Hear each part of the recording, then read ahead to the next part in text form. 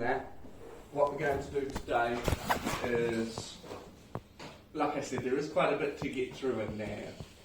The first day today is going to be somewhat technical. We're going to go through how to use the flight computer and look at maps and charts, and we're really going to look at most things in isolation today. Tomorrow, when we come in, it's almost like a big practice session. We'll finish off what we didn't get done today, putting it all together and actually how do we use it. So tomorrow we're going to run through a practice exam. I'm not going to make you do it in silence. We're all going to do it together, okay? Question by question, so we all know how to do it. Now, the good old flight computer. Some of you have it, some of you don't. Who doesn't? Three at the back. You got one? Mm-hmm. You got one? You got one? I borrowed this one from reception, so... All good. There are a couple... Oh, you've got one. So there's one at reception for you. Because we all will need to practice it on our own. Okay? It's really not that difficult. I know it looks quite confusing. There's lots of all different things. But it's really just a circular slide rule. Okay? Just some basic ways that we can do certain formulas. You're not going to be able to fully work your flight computer just what we do today. Okay, so this is one of these subjects where you are going to have to practice the skills on your own. Okay. Now, I don't think I've taken any of you guys through a class before, but how I run my class is that your big old waypoints book. What I found really, really valuable when I was doing my subjects was that the instructor ran me through primarily what I'm going to do today, which is just off the slideshows. Okay, because in your books there are really good practice questions when you come time for revision, time for study, to actually practice using your whiz wheel. And if we've already done it in class, what's the point, right? You're just doing something that you already know how to do. So this nav thing, it's all about practicing, right? It's practicing, and practicing in a way that you are going to be able to do it on your own, all right?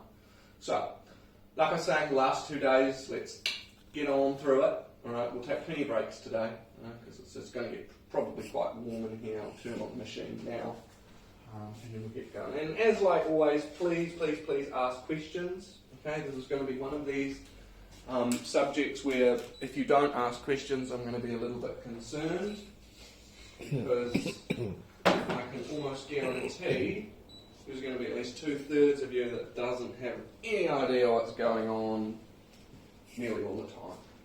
So, let me get this going. How's it all been anyway? Going alright? I think so. Yeah? What was your favourite subject so far? Anything? I think weather was pretty interesting. Weather? First day, frequency, Weather's my absolute favourite. It's the one I enjoy the absolute most. Nav? We'll find out why. Alright. What I will do is, can you all pass that round, sign your name.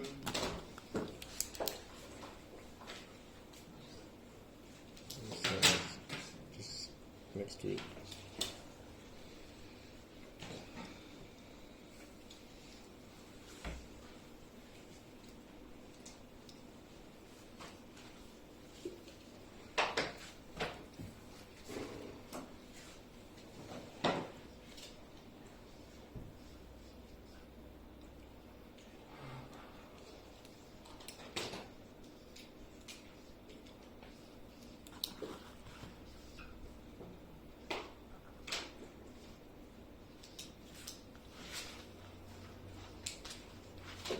Okay, everything's up there. If you've got any questions, concerns, queries at the end of what we're doing, even today, okay, just send me an email, send me a text, and I can run through what may be causing you concern.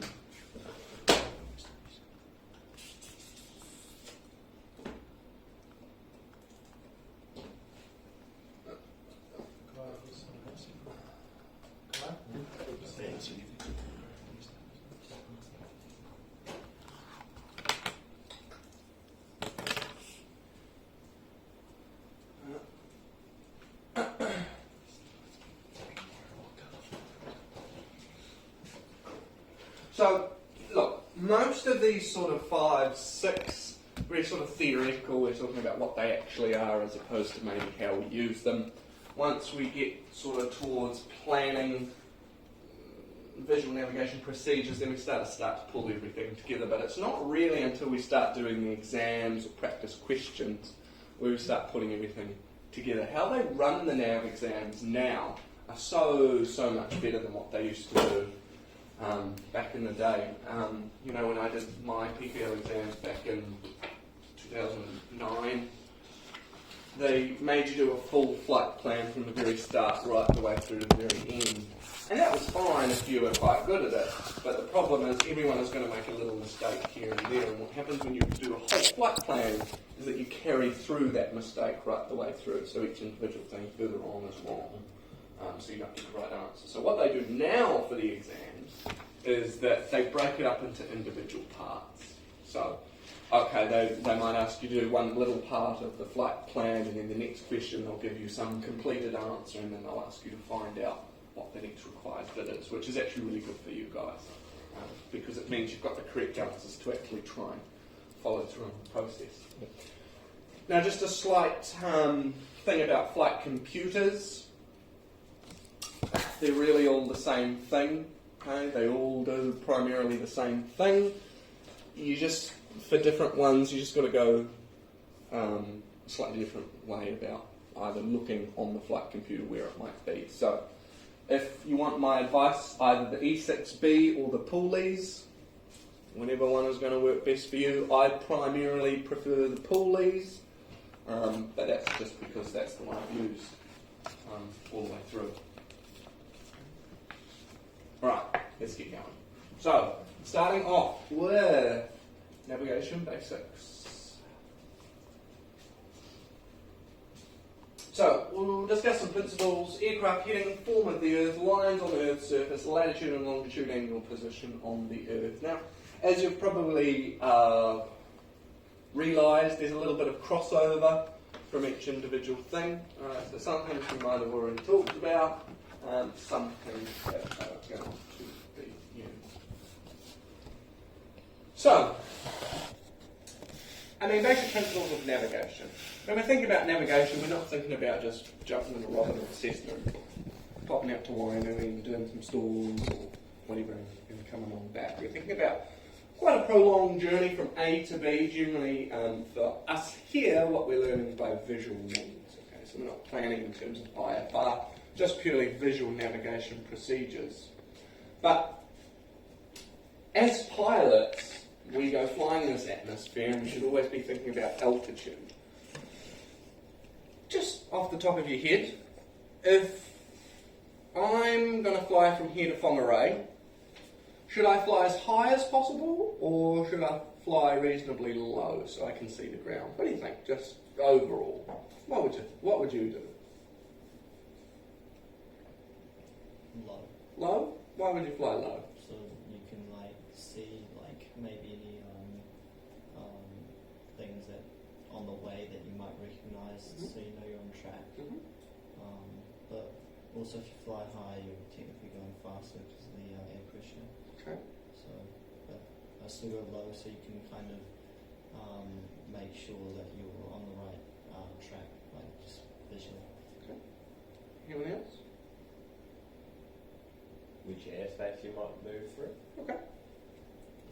So, let's say, okay, I'm quite capable of going into controlled airspace, high or low.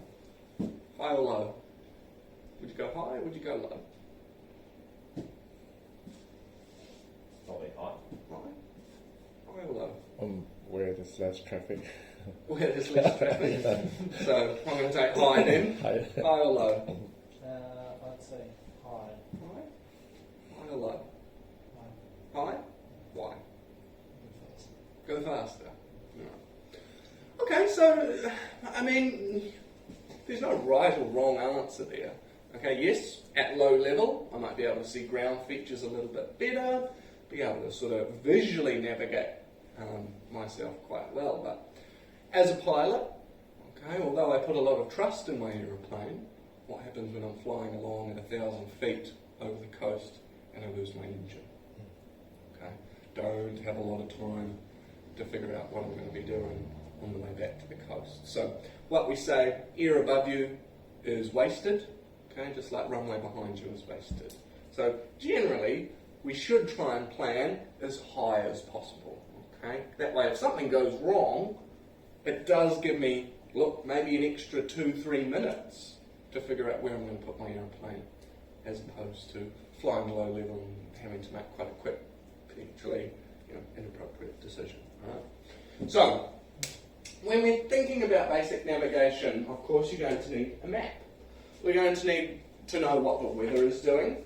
We need the tools. So now, computer being a big one, we'll discuss a little bit later in terms of what is some good equipment to have. You're going to need a pencil, you're going to need a scale ruler, not just your normal 30 centimetres, you're going to need a proper aviation scaled ruler, a protractor, okay? Again, we're going to figure out what heading we're on, and there are some quite good pens and stuff that you can buy when you're actually doing actual navigation cross country. Reliable time, okay, you want a good timepiece. I wear a watch, some people have their phone, some people wear a digital watch. By all means, whatever, you just need something that is going to tell you accurate time. Okay. Compass, luckily, is a compass a requirement to have in an aeroplane? You guys have done more. Do I need to have a magnetic compass in the aeroplane? Yes. Yes? Yeah, okay. Need a compass in the plane. And something that's going to really, really help you is a well-prepared flight plan. And we'll talk about that a little bit later on in the course, about how we should set it out and what it looks like. Here at North Shore we give you your standard flight plan forms, which I'll show you tomorrow. Regardless of where you go training or what you might find off the internet, they're all pretty much the same thing. Okay? Mostly it just depends on how much detail you're going to put in it compared to others. Right.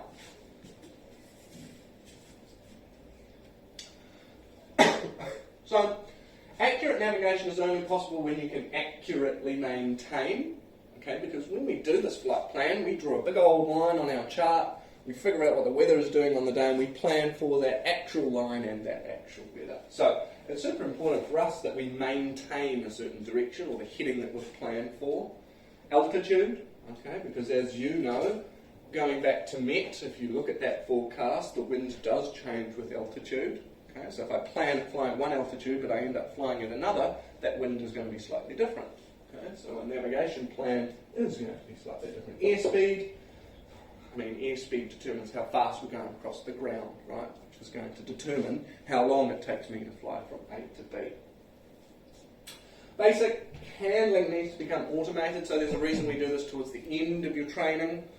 Your stick and rudder skills should already be there.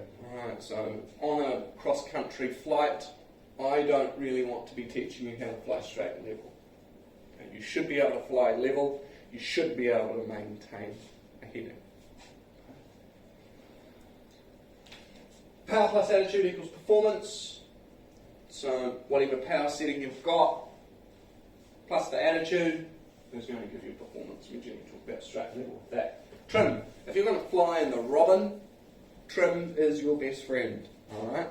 On a really, really I'm assuming it's probably quite smooth this morning, you trim that aeroplane out, and that's all good. Alright? You let go, that aeroplane is going to fly along nicely. Now, what I say to my students is that, okay, we're teaching you to be pilots, right? We're teaching you to fly an aeroplane. I'm not really flying the aeroplane. What I'm doing is sitting on top of the aeroplane and the aeroplane is flying me. Okay. So what I'm really doing is I'm just managing that aeroplane. Okay. Yes, if I move the stick, that aeroplane is going to rock to the left. But if I let the aeroplane fly how it wants to fly, then it's going to be a better flight. Look, and it depends on where you go to train and stuff like that. Some aircraft will have autopilot. I did a whole bunch of my training down at Massey University. And to be honest with you, all of our flights were planned as a cross-country. Okay, so we'd sort of do our lessons as part of it. But on solo cross-countries, because we had quite a good system, G1000 did all the bits and bobs. I literally took off, pushed a button, and looked out the window for the next sort of 2 hours because the whole aeroplane just flew itself. Okay, so there's actually quite there's a lot of value in actually sticking around and having to fly the whole thing. Okay. Did I learn much on my cross countries? No, not really. You know, because I let the aeroplane fly itself. Okay, so there wasn't really much that I had to do. Okay, so shape of the Earth. You guys know this. What is the shape of the Earth? You should have learned that at Met. It's not a perfect circle. What is it? Something spheroid.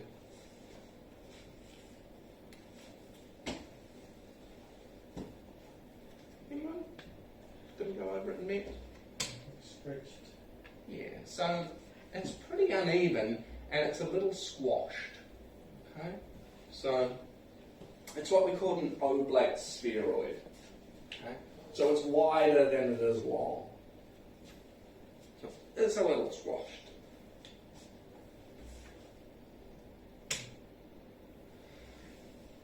How does the Earth rotate? I couldn't really say how it rotates, but I'm telling you it does rotate. West to east.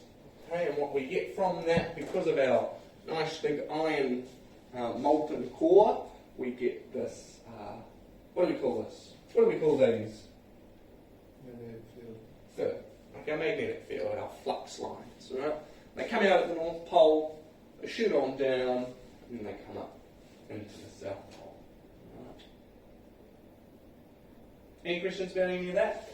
We do have two separate poles as well. So we've got the poles in which we actually move about, and then we've got our magnetic poles as well. So we'll learn as a part of navigation that our map,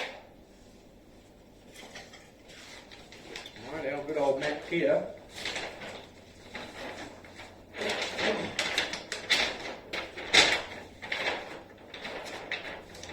these black lines here is what's called, they go all the way up until true north. Right, so true north being the rotational motion of the Earth rather than the magnetic. Right? We'll learn how to figure out the differences between the two.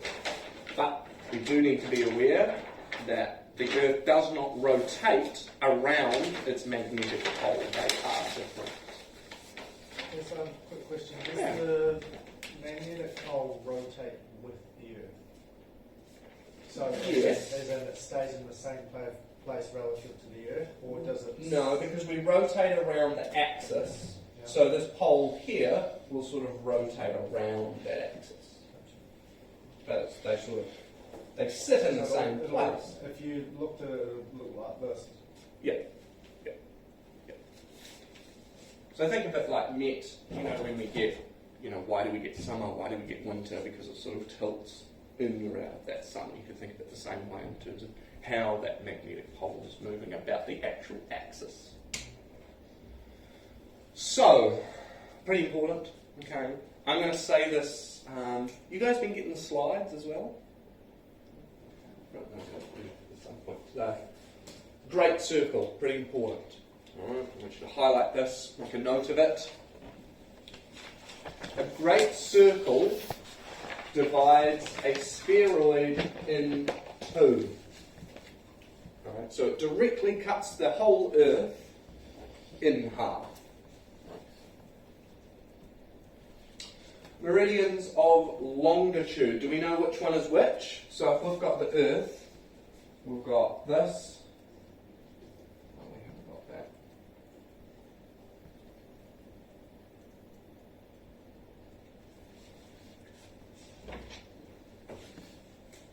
Do we know which one is which? Which one runs long ways? Long. Longitude, right? So the ones that cut through the middle, or, horizontally are latitude, right? So all meridians of longitude are great circles. Because if you think about it, if we've got this Earth, alright, and we've got these lines that run like this around the Earth, each one of those lines will cut that Earth in half. Okay? A great circle is the shortest point between two locations on the Earth. Right? So it is the shortest distance between 2 points. Radio waves follow great circles, all right? Because we know make that transmission pull fires out.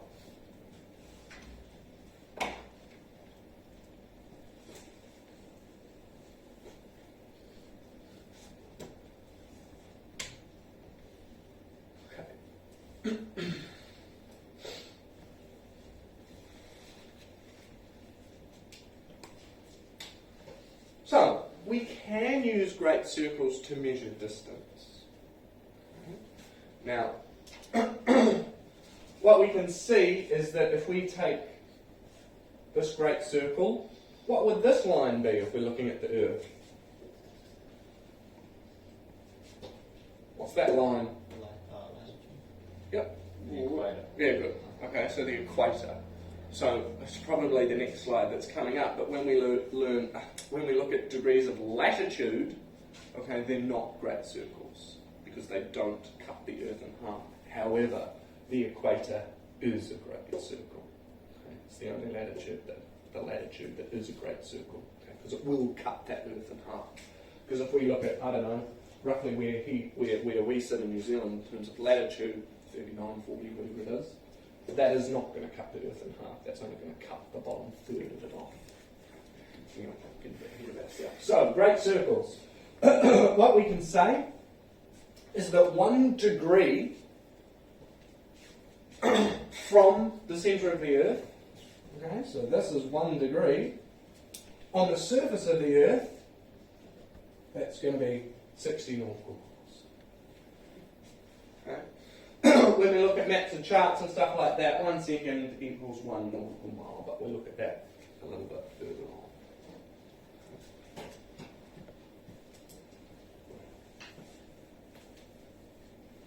Any questions so far?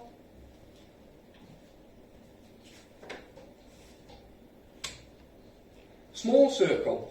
We've got a great circle and we've got a small circle. It's any circle that does not cut the Earth in half. Okay? Any circle, parallels of latitude except that of the equator. Okay, like we just talked about.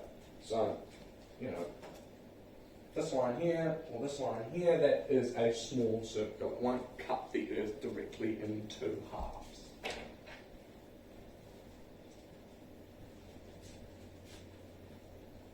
What degree of latitude is the equator? 0.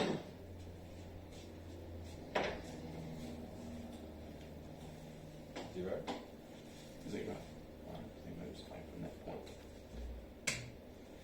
A run line. Okay. So, a run line. It cuts all meridians at a constant angle. Okay, I can see that being a pretty classic aspect question. Okay, what is a run line? Well, it cuts all meridians at a constant angle. What do we mean by meridians? Meridians of what? Longitude. Yeah, longitude. Right.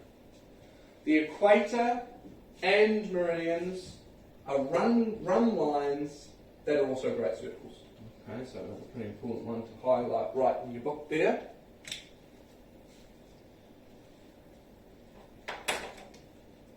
Now again, one of the reasons that I don't just read out the book page by page, okay, is because if you don't maybe understand something that I've just told you and you don't want to say, and that's totally okay, when you go to your book to do revision, then it's going to word it in a slightly different way that might just make a click for you.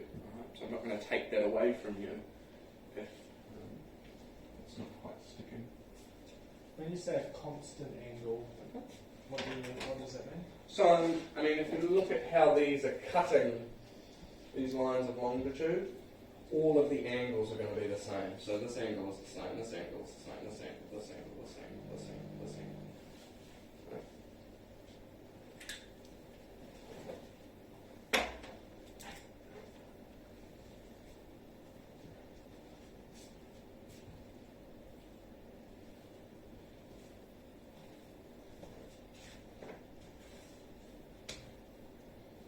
latitude. Okay, small circles generally parallel to the equator. Okay, so our datum is the equator. Each latitude that runs out from that is parallel to the equator. However, what kind of circle is it? Small. Small circle. Okay. Why isn't it a great circle? What defines a great circle? It cuts the Earth in half. If I want to fly from here to Sydney, is that a small or a great circle? Small. Great. What did we say was the shortest distance between 2 points? Great, yeah. Great circle. Longitude. It's measured from our prime meridian, which runs through Greenwich, either east or west from the prime meridian up until 180 degrees. What do we here in New Zealand? You know? Roughly. 175, right? Something like that. Somewhere like Something like that. Okay, happy with that? Where is Greenwich? Okay. I'm a little bit confused how you can go follow a longitudinal to get to Sydney. Not following on. See, it doesn't necessarily have to be a line of longitude. Okay. A great circle doesn't have to be a line of longitude, but it is if I was Oh, to. I get it. Do you sort of know what I mean? Yeah. Like, sort of, I don't know, let's say here's New Zealand, but, you know, here's Australia. If I want to fly from here to here, if I extend that line right through, Yeah. that is going to cut the Earth in half. What was I saying? Where's Greenwich? Does anyone know? UK. UK. It's just out of London. Okay. It's where we get UTC from. Longitude. Okay, what is it? So, how do you determine your position on Earth? Okay, distance measurements. What does the one with the little comma mean? Someone go in your book, and someone, bonus point if someone can tell me what that little one with the little comma is. What is that? Second. Might not even need your book. What is the one comma equal? What does 60 seconds make? Minute. 1 minute. Okay. So, on your chart, and we'll have a little look further on when we're looking at latitude and longitude, we work in degrees, minutes, and then seconds. Okay. So, 1 minute equals 60 seconds of arc. 1 degree equals 60 minutes of arc. 1 degree of latitude equals 60 nautical miles. 1 minute of latitude equals 1 nautical mile. 1 nautical mile equals 6080 feet.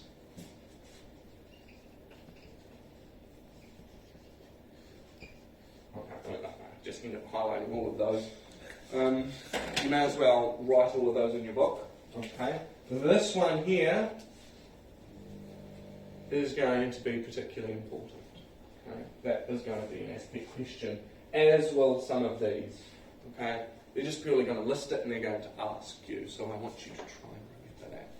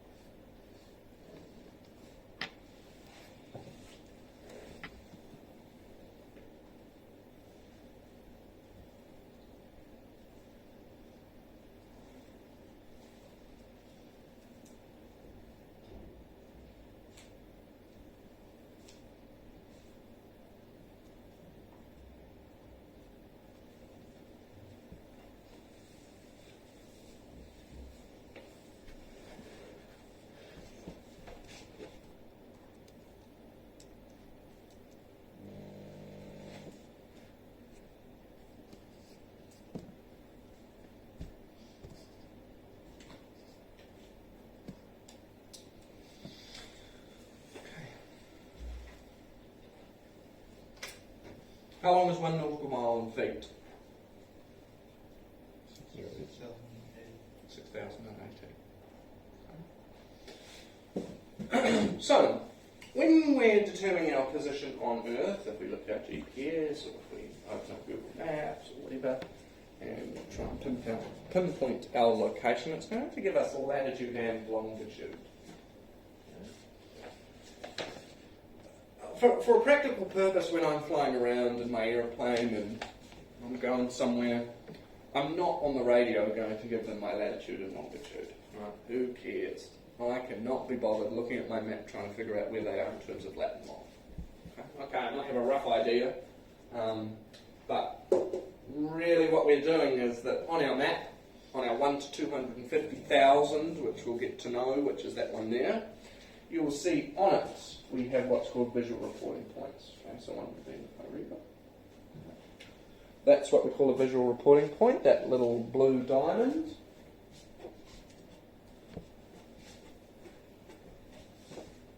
Okay, and there's a whole bunch like the Pookie, the Helias.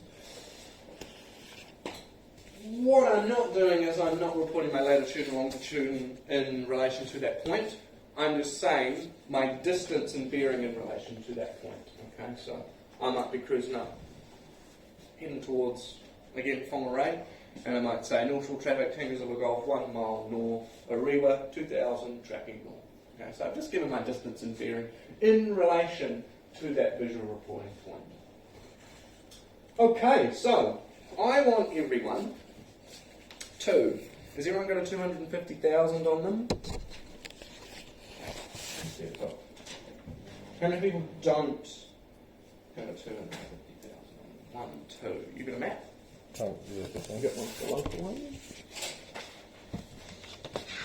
That's it. Okay, so I want everyone to open up their map towards North Shore. I'll go get you guys a copy. And I want everyone to try and figure out what the latitude and longitude is for North Shore.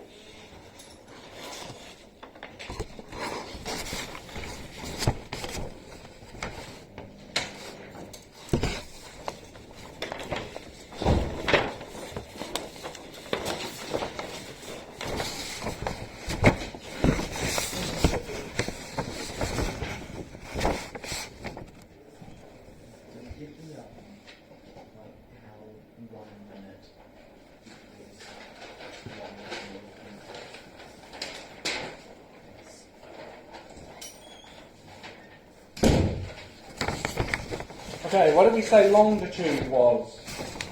Long ways or sideways? Long ways. So latitude is the sideways. So we generally quote it latitude then longitude. So what do we reckon? We got some kind of answer?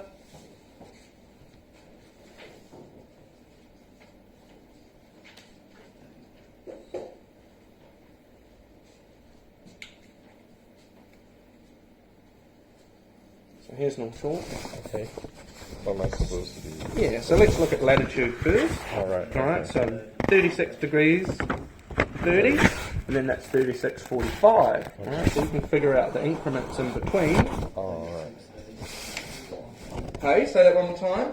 36 degrees, 37.5 south. Okay. Sounds sort of right. Longitude, again, if you look up the very top of your chart there.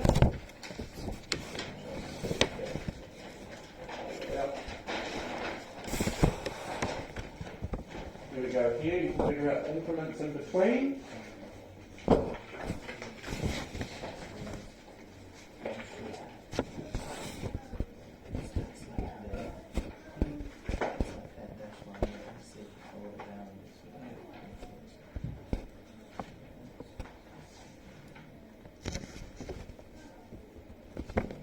What do we reckon? 174 degrees. Yeah. 40 east. Alright.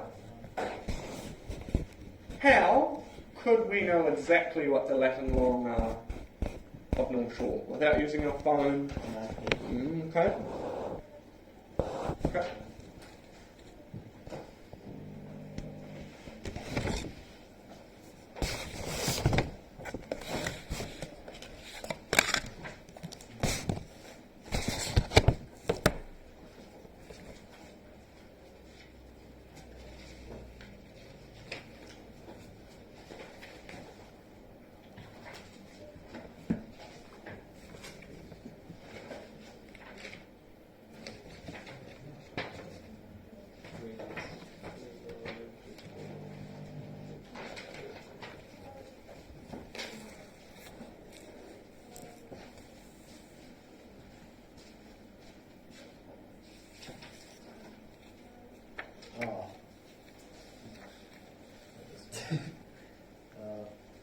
36, 39.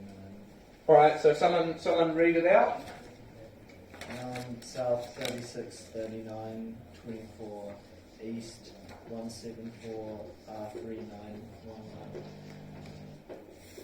19. Okay, so not too bad. Okay, a little bit out on this one, but reasonably close on this one. Okay. Alright, looking at your map there, what is the closest visual reporting point to Compressibility? The visual reporting point looking at something Like, closest to Compressibility.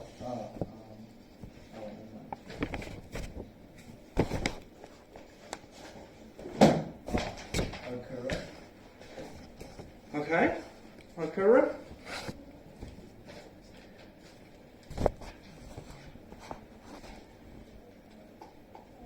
Okura? Okay, good. Okay, Okura River now.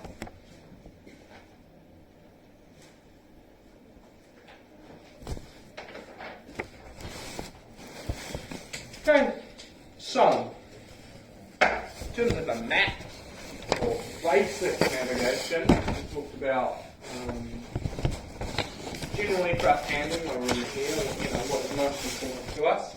Form of the Earth, lines on the Earth, latitude, longitude, on the Earth. So, it's something that I think we look at in the exam in terms of latitude and longitude, but just get familiar with your map. Okay, get familiar about how to look for latitude and longitude, because in your exam there will be a question. Okay, it might either be find y rower, what's the latitude and longitude of y rower, or they'll give you latitude and longitude and they'll ask you what is at that position.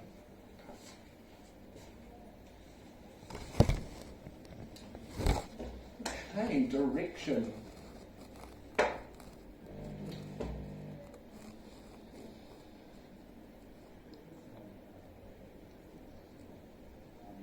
Yes, where does it go from east to west, or does it not?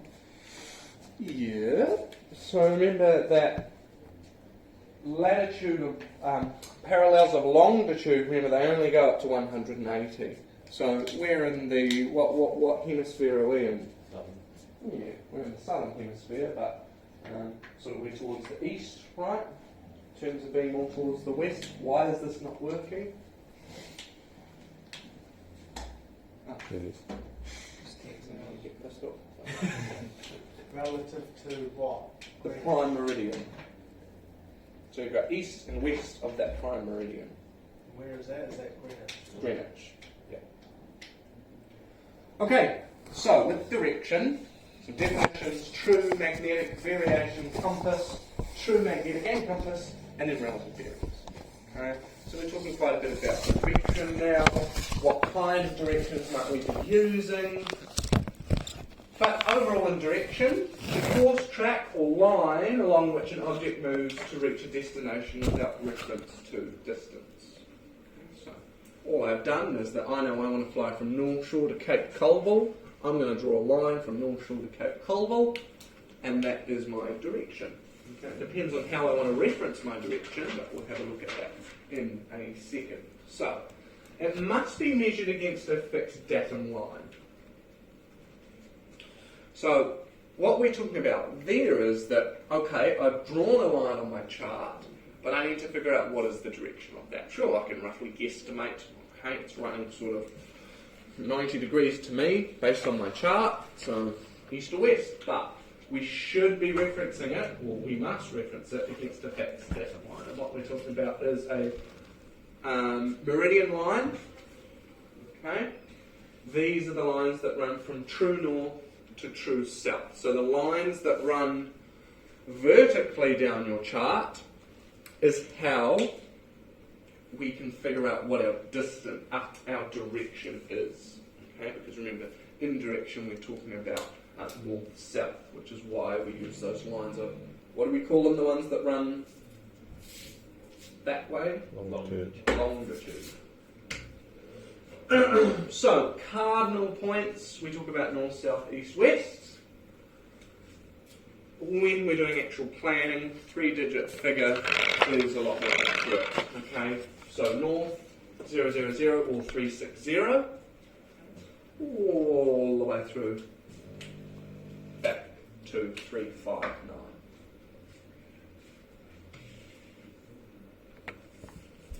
You may have already realised, but this particular board there is a bit of a hook just there. Okay, so a strap line does sometimes look a little bit curved.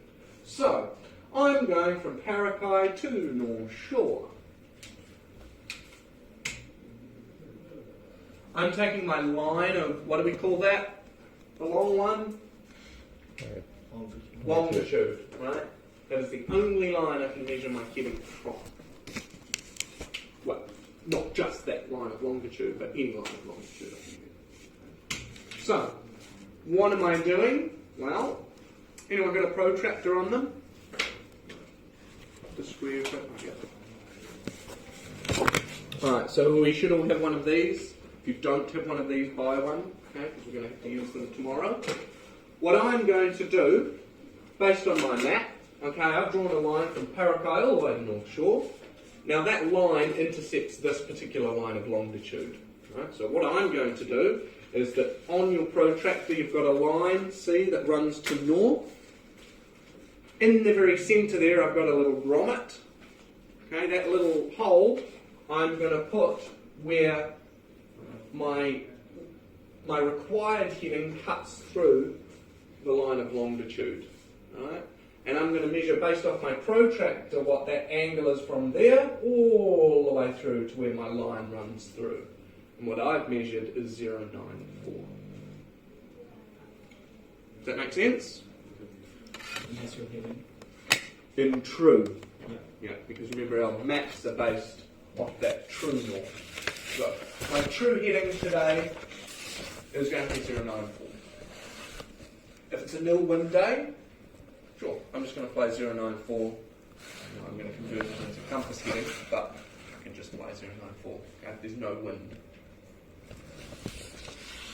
Okay, so it's sort of a little bit understand that principle. So, what do we call these? Flux. Flux lines, right? So a magnetic flux that runs around the Earth. What kind of compass do we have in the aeroplane?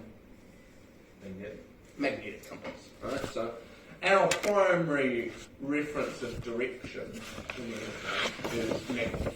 Okay, so I'm not flying off true north, I'm flying off magnetic. So here we go. Here we go, north to south, south to north. So the magnetic poles, where are they? Well, they're not fixed points, okay? They do move a little bit. Occasionally they will change poles. Okay? So south goes to north, north goes to south. They just dug up some big old kauri tree somewhere, and through dating that they found, it was something like 50,000 years old or something, but they found that as part, like its internal structure, they found that the Earth at that time, it was just starting to swap back over. So south was going to north, north was going to south. And that does happen every now and then. They'll swap over. The two poles do move about. And we know that through, dating of this tree. They do a lot in lava rock. Because when lava comes out of the ground, it's molten, right? It's fluid. There's a lot of iron in it. So when it starts to cool down and starts to crystallise, the iron filings inside it will point north-south. Okay, so they can date via volcanic rock what the magnetic field is doing at any point. That's beside the point. Okay, so just know that these magnetic poles, they do move slightly. So right now, the southern magnetic pole is down there somewhere. What continent do we call that? Antarctica. So here we go, complete a full circle approximately every 900 years. So there you go, it does move around. Variation. Okay, important, highlight it, write it down. Variation is the angular difference between true north and magnetic north.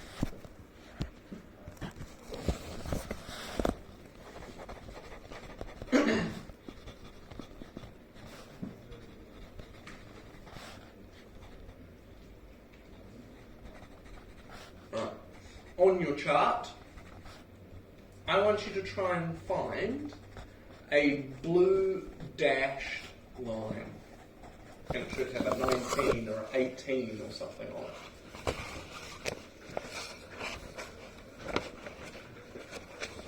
So it'll be a blue dashed line that runs across the whole of your chart. A big old line. It's more parallel of latitude than it is longitude. So what's the closest one to North Shore? 19.5. 19.5.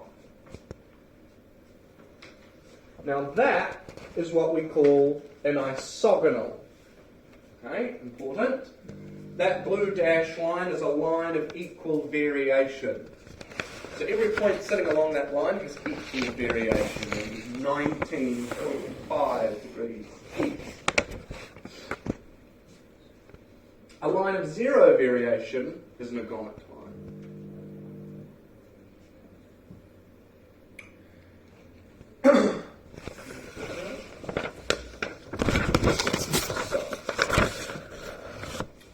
Isogonal, line joining places of equal variation. What does ISO mean? Anyone done Greek or Latin or same? Good. Okay? Isothermal layer. Same. Same temperature through that layer. Isogonal. Same equal variation. ISO. Same. So, here's a map of all the isogonals, right? And it sort of just depends on what the flux is doing and what it's all doing. Here at New Zealand, we're roughly about 20. Now, we can have westerly and easterly variation. If we have easterly variation, have you guys heard of west is best, east is least, or east is least, west is best? Same thing goes with variation. Okay, so let's say just here at North Shore, I've got 20 degrees with easterly variation. East is west or least? So what am I going to do? Plus it or minus it? Minus. Right, so if I've got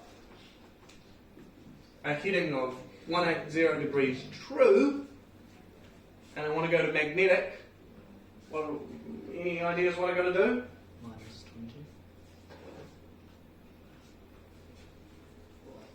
20. Okay, it's as easy as that. I take my true heading that we looked at before based on drawing a line, getting my protractor, seeing what angle it is, figuring out what kind of variation it is around me. Yes, it says 19.5 across North Shore there, but if you can fly 0.5 of a heading, 0.5 of a degree, you're a better pilot than I am. Okay, so just round it up to 20 in practical senses. So, you take variation, you take the true heading, minus it away, and we get our 160 degrees magnetic, okay, which would be our magnetic heading. Because that, 20 degrees east, is the variation between true and magnetic. East is least, west is best. What else does that have reference to?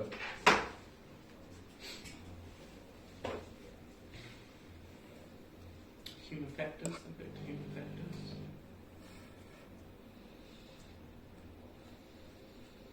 Normally jet lag and stuff. If I go westerly, it's generally easier on my body than it is going east. There's a whole bunch of others, but can't. Okay, so we just had a little bit of a look at this. Okay, so how do we correct for variation? So, let's take this aeroplane here. The variation is 20 degrees east. So, I have measured 0, 0 true. So, 20 minus that, 340.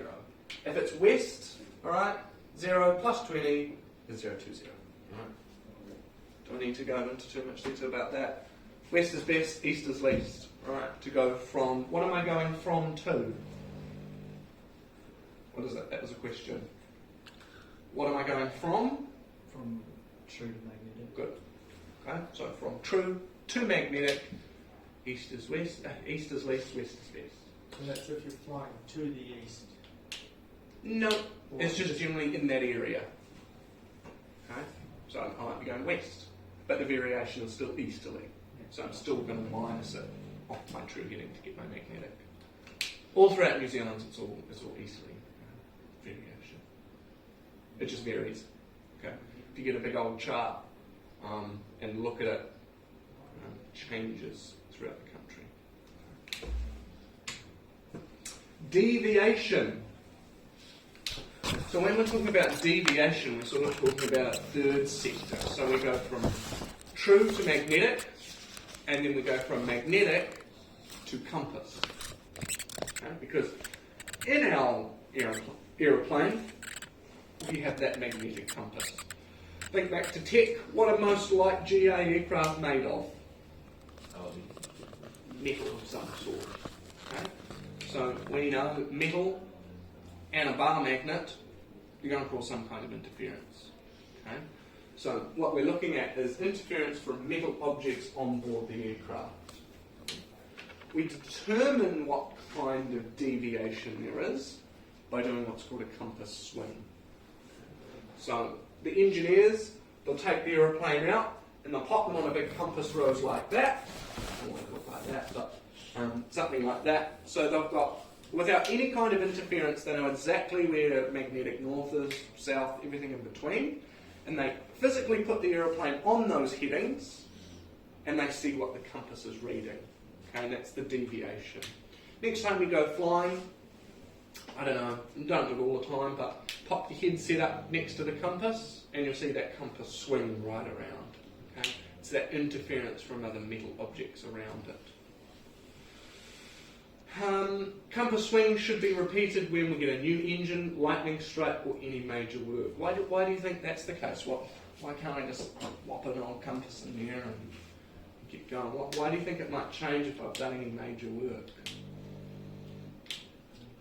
Because it's going to interfere with that deviation. Exactly. So, look, I might have swapped out all of my instruments and put in a new fancy glass cockpit. Okay, that's going to put some different interference on that compass than I would have initially had. Also, new engine as well. Okay, practically it might look exactly the same, but one wire might be sitting in a slightly different place, causing that compass to move ever so slightly. The compass deviation is never very much. It's only ever sort of, I've really only ever seen a maximum of about 3 degrees. Okay. So it's not generally something we take into too much account when we're practically flying cross country, okay, because what's 2 degrees? A lot, but what's 2 degrees? Okay, any questions? Okay, so we go from, what's that? What's that? Okay, so what is that process? What do we use? Variation.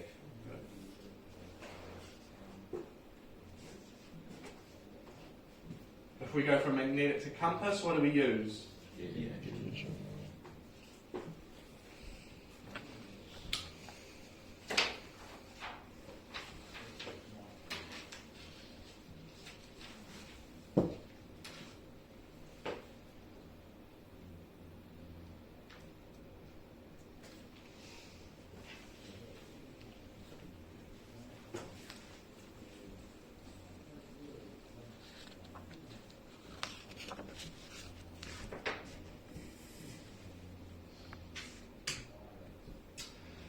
Okay, so how do we actually see deviation? Well, in the aeroplane we should have a valid compass card.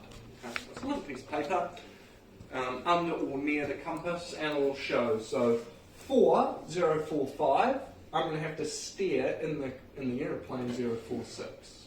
Okay. If I want 135, I'm going to have to steer 134. So you can see here, I mean, it's really only what 1 degree, 2 degrees maximum there. Like I said, if you can fly 1 degree, pretty good pilot. Plus it's pretty hard to follow the actual compass itself. One of the reasons why we have what other instrument? Directional indicator. Yeah, so directional indicator. That stops the errors that we get in the compass. What are some of the errors we get in the compass? Maybe it starts sloshing around. So we get things like turning error, acceleration error with the compass, that DI because it's a gyro instrument. What type of gyro is it? Is it a tide gyro? Is it an earth gyro? Is it a free gyro? When you do tech? It feels like a month ago. I can't remember either. I think it's a tide gyro. Okay, so are we happy with that process? Deviation, so deviation changes with heading changes will be different for every compass, will be different for compasses moved to another aircraft, okay, because same bar magnet but different aeroplane, must be determined on a regular basis. East, least, west, best, remember, what's this? Can ducks make vertical turns? Okay, so that's going the other way. So from compass to magnetic we use deviation, from magnetic to true we use variation. If you want to remember that. Remember that. Practically, when we're in the plane, is Yep. that way there more likely to be used, or the other way because we're thinking previously? Look, I would say I would always think of it from the other way. So I would go start at true because that's how I'm going to start planning it anyway. Figure out what the variation is, and then I'm going to go to magnetic. Some flight plans will then make you do compass. But like I said, 1 or 2 degrees in a real life situation, that's not going to make a huge difference in terms of the outcome. Because you as a student pilot are not going to be following your heading anyway, so it doesn't matter. Okay, so you can either remember that or just remember true magnetic compass, variation, deviation.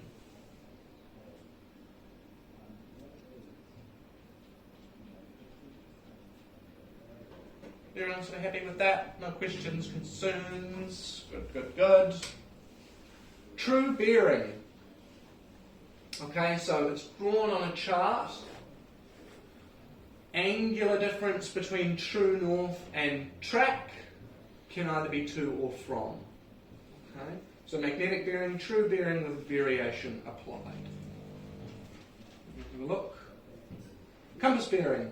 Magnetic bearing with deviation applied. So again, it's just moving from true to magnetic to compass. Okay? So here we are. Relative bearing.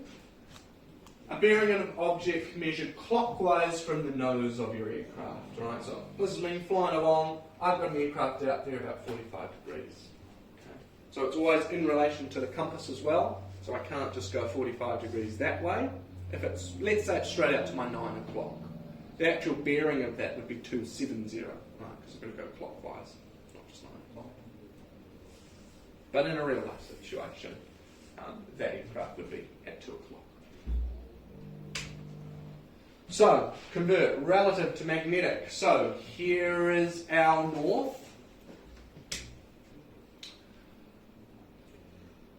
Okay, so the aircraft bearing is 030, okay, because we're 030 away from north. That relative bearing is 045, so that gives us 075.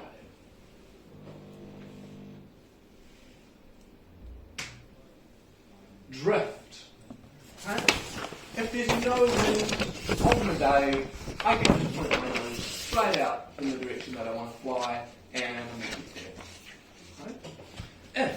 If, let's say I'm flying from A to B, and I have wind coming from this direction, what am I going to have to do to my aeroplane to make sure I stay on that line? Point into or out of wind? Into wind. Right, so my aeroplane is going to fly like this. If I've got the wind coming from this way, I'm going to have to fly along like that. Okay? Just holding our drift, we've got to point into wind to stop it blowing us away from that line.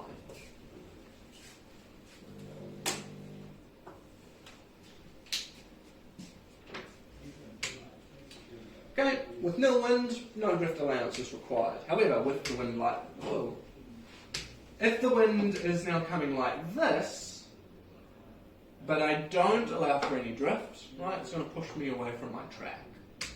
So what I need to do is I need to create a relative bearing to our destination, in this case, to the right.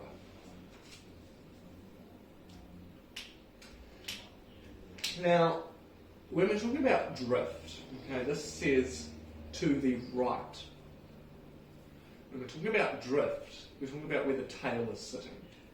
Okay, so in this case it's right drift, because the tail is off to the right. I know that's a little bit confusing. I always used to get a bit confused, because like the nose is pointing left into wind, but when you think about drift, think about the tail. Okay, so we've discussed true magnetic compass, true magnetic and compass, and relative bearing. Any questions about everything we've done so far? Yes. Yeah. Just a question. So going back to the where you get your true heading with a square protractor. Do you have a vertical line? Where does that vertical line like originate from? Is it one of these? It's the lines of longitude. So like those ones? Dum dum dum dum dum dum. Any lines of longitude. Okay. Right? Like, see this line here. Yeah. Right? If I want to measure what this heading would be, I would take my protractor. And I would go like that. Now, because I'm doing it like this, you can see how I've got lines through here as well. This doesn't have to be like that. But what it does have to be is that this line has to be nice and parallel with the line of longitude. Right, so I'm always referencing it from those lines of longitude.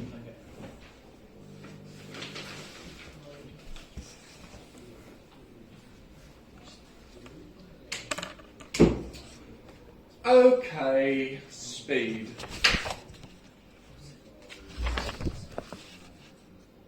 Okay, let's do speed. Okay, and then we're going to take a little 5-10 minute break, have a coffee, have a walk. Okay? I'm going to be doing that quite a lot today, just because it is the end of the 2 weeks. Right? I'm a little tired, and I'll be tired at the end of the day as well. So, first off, let's talk about airspeed and ground speed. We'll talk a little bit about the airspeed indicator, true airspeed, some vectors, and triangle of velocities. Right, in my aeroplane, I've got an airspeed indicator. Think back to tech. How does that measure? Well, okay. What are the two types of pressure that we measure on the aeroplane? Static and dynamic.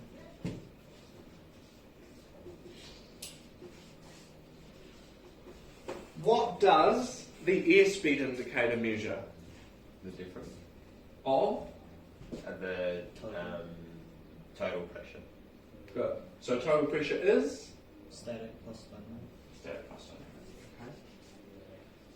So remember, in that airspeed indicator, we've got that little capsule. What is that little capsule called? Starts with an A. Aneroid capsule. Right. So we take that pitot pressure, okay, from that pitot tube, and it pushes it into that little capsule. The harder we're pushing that air into that little tube, the more that little bag is going to fill up, and the more that little bag is going to push that needle faster and faster. Airspeed, what is it? Well, balloon moving through the air at 0 knots, aircraft moving through it at 95 knots. That is our airspeed. What is ground speed? Now, ground speed is in relation to the ground. Okay?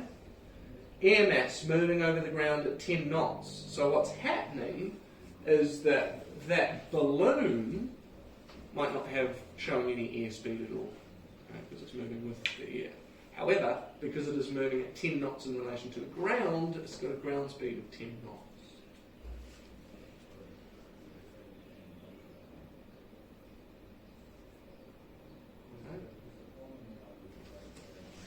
Are we happy with that scenario?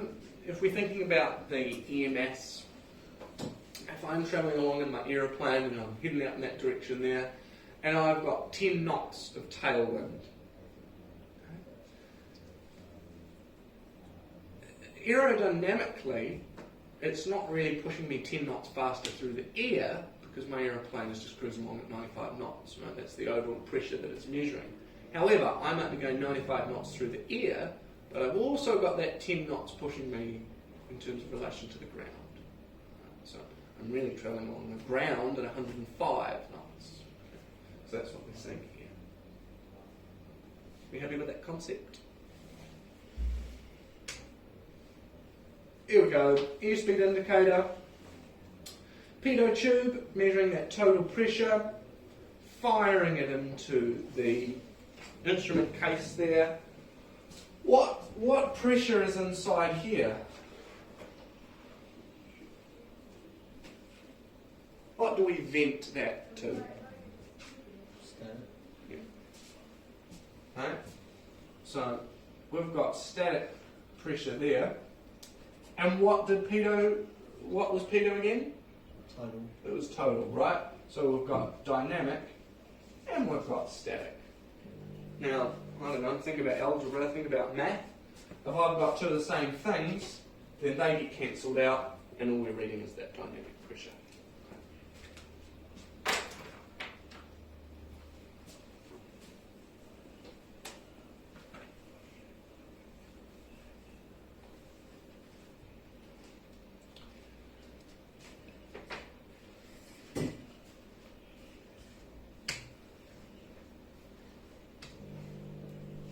Okay,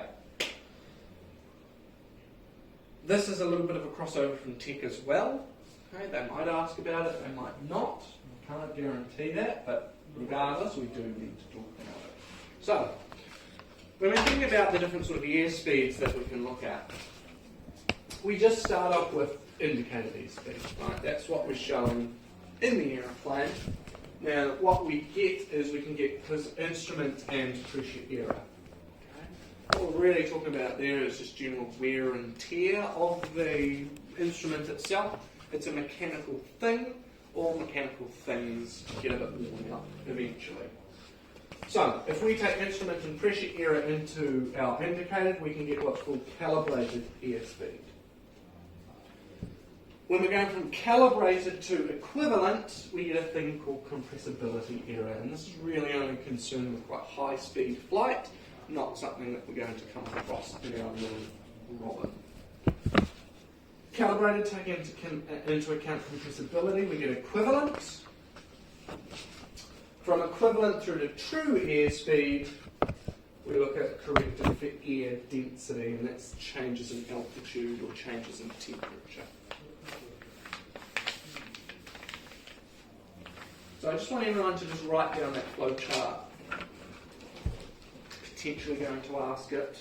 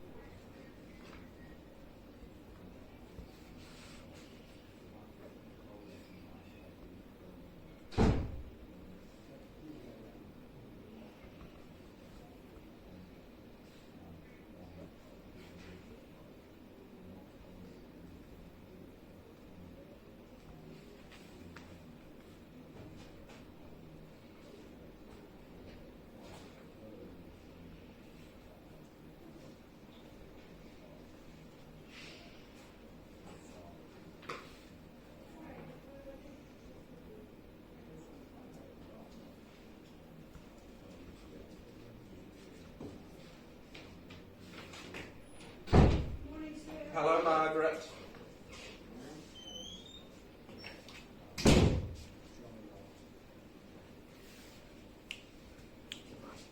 Okay, we all got that? No? Did I get on?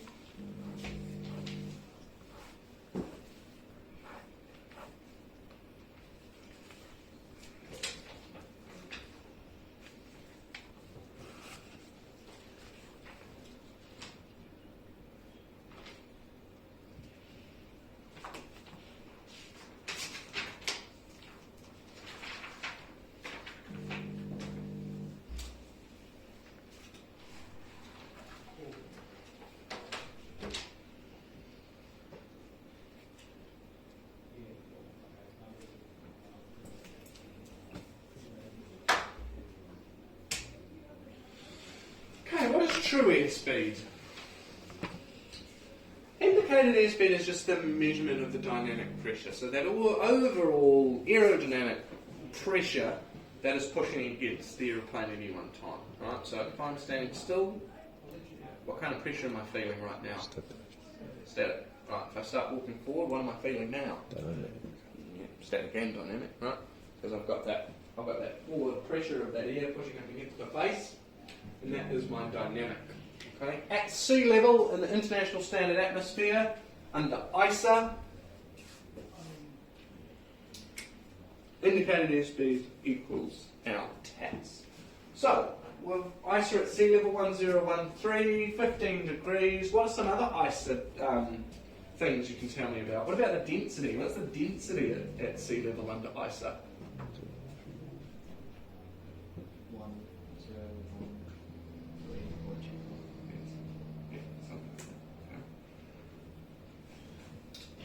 So, do we understand? What if you're talking about? Yeah, the tech. Do we understand why TAS goes up when you go up in the atmosphere?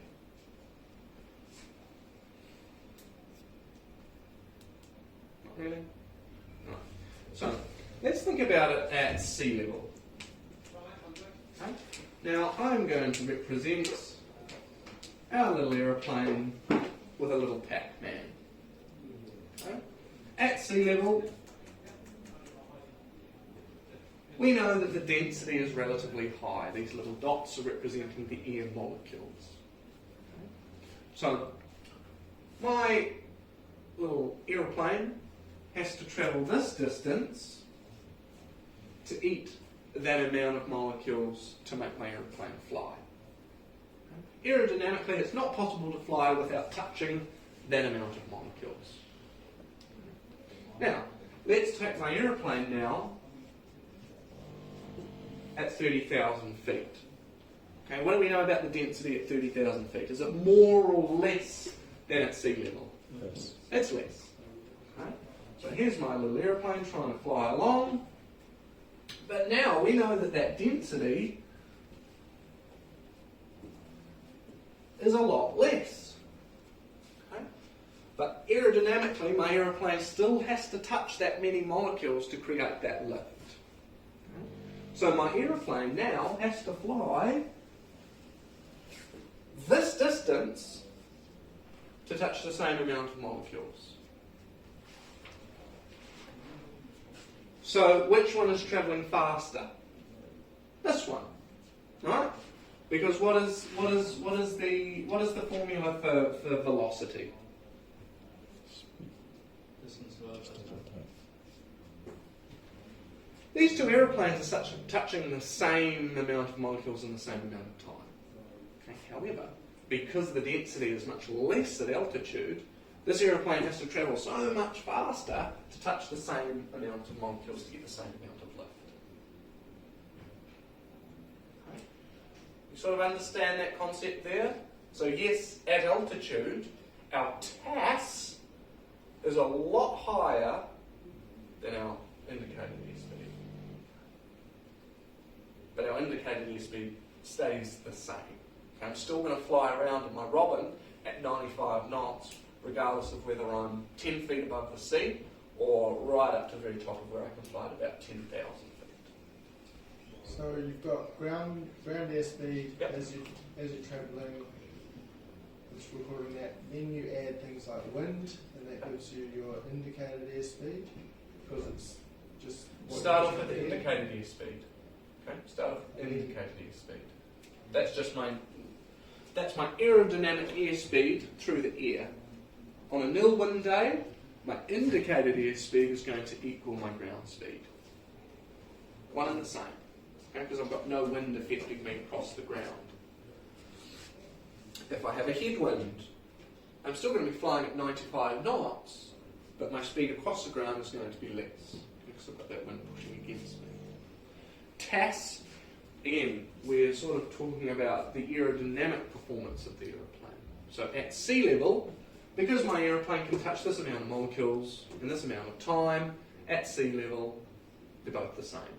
Okay, but if I go up in the atmosphere, although I'm still doing 105 knots at altitude, my TAS might be something like, I don't know, 160, something like that. Because I've got to travel faster through that actual air to touch the same amount of molecules.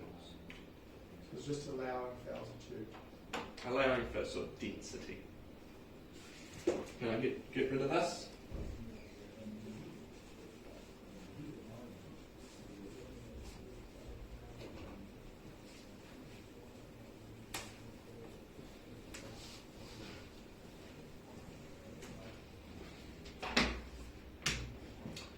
True airspeed, the actual speed through the air. Our indicated airspeed, that's just the measurement of our dynamic pressure. It's displayed by the airspeed indicator. Dynamic pressure, half rho v squared. The rho represents density. The v represents the true airspeed. So,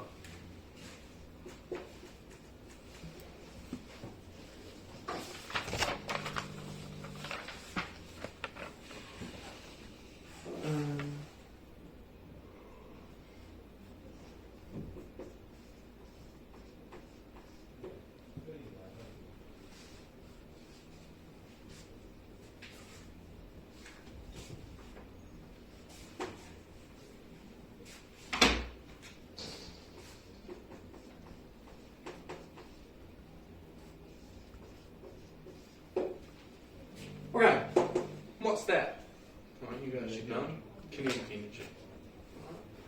Now, kinetic energy, dynamic pressure,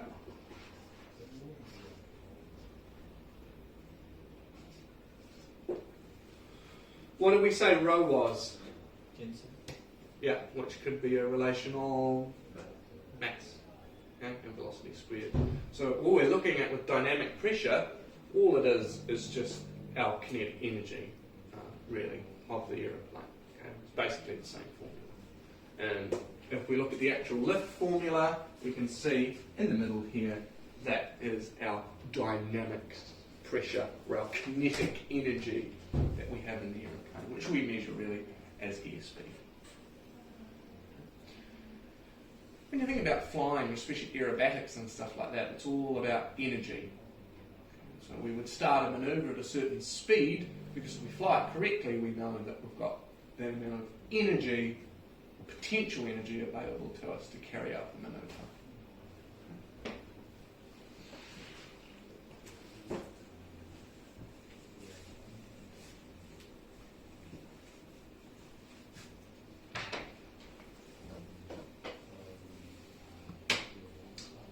Important to note with that dynamic pressure, the V represents the true airspeed.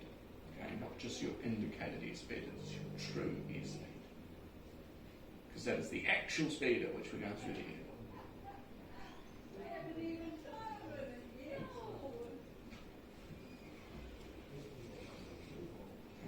Writing.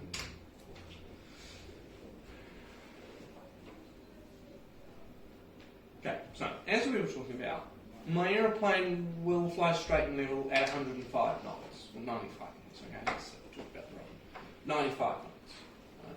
So regardless of whether I'm at sea level or 30,000 feet, to fly straight and level I need 95 knots. And what we were talking about, as density changes, velocity can go down. So, hey, if I've got lots and lots and lots of density, then, hey, my true airspeed might actually be less than my indicated airspeed. But for practical purposes, we're only ever going to see it the other way around. Okay? So as that density decreases, our TAS has to go up for that indicated airspeed to remain the same. Remember, our indicated airspeed is just a measurement of our dynamic pressure. It's just the amount of molecules that we need to touch to create that lift.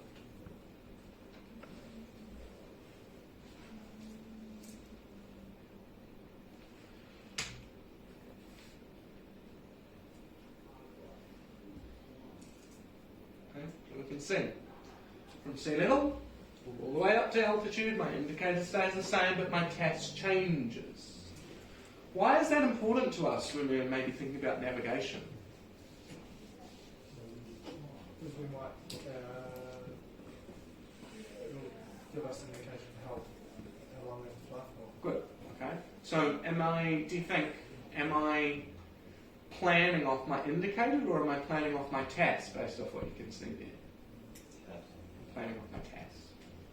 Because if I am flying at altitude, I can travel faster, they told me this morning, someone told me this morning.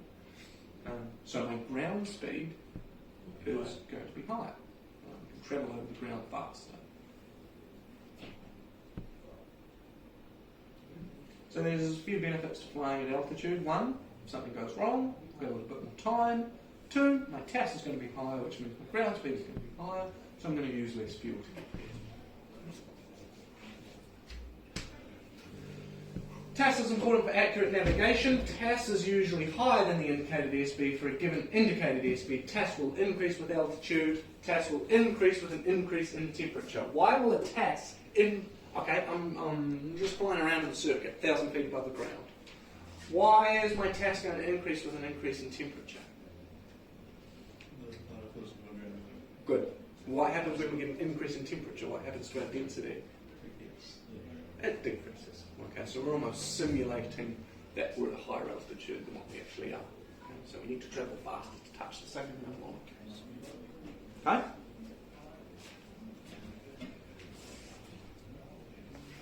Okay, vector. Pretty important, okay? I remember some people talking to me a while ago about this might be a bit of an aspect question. Okay, they'll give you a line with 1, 2, or 3 arrows on it. What does it mean?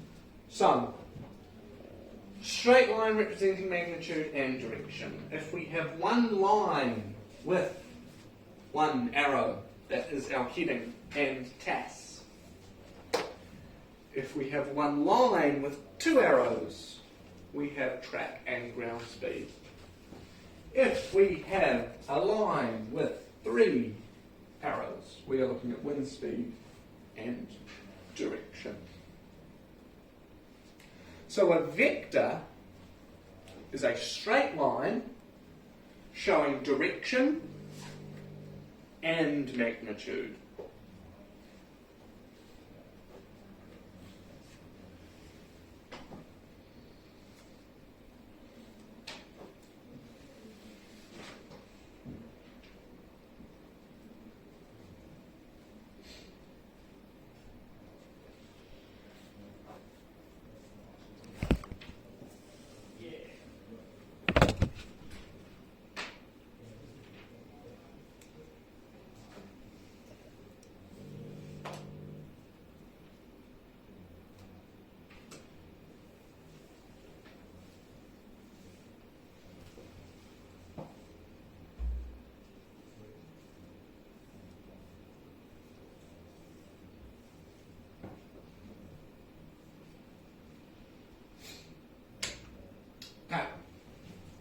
How do we add vectors? Well, we can.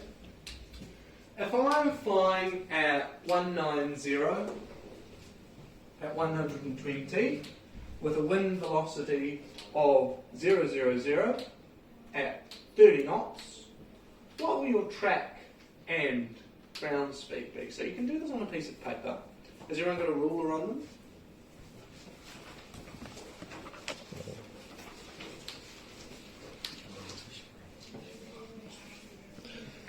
Okay, so regardless of what scale you're using, it doesn't really matter. Okay, but when you're doing it, stick with the same scale. So 090, that's easy. That's just nice and parallel across the page going to the right. So you're going to go to the right at 120, whatever you've got on there. So it might be 12 centimetres, it might be 12 miles, whatever it is. Okay? So when you're adding vectors, you've actually got to draw them. So, across, follow a line on your page there, draw 12.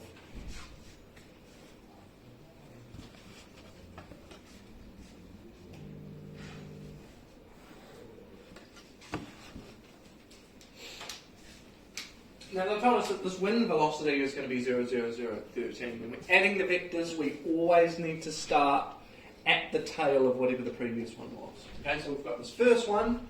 So we've drawn that at the tail Well, the end of the first one, we're going to add in the second one. Okay? So that second one is 0, 0, 0 at 30. Okay, so it's straight down the page at 3. When you're doing vectors, it's important to just stay in the scale. So, if you're using 12 across, you're going to use 3 down. If you're using 120 across, you're going to use 30 down.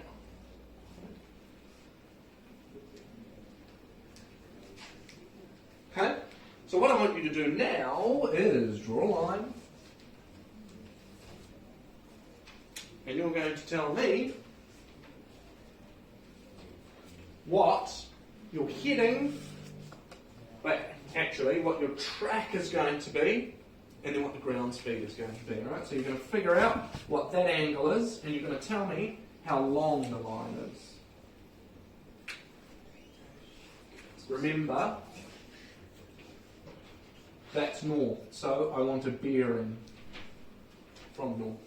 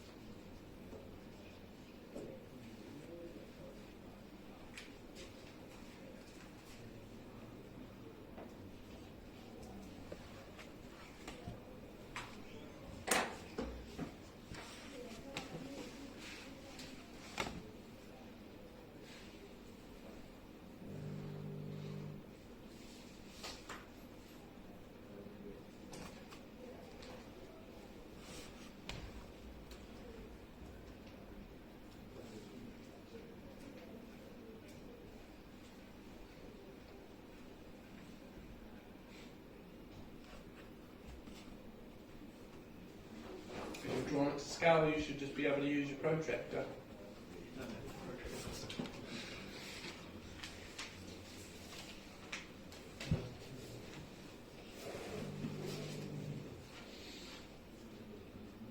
Now again, it's going to depend on what scale you've used. If you made it really small, it would be hard to do, but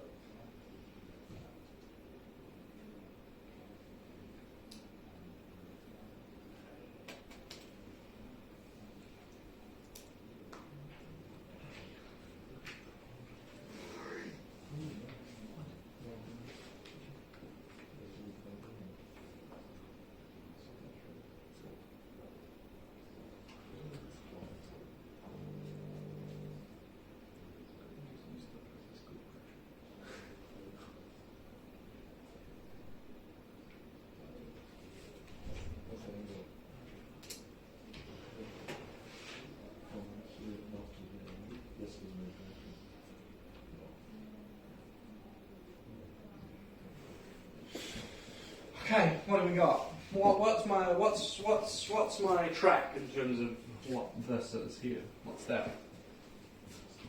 105. 105. Anyone else? 102. Okay, what have we got in terms of a magnitude? What is my ground speed? If you've done it in the same scale, all you have to do is measure from here to here, and how long is it? 130. 130?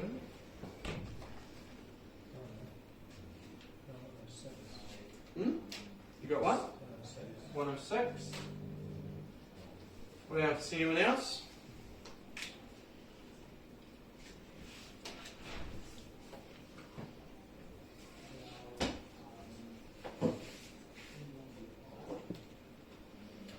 What have we got?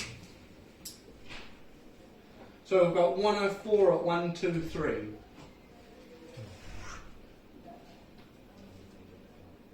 So I'm pretty close with the bearing, but just with your velocity line, you just go on and keep.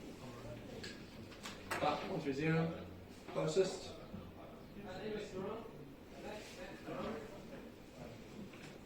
It's important when you think about vectors, when you're adding vectors, start with the first one and you've got to add the next one on to the tail, so the end of the very first one. So how'd you get the ground speed with that? Yep. So what you do is that we've measured 090 at 12 or 120. Then we've gone 0, 0, 0 at 30. Okay? So I'm going to then draw my resultant vector from here to here. I'm going to measure whatever that angle is there from north, and then I'm going to measure the distance from there to there using the same scale as I've drawn the rest of them, and that should give me the resultant vector in terms of magnitude. Just the distance of the Just the line. okay. Distance of the line.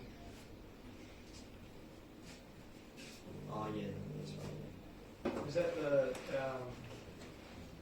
120 squared plus 30 squared? You're trying to do Pythagoras. Yeah, isn't that Yeah, I guess you could use that. Yeah, you could use that. But this is a pretty simple explanation of a 90 degree. Quite often you're going to get quite strange shapes. So it's not always going to be like that. Probably in your exam it's going to look something like that. So how did you get it? So you just go 090, draw on your scale ruler 12 or 120, whatever you want to do. And then from the end of this, you can see here, you're going 0, 0, 0 at 30 knots. Right, so the wind is coming from this way at 30. So 3 scale or 30, whatever you want to use. And then from this point here to this point here, you're going to measure it. And in terms of the distance, scale that you're using should be 123. That's your magnitude. And your direction was telling us there's north, so I want that angle there.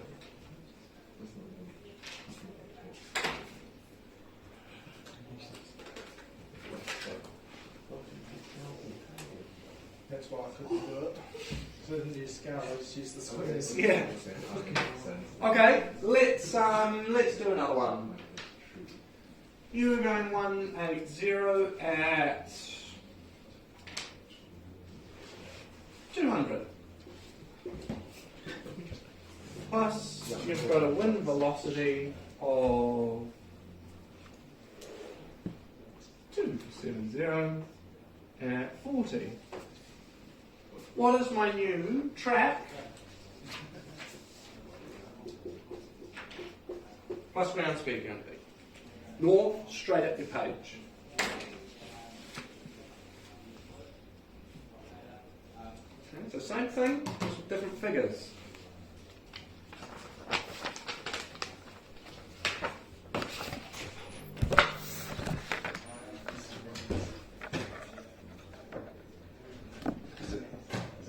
This is what it is.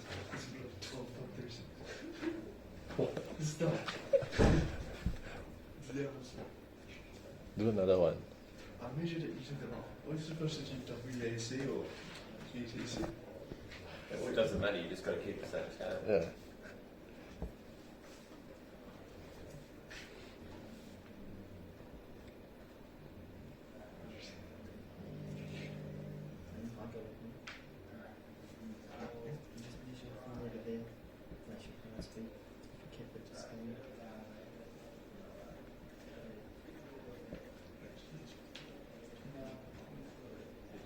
What is the WV? Wind velocity. So the wind direction is 270 at 40 knots. That makes sense. Is coming from 270 at 40 knots. We're going to do this again. Yeah, we'll do the second example. It's the same. No, this one is another. I mean, really one straight line now. And he's saying we're originally traveling degrees. So you're supposed to be a straight Doesn't line matter. down. We're travelling at 180. That's 20, right? Yes. Johnson. Use this one.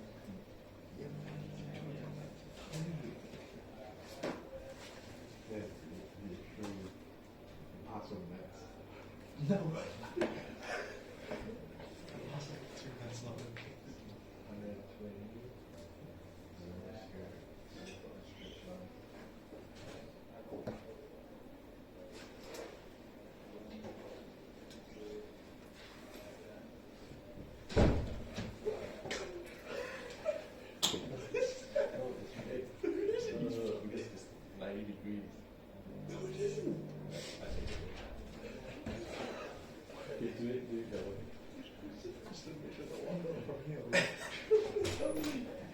Okay, we're still going. Yeah.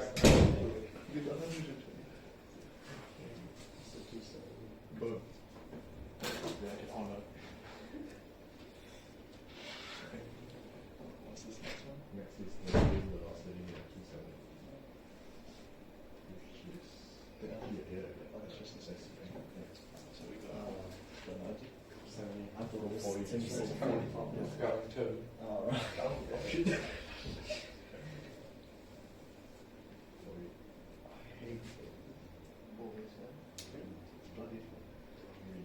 Okay.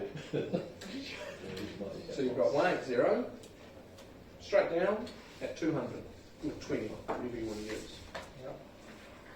Yep. Okay. Is that 20? Have you drawn it to scale? Okay. 200 what? Just 200 up here.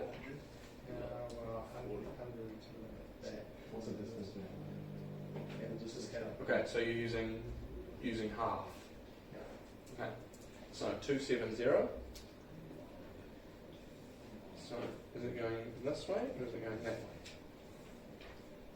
So if we 180 at 200. yeah, And you've got the wind velocity of 270 at 40. it's not in there. It should be under. 270 at 40. So 270 at 20. That says 200. So if your scale, use half. Which one? So 180. Wind comes from 270. So your track would be 159. Do you mean 180?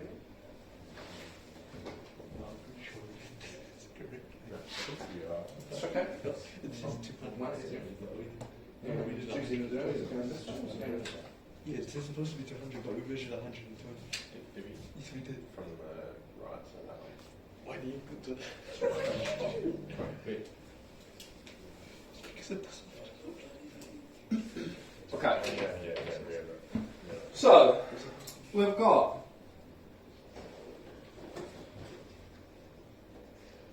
$180 at 200. Where's the wind coming from? 270 how much? 40. Right, so we start at the tail, we're not going that way. The wind is coming from this way. Okay, so 270 what do we say? 40. So what I want to know, what is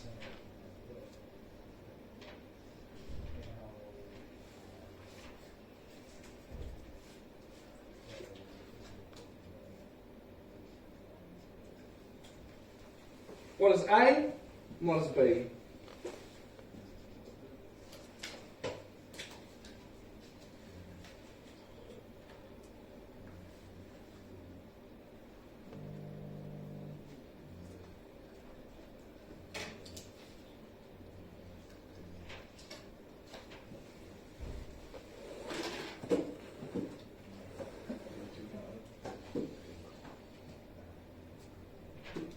Alright, I'd put away the calculators right now because you're not going to have a calculator in the exam.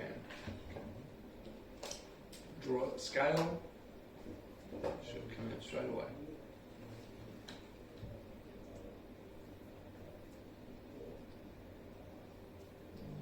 Literally, draw a line straight down your page at 220, whatever you want to use. And then from your tail, draw a line 90 degrees out towards the right at 40.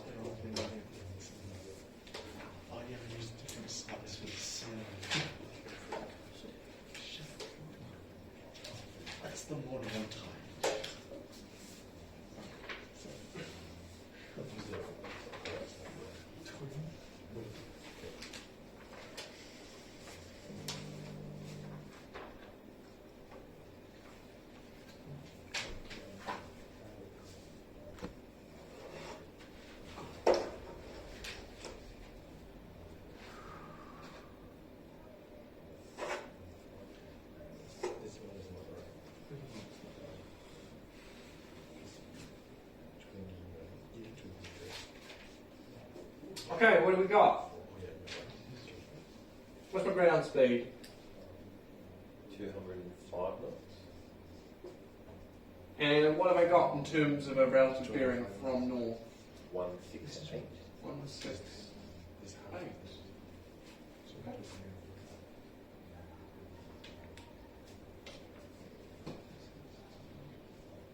That's pretty good.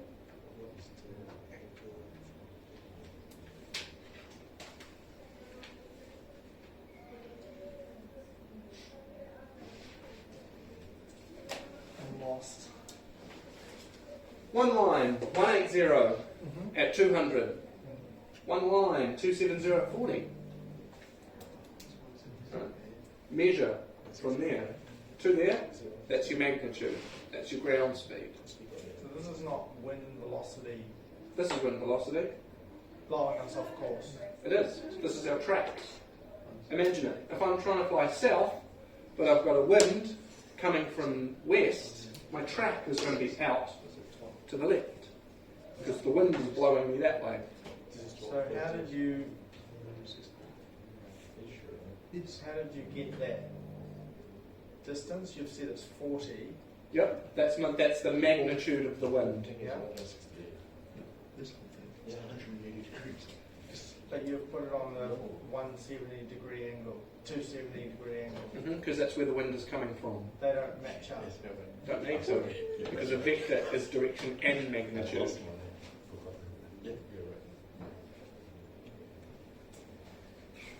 It's the direction plus the strength of it. So if it was 270 at 100, it'd be 270 and then way out here somewhere. Vector, magnitude plus direction.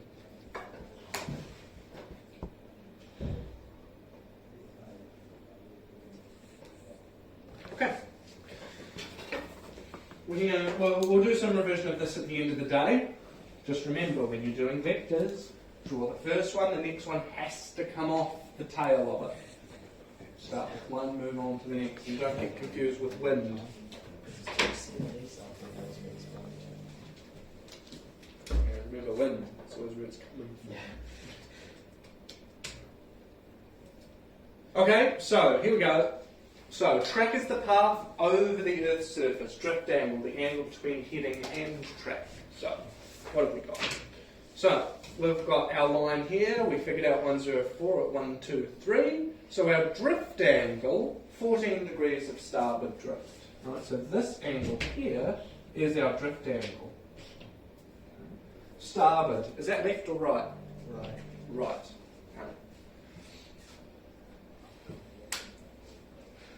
You comfortable with that?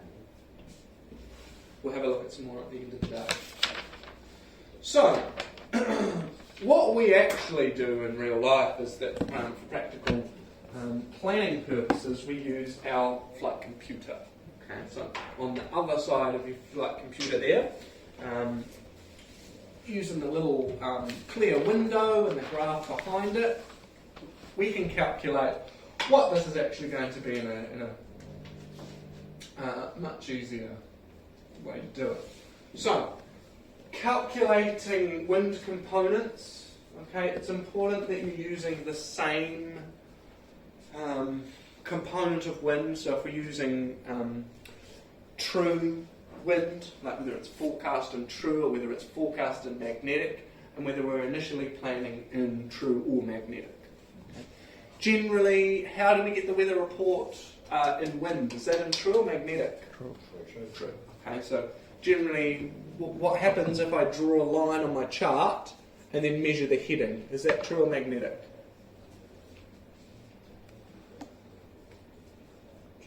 True. Why is it not magnetic? Because all the maps are in true. What would I need to take into account to turn it into magnetic? Variation. Yeah. Okay.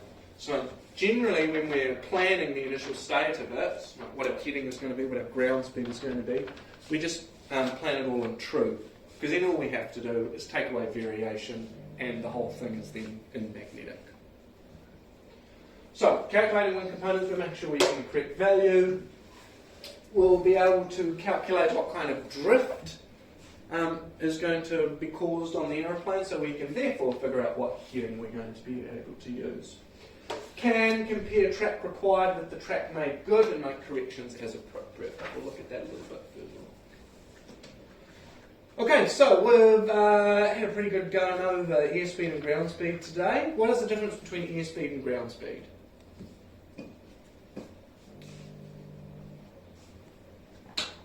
Airspeed is the amount of air that you're going through at a given time in reference to the molecules of air. So that's the easy way to figure it. That it's the amount of air passing around your aircraft at a given time. Ground speed is your speed over the ground. Good. At any one given time, based off what the wind is doing. Okay, if I have a tailwind behind me, is my ground speed going to be more or less than my indicator? More. Yeah, because it's pushing us along the ground, right? If I go up an atmosphere, what's going to happen to my TAS? Why? Because it has to go over the same amount of molecules in a larger distance in the same amount of time. Why are they over a greater distance? Because the air density is less at a high altitude. It's all about density. Okay, good. Everyone, let's have our 10-minute break. Alright, walk around, get a coffee, go stand out in the hot air. Alright, I will see you back here at past. Alright. What have we been struggling with next? Law is sort of a... It's awful, but... it's really just one of those things that you just have to remember. With all of these subjects, you've all probably got a relatively new book. In the back of the book is the whole syllabus.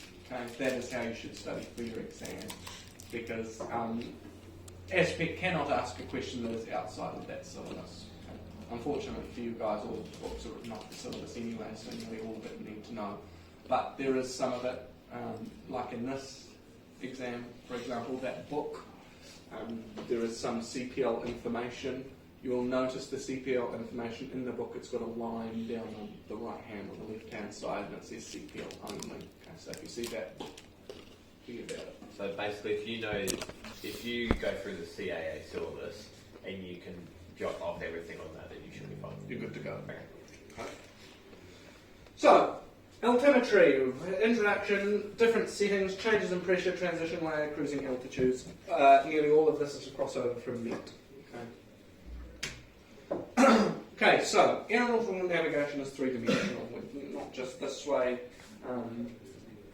this way and that way, it's also this way and that way.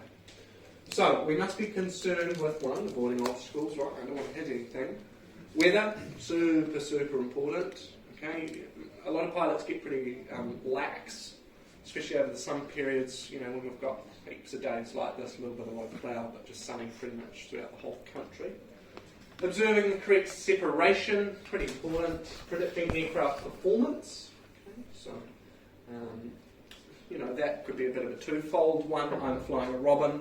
There might be something in a King Air or something around me that's going to be travelling a lot fast. Right? So think about that separation from me and the aeroplane, but also what my aeroplane might be doing on the day as well. Especially past, feels like months, but especially I really noticed at the end of last week, over the weekend and Monday, especially Monday afternoon. The Robins aren't the most powerful aeroplanes off the block anyway. But when we get that super hot day, what happens? What do we know about temperature and performance? Hotter it is, the less performance you have, but it's less dense. Yeah, right, so less dense. So not only aerodynamically is my aeroplane struggling to touch as many molecules as it needs to, also think about the engine performance as well. You can't fire and produce as much power. Yeah. So it's not as powerful, plus aerodynamically it's harder for it to get off the ground. So really got to take notice of that. Here at North Shore it's not too bad because we're relatively close to the sea, but it is noticeable from my perspective when I'm sitting in the aeroplane. It's relatively heavy and I've got a student that doesn't really know what they're doing. I'm getting pretty close to those trees, especially on 2-1. Okay. So it makes a big difference to your aeroplane. Especially in New Zealand, it's not such a big problem. In the South Island, a little bit more. If you have high country strip, okay, that's really, really hot. That density is way down, plus you're high up in the atmosphere as well. Okay, so look, that field might be 4,000 or 5,000 feet if you're in some kind of strip out the middle of nowhere. That is going to really change the way your airplane is going to handle. So height can be measured as a few ways. One in height, elevation, altitude, or flight level. And we'll look at the differences. So altitude, always measured from mean sea level. Okay. Elevation, from sea level to whatever datum that you're talking about. Height is your distance above whatever the ground position is that you're going to reference. Okay. Flight levels are used above 13,000 feet using the 1013 datum. When do we have to start moving to 1013? What height? 10,000 to 30,000. Yeah, so 10 to 13 is what we call, what is it called? Transition. Good. Okay, so we've got a transition layer from 10 to 13,000 feet, and in that layer there we start to transfer through to 1013. Why above 13,000 feet do we just use 1013? Why don't we just use Q and H the whole way? Because it would change depending where you're going. Most of the time, if you're up that high, you're going to a considerable length away from someone. Yeah, it also has a lot to do with obstacle clearances as well. So above 13,000 feet, I'm relatively happy that I'm going to be clear of most of the terrain that's below me. So the variations that we would have at 1013 in terms of your height holding is reasonably safe. It does change in certain areas. I think there's a little area down near Mount Cook, but countries, places with really, really high terrain, that transition layer is going to be higher even further just to create that separation. And remember, it's a lot safer for all aeroplanes to be on that same 1013, because that means regardless of whatever the QNH is, if I've got two 747s heading towards each other, over the mid-Atlantic, and one's on QNH, one's on 1013, okay, they might be reading the correct separation that they've got to have, but the actual height between each other might be quite different. Whereas if they're both on 1013 and they've got 1,000 foot separated between the two of them, they are going to be 1,000 feet. Okay, there's not going to be any kind of discrepancies. Okay. What kind of pressure do we use with the altitude indicator? Static. Okay. What's that little green thing down the bottom? I talked about it this morning. Something capsule. Aneroid capsule. Okay, so it's a sealed capsule, and we vent the instrument case to the static pressure. So, if we go up in the atmosphere, what happens to my static pressure? Decreases. Now, if I've got a set pressure inside that little green bag, what's that little green bag going to do? It's going to expand out. Okay? So as it expands, because that pressure inside it is higher than the pressure outside it, it's going to push that needle up. Okay? So it's going to show an increase in amplitude. Just think about, I don't know if they do it anymore, but when we used to fly, on the airliner over to Australia or America or whatever, they used to give you the little pots of water. You guys remember that? They had like a little foil top over the... Do it always. Yeah, and the foil top would expand out like that because the overall pressure in the cabin is less than what that pressure is contained within the little pot. QNH, what we would regard as nautical height, means the sea level pressure. That is only when the QNH is set. Okay. So what are two different ways that I can figure out what the QNH is doing, or what it is at any one time? Two different ones. If you know what the height above sea level a certain field is at, so you can set it to that set elevation and it will give you what your QNH is. So that's what we would do every time here at North Shore, pre-takeoff checklists. We set 212 feet on the altitude indicator, and on the subscale is going to read whatever the QNH is on the day. What's another way I can know exactly what the QNH is at sea level? ATIS. Okay. ATIS, ring it up, and it will say over the radio what the exact QNH is. Set it on my subscale, that way I know that I've got the correct QNH set. QNE means the ISA sea level pressure of 1013. Okay, so flight levels. QFE. FE, any little hint to what that might stand for and figure out what it might mean? Field elevation. Okay. So QFE, field elevation, means the pressure in a selected datum when the QFE is set, the altimeter reads height above the datum.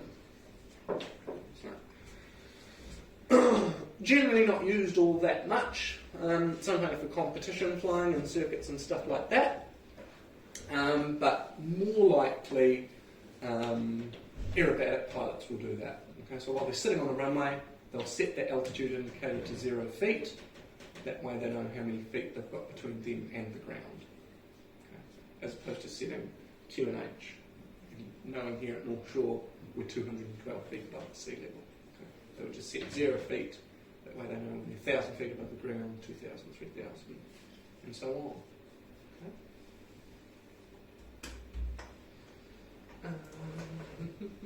When flying at or below 30,000 feet, the altimeter is to be set to its appropriate area QNH setting or aerodrome QNH altimeter setting. Alright.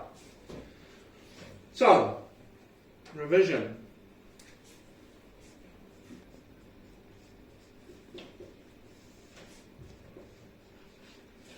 I'm going from an area of high pressure to low pressure. Is my airplane high or low? Low. So.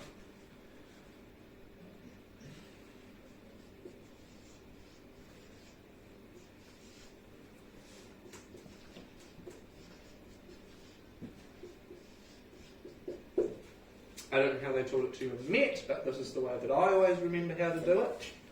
Okay, so I'm going from high to low. So I'm going from high to low. My aircraft is going to read high, but my aeroplane is actually going to be low. So my aeroplane is going to be lower than what I actually think it is. So what's more dangerous, going from high to low or low to high? High.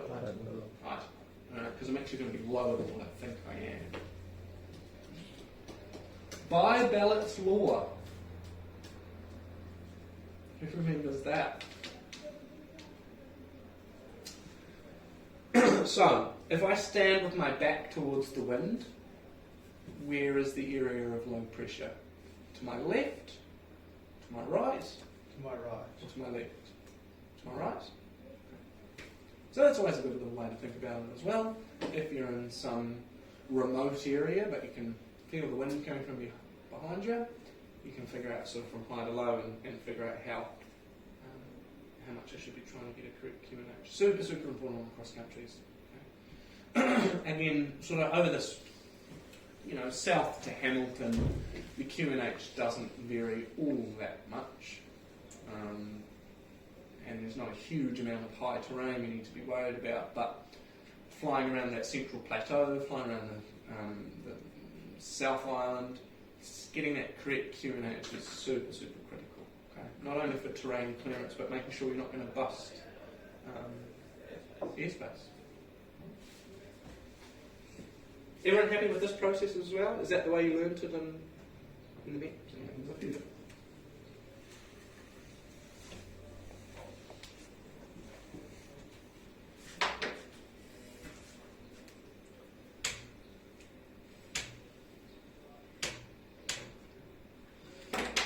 Aerodrome QNH is set when operating the aerodrome traffic circuit, when operating the control zone.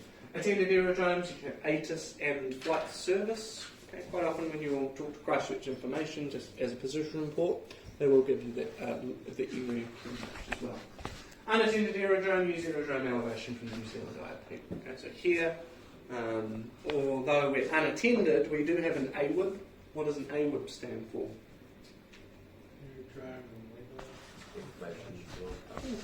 Automatic Weather Information Broadcast. Okay, so it's not certified here, but it will give you a pretty rough idea of what the QNH is. But when you're sitting at that holding area, set 212, and you've got the correct QNH. Wait, so if you change your alternative, if you change your altitude, does that in turn also change the subscale QNH? Correct. Okay. So when you move the little subscale thing, or when you move the altitude indicator, you see that subscale movement. Okay. Right. Let's go on a field trip. Let's go out to an aeroplane and have a look.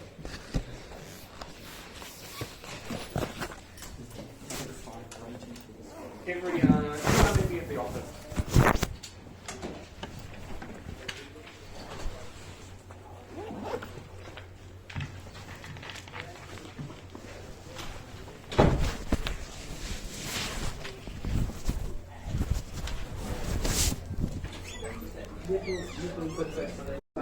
If you want to make a position report, if you're on cross country, when you're in uncontrolled airspace and you call Christchurch information to give them an update, they will give you an area QNH, and you should set it when they say it. Is QNH a read back that you should have in a radio call? Always, okay? Because they want to make sure that you're going to be got that correctly set. While in controlled airspace, set QNH as advised by ATC. So if you're going into controlled airspace, you've listened to the ATIS, you've set whatever the ATIS said. If you're in controlled airspace, you're not constantly listening to the ATIS. If it does change, air traffic control will let you know. They might just broadcast it to everyone, or as they're talking to you, they'll just give a note. Is that more in flight? Because obviously if they give you a QNH and you're on the ground, you're like, but that's changing my field elevation. Yeah, look at the whole Northland area. The QNH at Hamilton is probably going to be different to the QNH at Kaitaia. Okay, so use it as common sense. Look, 1 hectopascal per 30 feet. Okay, it's going to make a small difference. But while you're in the air, as long as everyone has a similar QNH set, it's going to be good. Questions, concerns, queries? Why do you think the South Island has more zones than the North Island? Because of the terrain? Yeah, it's just sort of the terrain that it is in. I mean, this whole Canterbury Plains, very flat, very hot. Pressure's going to change a little bit. Quite mountainous, quite wet. Cook Strait, not a funneling effect. Manawatu, this line here, does anyone know what that line sits along? The Tararua Ranges. Okay, so to the west of it, one thing, to the east of it, and the Hawke's Bay area, it is quite different. Done quite a lot of flying in Palmerston North, and on the western side, it is generally always quite different to the western side. Just veering off piece, the transponder that we have that ATC can see if it's in mode C, is that the altitude that sends, is that based off the aircraft, or is that based off a known value that it has? Well, the new ADSB, so the That's new done ADSB that you need, GPS. yeah, so it comes off GPS, so it's got a pretty reasonably accurate height that it just automatically broadcasts. But on the old transponders though, was that done off? Sometimes you could set the QNH. Okay. All good?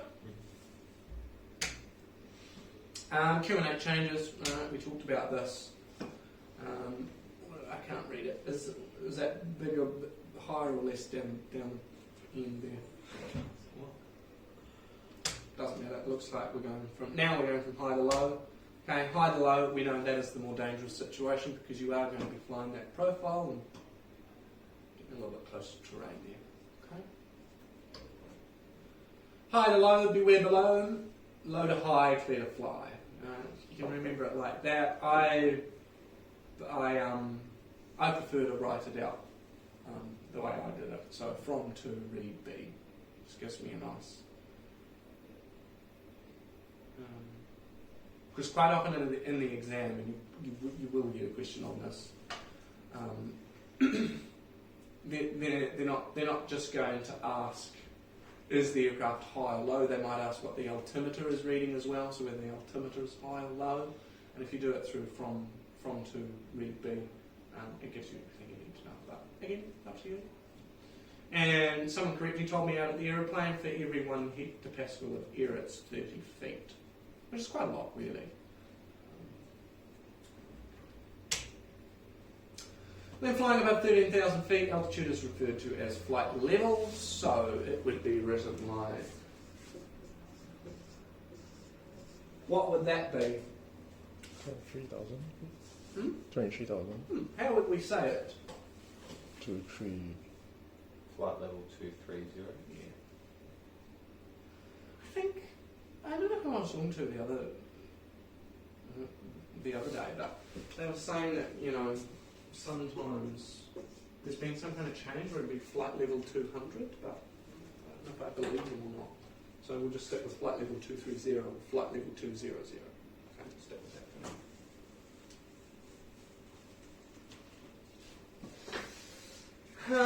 So flight level, surface of constant atmospheric pressure expressed in hundreds of feet. That is referred to specific datum, separated by specific pressure intervals.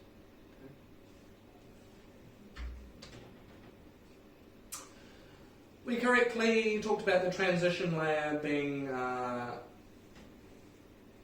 13 to 15,000 feet.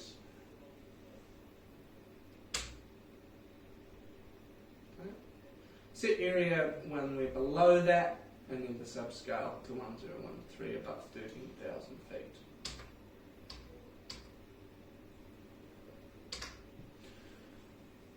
Okay, when do VFR magnetic track altitude requirements apply? So,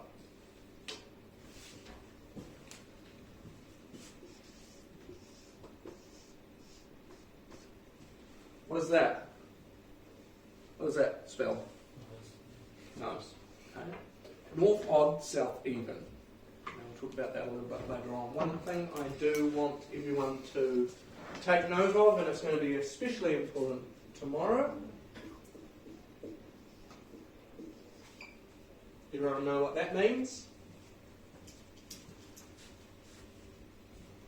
FTFQ? Anyone know? Okay. Someone can Google it in lunchtime and then they can tell me what it means. Okay. So, nose. So, if we're above 3,000 feet, cruising along, we need to think about nose. North odd, south even. And what we mean by that is that north.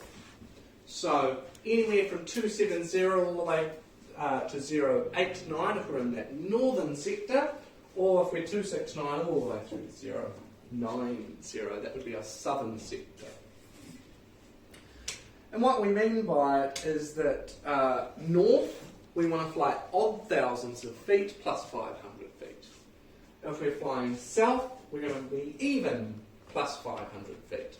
So if I'm going north and I'm above 3,000 feet, north odd, I can fly at 3,500, I can fly at 5,500, 7,500, and so on, so on, so on.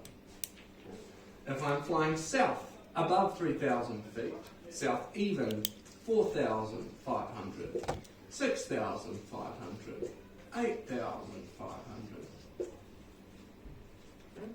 That gives a whole 1,000 foot of separation between an aircraft on the same track, on the same heading north, and heading south. The reason we chuck on that 500 is then we get separation into IFR traffic as well. Why do you think in New Zealand, because I'll give you a hint, most other countries will use westerly and easterly in terms of their cruising altitudes? Why do you think New Zealand uses north to south? It's longer than it is wide. Exactly, right? We're a long country as opposed to a wide country. So places like the States, they use east to west. Australia, I think, uses east to west. New Zealand, because we're long and slim and run north to south, use north to south. Remember to follow your nose. Now this only applies, remember, when you're above 3,000 feet. Or above 1,000 feet above high terrain. Okay. Questions, concerns, queries?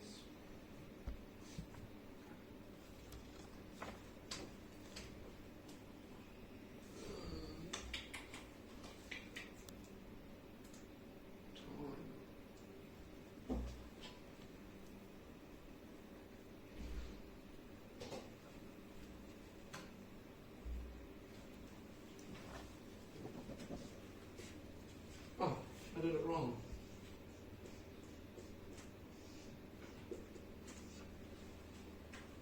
That's what it actually is.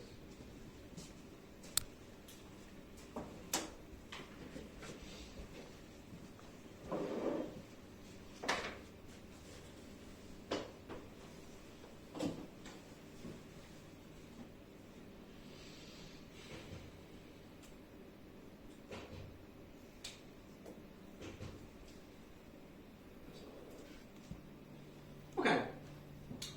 If there's one thing you as a pilot should have, what is it? Pilot's license. Yeah, okay. A watch. A watch. Okay. You as a pilot should always have a watch or a way of keeping time. Sometimes that isn't overly electronic as well. Okay? Sometimes things break. Okay? And sometimes older systems will hold up a little bit better than newer systems, but it's up to you. Okay, so time. We're going to talk about measurement of time, 24-hour clock time and longitude time zones, UTC, standard time, daylight time, sunset, sunrise, twilight, calculating evening civil twilight, and morning civil twilight. So, how do we measure time? Well, you could get a bit existential about this, but what we're really sort of measuring is a repetitive event. Second, clicking away on your watch, talk about atomic time, tick, tick, tick, tick, tick, tick, tick. Generally, we use passage of the sun for our day-to-day going about. But when we're thinking about GPS or really specific time, we want to be using that atomic clock. So, that is the Earth moving around the sun. So, again, you went over this and met. What determines the seasons? Well, remember, it is that tilting of the Earth on its rotational axis, either to or away from the sun. What season are we in here now? Okay, so is New Zealand pointing towards or away from the sun? Towards. So what does that increase over the country? What's another word for sun? Solar radiation. Mm-hmm. But what is the measurement of how much solar radiation we get? What's it called?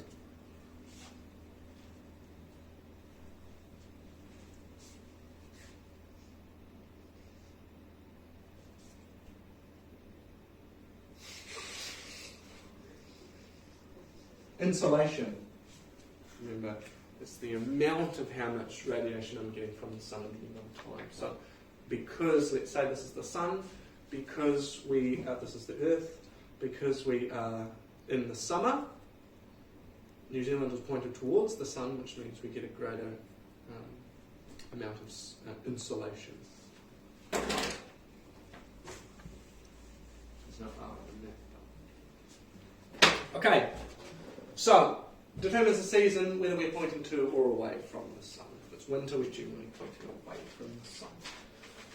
So, why is it always relatively warm in the tropics? Because its change in angle relative to the sun is very minimal compared to lower down. So it's generally always getting the same amount of insolation nearly throughout the whole year.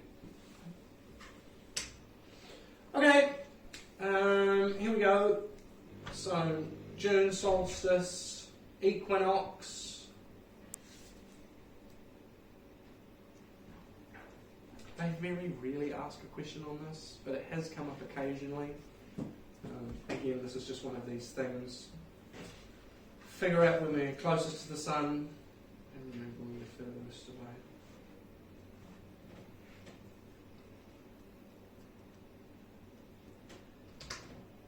Okay. How do we measure time? 1 day equals 1 revolution of the Earth, 1 month, 1 orbit of the Moon around the Earth, 1 year, 1 orbit around the Earth, around the Sun. 1 year, 365 days, 5 hours, 48 minutes, and 45 seconds. Why is that a problem for us? Why is it not exactly 365 years? 365 days? What does that mean for us every couple of years? We get an extra day. Yeah, we got a leap year. Right, so I've got to sort of fudge in a day to make the year work.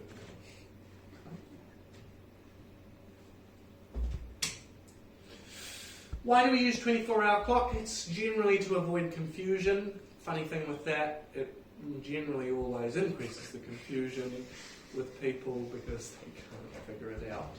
Okay, so 000 and 2400 are the same time, right? So it's midnight. So we roll over to a new day. You want to learn to net and law and stuff like that it's cumbersome to use normal description. So 9:30 a.m. on March the 24th, 2016. What a pain, right? So what we can do is we can use different types of groups. So if you're just looking at your standard 6-figure group, we've got, what's this first part? And, right, 8-figure group, what's this? Huh? Month. Okay. Year, month, date, time. Pretty standard once you get the hang of it. What kind of oh, we'll get there. Okay, so how much time does longitude represent? Every 15 degrees of rotation represents 1 hour. Okay, so 15 degrees of rotation is 1 hour. Meridians to the west are behind in time. Meridians to the east are ahead of time. What kind of meridians have we got over New Zealand? Are we west or east in terms of meridians? East. So are we ahead of time? Yeah. So technically, I think almost officially, we're one of the first people to see the day on the Earth. We're pretty much time travelling a day ahead. Meridians, we've already been there. Are we happy with that? Happy with that? If we're east, we're ahead of time. If we're west, we're behind. What are time zones? Well, we have to have time zones to make everything work. We're lucky in New Zealand that we've only got one time zone. But again, that geographical layout of our country, because we're long rather than wide, then we can get away with only having one time zone. Places like Australia, 3. Places like America, they've got quite a few.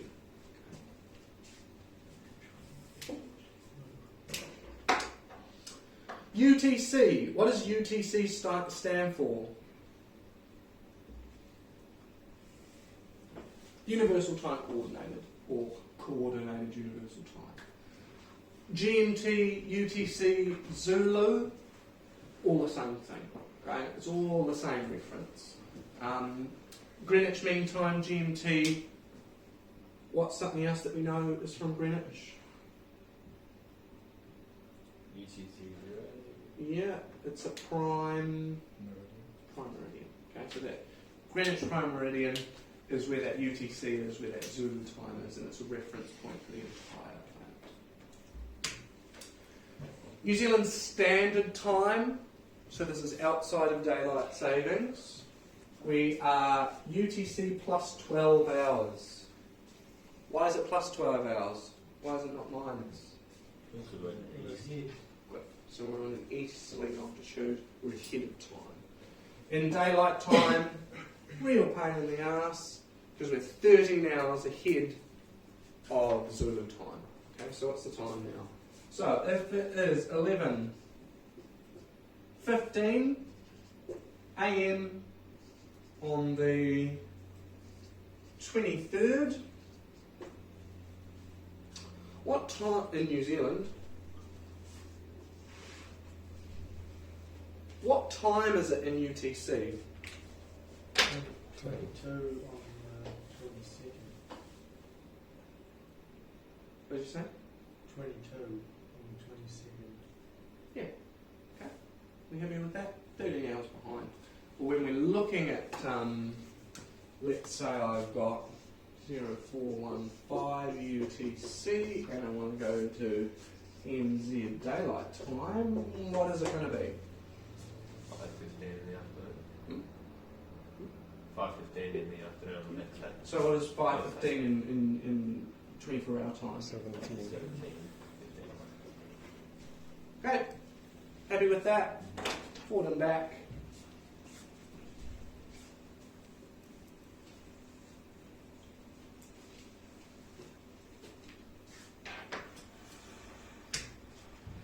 Sunset and sunrise.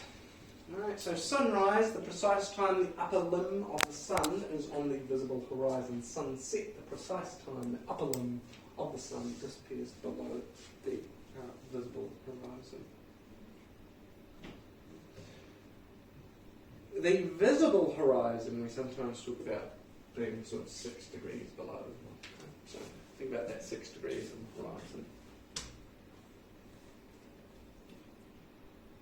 Okay, so there you go there. Sunset or sunrise. Well, it's in that little portion. When is twilight? Morning civil twilight, evening civil twilight.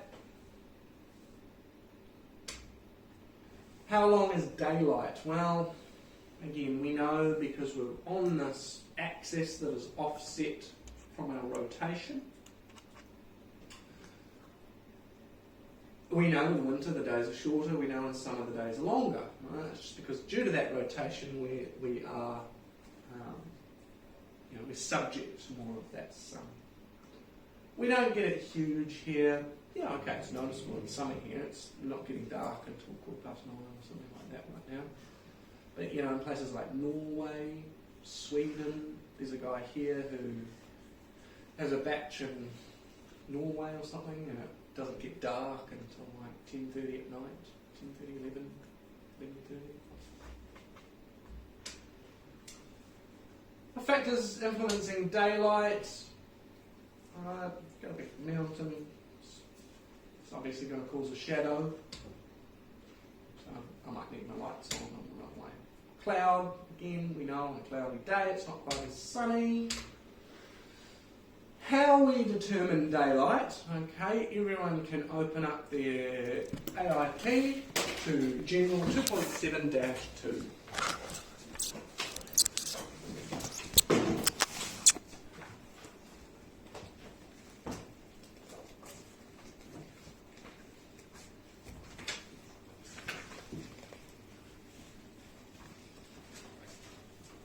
And what I want everyone to do is I want you to tell me on today's date, 23rd of January, in Zone 1, what time is it going to get dark? So it'll be the bottom figure.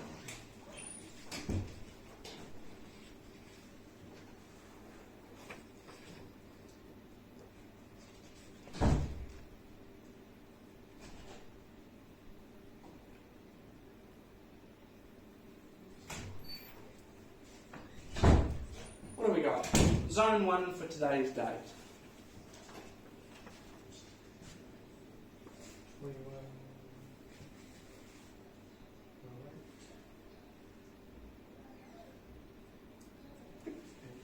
What about 2108?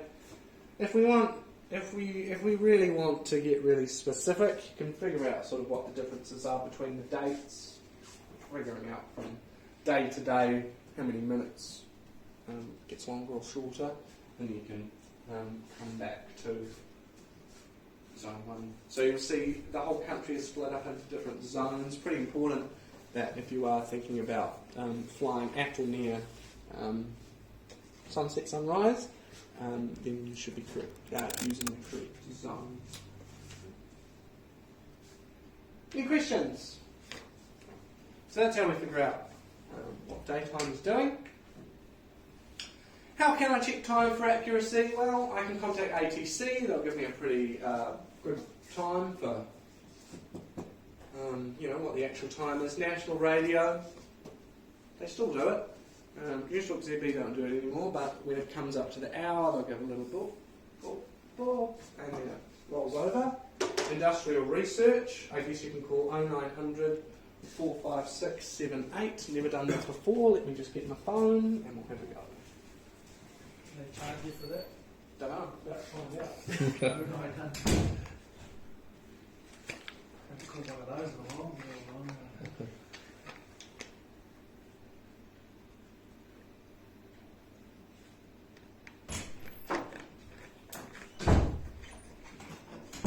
Charge it to the club if they're going to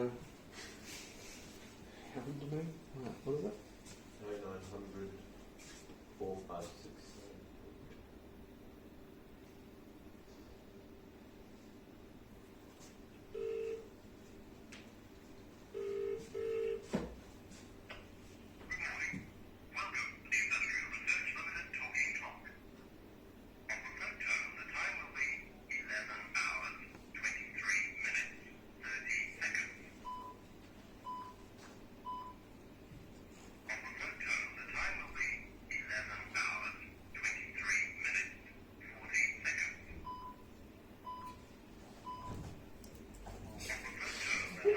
May as well while I'm here.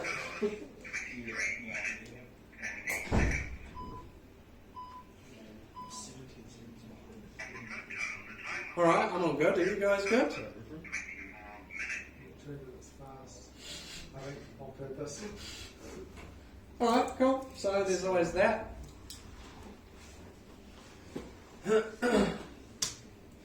Alright, that was easy breezy.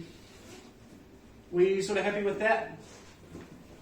If I travel 15 degrees of longitude, how long was it?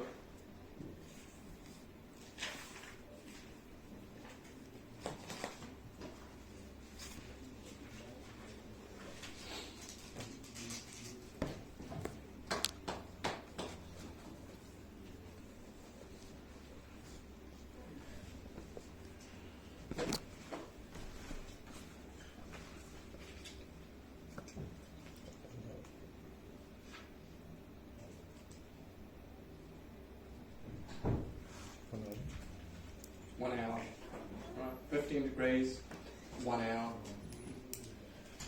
Standard time, is that plus 12 or plus 13 to get a UTC? So daylight time is? Any questions about any of that?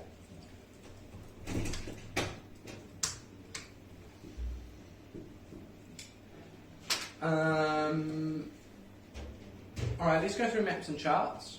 Alright, and then we'll break for lunch. And we'll get to the 40 minutes for lunch. Because then when we get back in, navigation computers.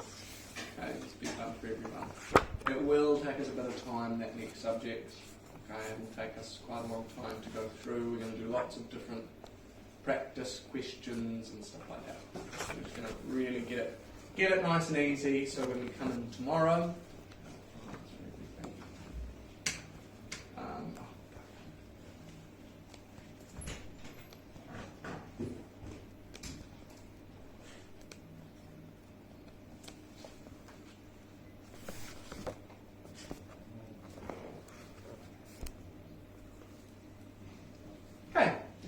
maps and charts.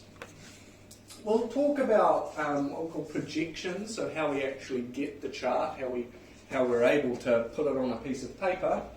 Chart scale, aeronautical charts for visual navigation, determining latitude and longitude, so we'll look at that again. Measurement of bearings, aeronautical publications, and some operational aspects that we need to go over. So, it's quite difficult to be able to represent something round onto something flat. Okay? That's why, I don't know, some of you have seen on the internet what the actual Earth looks like in terms of the scale is all corrected from points of latitude. So what we actually need to do is that we need to reduce that Earth down onto something that we can practically use day to day to be figuring out what we're doing. We need to convert a section of the curved surface to, again, a flat surface, aka the map that we can use.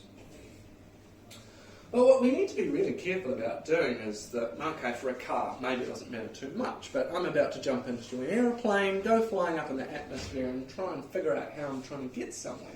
So we need to maintain some kind of accuracy of longitude and latitude, shape and the size of objects, because when I'm flying around in my aeroplane and I'm going from one place to another and I see something out in front of me, I want to be able to make sure that what I can see out there is going to look like my map. Okay? So I can actually figure out what I'm doing. Relative angles, again, needs to be much the same. I'm flying an aeroplane, I want to be able to figure out what's around me and how I get somewhere. Distortion is impossible to prevent. Okay? Super important to know that.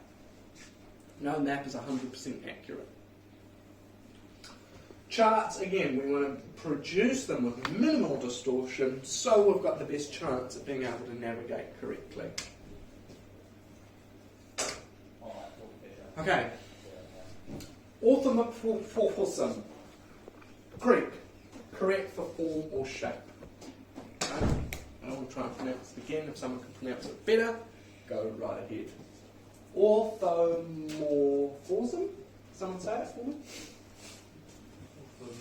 Orthomorphism.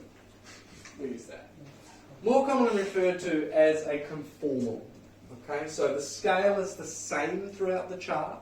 So on your chart, the scale, if you were to open it right out, the scale is going to be the same at the very top to the very bottom. To one side, the way to the other. Meridians and parallels, they intersect at 90 degrees. Okay, you can see on your chart there that the little black lines, they intersect each other at 90 degrees. Angles and bearings that you've got on your chart should be the same as they are on Earth. Also, the shapes that you see on your map should be nearly identical to the shapes that you should see on the ground. Remember, distortions, we can't get rid of them completely, but we can minimize them. The ideal or aeronautical chart will also have great circles represented as straight lines. So if I want to fly from North Shore to Cape Colville, so from North Shore to the top of the Coromandel Peninsula, is that a straight line?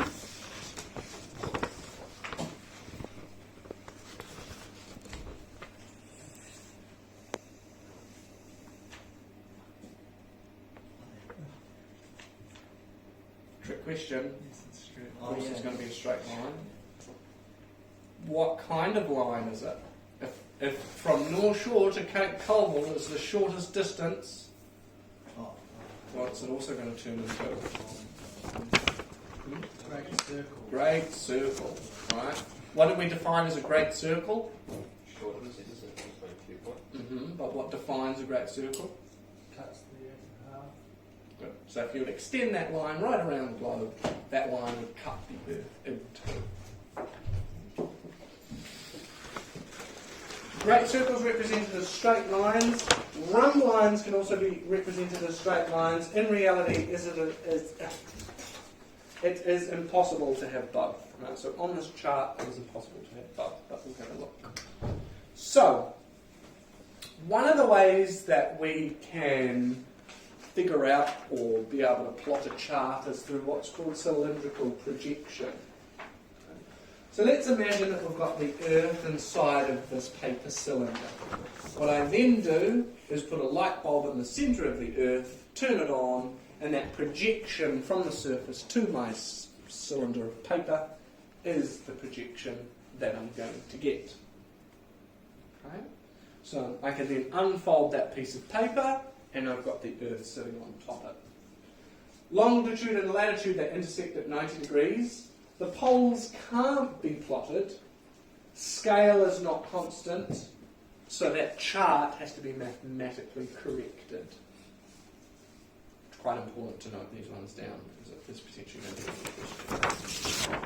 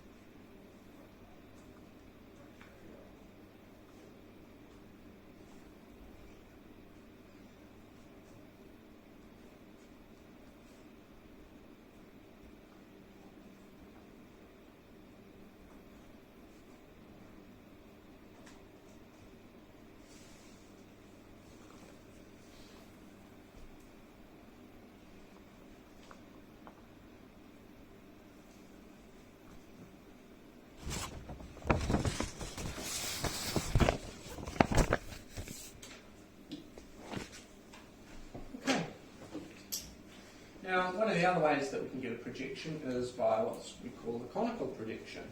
So again, I put the Earth inside a cone of paper, I turn a light bulb on inside the Earth, and it then projects out onto that piece of paper, which I can then unfold. So, again, longitude and latitude intersect at 90 degrees, poles can be plotted, scale is constant, shapes and headings are reasonably accurate. So which one do you think we use for our charts? Yeah, cylindrical projection. So, chart scale. I mean, of course the chart has to be of reduced scale. I can't have a one-to-one chart, right? That's just stupid. So, chart scale is a ratio indicating representation. So the chart scale equals your chart length over the Earth distance. So, everyone's got a green chart in front of them. That is a 1 to 250,000. So, 1 centimetre on the chart represents 250,000 centimetres on Earth. The larger the scale, the greater the detail.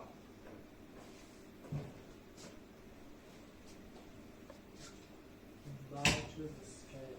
You see, that seems backwards, doesn't it? Because if you think about it, if I have a... Yeah, it's very small scale. You can put Yeah.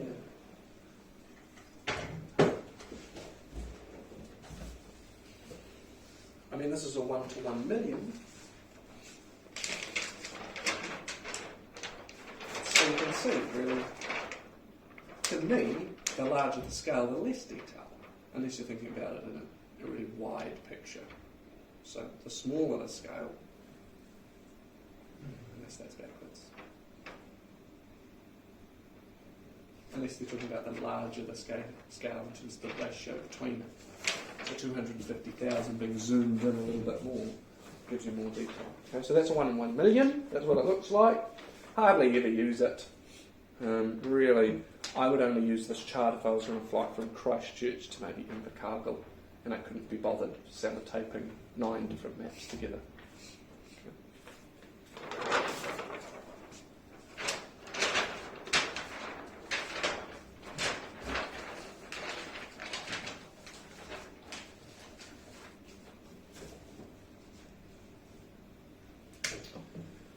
Okay, so on your charts themselves, on sort of the indexy little pagey bit, it should be on, I think, in the reverse, turned over.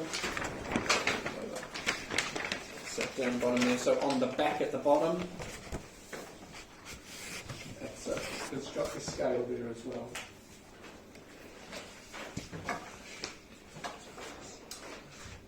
It's always quite handy to have because if you do happen to lose your ruler or break or break a ruler or something like that, you can put a little piece of paper down, and you can mark the scale, and then use it on your piece of paper. It sounds a little bit unusual, but it's quite a good idea to measure parts of your hand, of how big it is.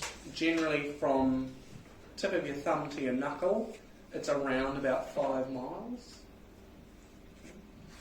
And that way, without having a ruler on your chart, you can sort of figure out 5 miles, figure out what 2 knuckles is, maybe what your finger might be.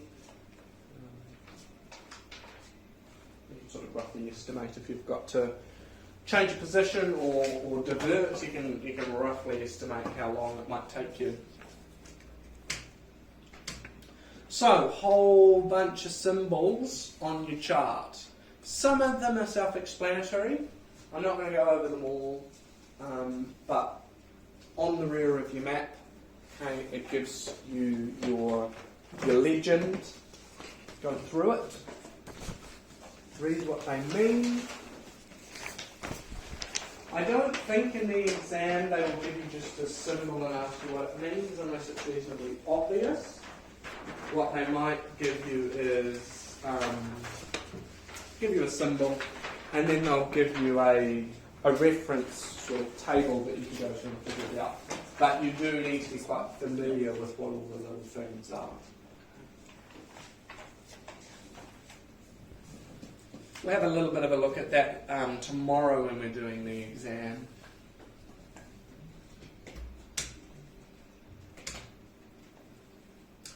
So we have 2 different types of charts that we can use, VNC and a VPC. VNC, Visual Navigation Chart, so that is your green and your blue maps. I can legally use those in the aeroplane to navigate.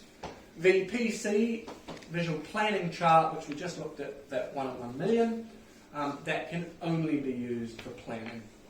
Okay, so it's got limited topography. What it doesn't have is a lot of the information blown up into visual recording points and frequencies and stuff like that.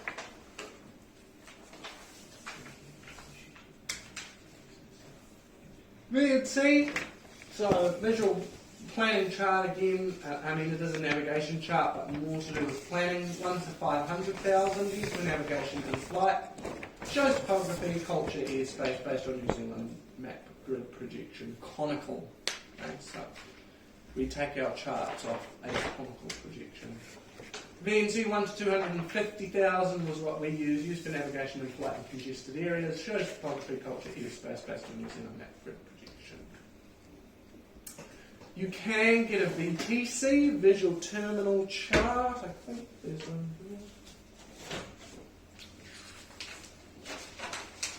here. Again, sort of. I don't really use one. I don't know anyone that does use one.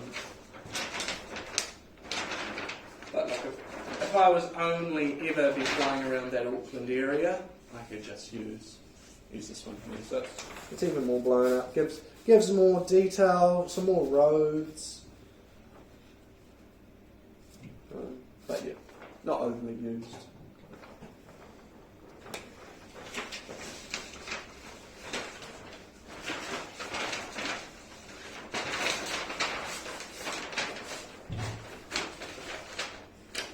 Looks quite friendly compared to this one. Yeah, I guess. I mean, yeah, I'd buy that. I mean, if I'm flying around Auckland, and I really didn't know where anywhere was, that's more handy for me than maybe that. Maybe most people flying around the Auckland area, they've got a pretty good idea of where they're going and how to get there. Okay, how do we find latitude and longitude? Well, we sort of had a bit of a look at that earlier on. I think we do practice a little bit more in this section here. But, start with latitude, okay. It gives us, differences. They're ranked, so we can figure out what those differences are and what they might read. And then we look for longitude and we can pinpoint an exact location. So, latitude and longitude, we had a look at North Shore. We're only slightly out. PI, anyone know where PI is? NZPI? Paracai. Okay, so what I want everyone to do now is figure out the latitude and longitude of Paracai.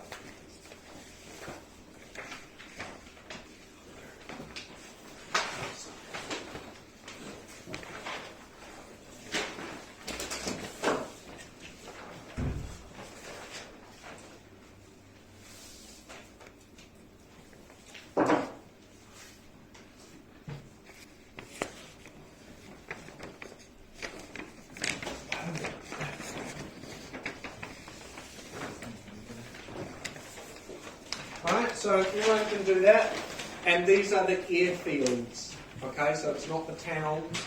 Paracai, Kuiper Flats, and Whangarei. Right? Everyone write it down, and I'll come back in a few minutes. We're going to start with latitude, then move to longitude.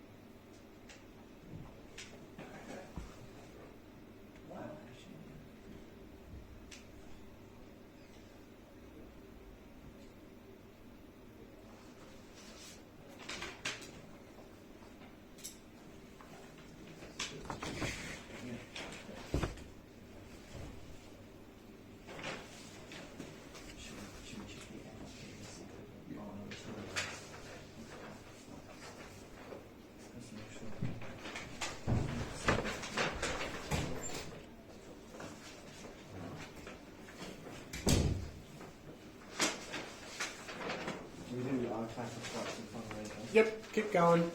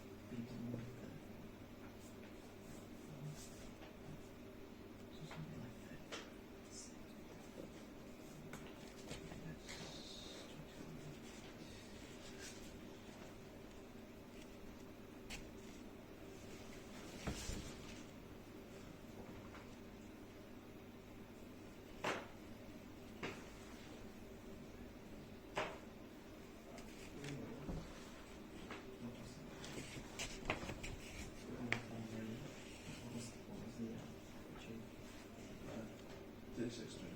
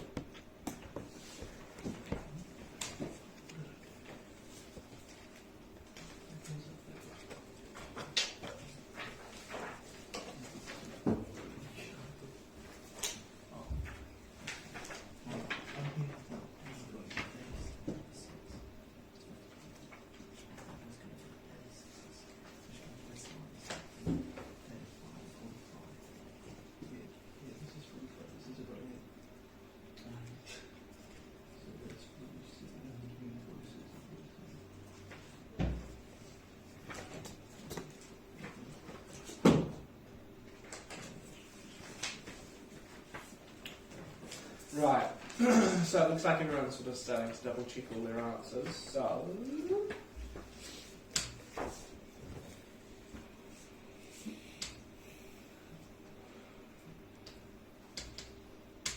oh, how did we go?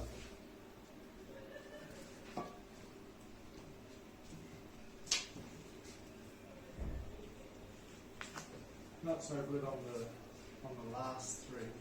Not so good on the last three. Isn't that all the three I asked you to do? Alright.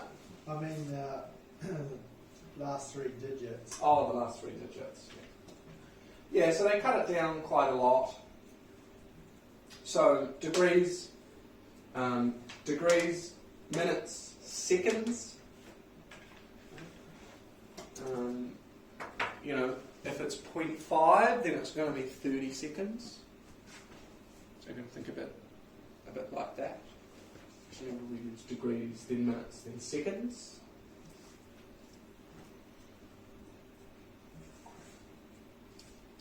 Okay, it's just another one of these skills that you just have to practice. Okay, you can't. All right, what is? All right, here we go. Omaha, Someone give me the latitude and longitude for Omaha.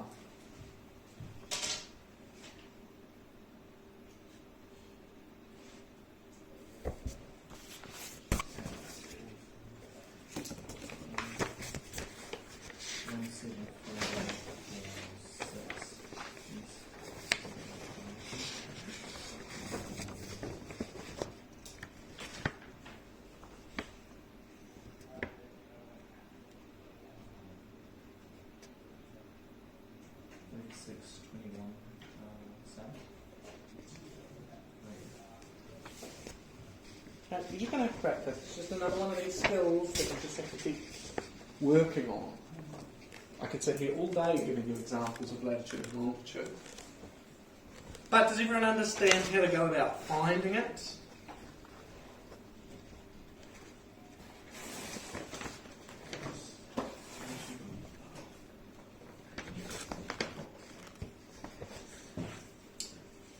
Okay, let's keep cracking along.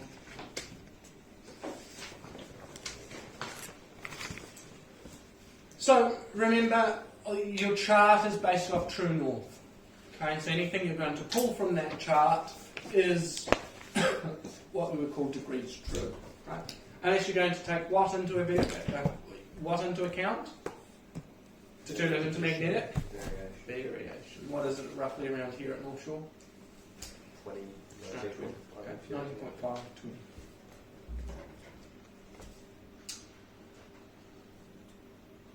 Okay. Alright. From a line from North Shore to Whangarei, find the bearing and distance. So draw a line from North Shore to Whangarei. The bearing is going to be from true north. You're going to want to use pencil on the map. Don't use a pen.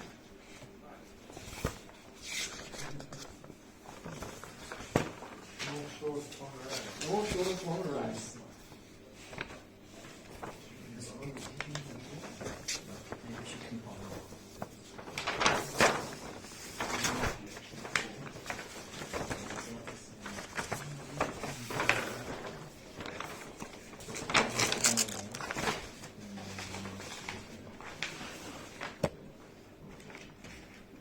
What I can tell from this is that you only need to bring a pencil tomorrow. Okay.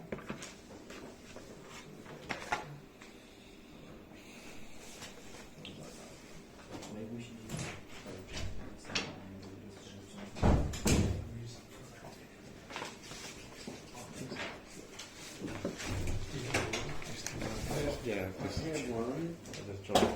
Yeah, look, you can join together if you want.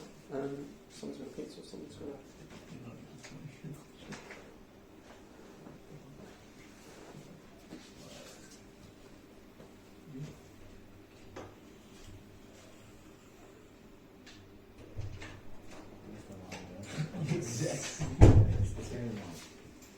Okay, so how can you figure out the distance?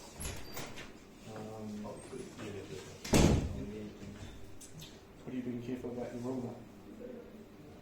If you take the plastic off, it's easier to see. But I'm one of those people who I don't know, leave it all. I'm one of those people that think it's a really good idea.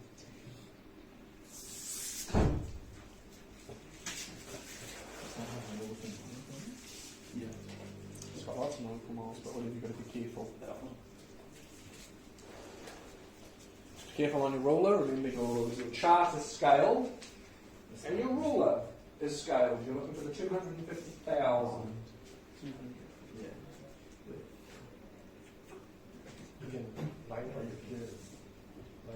We're trying to work out our heading. So now your bearing.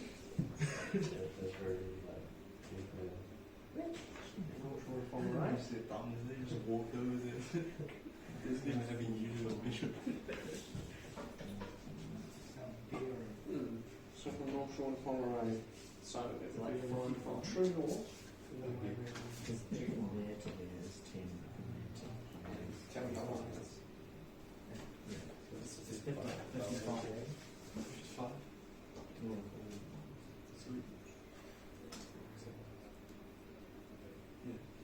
Yeah.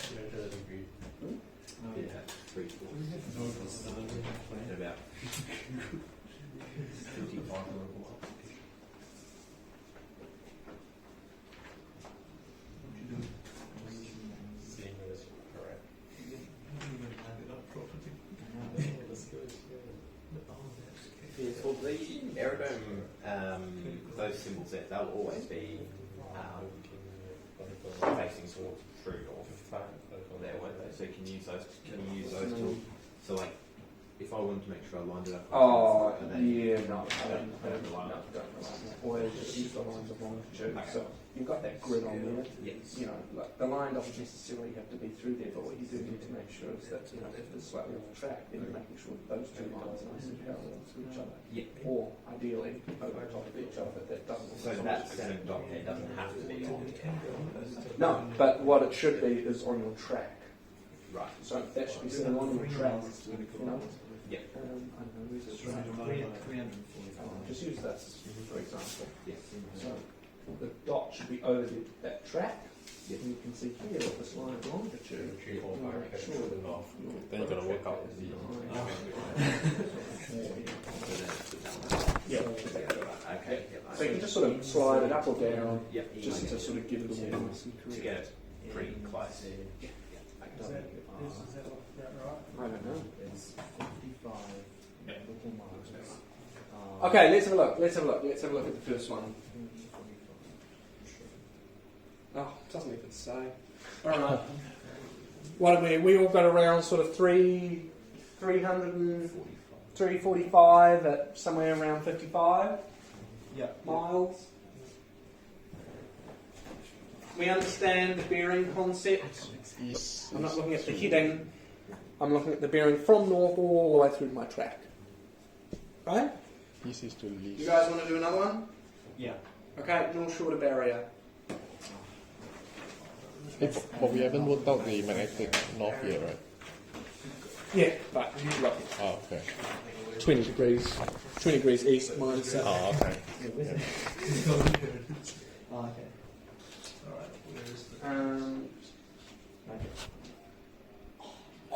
That's just on the door. All right, just for ease of purpose, let's use the island one. What? This one. Little one? Yeah, Once you cut yeah, corner. yeah. Use that one. Yes.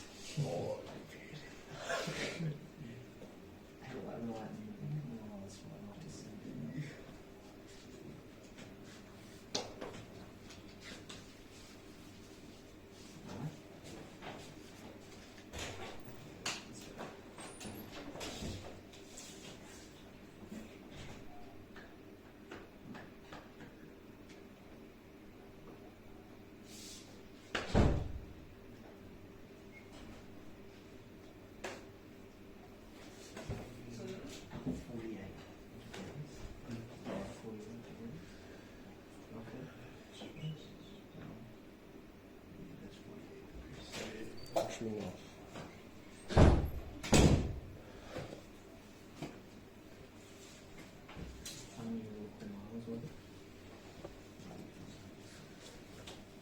Okay, what do we got? 43.5 nautical miles and 48 degrees true. Sounds about right. So how would we go from true to magnetic? Minus 9.5. Minus 90.5, minus 20. Okay, we happy with that? Alright, can I move on?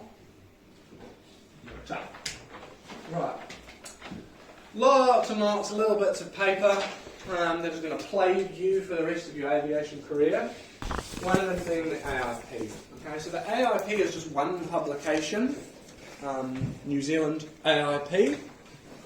We split that down into 4 separate volumes. Okay, so not 4 separate books.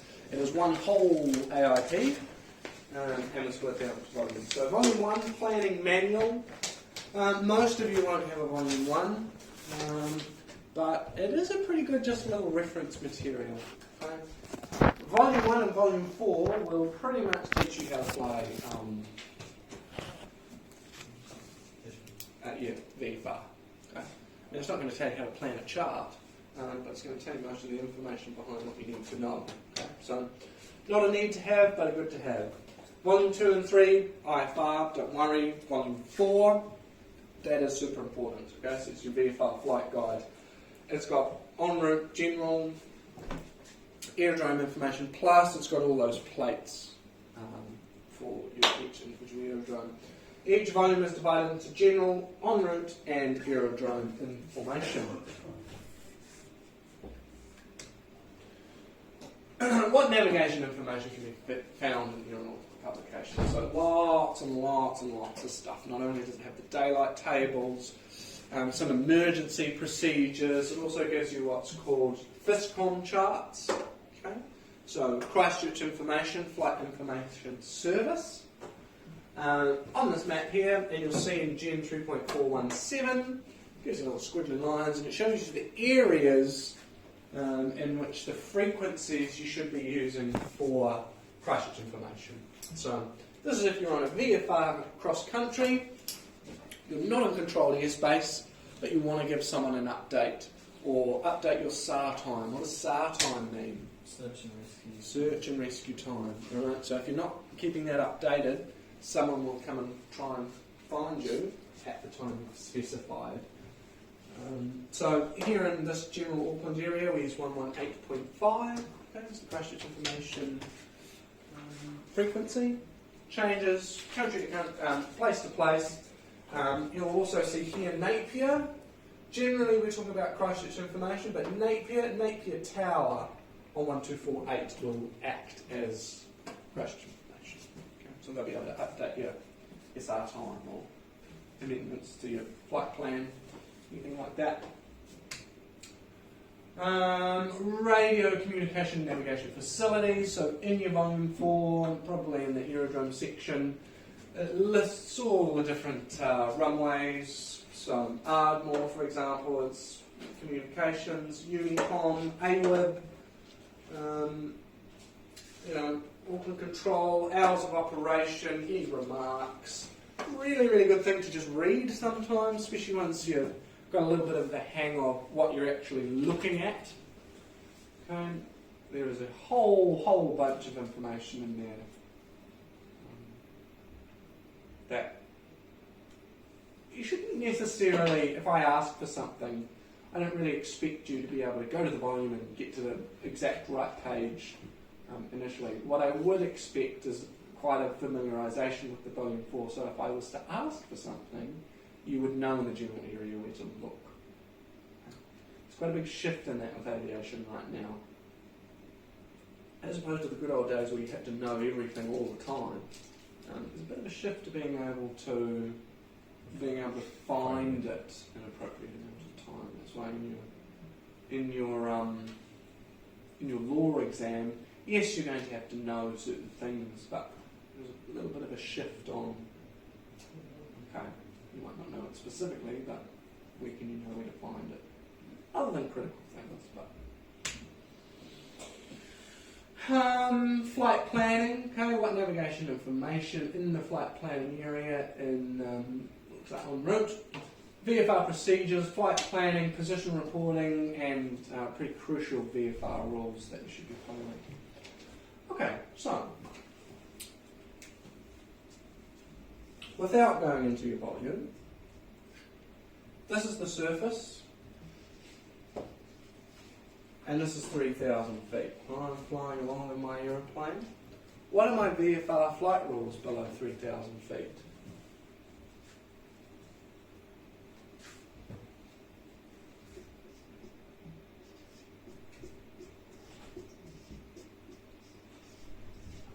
And 3 things you need to remember. IC5, 152 and 182. 2 of those are aeroplanes, so you should already know them. IC5. Below 3,000 feet, IC5 stands for something. What does it stand for?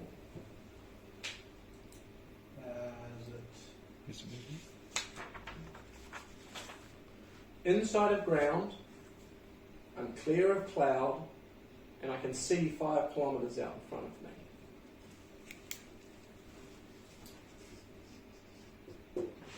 If I'm 3,000 feet, up until what height? You remember?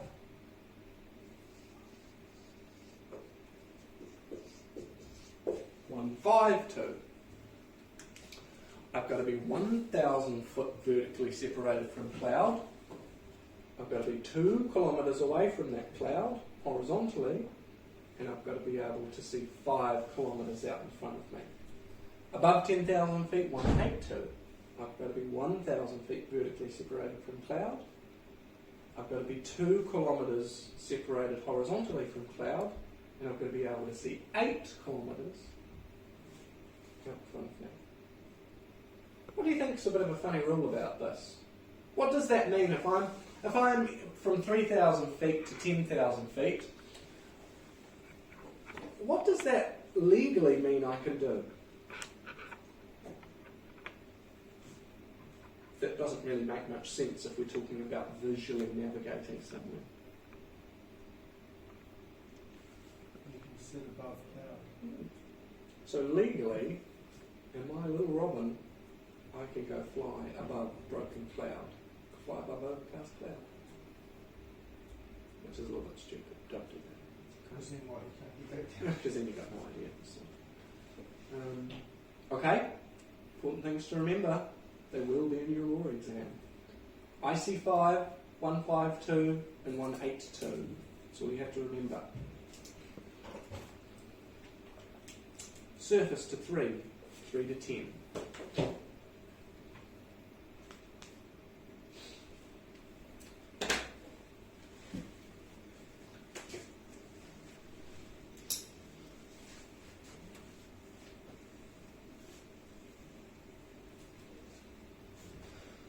If I'm on a Vfr Cross Country and I've planned to cruise north at 6,500 feet, can I do that? Cruise along north? If I maintain all the visual minima, not flying through cloud, I've got plenty of separation, got heaps of gas, planned it out really well, cruising along like 4,500 feet going north. Can I do that? Wait, so you have a flight? Got a flight plan. No. Good.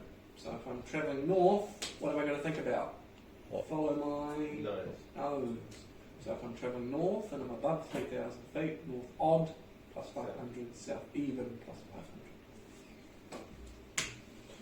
500. Daylight tables, which I've had a look at. You can get some VFR procedures, Q&H zones, which we looked at before, search and rescue procedures, and again the zones that you're going to operate in. New Zealand has a huge search and rescue area that we have to look after. Okay, so don't waste their time, but they're pretty efficient at coming to find you. Detailed aerodrome information, volume 4 aerodrome section. Okay, you probably looked at that a little bit in law, we might look at it a little bit tomorrow. VPC, what does VPC mean? Visual planning chart. Visual planning chart. So plan using 1 to 1 million or 1 to 500,000. You can carry an in-flight. I wouldn't take a 1 to 1 million, I wouldn't even bother buying one. But the 1 to 500,000 is quite good because as part of your CPL cross countries, you will get a big diversion.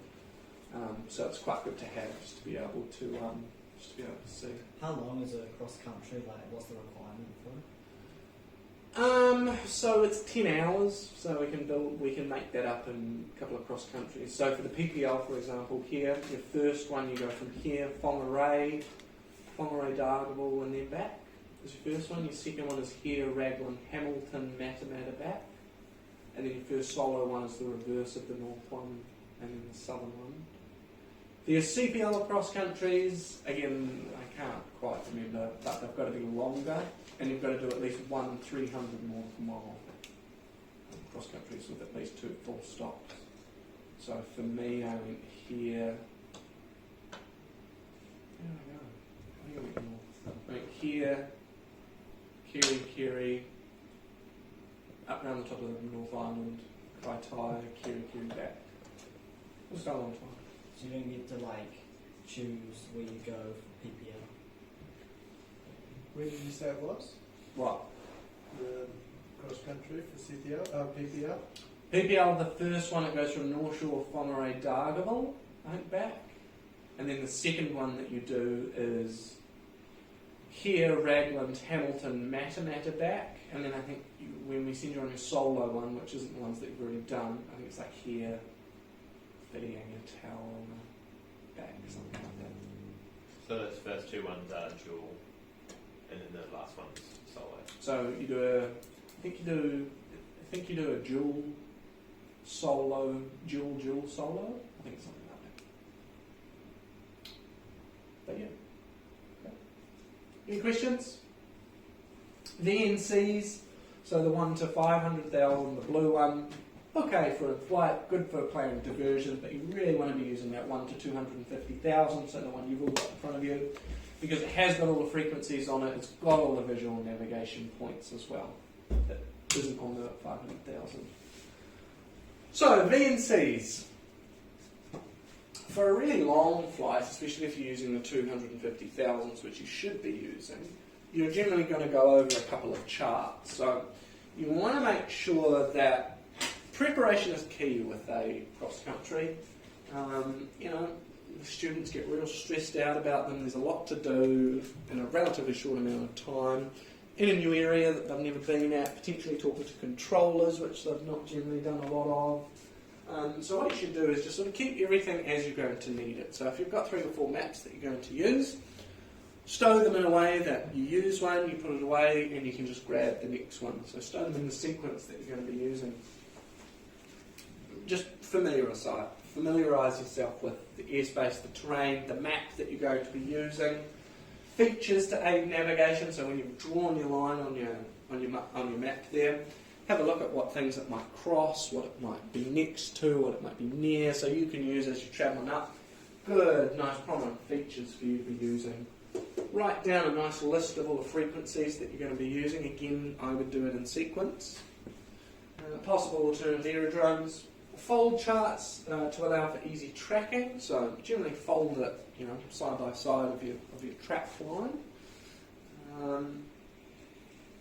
Have destination and aerodrome and alternate aerodrome charts available. So we're talking about out of your volume 4. You're not only removed and put in a separate place the ones that you're going to be using, but the ones you might potentially use if that closes or you want to divert.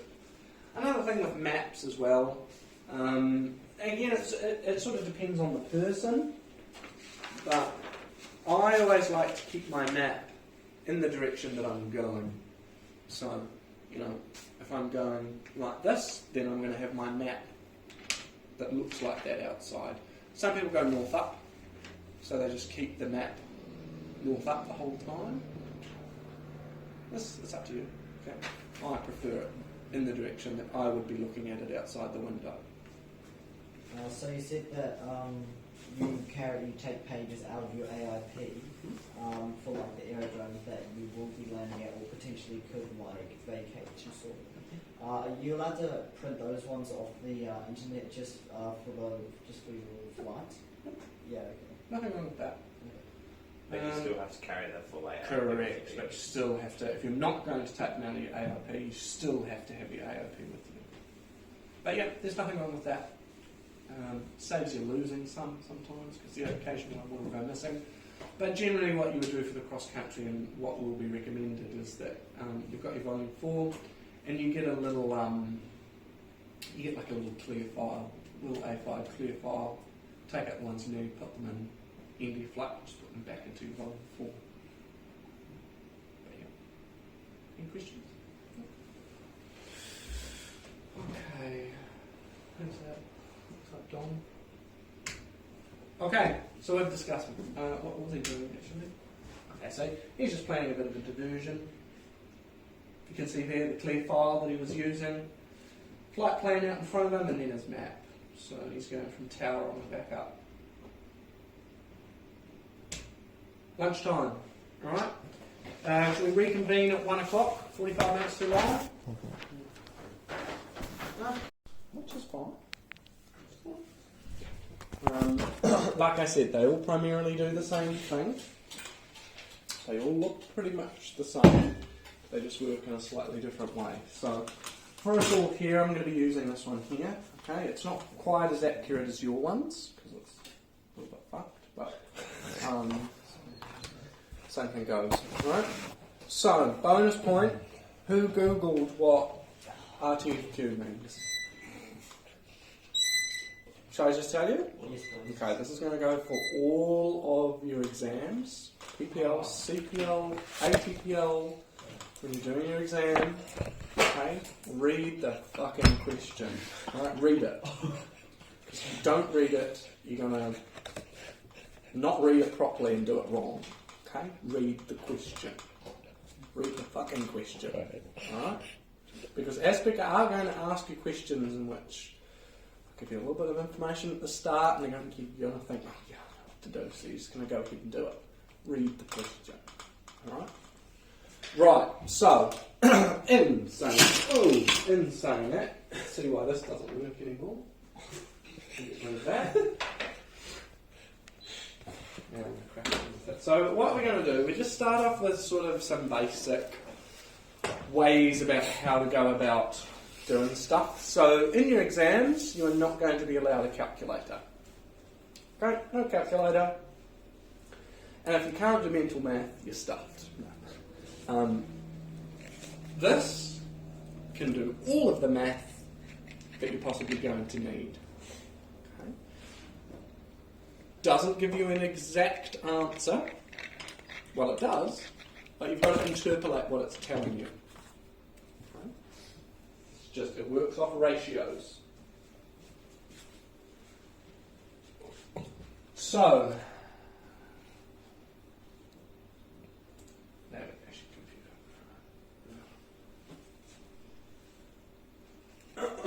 right, in all of your, when you buy one, in all of your E6B, right, or Pooley, CRP1, whatever it is, you are going to get a little instruction manual. This tells you how to use it, okay?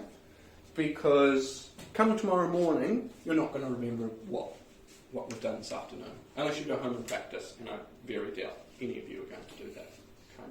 Just being realistic. If you don't really understand what the booklet is telling you, okay, I want you to go onto YouTube and I want you to search your particular flight computer and how to do it. Okay? There are heaps and heaps and heaps and heaps of videos on YouTube about how to use these things. But it is important that you pick a video that is your flight computer. Okay, so if you've got an E6B, look for videos with the E6B. If you've got Poolies, look for the Poolies. Okay. When it comes time for us learning about how to use the back side of the computer, there is slightly two different ways in which we can teach you how to do the wind methodology. I'm going to teach you the wind up method. Some people will teach you the wind down method. So if you do want videos on how you use this side of the computer, again, pick a video in which is either wind up or wind down. If you're going to learn on either one, just learn on that way.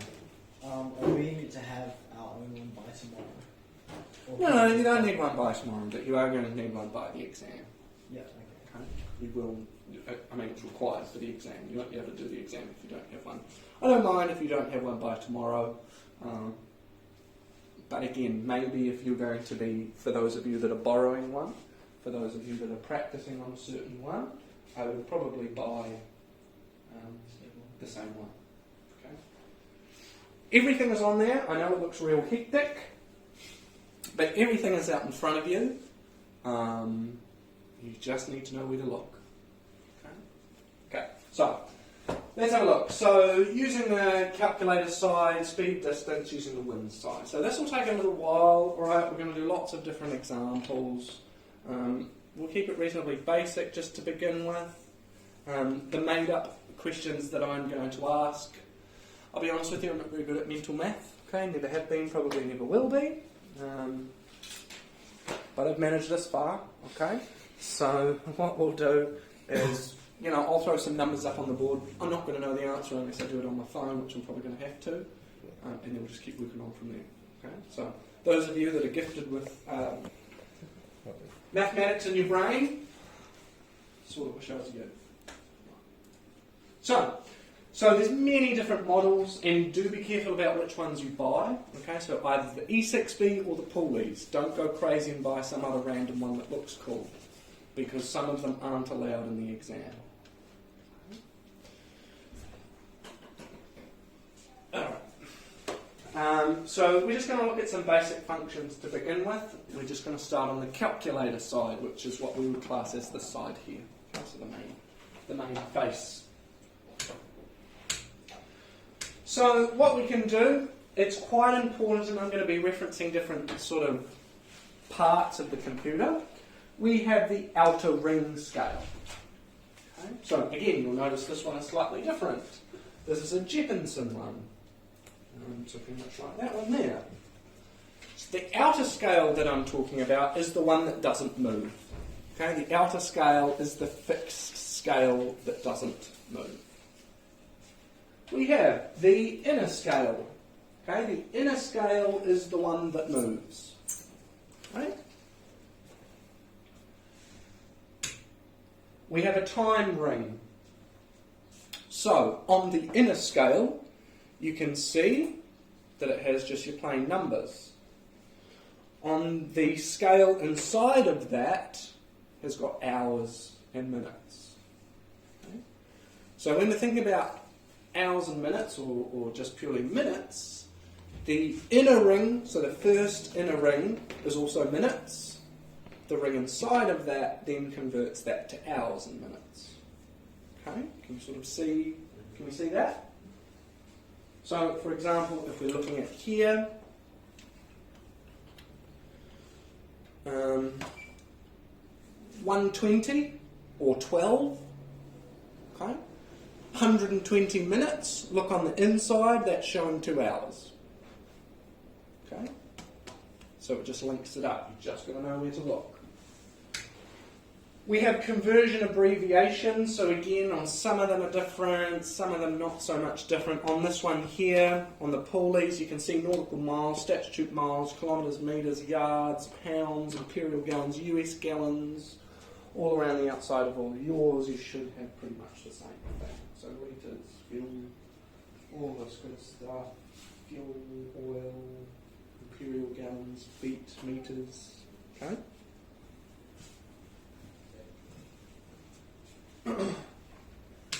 It's quite a cool little thing. I actually quite like it. Once you know how to use it and actually use it for real, I think it's great. We've got 2 little windows there as well. Okay, so we've got windows here, we've got windows there, windows there. We can use that to figure out what our density altitude is, okay, based off our pressure altitude, so we'll look at that a little bit later on. Density, okay, we can do that. So, let's start with, now it's important for us when we're planning, what airspeed do we use for planning? Oh, come on, what airspeed do we use for planning? True airspeed, right? What do we get straight out of the aeroplane? Indicated, all right? Or what we could say is calibrated airspeed. So, what we're going to look at first, I fail to see why we always start with this one, but not the focus.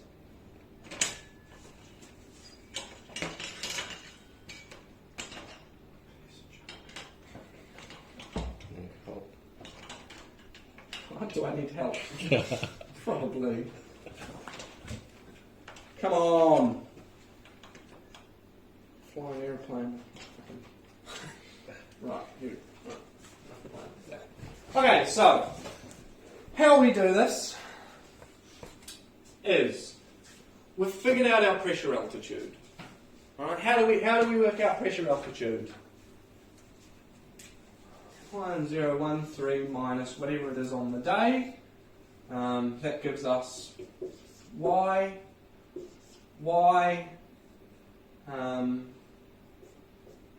plus x times by 30, y plus, I don't know, z. Okay, we remember that from Met, probably not. Okay, we'll run over a little bit further as we go, but we're just going to be given a pressure altitude. Alright, in this case we are given a pressure altitude, we don't need to work it out. So, we've got a pressure altitude of 5,000 feet. On everyone's window there, I want you to find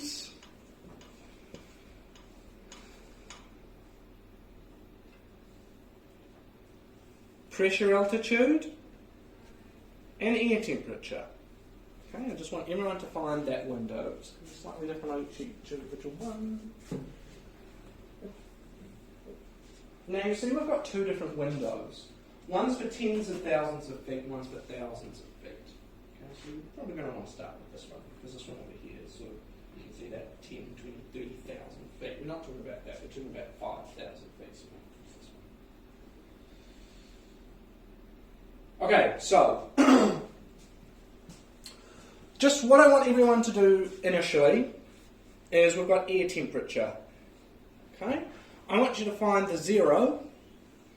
And I want you to put that underneath the 5.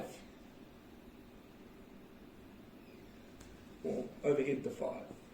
So we've got a pressure altitude of 5,000 feet with 0 degrees. Has everyone got that? Right, based on my... Got it? Wait, so put that 0 above the 5? Or? Yep. So put 0 degrees above the 5. So put 0 temperature above the 5. Oh, okay, yeah, got it, yeah. Okay, so on our example there, what is actually the temperature at 5,000 pressure altitude? Plus 5 degrees. Plus 5 degrees. Alright, so at that 5,000 feet, I want you to go to plus, overhead that 5, you're going to go plus 5. So put plus 5 above the 5,000 feet.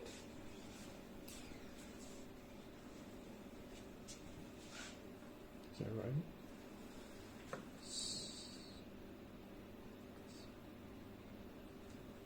So it's supposed to be using... So remember there's your 5,000, above it plus 5. Oh, okay. Can you see that? Right. You got it? Half of that. That's it. Yeah. Okay. So, Yeah. so it's quite finicky. Okay, you just got to be careful. You got it? Off your head.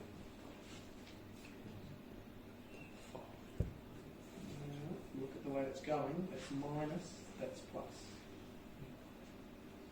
So right here you're on minus 5.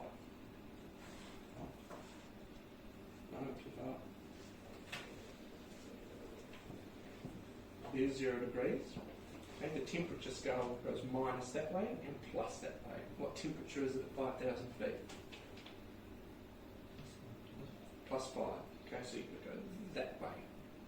Because there is plus 5, overhead the 5. Yes or no? Don't just say yes.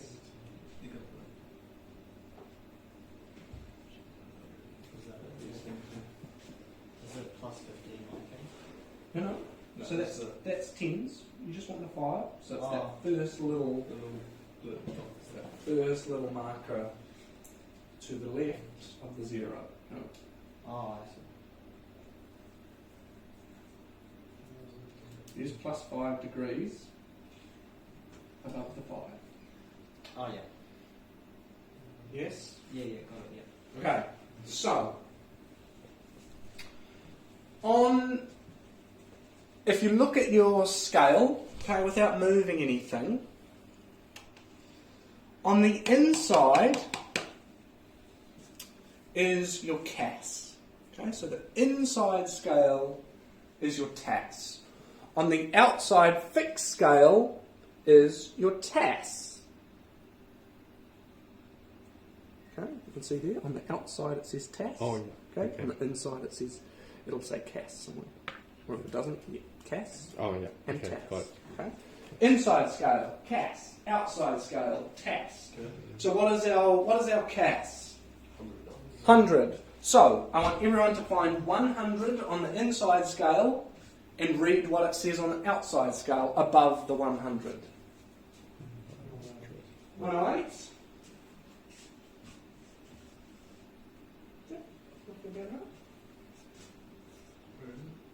Okay, so on the inside scale is your CAS. So that's the 10 there. And Yep. what is that on the outside? So what is directly above the 10? The outside is your true speed, the inside is your. What's above it? You understand? Yeah. So it should be here, right? Yep. Okay. So what did you get? Yeah. Okay, so let's have a look. 5,000 plus 5. I've got a CAS of 100, so I'm going to read above it, and I've got 108. Okay? So 108 is our CAS. We've got that plus 5. Now remember, this way it goes positive, this way it goes negative. So that's why I always start with the 0 above the 5, and then just small adjustment to that plus 5, which is one little indicator this way. Okay, so we've got that plus 5 above the 5. We know 100, read above it, giving me 108.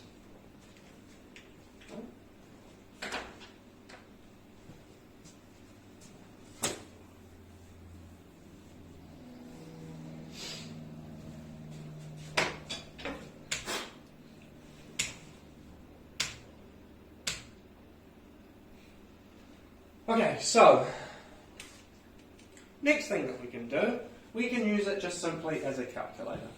Okay? Now it works perfectly fine as a calculator, but what it doesn't give you is the exact number. Well, it does give you the exact number, but you've got to figure out where the decimal place sits. Okay? So, So in a practical sense, do we work out what speed we want to go and what temperature it will be at that altitude, and then is that how it works practically or not? Practically, okay, my Robin, I know, indicated straight level 95 knots. I use that as my TAS. I don't correct for unless I'm going really high in the atmosphere. So I just use my indicator for my TAS. Okay, same with the Cessna. 120 knots cruising along, I'm just going to use that as my TAS. Okay, so when we're doing mathematical problems, just first off, just have a bit of a think about what the number might be. How many full numbers are going to be in the answer? Work it to 3 digits and then determine where to put the decimal place. So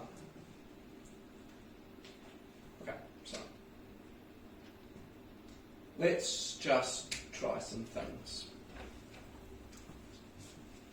Okay,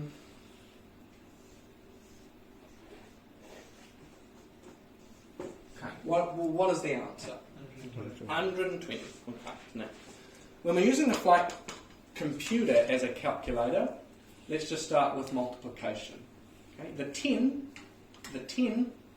on your little flight computer there, the 10 is always sort of it's got a little black square, or it's somehow noted on the inside scale. Right? We use the 10 as the times mark. Okay, so on the outside I'm going 60 times by 2, read above it, 12. Okay, I know it's not 12, so I don't think it's 1,200, so it has to be 120. Okay, so 60 times by 2 equals, read above it, 120.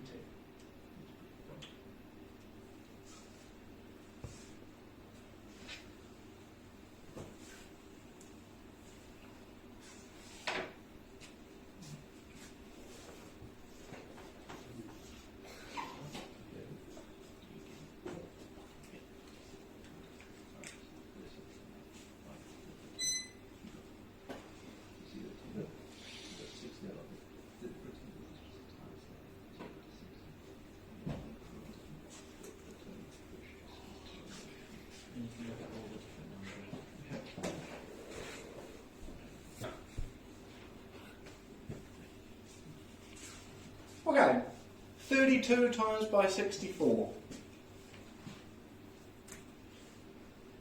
Find your 32, put the 10 underneath it, that's our times mark.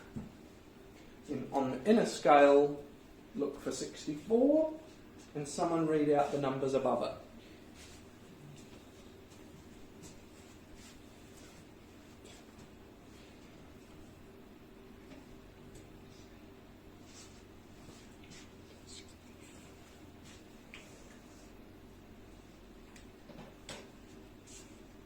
What numbers have we got above the 64? 192.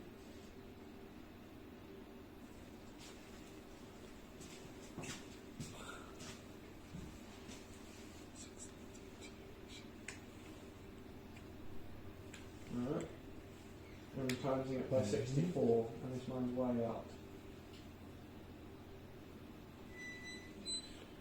64.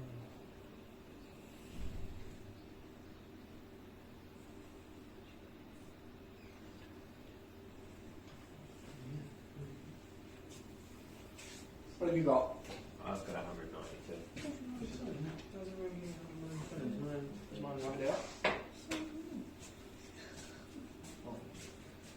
30. Hang on. What number are we timesing? 32. Oh, there it is. Oh, no, that you 64. Is that 32? You do 32 first. I did do that. Times, look. 64, which is right Oh, No. that's 19. there. Oh, shit. 64 is up there. The outside. Oh, yeah, I didn't legit just have that 5 seconds ago, so you told me to do it again. What happened to it? You did tell me to do it. Okay, so what numbers have we got? Someone just read me out 3 numbers. Has to be at least 3 numbers on there. 198. No. It's been more than that. 220. Huh? 220. 220? 220 roughly. What is 32 times by 64? 8. Oh. You can use a calculator.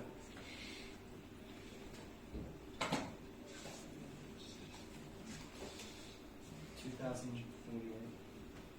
2048. Yep. Okay, so let's have a look. Where does this sit?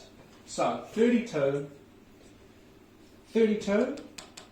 1, 2. Now don't get confused with the scale, okay? Because the scale does change a little bit as you move around. So you can see through this area here it's quite widespread, but through here it only moves in 2s. Okay. So we have got 32.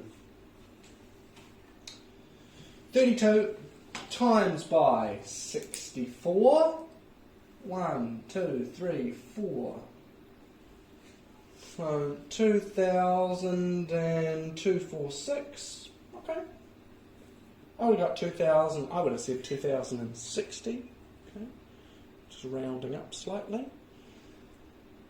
In the exam, they'll give you 2,060. They'll give you 20.6. 20,060. Okay. So they'll give you the right numbers, but you've got to figure out what the actual calculation is. Okay. So let's do another one. Someone give me 2 numbers. 33. 51.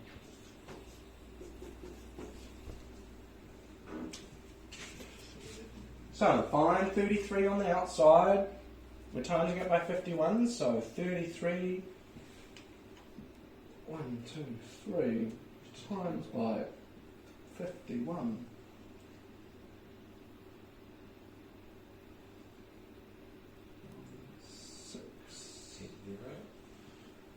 Six something.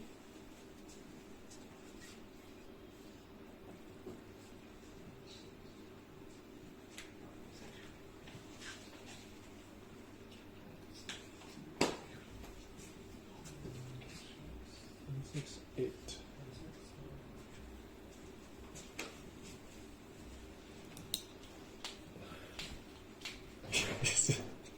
Is it better to just look it up? Is it accurate?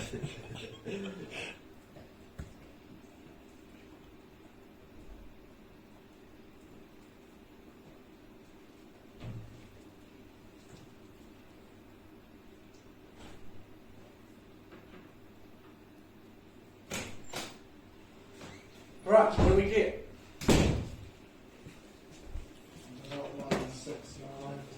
1690, 1680. 1690, 1680. What did everyone else get? 168. What's the actual answer? 163. 1683. Okay, so you're going to see, because of how accurately you can look at the flight calculator and figure out where that answer might sit, there is quite a range of answers you can get. Okay, so the more specific, the more careful you can be with your answer, the closer you're going to be to giving an answer. Now, they are going to give you the exact answer in the exam, but if you're not using your flight calculator well, they are pricks and they will give you an answer that's reasonably close but isn't right. Okay? If you're not being careful, you will pick that a little bit incorrect. A little bit incorrect. Okay. Okay, 1,240 times by 320.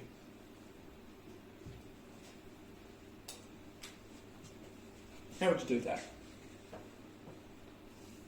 I don't have 1,240 on my calculator, but what do I have? Huh? You, I was going to say 40 times 12. I've got 12.4. Okay. I don't have 320, but I do have 32. Okay. So 12.4.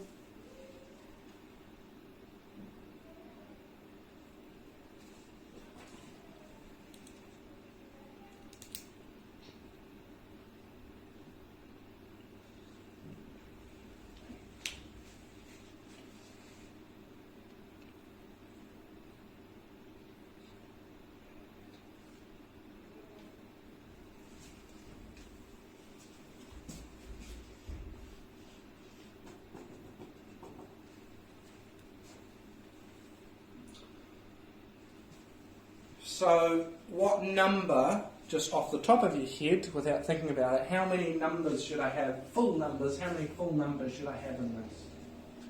I'm going 1,240 times by 320.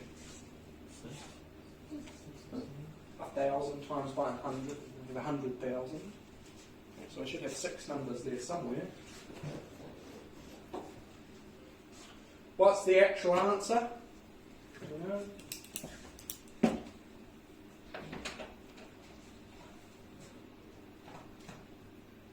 396,800. So 10 out.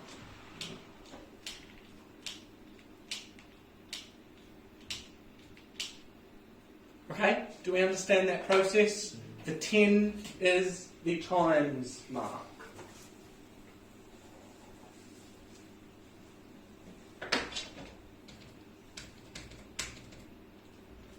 Divide. Divide's a little bit easier, okay? Big number over the small number, the 10 equals the 0. Big number over the little number, the 10 is your answer. Okay, so 100, 100 divided by 2, 10 is your answer.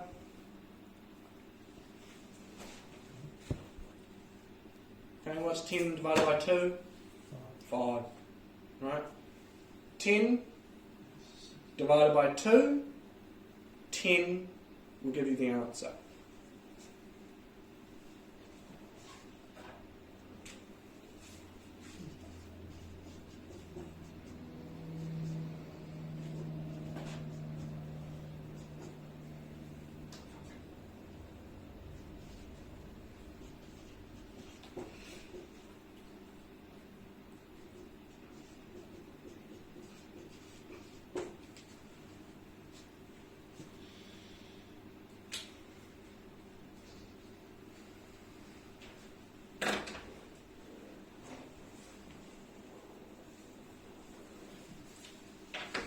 Okay, someone give me two numbers.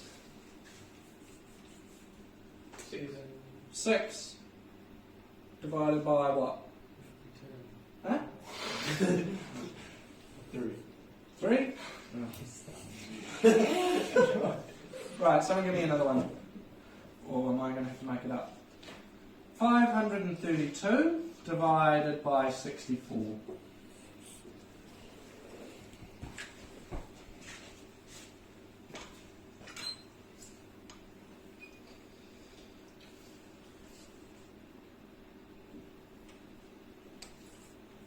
That's a rule.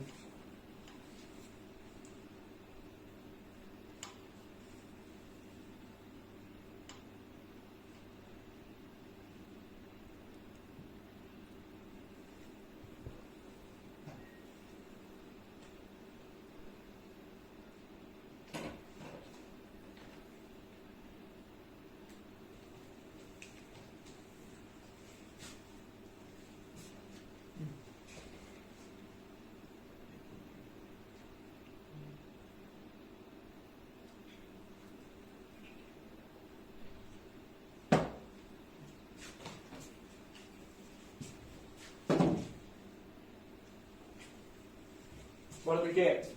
8.3. Just got to logically think about it. It's not 83.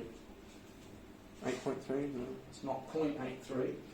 Just got to logically think about it. And you do have to practice this. Okay? You've got to practice doing multiplication, practice doing division, just so when it comes time for you having to do the actual calculation, you can just sort of go ahead and do it. Okay? Because you're not, goes without saying, you're not going to have your little instruction booklet in the exam. Okay. So once we sort of get through the flight calculator side of everything, we'll have a couple of breaks, and then when we come back, I'm not really going to push on into, well, I might do if we have enough time, but push on to another subject. We'll just do a little bit of consolidation about how to actually use this thing.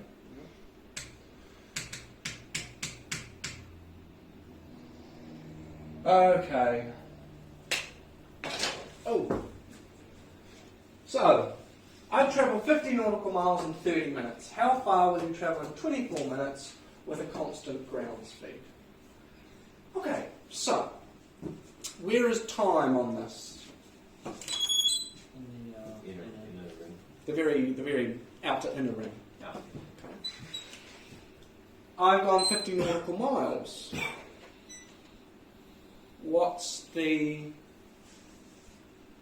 How do I calculate velocity? Distance. At a time.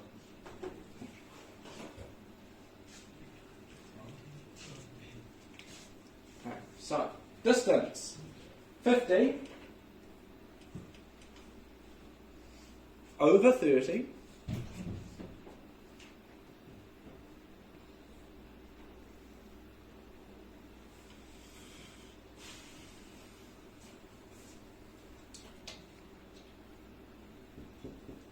Okay, now, as opposed to looking at the 0 or the 10 for our answer, what we can use now is the little 60 symbol. Okay, there's a little 60 on there. And that is per hour. Okay? Logically think about it. I've gone 50 nautical miles in 30 minutes. How far am I going to go in 1 hour? 100. Alright, so look at our flight calculator. I've gone 50 nautical miles in 30 minutes. I look at the 60 mark, which is per hour. What does it show above it? 100. So this is my ground speed. It's the speed I'm travelling in this hour. Now, with a constant ground speed, how far am I going to go in 24 minutes? How can I work that out? Put 24. Don't touch it. Look for the 24 minutes on the inside. What does it say above it? 40. Right, so in 24 minutes, I'm going to go 40 miles an hour. 40 miles. Okay. The constant ground speed, it doesn't matter. Just looking at the time. Or, let's say with this calculation, how long is it going to take me to travel 12 miles?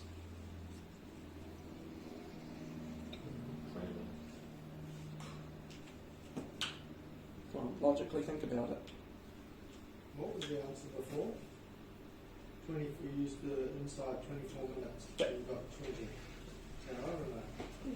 So read the 24, read above it. 20 more, 20. So we've got to go 50 nautical miles. So go 50 nautical miles in 30 minutes. 24. Oh, I was supposed to do 100 and 650. So I've got 50 nautical miles in 30 minutes. Read the rate per hour. That's 100 miles an hour. What was the question? Oh, I can't remember.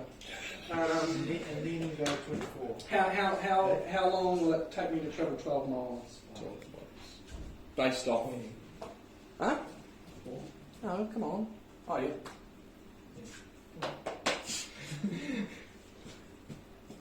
No. No, see, I am right. Where is distance on the calculator? Is it on the inner or the outer ring? Ah.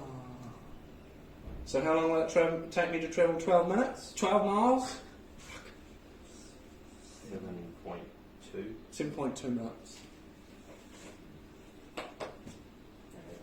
Right?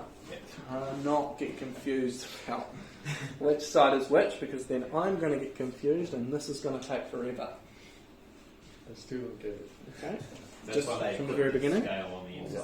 So I've got 100. Okay? Good. So we've gone 50 miles in 30 minutes. So per hour, I'm going 100 miles an hour.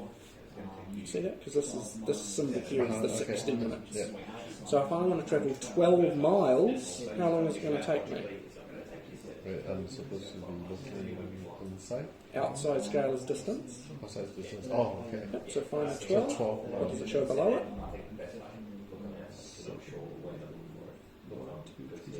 23, 24. Okay. Well, it's not going to be 73 minutes, Yeah. is it? So what is it going to be? 7. Yeah, 7 minutes. 7.2, 7.3 minutes. So if you're not sure when Oh, I see. Whether it be outside or inside. Okay, I am going 124.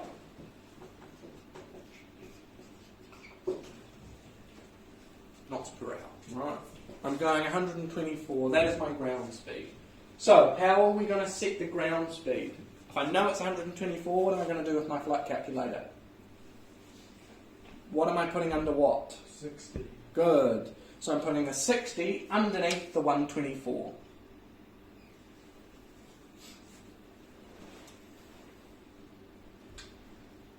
How long is it going to take me to travel 32 minutes? How long is it going to take me to travel 32 miles?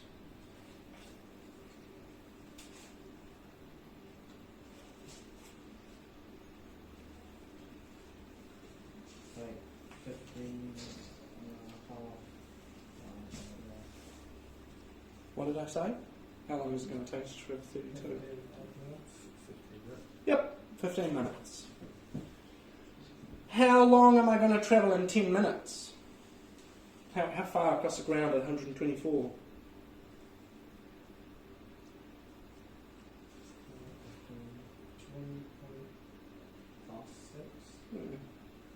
20 point. I'm getting close to 20.8, but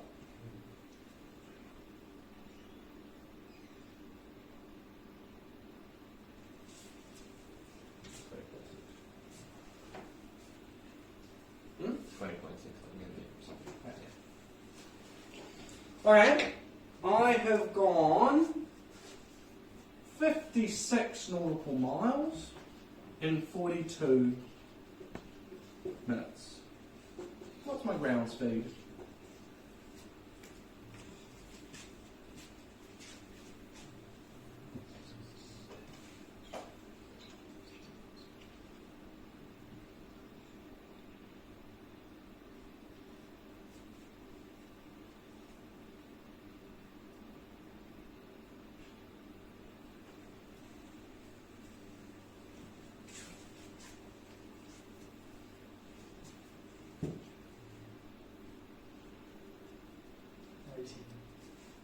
Yeah, something slightly more precise. 82. Yeah, roughly about 82. we also get 82. Where are we looking for this? In the I lined up the 50, 56, and 2. So I've gone 56 nautical miles in 42 minutes. Oh wait, hang on. Where does it say it on there? What's per hour? Oh. How many minutes an hour? Oh yeah.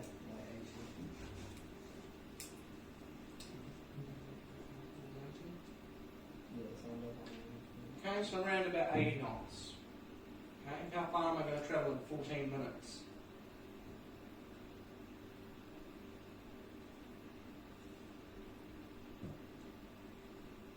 Like 18.7 nautical miles. Something like that. How long? What did I say? 12 minutes. Wait, no. 16. Okay? Do we start to appreciate how much practice this is going to take? Like I said, I could sit in this room all day with you today, but I won't, because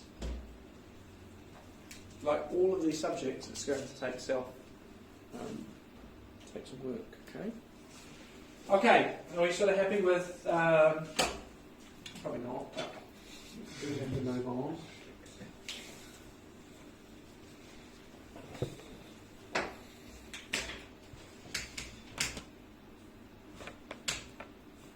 Okay, so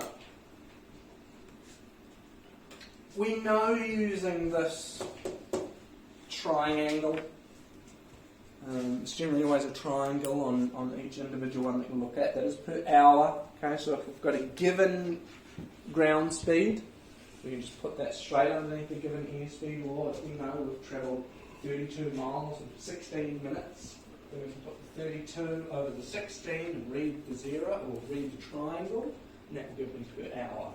Okay, so it just purely works off ratios, which is real handy for us, because I don't want to have to try and calculate it in there.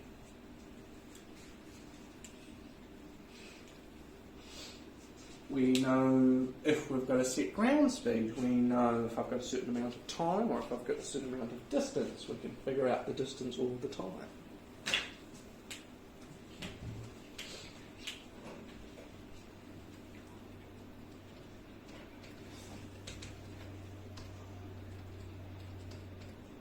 Okay. We can figure out the triangle.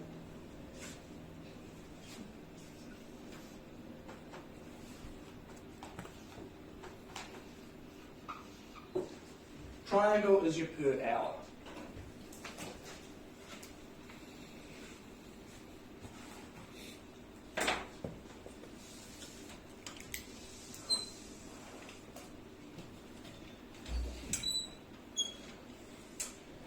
Now, regardless of what are the two main ways we would measure fuel consumption? Litres and gallons. Okay, litres or gallons.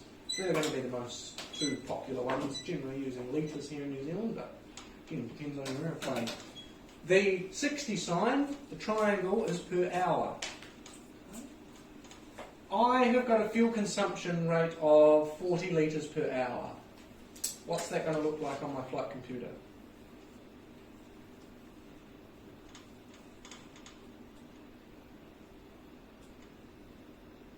You just put the 40 above the 60? Easy. So in 45 minutes, how much fuel am I going to use?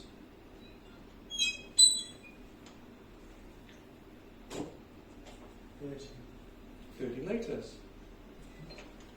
Okay, in 3 hours and 30 minutes, how much fuel am I going to use?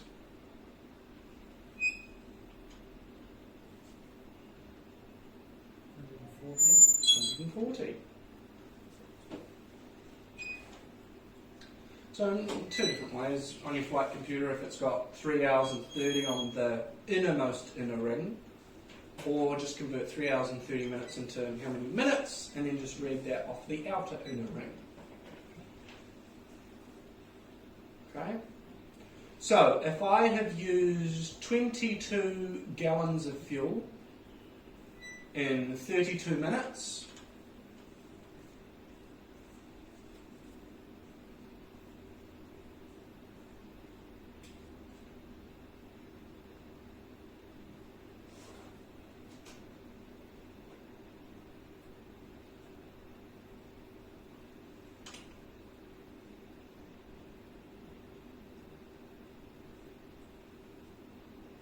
How long?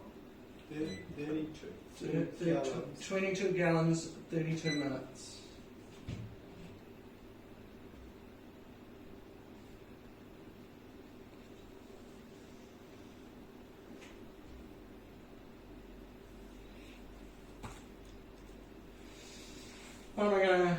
What's my fuel burn?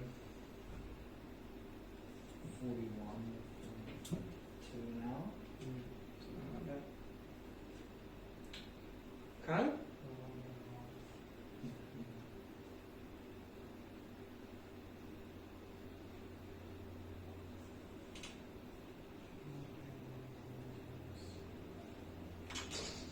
Can you go through that one more time? Yep. So let's just use a slightly easier one. If I have used 30 US gallons in 40 minutes, what's my fuel consumption rate per hour? So I've used 30 US gallons, which we can use on the outside scale. Inside scale is 40 minutes. Read the triangle, and that gives me per hour. 45-ish. Gallons per hour. Gallons per hour.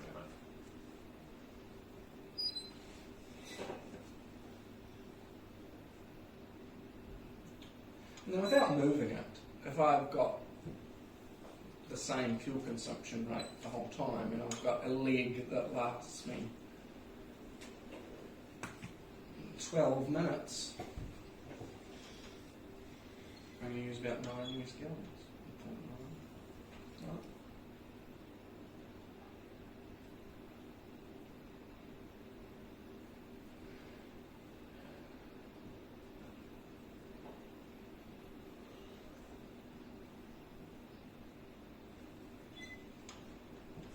Okay. Alright? Conversions. Okay, now the computers are going to operate all slightly different here. But let's see if it's the same. So I've got 20 nautical miles. How much is that in kilometres? So let me just do it on the front first and get an answer, then move backwards. So, on the outside of your scale, okay, on the very outer ring, you're going to have little arrows, maybe little colours, maybe just a little code with a little line on it. Okay? Now, I know I've gone 20 nautical, well, I've got 20 nautical miles. So here on mine, okay, nautical miles, there's a little arrow. So on the inside scale, because I can't move the outside scale, so that's pointless to me, I'm going to take that little line there, and I'm going to put it on the corresponding arrow, and I want to know how many kilometres I've gone.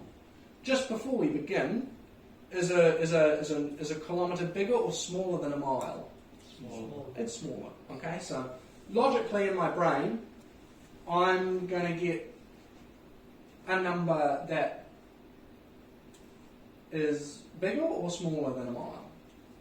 It's going to be slightly bigger. Okay. So here's my nautical miles. I've gone 20 nautical miles. I want to know how many kilometres that is. Generally, for most of the flight computers, it's up the top on the fixed scale at 10. So what I'm going to do, I'm going to bring my little pointer up. I'm going to look underneath that kilometres, metres, litres sign, and I'm showing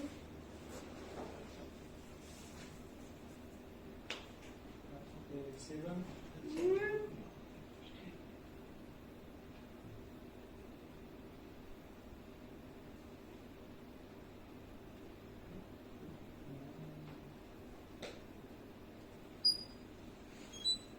What did everyone get?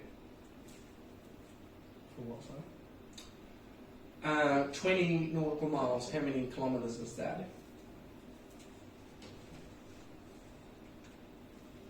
Well, 37. It's probably wrong. About 37. Okay. If I have 70 kilometres,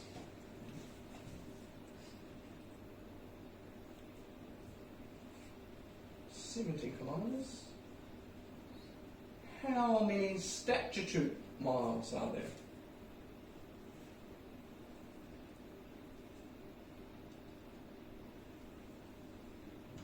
43 and a half.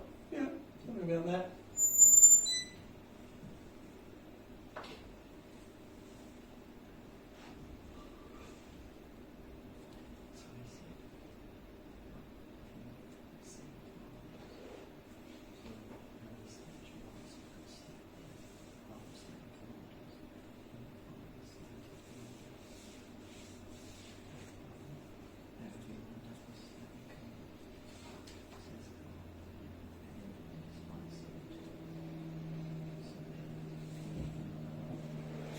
I don't get it. Sorry.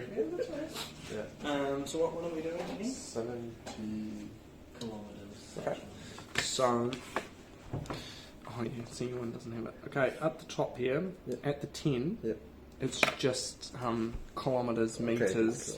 Okay, so if we've got 70 kilometres, Yep. okay, and we want statute miles, Yep.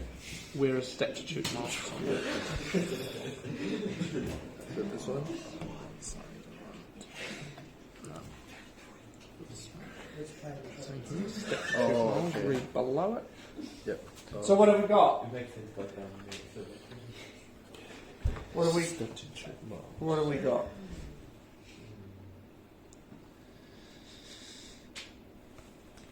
So it's going to be up on the.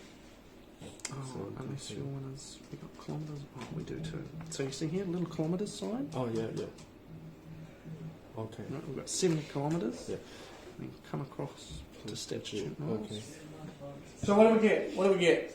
70 statute miles. How many kilometres? Oh, 70 kilometres. How many statute miles? About 43.7. Okay. Just works off ratio. You have to practice with your own flight computer to be able to see where each individual mark is or something like that. Okay, I've got 7 meters. How many feet is that?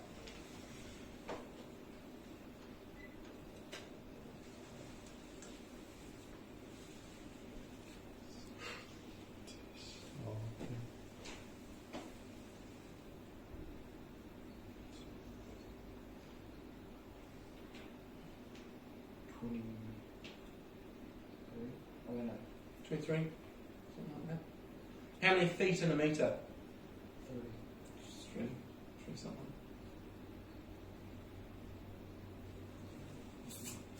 Okay.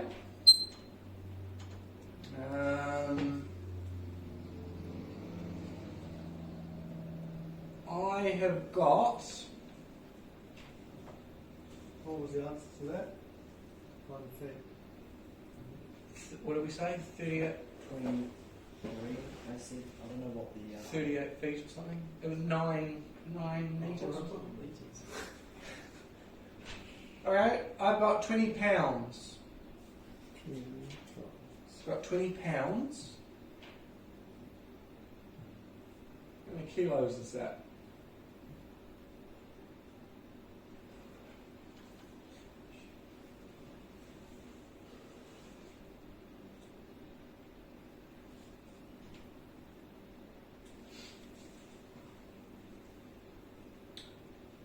Is a pound heavier or lighter than a kilo? Lighter. It's lighter, so I'm going to expect a bigger number. 90? Didn't we just say a kilogram was heavier than a pound? Oh, at 9? I'm showing 9.1, but Yeah. so on your outer scale, fine, pounds, Fuel pounds the same. different. This is pounds. Okay. And so That's fuel pounds. Uh-huh. There's pounds. Oh, What did you say? 90. £9. What did I say? £9. Yeah. £9. How many kilograms? There's your pounds. Sorry. Okay. Yeah. So £9. In kilograms would that be?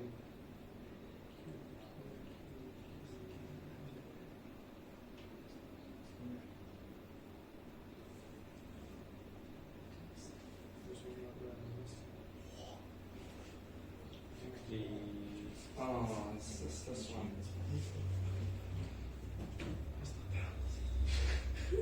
This is elevated.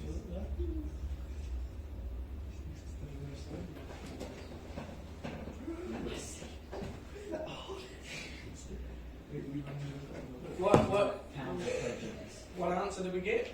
I don't know, I think the question changed that halfway through. Yeah, I think it did. Let you right. Okay. I want. What do I want? I want 12 pounds into kilograms. Okay, now. Everyone's using an E6B, aren't they? this one. So, what do we say? What did I say? 12 pounds. 12 kgs. It'll be Okay, so those of you with the E6B, listen. Yeah, so it's slightly. Oh, you two got the same? No, we just got the different one. I got everyone else. Okay. I've got it from there. Yeah, sure. Yes. Special one. Okay, so with the E6B, okay, what you need to do with this is that you need to line up the two conversion factors. So you'll see in the red, on the very outside you've got pounds, and then on the inside of the little whiz wheel you've got the red that says kilograms. Now we're going from pounds to kilograms, so underneath the pounds put the little red arrow that says kilograms. So we're going from pounds to kilograms. How many pounds did we say? 12. So you read it relative to which arrow, which label says. So you can see, would you go here? We've got pounds going to kilograms. How many pounds did we say we had? You got that right.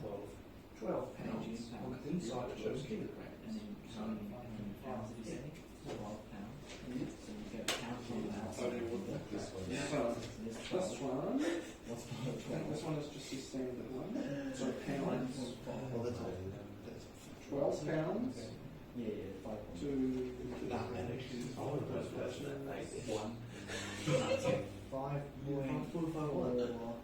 That's like 5.45. It's not written on there. 4 is going to be right there, and then 12 is just above. No, wait. How's It's it like like? 5.45.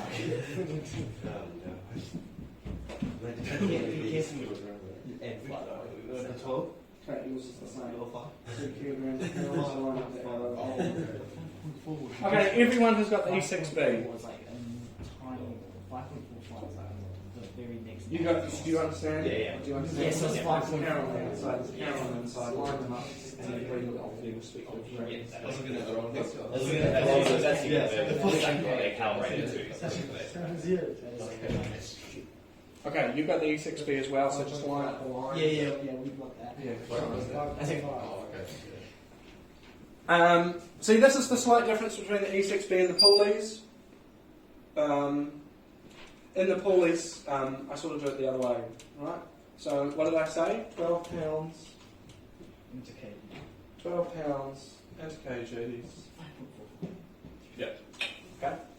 So, my one I read slightly different. The E6B, do what you're moving from to what you want, and read off the respective range. Okay, let's do another one now that we're sort of all on the same page. It's quite dangerous because if you do it the other way, you get like. If you do it the other way, 5.1, which is not actually that much different. Got a switch. 24 kg You got pounds and kgs. into pounds. Can do that one, do that. Yeah, okay. What do you take this one? What about you? 24 kg. 53. What? What's that? 53.2 pounds. 6 or Yeah. 7. Okay, this is different again. John, do you think this one? I'm going to this one. I got it. What's the number we're looking for again? 2 pounds. 24 kg 24 kgs. pounds.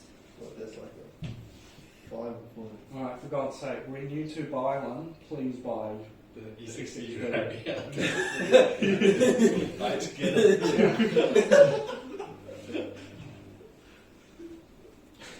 Okay, what do we get? 24 kilograms of pounds? 3.7. Huh? But, I forgot it already. 53. Yeah. Yeah. That's Yeah. it. Ah. I know how to use it. Really? Yeah, see? Boom.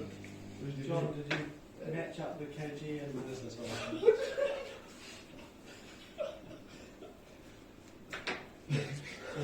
Couldn't find a kg, man. It was already set up. You can keep writing it. Oh, okay. You got the pounds. And then you got, was it 24, was it? And was it 24? Right? It isn't 24, we're 53. You did it so easy. After a lot of pain. So is the outside one always the American like interior? Is that what it is? Imperial? Not necessarily, I think. because it has Like feet to meters. This is easy. So feet on the outside, meters on the inside. Oh, it's blue now. Okay. Feet, what did I say? 6.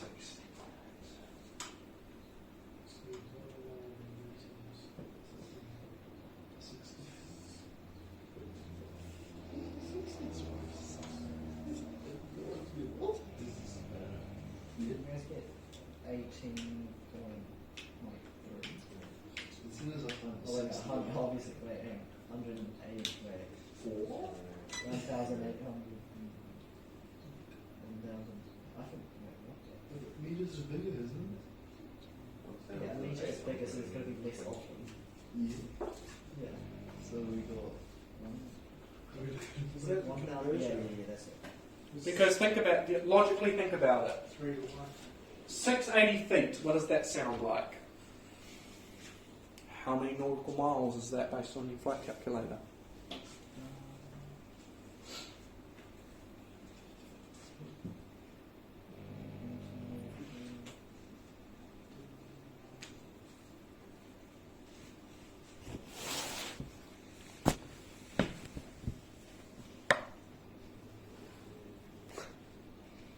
Shouldn't even have to work that one out.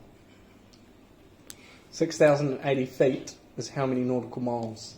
6. It's 1 nautical mile. Oh.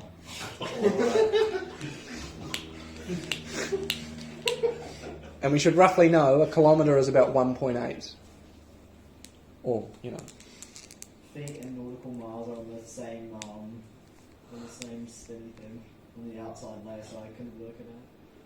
Well, it shouldn't matter. Yeah, I know that now. Okay, so we've got roughly 1,820 metres, which roughly works out, because a mile is slightly longer than a kilometre is, well, less than a mile. Okay.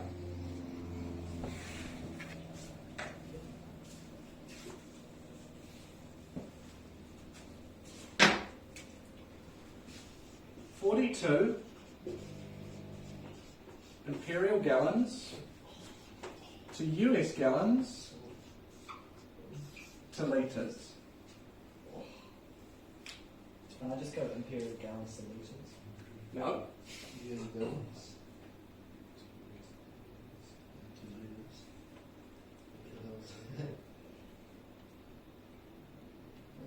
minus meters on. Alright, it's right here, 41. What is 45?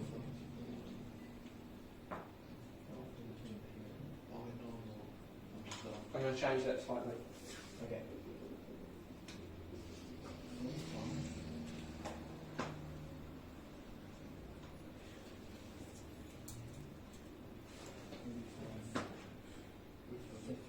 Imperial gallons on both sides. So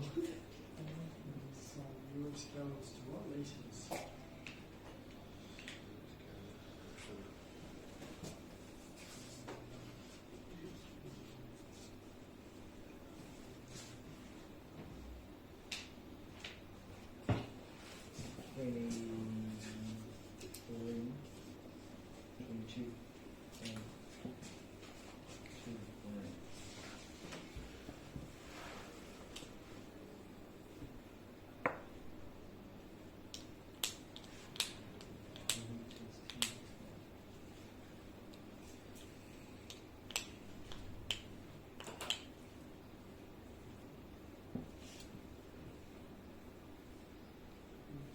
See, I can do that on one fell swoop on the poolings. I don't know if you can do that on your one.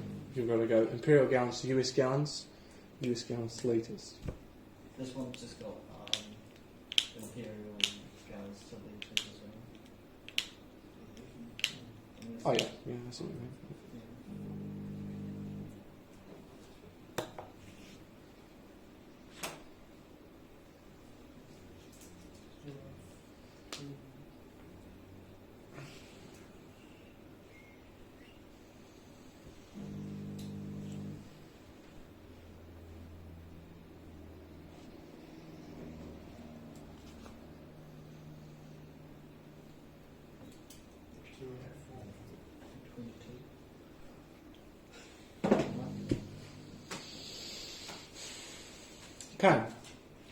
Okay, so sort of pretty standard, but you are going to have to practice. Oh, yeah, that's right. You are going to have to practice. This is one of these more practical applications than most of the other lessons. Okay, law, learn it, forget about it. Tech, learn it, forget about it. Human factors, just learn it, forget about it. Met, learn about it, majority forget about it, just learn how to read it. Nav, you've got to learn it and you've got to use it. Okay? Nearly all of it. There's not really aspects of navigation that we learn and then don't ever use again. When you are doing navigation, you're using it all of the time. Okay, let's keep moving on a little bit. Like I said, if it doesn't take us 1,000 years, we'll come back and we'll just do some little quick fire questions that you guys will keep on. Okay, how do you convert distance? We sort of had a little bit of a look at that. How do you convert weights? We had a little bit of a look at that. Volume. So again, we looked at that. Gallons to litres to imperial gallons. What is a vector? Alright, so we're going to talk, you know what, let's have a 5-minute break. Okay, go for a walk, have a drink of water, and then we'll get cracking onto the... You thought that was fun. Really what we're doing, we're taking off our Met report. We've drawn a line on our chart and we've figured out what our required track is going to be. Okay? We've got the line on the chart, that's the line I want to follow. We know, based off the weather report and how to interpolate it, what our wind direction and speed is going to be. And what we also have at this point here is our true airspeed. Okay, so using this windward side of the calculator, as opposed to drawing the vectors like we did before, we can now figure out what that drift is going to be on that track based on that wind. And we can do it on the back side of here, and it's going to tell us our ground speed, it's going to tell us our drift for the required track. Okay, so let's have a little bit of a look. Let's just briefly have a look at what we actually have on the windward side. So you're going to find on most of the flight computers, So slide that out for me and turn it round. Keep yours the same.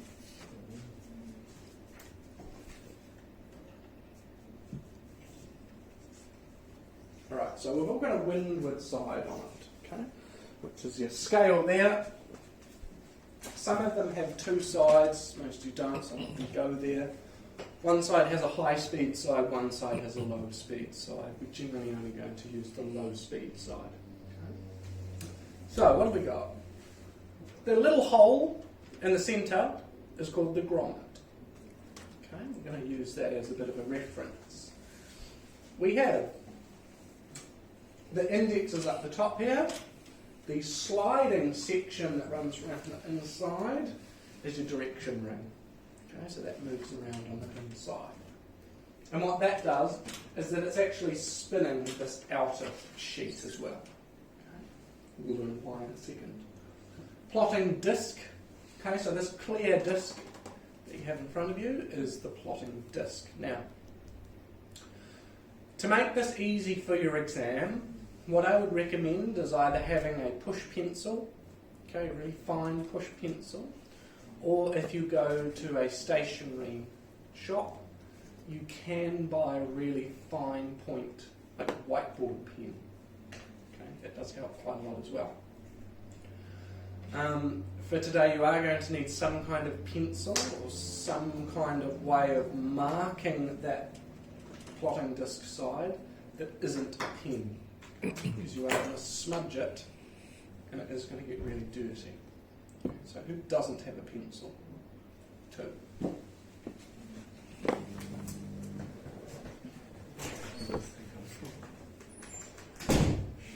This is that's why you can fly. Would that even work here? See if it would actually roll.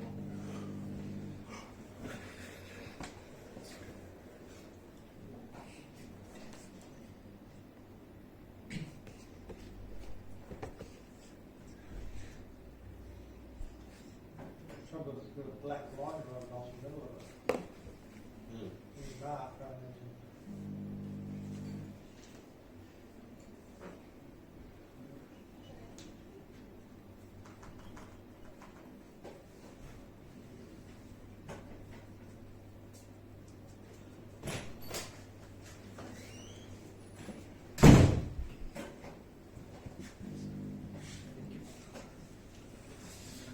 Okay.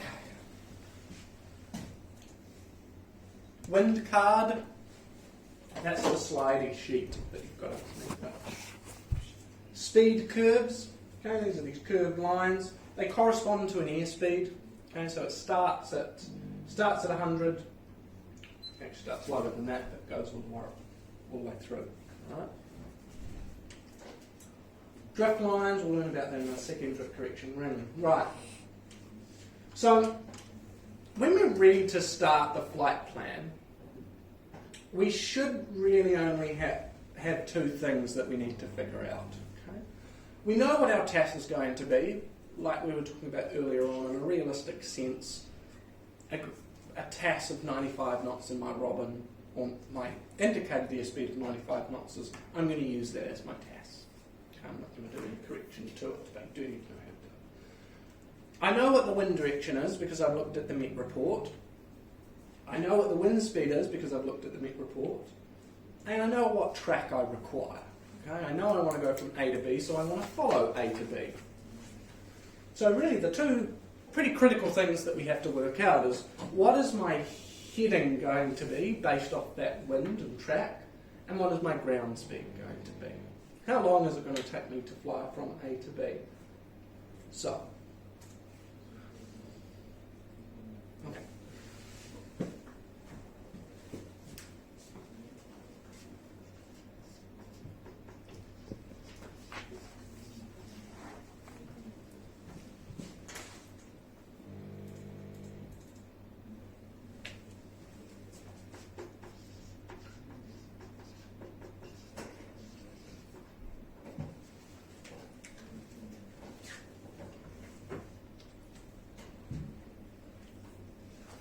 Okay, so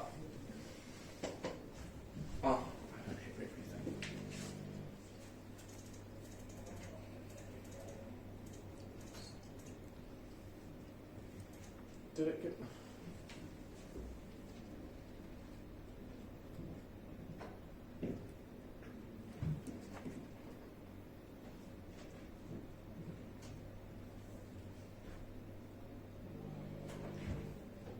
Why is this?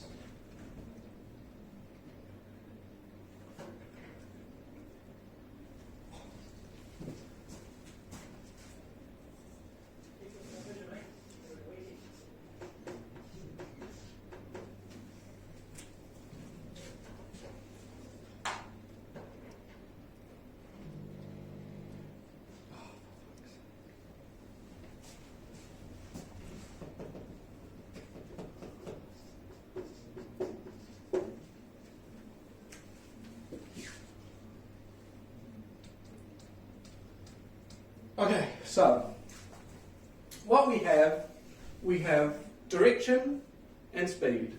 We have our track, we have a required track, we've drawn the line, we've figured out what the track is that we require, and we have a TAS of 110 knots. So, the very first thing we start with is wind. So, what is my wind direction? 320. Right. So, under that index, you are going to slide this around until it says 320. Now this is the side of this calculator that is a bit stuffed, so we might get slightly different answers.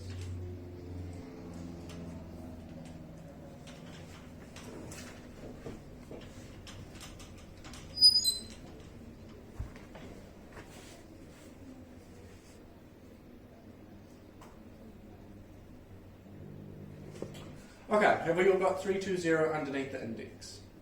What I want you to do now is, with the card on the inside, I want you to slide it until that grommet reads 100.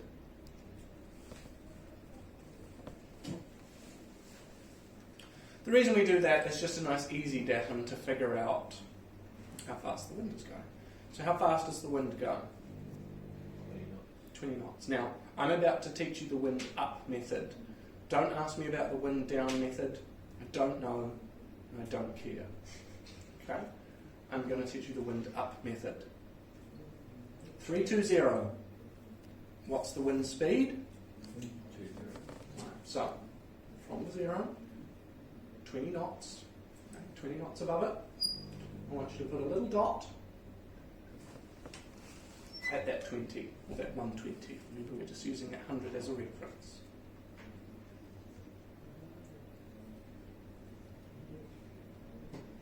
So, I want you to write down in your books. Step 1.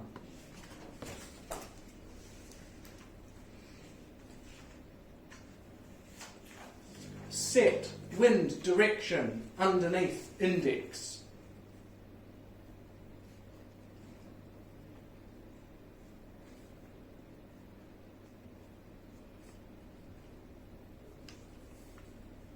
Step 2.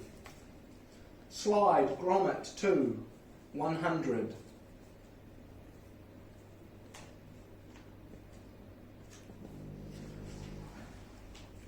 From your grommet, set wind velocity above.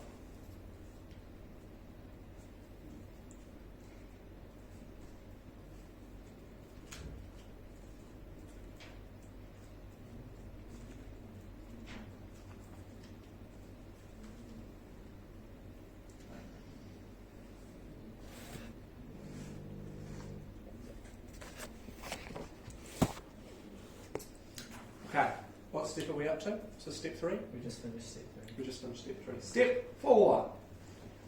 Under your index, now set track.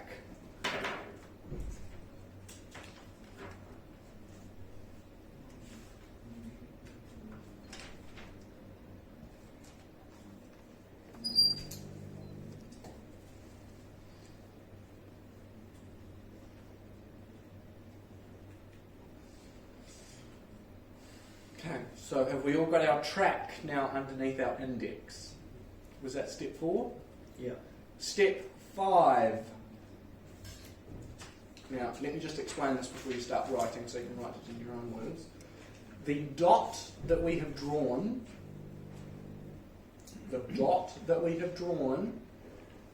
goes on top of your TAS. What is our TAS? True airspeed. Yep, what is it? Okay. 110. Okay, so with this card on the inside, I want you to slide this dot until it sits on this 110 line.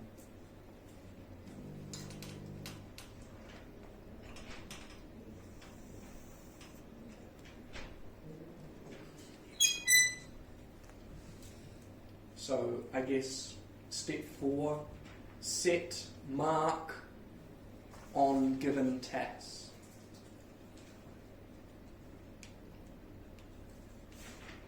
No, step 1.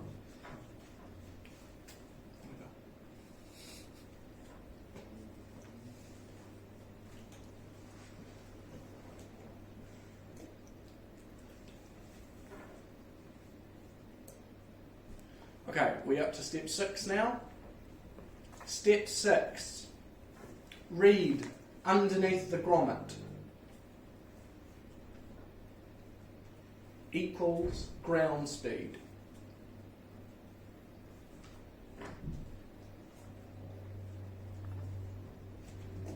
So, if we've got our little dot that we've drawn sitting on that 110 mark, what does it read underneath the grommet? 94.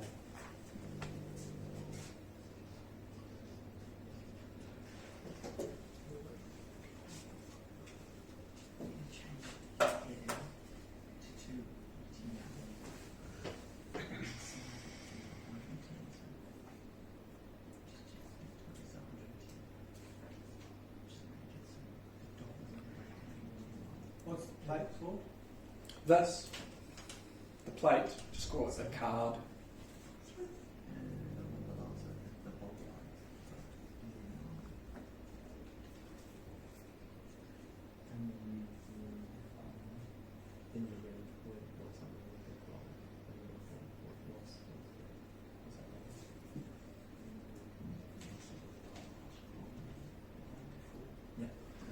Okay, so we've established our ground speed is going to be 94 knots.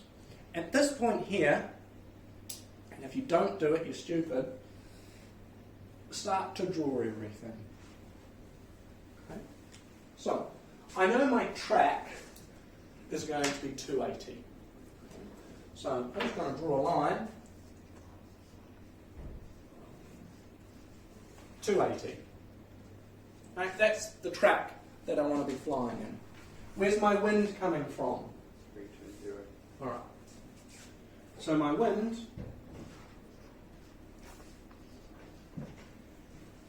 .320 at 20 knots. Doesn't matter too much. So if I want my aeroplane to fly along on this line with a wind of 320, am I going to have to point my nose into or out of the wind? Into. Okay. So is that going to be this way or this way? A or B? A.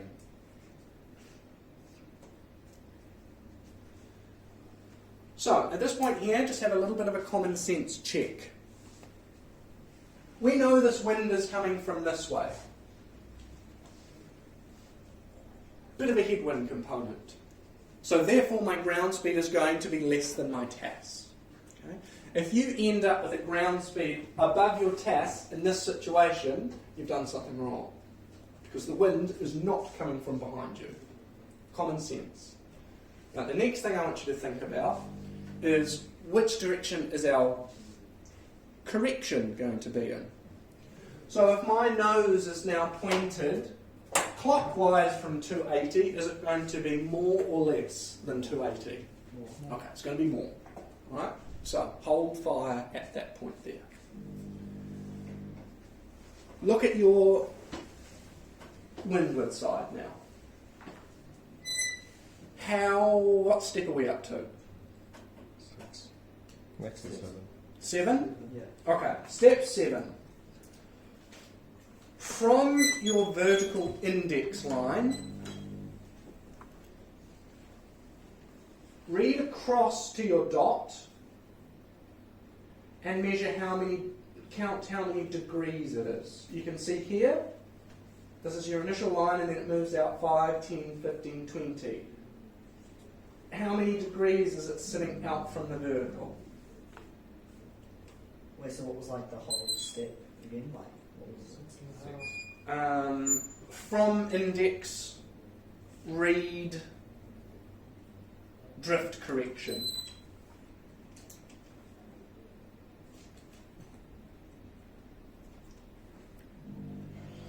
Okay, so how many degrees of correction have I got?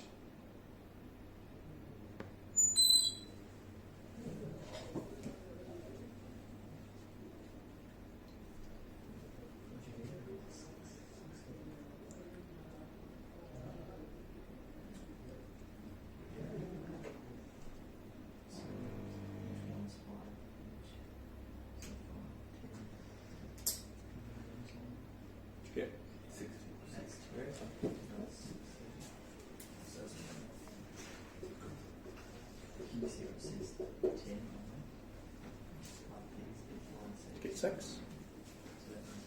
Yeah. 2, 4, 6. Yep. But it's in between. Yep, that's right. 6.5. Okay. Could be 6, could be 7. And that's the middle. Happy? Yes. Thank you.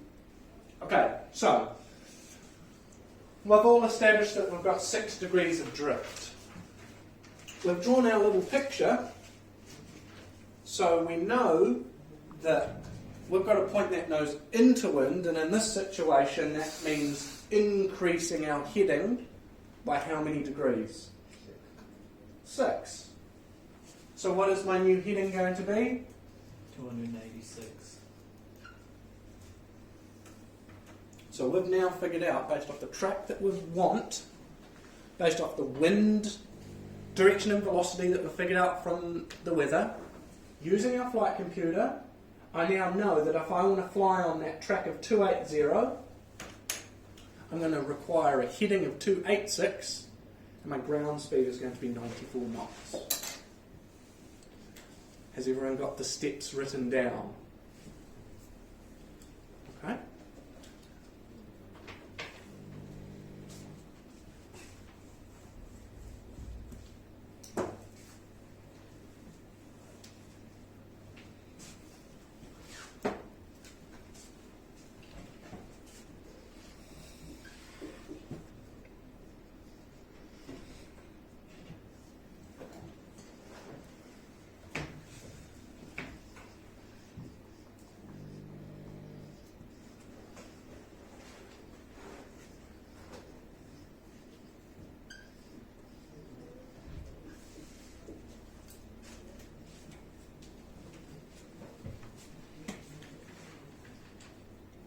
Got 4 minutes.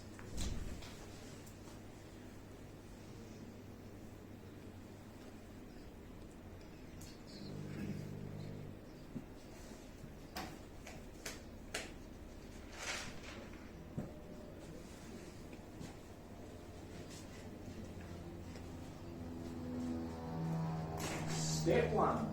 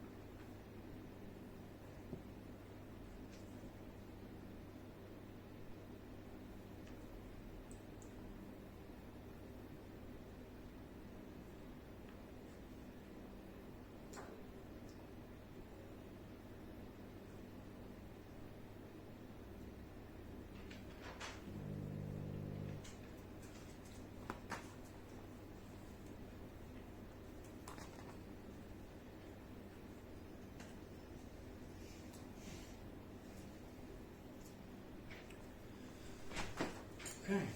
Has anyone got any answers? Yeah, I've got answers for the other one. Doesn't matter. I got 122 knots at 257 degrees. What else? 108 knots. How much? 108 knots at 264. Anyone else? Didn't anyone get that? I got 124 knots. What did you get for your heading? Oh, like, I got the 13 degrees across, but I don't know what to do after the, no. What do you mean? Draw the picture. No. Does the nose has to point into wind?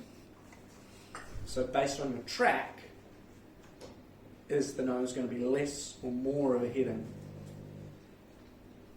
Less. Okay. So what's your correction? 13 degrees, so 2, is it 270 minus 13? Is that what I do? Then it's 257. Good. Okay, So, right, let's do another one. And this one we'll do together, and then we'll do another one where it's just you. Okay, so it's methodical. Okay, you have to run through the same way each time until the next bit where we learn how to do it all backwards. But one thing at a time. Okay.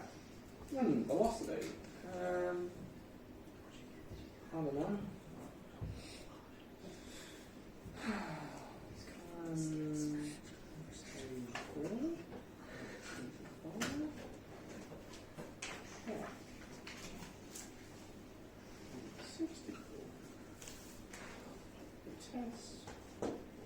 I don't know. Alright. One thing at a time. What's first? What's step one? set wind direction beneath index. Set wind direction beneath index. What is our wind direction?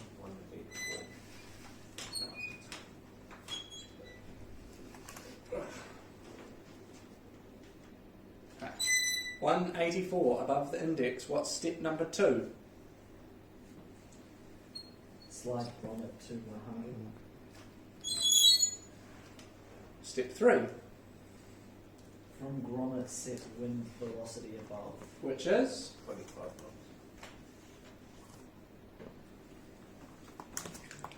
next step, Select track under index. which is 164.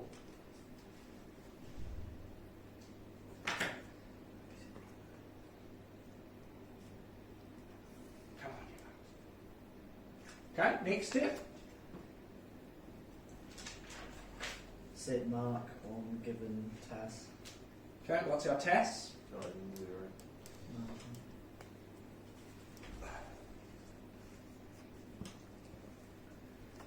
Okay, next step, Read beneath grommet equals ground speed. what is it? 67 knots. Chill out. Think again. Oh, you want? Am I doing it wrong? Oh, I'm doing it wrong. Sorry. What'd you get? 67? Yeah, 67. Okay. Now, what would I want you to do at this point here? Start drawing the picture. Alright, let's draw a picture then. So where is the wind coming from? Well, initially, just what's our track? 164. Alright, so something like that. Where's our wind coming from? 184.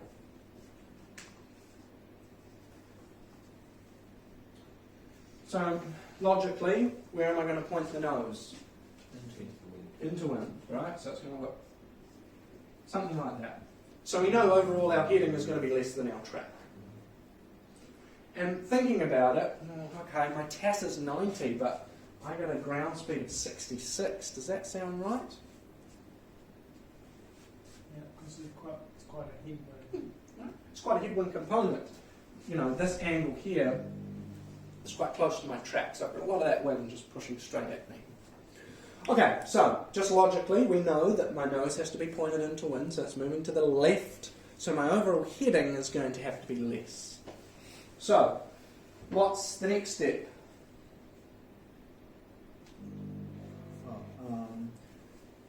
From vertical index line read to drift correction. What is it? 5. I've got 5. Yeah. So nose has to be into wind. We know that nose is to the left, so that means my heading is going to be less by 5. So I get what? 159. 159 and 66. I think it's 169. 169. No, go the other way. I'm going to go further into wind on 184. Yeah, so your nose has to point into wind. So you're going this way. If we're going this way, the wind is coming from this way and and you go point further. into wind. So therefore your track is higher, closer towards the wind guy, is that right? Shouldn't that 164 be on the Yeah. other side of the 180? Yeah, I think the way Yeah. that it's drawn. Have I confused everyone? Yes. Oh yeah, of course, yeah. Yeah, yeah, of course. Okay, yeah. Okay, yep, correct. Right.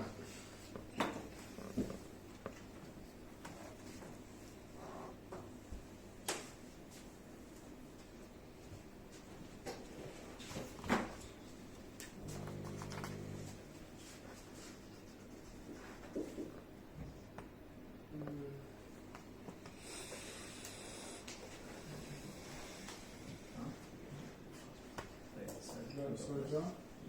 So you Right. No, sorry. What do you want to comment? I will try to do this.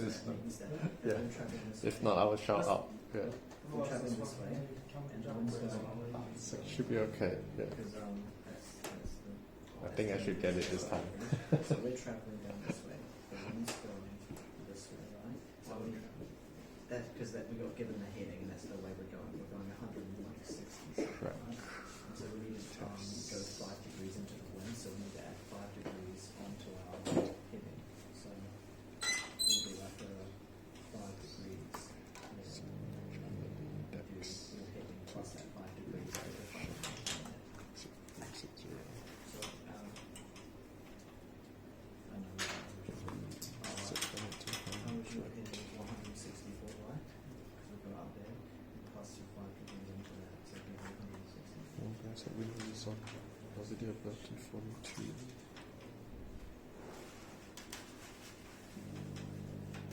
So that's your correct, that's the compensate for the.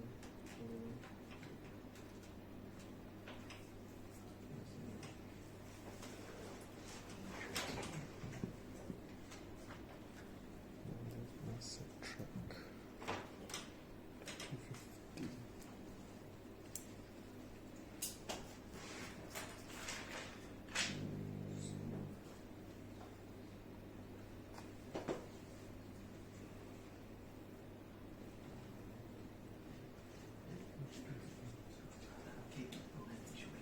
Set mark on given twice. Twice as well. 150.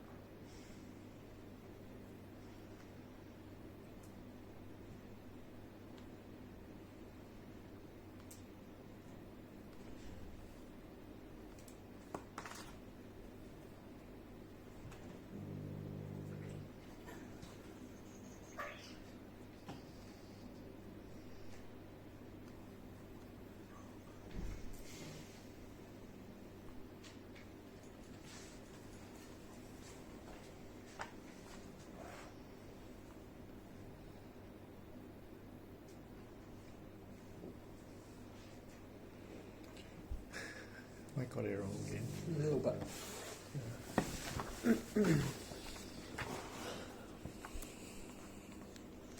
So, what's the first step? First, set direction, What direction? in the wind direction. Okay. What is it? 060. What's the wind speed?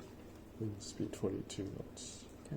So, there's your 060, and 0, 42. It's going to be at the top here. That's it. Right. Next step. Okay, yep, set it to 100.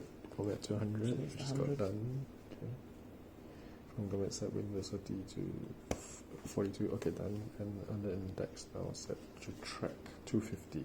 So it's going to be 250, right? Yeah. Okay. Then set mark on given test. Test is 150. So up here. Okay. So where's the little dot that we've just drawn? Down here. Oh, okay, right. Okay. So track to 250. So this has to go all the way up to 250. This is 240. No, the true index Oh, is okay. 250 direction. Right. We're setting the little. Sorry, I just backtrack a little. Yeah. Index is set track to 250, Yep. which is So there. there's that. Okay. Then on given test, So that, 150. so that little cross that we drew, Yeah. we put it on that 150 line. Okay. Right. Okay. Okay. Then the read the gauntlet, which is 190. Mm-hmm. Okay. 190 would be the ground speed, and then read the vertical line, which show the heading. This is Oh, the here. central part. Okay. So how many degrees is it off? 2, 4, 6. There's 5. Okay. 1, 2, 3, 3. 3. 3 degrees, Okay. and then add to track. I think about it. Track, and where's the wind coming from?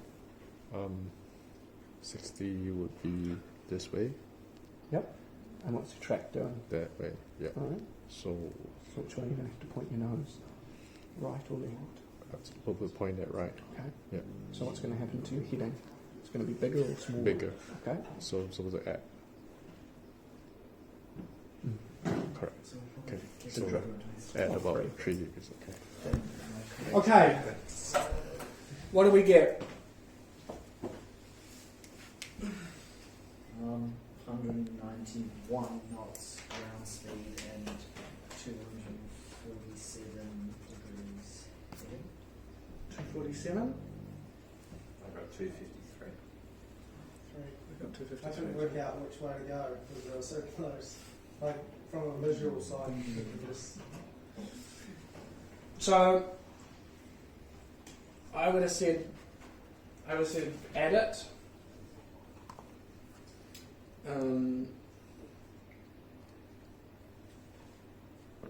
Just logically thinking about it, my track is 250.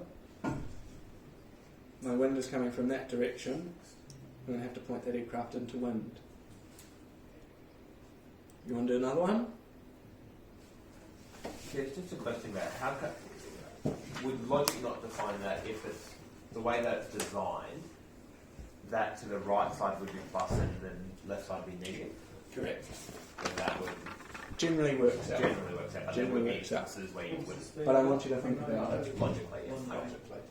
Well, otherwise you are just going to... It just makes it too easy. Yeah.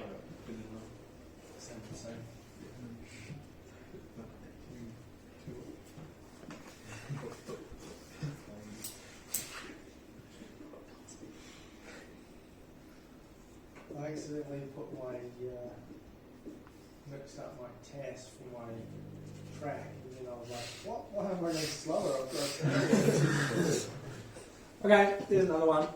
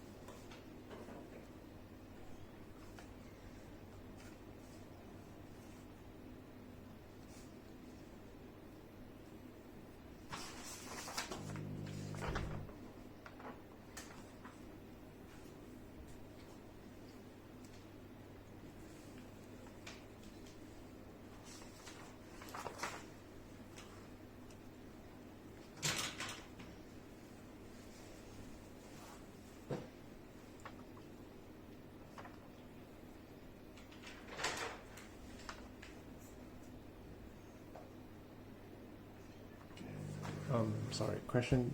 So when at this part I need to set track to 250, I'm supposed to push this down, right? No, this is just your track on 250. Oh, okay. Track at 250. Let's set mark and test.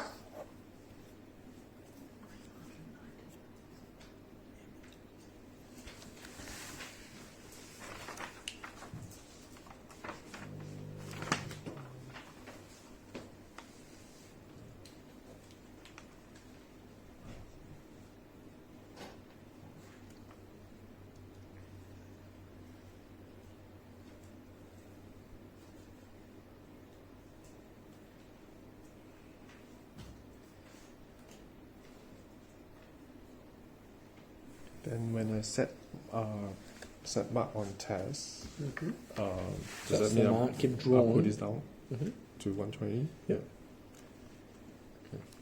And then underneath your grommet, you read your ground speed. Okay, and then read the ground speed, which is what?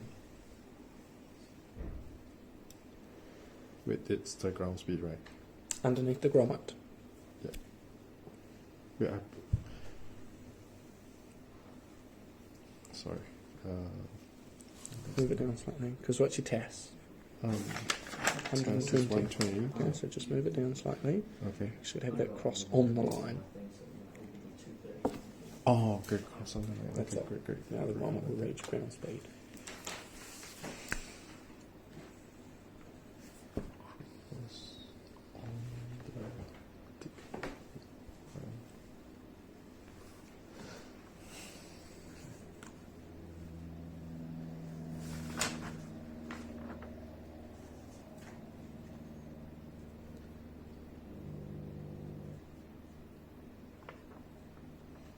And the ground speed will be here 1, 10, 2, 4, 1, 2, 4, 6, 8, 1, 18.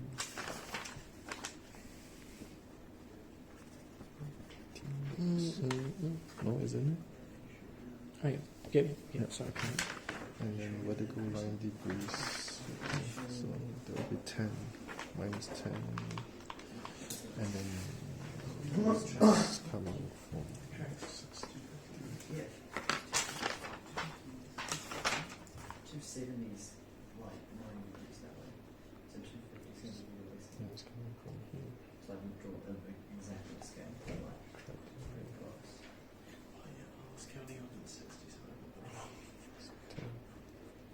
Right, what have we got? So 118 knots ground speed and a correction angle of 10 degrees, which would give you a heading of 240. What have we got? What speed did you say? 118. Okay. I got like 1 degree off. Right, so I got like ground speed of 119 and 11 degrees correction, so 239 degrees. So it doesn't. Now, when you do the wind up method, general rule of thumb, if your drift line is out to the right, add it. If your drift line is out to the left, minus it. Okay, that makes sense. Thanks. But draw the picture, okay, because it helps you understand it. Otherwise, you get carried away and you're not following the process. Okay, if you don't follow the process, you'll get caught out. Okay, right. I'm going to move on, but we will practice this a little bit more today, and we'll practice a little bit more tomorrow if we get time. All right. Again, you won't remember how to do that in the morning, so hey, practice tonight if you've got nothing else to do. Other than that, I'll reteach you in the morning.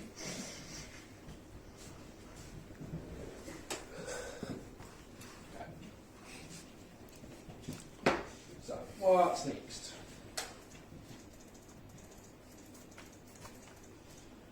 Whoops.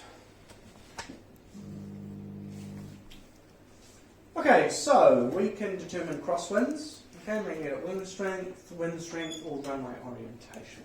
So we need to know what the magnetic wind direction is doing, what the wind strength is, and what is my runway orientation. So what runway will I be using? So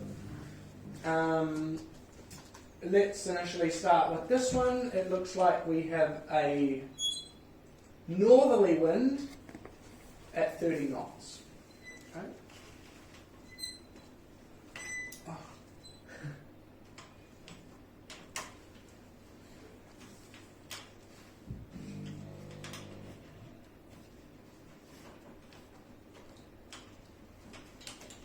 For God's sake.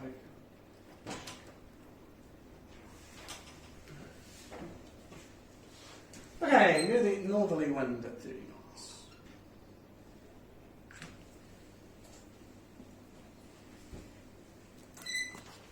Thank you. No. I'm guessing our runway is now 030. Okay, so sliding that rule along to 030. What is? Runway. 0, 3. So,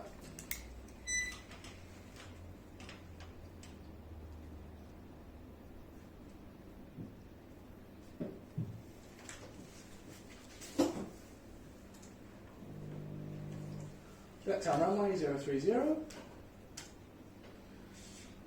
So what we now do is...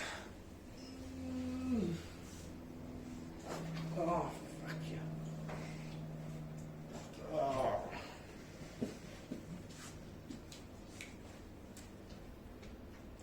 Okay, so from this point here,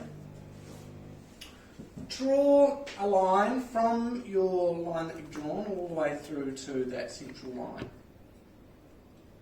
Wait, sorry, how far up was the original north first, like the first step? How far up was that? It was 30 knots, wasn't it? Yeah.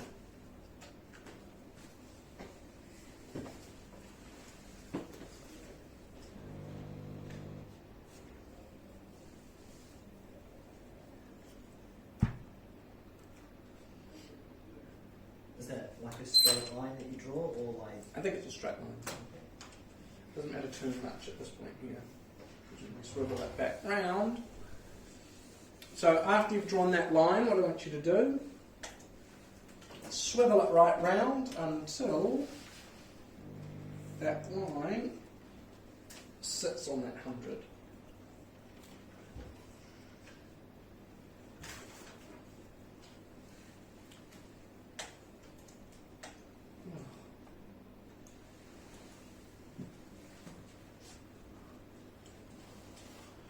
So what we can see, the crosswind component is now, looks like 15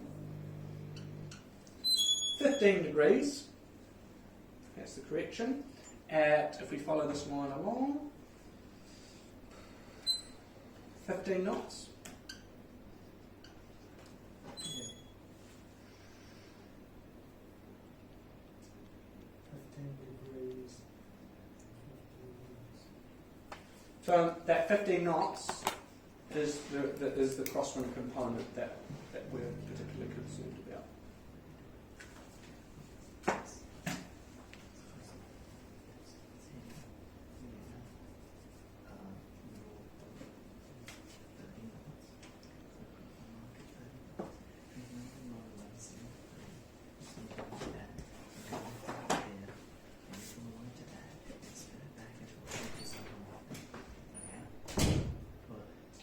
What's it actually say?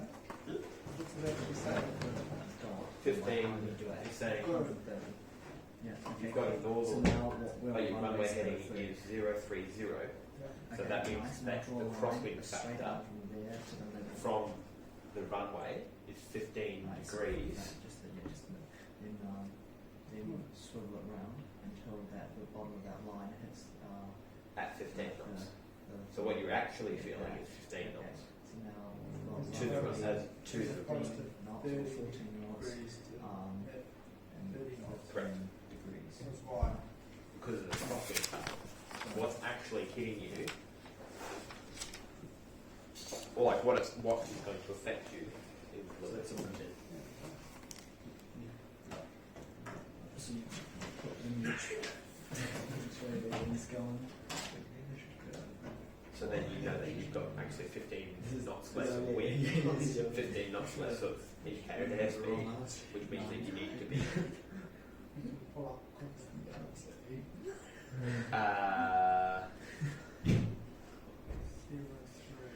Yeah. Yeah. So if you had a direct So does hit, that mean that you could take off 15 knots? Okay. Let's keep going. So, the other thing that we can do, if we're flying around and we've planned for a certain weather, but what really happens is that we've got a different weather than predicted. So, we've initially got the TAS that we used. We've got a heading that we planned for. We know the track because that's required, and we also plan for a ground speed. Okay? So we can reverse engineer it. So, alright, here we go. We've got a track of 110, ground speed of 128, heading of 006, and drift of 4 degrees with a TAS of 110.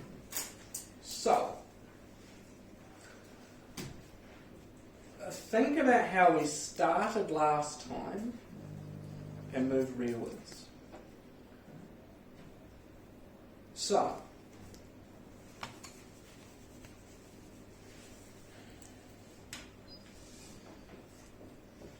first off, set your track. Okay, because that is the last time we moved the wheel last time.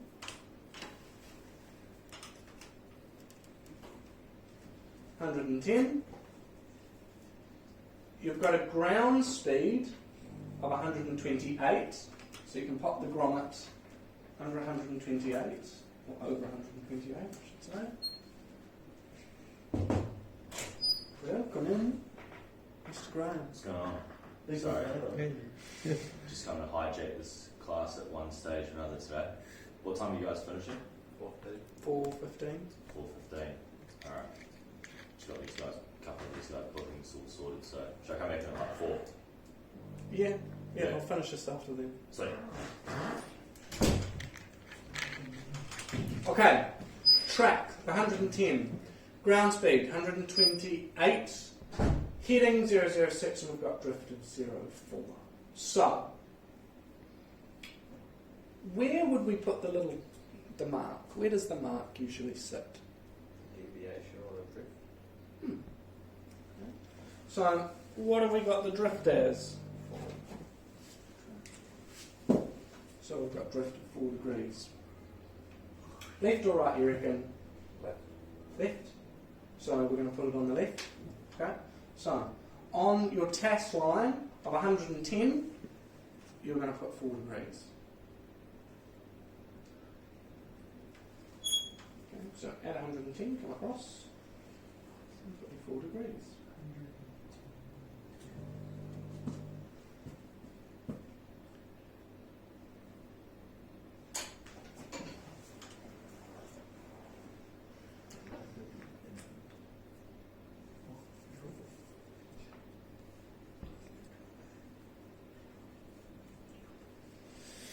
Okay, what do we do now? What do you reckon? How did we first visually represent where the wind was coming from? Setting it up.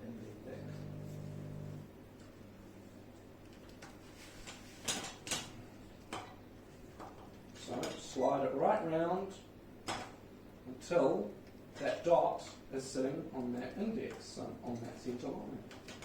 What was the difference between a track and heading? Track is what you require. Heading is the heading that you need to steer to maintain that track due wind.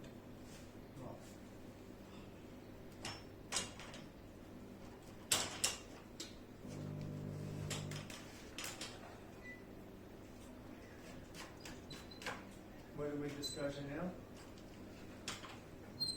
Setting the wind to the index. So from that dot that you've drawn out here, move it right the way around until it sits on that centre line.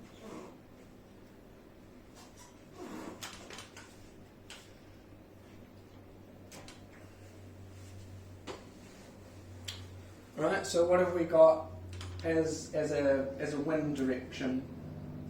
213. 213, 214. How strong is the wind? 20 knots.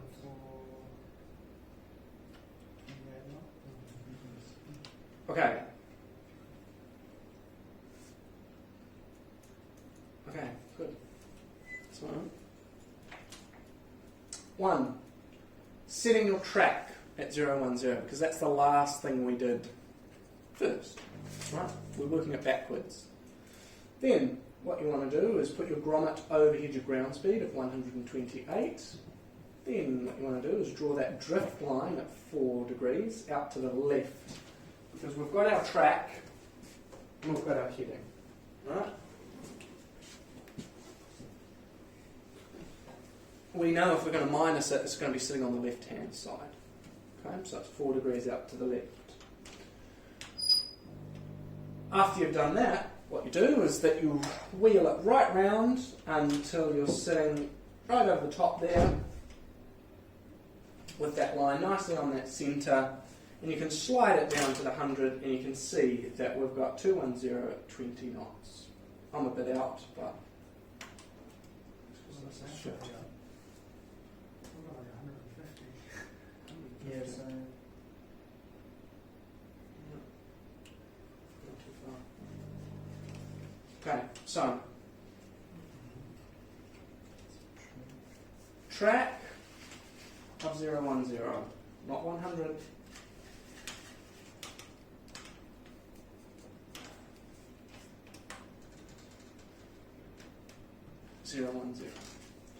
We've got a ground speed of 128, so 128 goes underneath the grommet.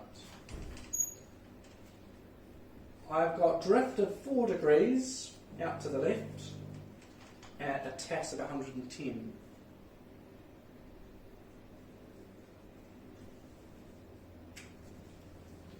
From that point there, sliding it right the way round.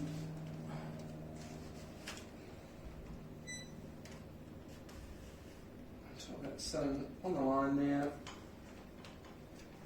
Slide it back down to a reference and I can see I'm still 5 degrees out, but still got 20 knots. can you still 150? Because I did that and I got 150, but I did it with 10 knots, like just under 10 knots. I did like 9 knots instead of 5 instead of 4. Oh, wait, no. I did do 3 knots, so it's still 150. Can I see what you do? Slide it back around. So put it over 120. Did you say it was? And then slide it back towards, slide it either way. Spin it up. Slide it back to where it was. Okay, and now put it back in. What was it? Yes. Ah, yeah, because on there it says it's like 120. Is that right? No, 010. Yeah, I've done that. It's on 110. That's 110. Yeah, and then you don't move it to Tracks. Oh, yeah, No, no, shouldn't even so- be on the line. So that's 010. Yeah. And I think that's that one. But, that oh yeah, that's where the it's ground showing where the speed ground is. of 128 knots. Yeah. There. So the wind. Then you have a drift factor of 4 degrees, Ah, right, right. which is not the same cost.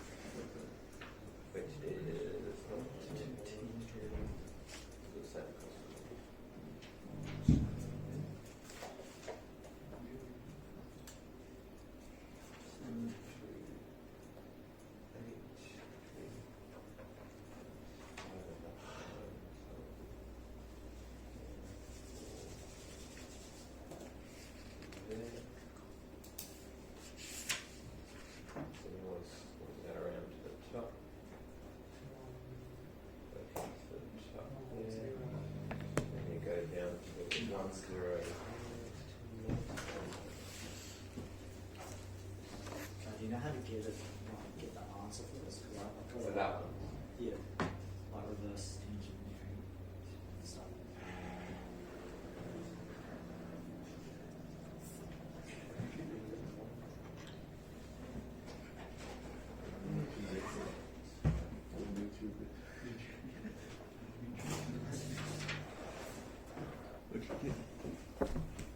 What did you do? That's not all working.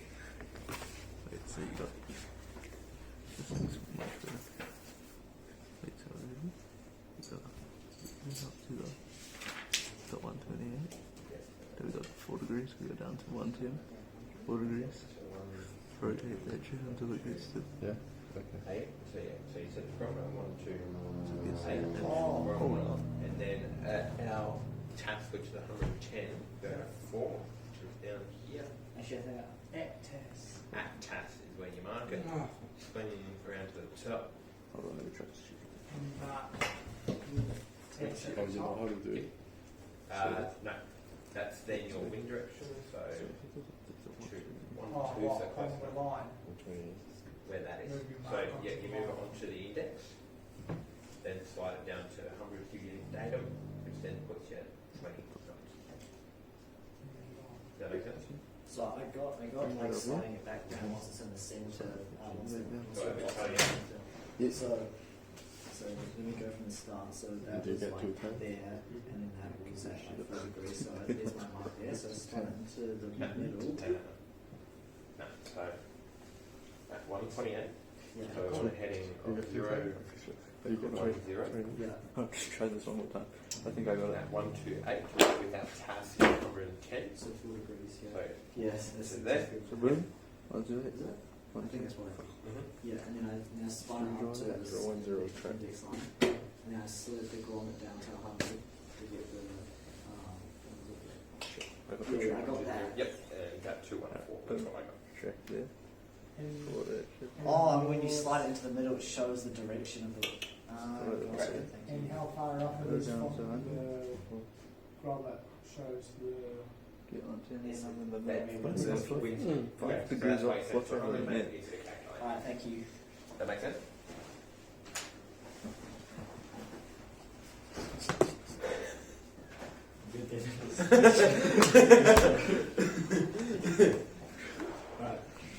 Right, so you can see what a raw pain in the arse it is. But you do need to practice. Okay? One of the reasons, I was just going to write up an example from your book, but I don't think that's going to help because I want you to lock in the basic skills of it before you start doing the questions in the book. Okay? You are going to have to practice, otherwise you're not going to get it. It's just one of these things. It's not one of these things that a lot of people just pick up straight away.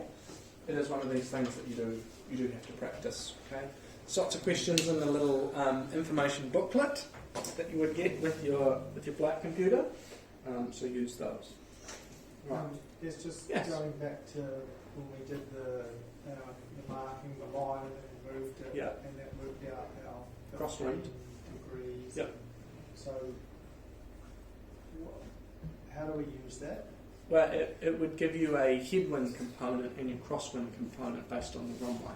So let's say we've got the wind velocity is 280 degrees at 16 knots, and the runway that we're going to use is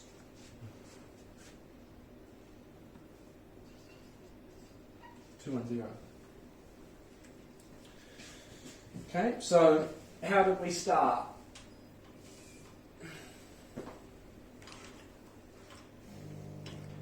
How did we start with that one? Your wind direction under the index. Okay, what was our wind direction? 280.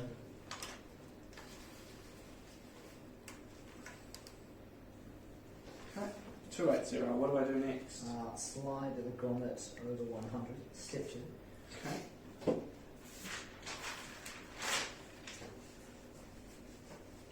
Mark by 16 will be. I'll go 16.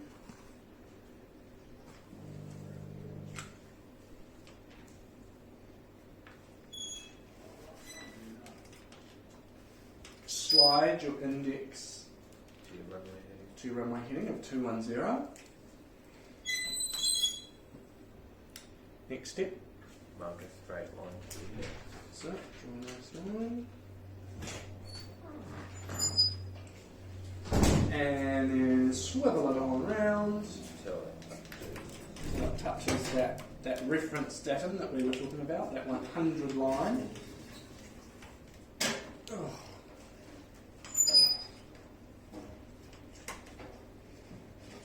Alright. And what have we got? What's our crosswind component? Like 3 degrees, 15 knots. Yeah. Because 280 and 210, not a huge difference. Okay, so we're going to expect more headwind than we are crosswind. Okay. But, I don't know, let's try wind velocity of 090 at, I don't know, let's say it's quite windy, and a runway of 80. So, where did we start? What was step number 1? Wind velocity. What was our wind velocity? 090. 25 knots. 090 at 25. Next thing, we want to run to our runway vector of 180. Oh, so you don't do that line thing. Yes, we do. We go to our runway. We go to our runway vector of 180. Now, what we do is, what do we do now?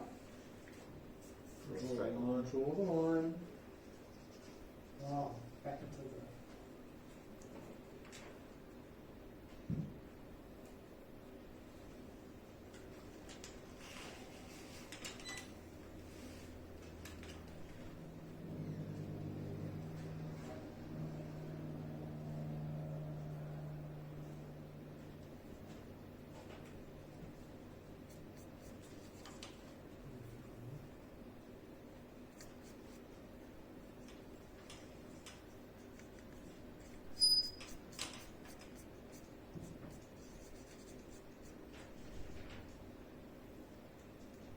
So what do we get in terms of our crosswind component? 25 and 25. It's 25, right? Because it's... So this way is showing headwind component. This way is showing crosswind component. Because if you look at that, that is straight crosswind. Okay? The fact that my line is off to the one side probably means I've been inaccurate with my drawing. Because 090, 180, that's directly 90 degrees. So crosswind component up the top there, and then across, if we move to the side, that shows our headwind component. In this situation, I should have no headwind component. How did you get that last part? The side wind? Side? This way, Yeah. headwind component. So let's do another one.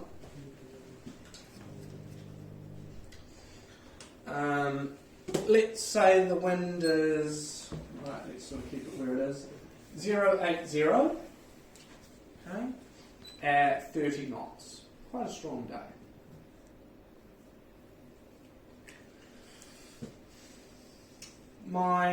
Someone come up with a runway vector that's appropriate. 150. Okay. Wind direction. Runway vector 15. So what I'm going to do is that I'm going to draw a line from there. And that's a straight line pitch, not a curved one. Yep.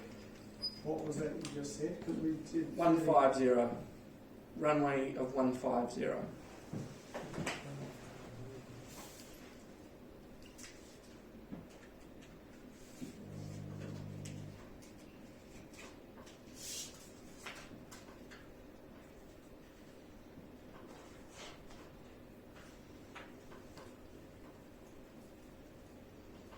What do we get for a crosswind component?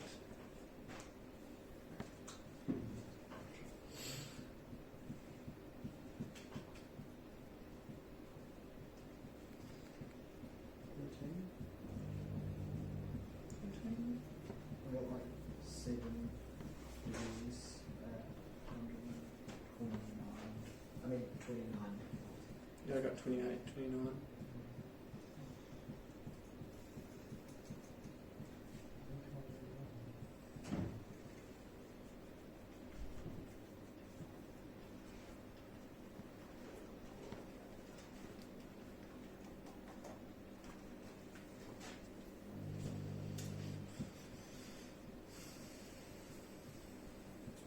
Okay. Let's keep going. We'll practice all this stuff in the morning, because we're probably just going to have enough time to finish this, I think.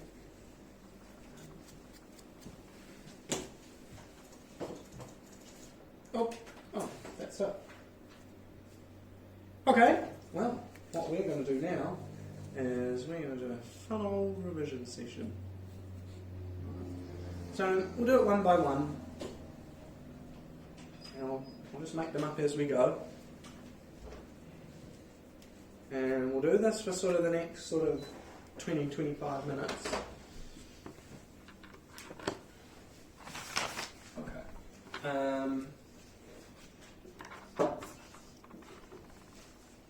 How do I do that?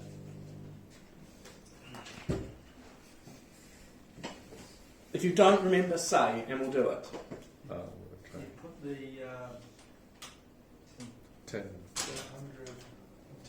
over the 15. Yeah, so we're going 15 times 24.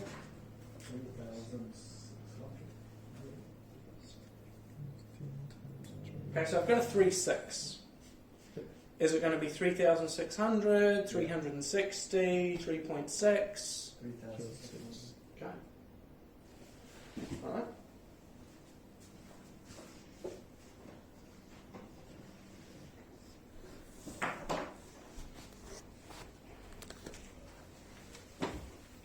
How do I do that one?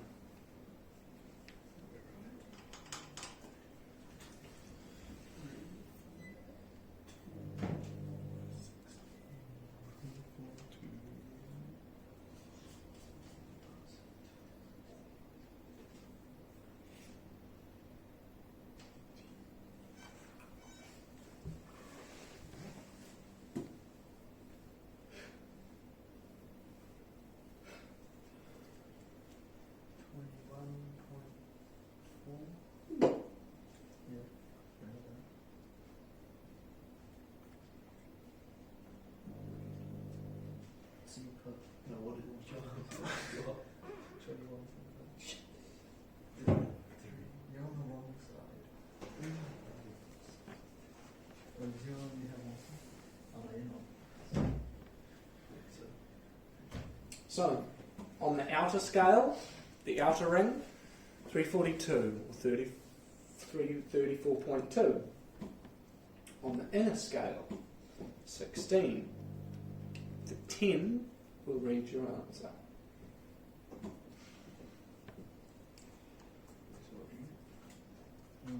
Oh, I did that around. The 10. I thought the 10 goes on under it. And then this. Only for multiplication. Oh, no, you're right. 10. I got like 21.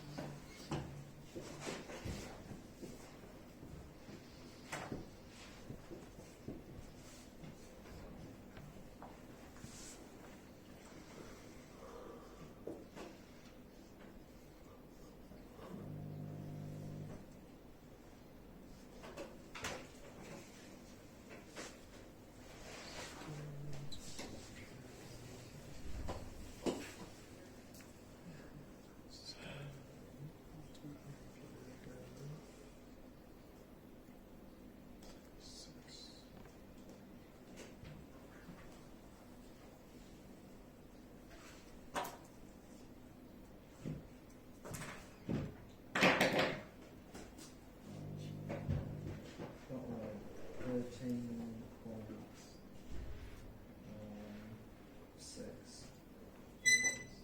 How many imperial gallons? Right. Oh, 43.5.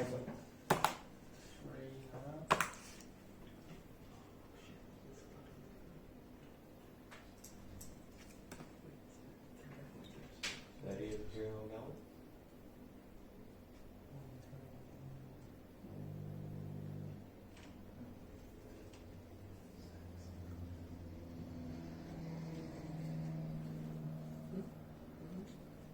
What'd you say? 30 imperial gallons. Around about 30 imperial gallons. 13.7 litres. 13.7. Litres, yeah, I got that. 13.7. Think about it. Is a gallon more than a litre? No. Yes. Oh, is it? But quite a lot. Oh. So it's not 13.7, it is 137. 137. Oh.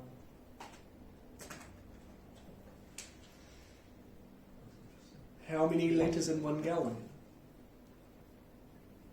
Oh.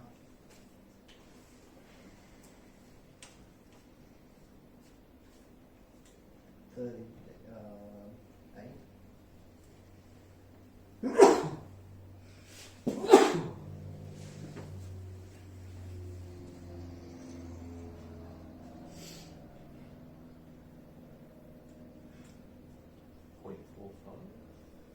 Point 4.5.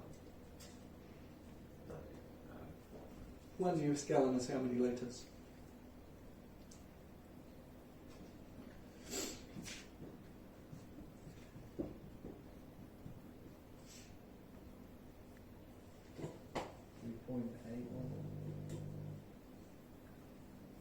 Something around there, yeah. 3.8 litres to the gallon.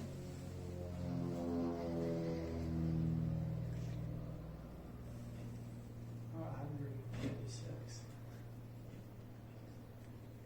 For that particular one? Yeah, for the top. For litres. It wasn't this one, right? So from 36 US gallons to litres. No, from 36 to imperial and then from imperial to litres. I got 136. That sounds way too much. No, that's what I got. No, that's right. Oh, is it?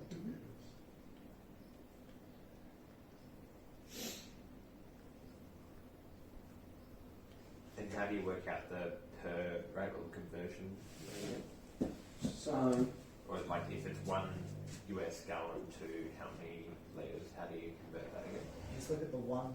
yeah, just put the 1 under the US gallon and then look at the litres. Oh, everyone's different. Go gallons to litres. So, Gallons enter my number to 3.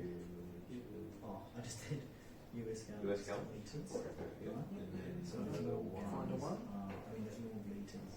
How many litres? You're right, there's going to be more Oh, litres yeah. than gallons. So 36. So then we're going from gallons to litres. So find the 1 for the gallon. 136, yeah. Oh, yeah. litres. Okay, yep. 3.8. Yep, Um, okay. litres. And 36 US gallons. Right, yeah, that makes sense. I just did the US gallons to litres and giving Okay, I've gone 36 nautical miles in, I'm loving 36 today, 36 nautical miles in 42 minutes.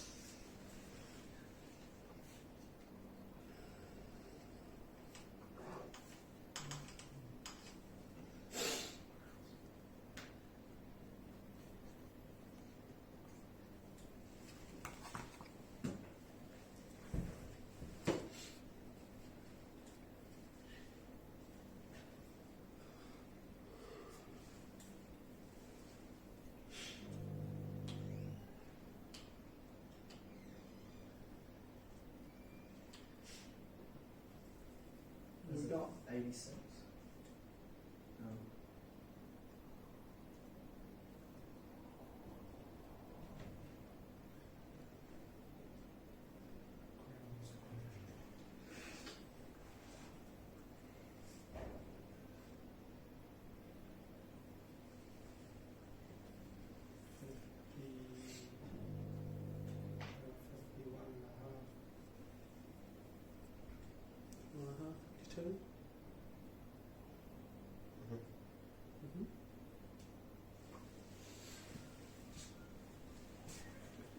So how many miles have you travelled?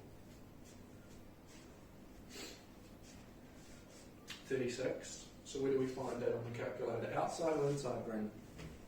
Outside. So find 36 on the outside. On the inside, is that minutes or hours? 42 minutes. So I've got 42 underneath 36.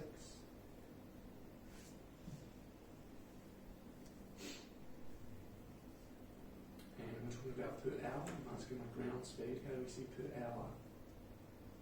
Is it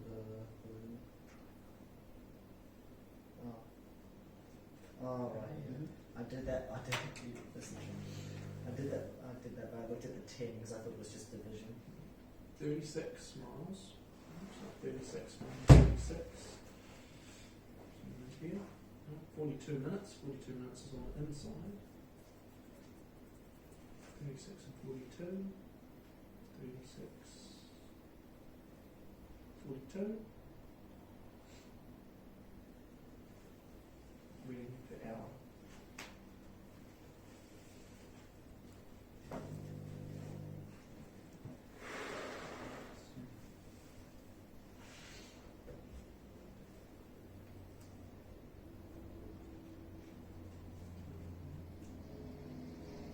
For those of you with the E6B,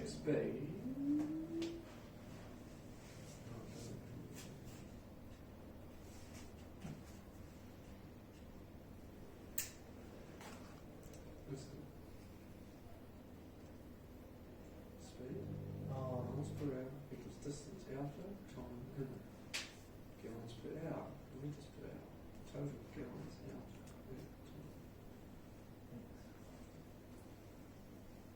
The E6B actually tells you how to do it on it. That's why it's got to be run for the exam. So we're looking at set miles per hour. That's going to equal the distance on the outer ring with the time on the inner ring. If you want to know per hour how much you're using, the total fuel that you've used on the outside by the time on the inside, your triangle will read per hour.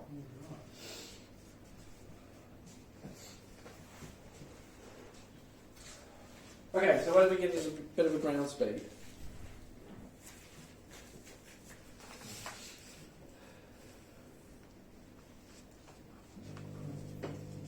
Yeah, let's just say 52.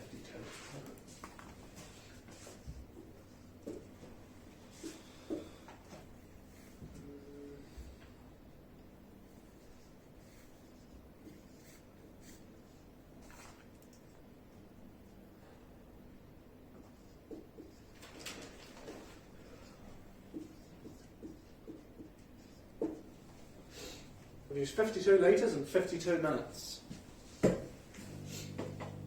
How much am I burning per hour?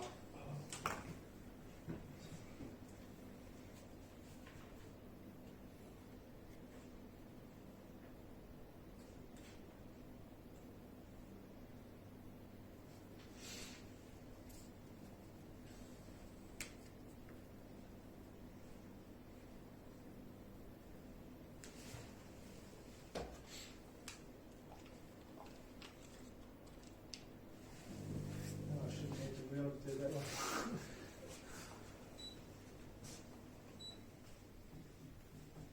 What is it?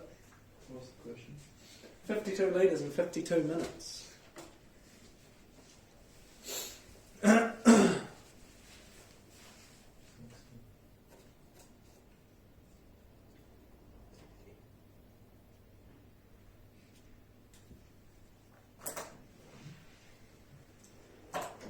many litres are you burning an hour if you burn 52? In 52 minutes. How many litres have you burnt?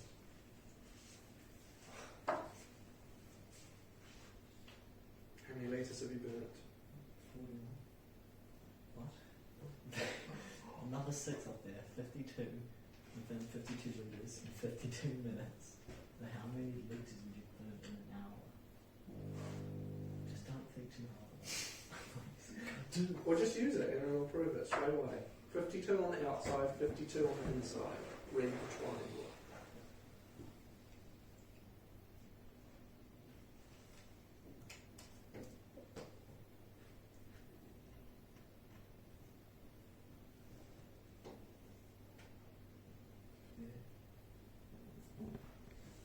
Wind up.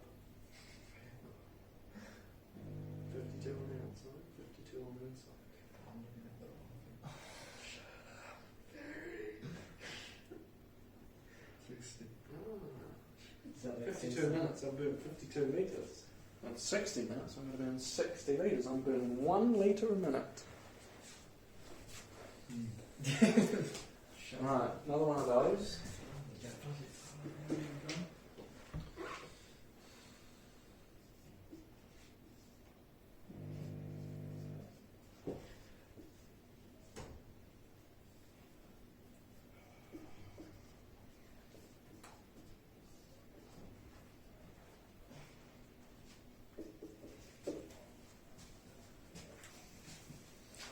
I burned 76 US gallons in 1 hour and 20 minutes.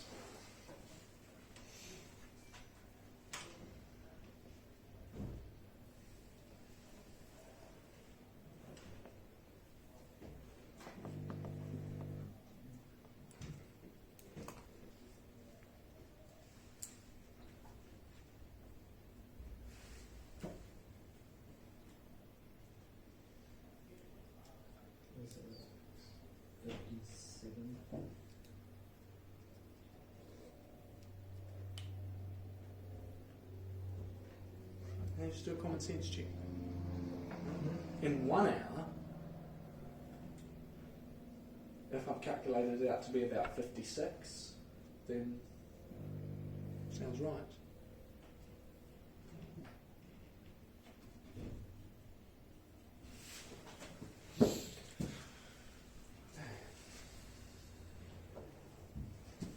What was it? 57. Yeah. Can you get that?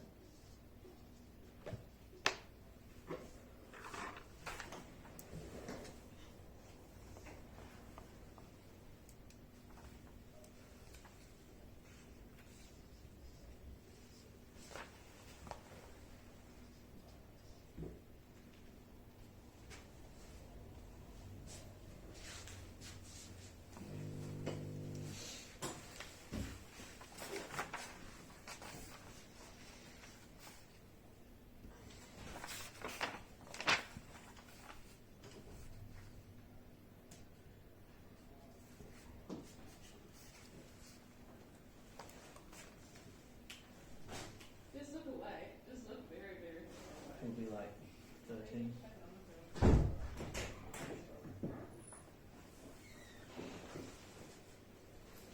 Big with that. Right, everyone get about 13 for that one? Sorry. I just guessed 13.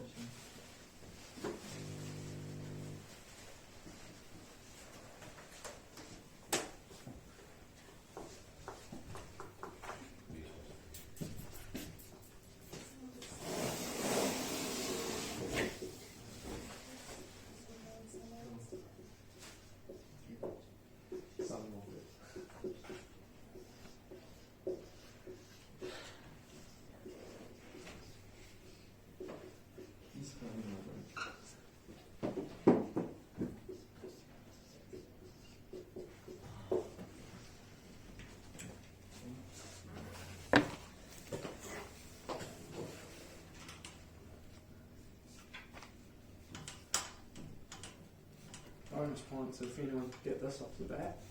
What's PA? Huh? Pressure altitude.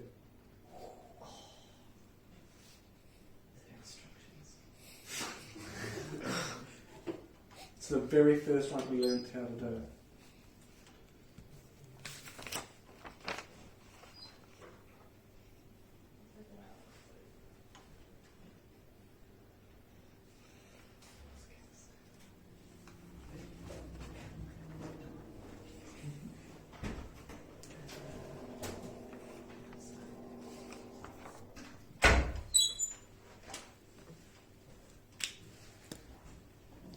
Mange.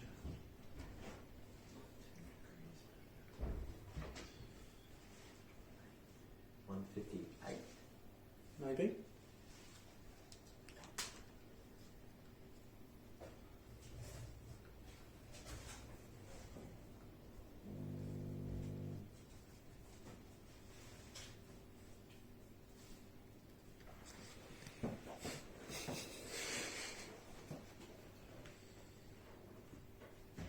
Okay, who has no idea? Cameron, you getting it?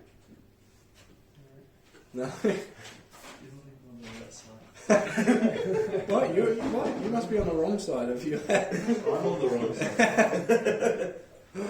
Alright, let's all do it together. Okay. So, air temperature, pressure, altitude. Tells you right here. Oh. Alright. So, our pressure altitude is what? 6,000. Alright, so take a little 0 degrees and put it above the 6,500. What temperature did we say it was at 6,500 feet? 10 degrees. Alright, so bump it up until it shows plus 10 degrees above 6,500 feet.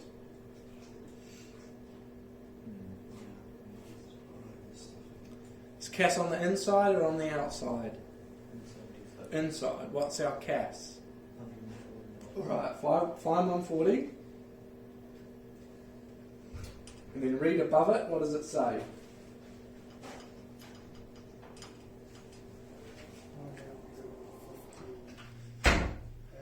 158. But what was the previous step No, before that's that what one? I'm With the I had the two running the wrong way. So, at your pressure altitude, yeah. above it, set 10 degrees, which is that little scale on top of the window. I had CAS and TAS running the wrong way. How do you remember which one is which? On my calculator, it has TAS on the outside. On your calculator, it's either got CAS on the inside or TAS on the outside. You get that? This. Also, common sense would prevail that your true airspeed higher up should be faster. You can go like that. Okay, let's do another one. Oh, yeah.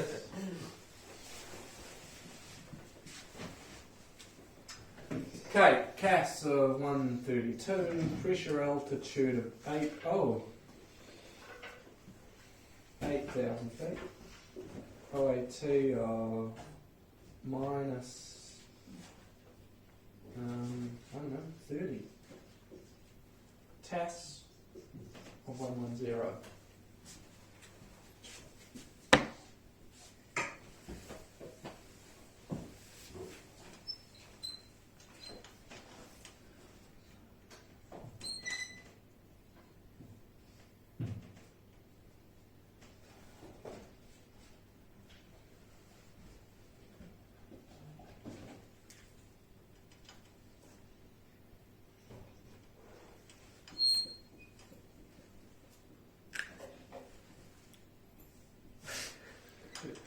Right, so what's our pressure altitude? 8,000. Right, find 8,000 in this little window. Yeah. And put the 0 above it? Put the 0 above it if you want to start there. Yeah. And then move it until it has minus 30 above the 8. Oh. Oh, I see. Yeah. TAS. Yeah. Oh, to the count.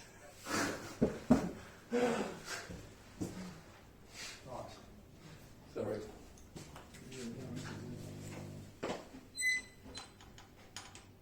Alright, you've got it. You got it? Did you get 141? I mean, I got that step, I didn't get the whole answer. Okay, so you've got minus 30 above the 8.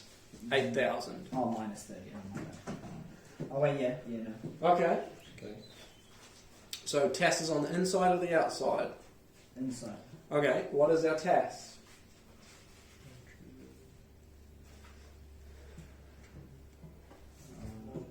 What is our CAS, sorry? What is our CAS? 132. 132. So that's on the inside. Where does it say that? You just gotta know. It'll say on there somewhere. Oh, wait, no. Oh, you mean it's up there? Yeah, Okay, yeah. right. So your CAS is 132, which we know is on the inner ring. Yeah. So read 132. What's above the 132? 141. 141, 142. Okay, yeah.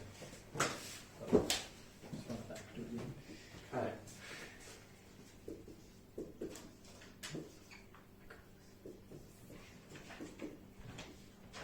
Can someone just So does that tells us that air temperature going down obviously makes you better go faster. Yeah.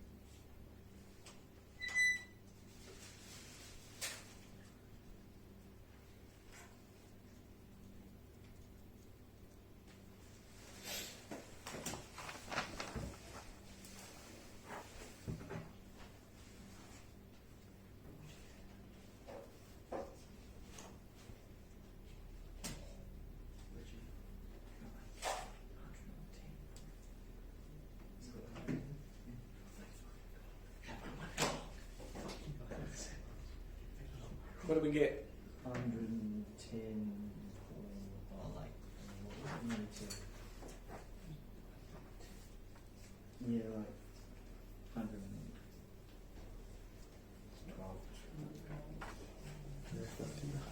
114?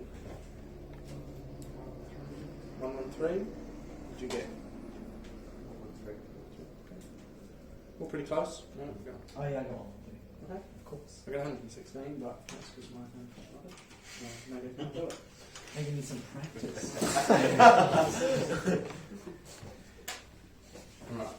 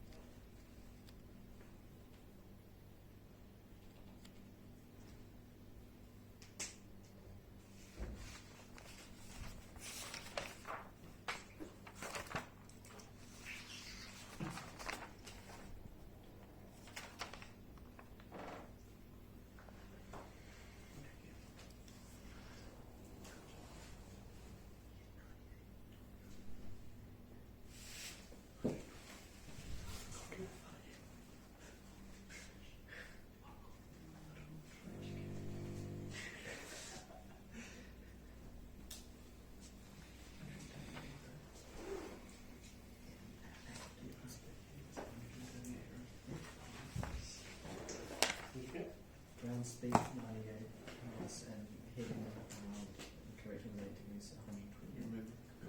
No. I didn't get it. Anything yet?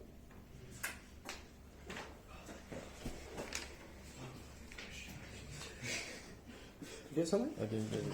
I got lost again. Okay, so set wind first. Something to 176.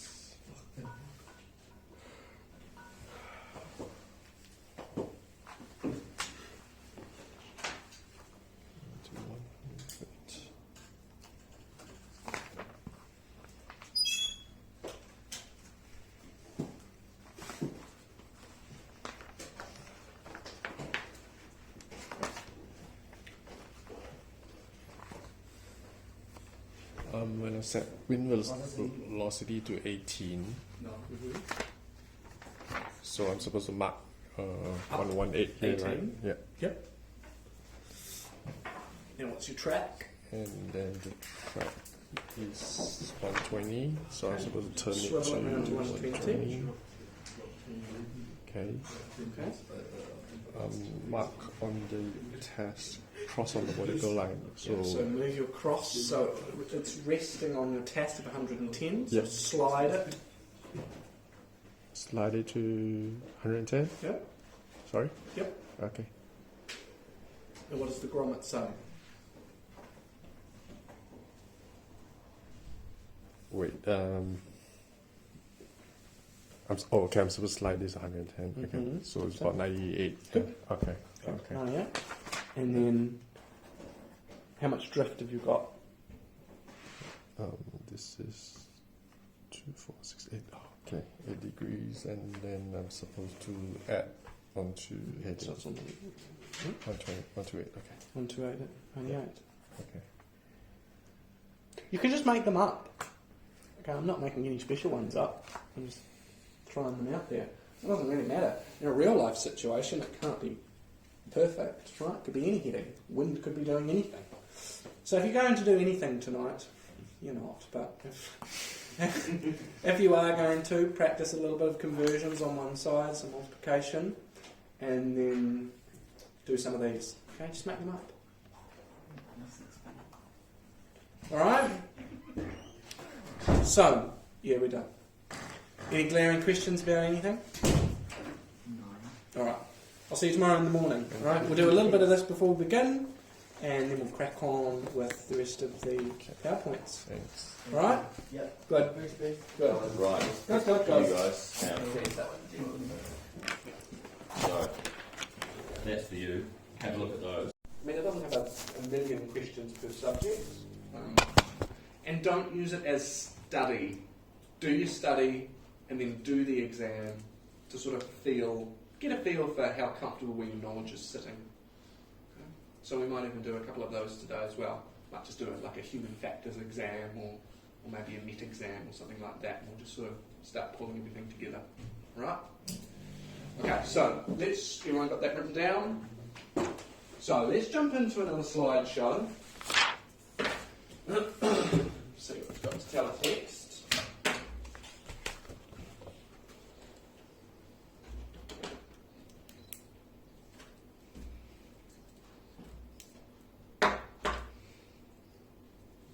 What's this?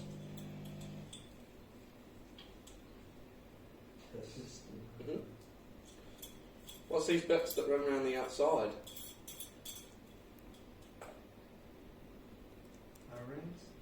Yeah. Piston ring. What do we use them for? Seal. Yeah. So, a bit of both. Sealing of the cylinder, plus or scavenging of that oil that's already in the cylinder. So it uses it to keep the cylinder nice and clean. What connects that to? Connecting what? Yeah. What does it connect it to? Crankshaft. Crankshaft. What does the camshaft do? Opposite of the crankshaft.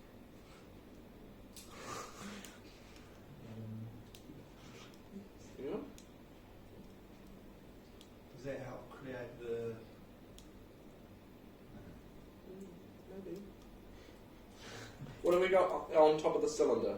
We've got two little Spark. Lovely. Inlet. Yeah. And? Outlet. Yeah. Oh. So what does the camshaft do?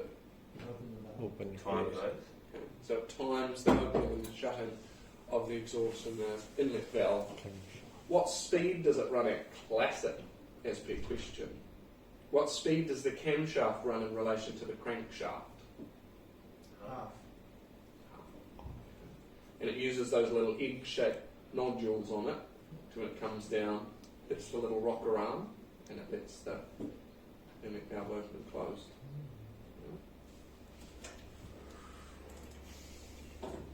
What's this? I don't want that.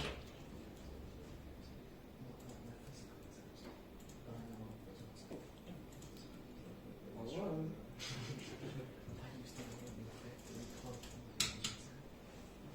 Oh, now it's broken up.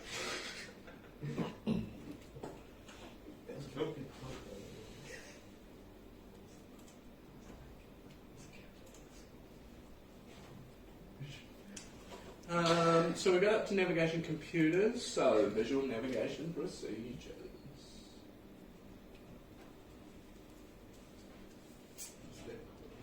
Any kind of concerns that came out of yesterday? There's quite a lot that we sort of covered, technical type stuff. Sort of from here on in, what we're sort of doing is starting to pull everything together now. Okay, so when we start to look at the flight plan, we'll, everyone got a map today? Can I bubble from reception? Yeah, I think so, but who doesn't have a map? You two? You got one? Got. Okay, so you guys are all good. You can just share one. Yeah. So we'll do a practice exam, and then we might just do another sort of quick practice flight plan. Okay. I've got another question. You know how yesterday you said there's like you basically use everything in nav as opposed to like some of the other subjects where you just learn it and forget it. Do you still have to? Say Do you still have to use the? We drew the triangles to scale. Can you do that on a nav computer, or do you still have to use triangles to scale. when the vectors. yeah. So in a real life situation, you wouldn't do that. You'd just use the back side of your flight computer. Because that's all that is doing. It's just adding the vectors together. In your exam, yes, they might make you add some vectors. Okay. So you will need a ruler. You will need to draw it to scale. Okay. So we'll have a little bit of a practice at that later. There's just really two primary ways to do that. One, make sure you draw it to scale. And two, what was I going to say? Okay, we'll get back to it. Peter, sorry, one more question. What's the biggest or most common error that students have with the flight computers or ECSP? Lack of practice. In just everything, they're not sure how to find. No idea how to do it. Accuracy is another one. Mm-hmm. Okay, accuracy is a big one. But yeah, just general lack of practice. They'll do their study for the exam and think, okay, that's good enough, and then they'll get into the exam. So, yeah. Okay, so what we're going to run through this one is sort of visual navigation procedures. So what are we doing actually in the aeroplane? So the biggest thing with the cross country, other than actually having to fly it, if you prepare your flight plan really well, get all that knowledge that you need before you even leave, then it's going to make your flight so much easier. So looking at weather, looking at NOTAMs. What are NOTAMs? No, this is Good. Okay, notice to M. Prepare your chart. You want a nice clear track line, checkpoints, turning points, figuring out what kind of altitude you're going to fly at. What did we talk about yesterday in terms of altitude? Higher or lower? higher. As high as you can. Okay. Navigation references. So what are some things around me on my track that I might be able to use as a bit of an aid to me to make sure I'm on track, to make sure I'm going in the right way. Establish airspace and confirming net minima. If I'm below 3,000 feet, what's my net minima? 5 kilometres. IC5. What does IC5 stand for? 5 kilometres visibility. Yeah, inside of the ground. Inside of the ground. And What about clouds? Separation. What kind of separation do I need below 3,000? Oh, is it 1,000? clear. Clear of cloud. Okay, so below 3,000 feet, I must be able to see 5 kilometres out in front of me. Clear of cloud, so can't fly into it. I've got to be inside of the ground. What about above 10,000 feet? What's my net minimum there? 7 kilometres visibility? Oh, 8. 8 kilometres visibility. 8 kilometres visibility. What else? Is it 1,000 double below cloud? 1,000 what? Feet or metres? Feet. Feet. Okay. What about my horizontal distance? 2 kilometres. Okay, remember, IC5, 152 and 182. Okay, you want to establish airspace and confirm your net minima. What can I have in terms of net minima, in terms of that airspace that I'm going to be flying through? And you also want to be quite aware of some alternatives that are going to be okay for you in the flight. With the alternates, you want to make sure that one, your aeroplane can actually land in there, it's actually long enough for you, and whether or not it has fuel, or maintenance providers, or even just somewhere to go to the bathroom. Or,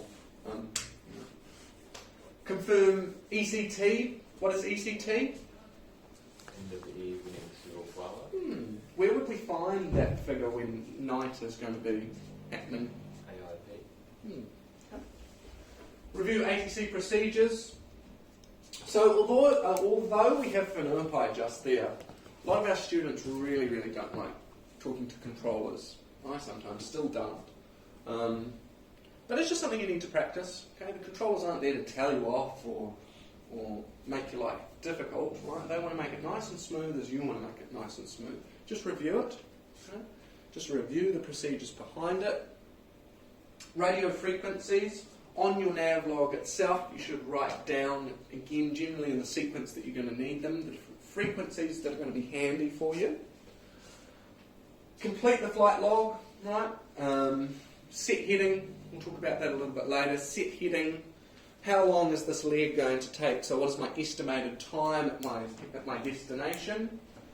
Calculate fuel requirements. Okay, so we'll look at that again when we're doing that flight plan. Fuel and pre-flight aircraft. Now, when you start learning to fly and some of those early lessons, when we start to get into some of those emergency procedures, you're going to find that most accidents are caused by negligence. Okay? And that's not just in the air. Generally, pilots will not pre-flight the aeroplane properly, especially if they own it themselves. They think they know it. They haven't flown it in a couple of weeks. They jump in it, they go flying, and some bird has made a nest in the engine or the air intake. They haven't drained their fuel. They've left old fuel in it. So generally a really good thorough pre-flight is going to catch something that may potentially cause you a little bit of concern in the air. How much fuel should I take on board? Enough, plus a bit extra. Enough plus a bit extra? Isn't it yet estimated time plus about half hour? Legally. What's common sense? Probably an hour's worth of fuel. Take as much fuel as you possibly can. Okay. If it's just me going to Kiri, sure, I could take just what is legally required. I'm going to take as much fuel as I possibly can. Okay? I'm going to fill that tank up. Gives me an extra maybe 2 hours that I wouldn't have had if I'd just taken my minimus. Okay? Take as much fuel as you possibly can. Make sure you have all required equipment. When do I need to take a life jacket? What about flying over water? What's the rule behind it? Is it when you're more than 10 miles off the coast? Yeah. It's more when you're further than gliding distance. If I'm further than gliding distance off the coast, then I have to take a life jacket. But yes, you're correct. There are more specific. More than 10 miles, I think I have to wear it. Whereas if I'm just over gliding distance, I just have to have it in the plane. Okay? If you are going to have to wear, or potentially have to wear a life jacket at some point, just wear it.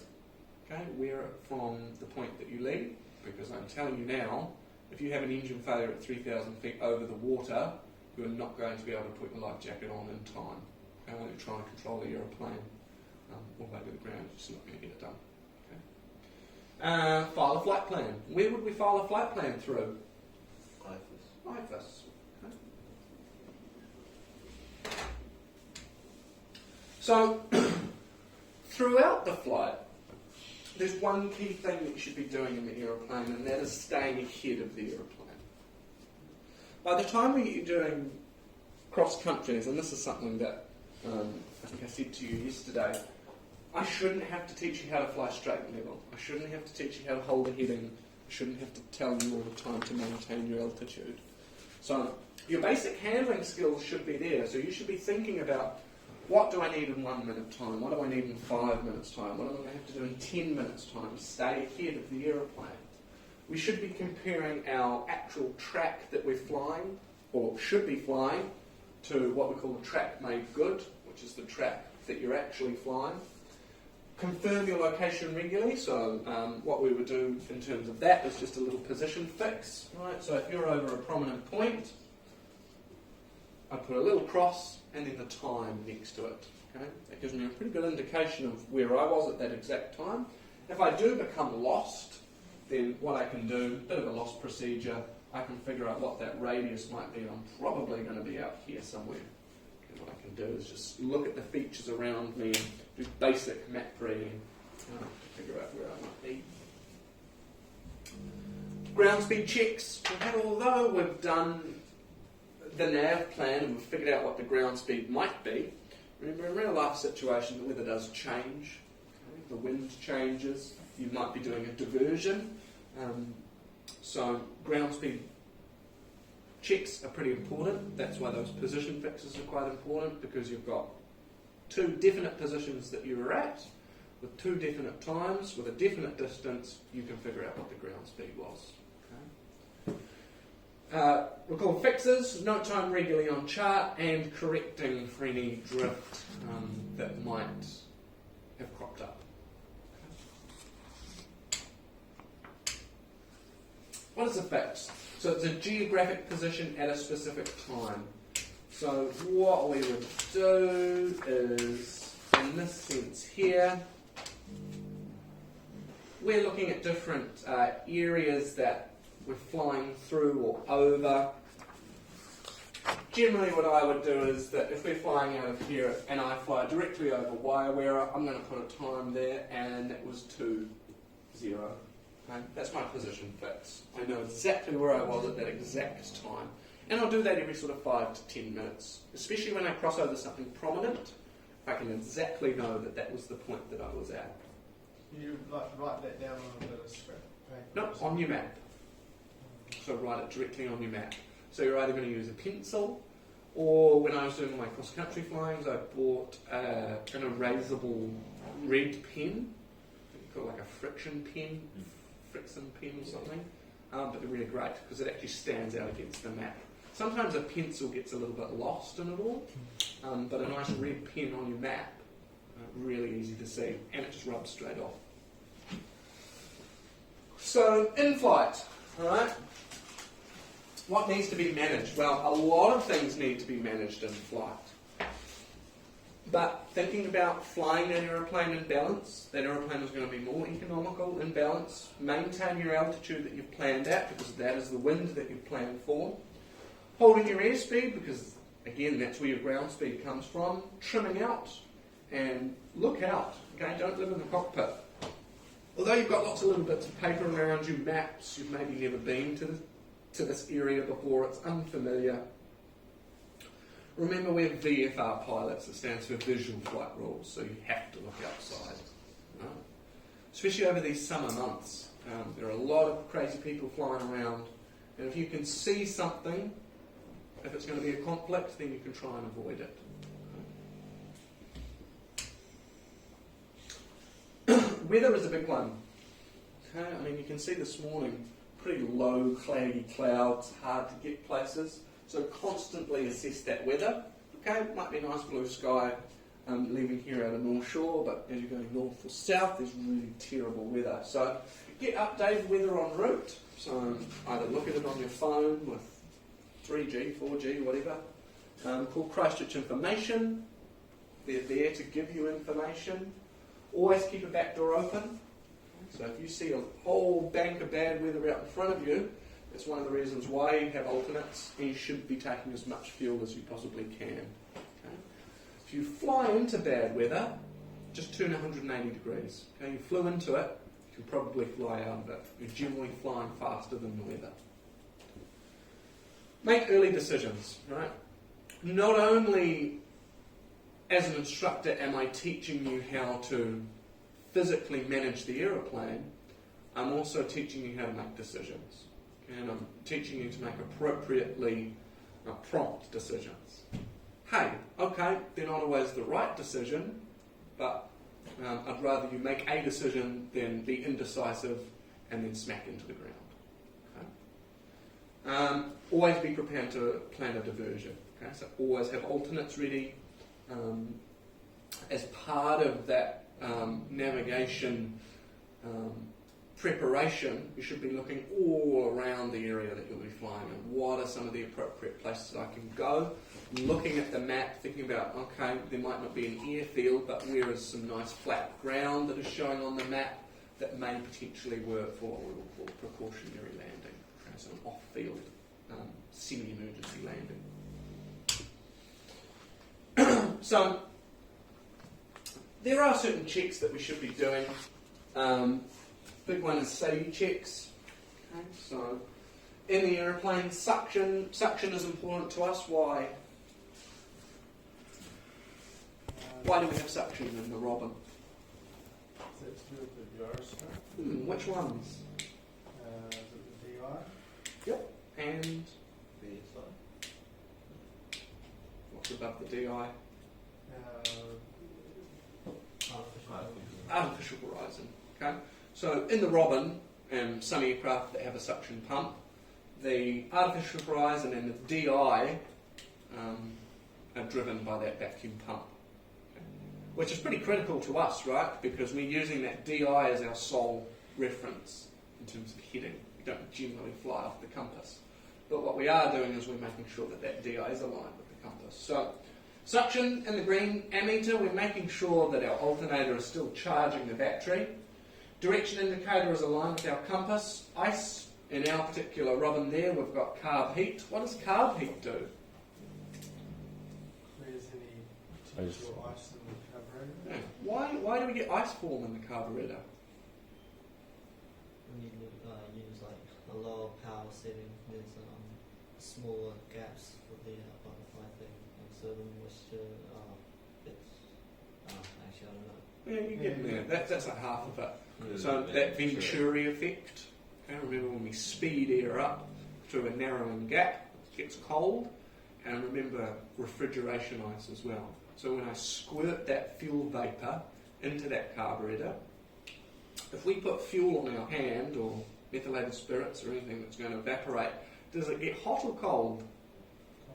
Cold, right? Because as that liquid or whatever it is trying to evaporate, that evaporation process requires latent heat. Okay? So it pulls that heat from its surrounding area, making it overall cold. And if there is any moisture present, then we can get that ice forming. When is carburetor icing likely, or when can it happen? Between -15 and plus 25 degrees. So it's quite a big range of temperature. Really the driving factor of there is, what do we call moisture content of the air? Relative humidity.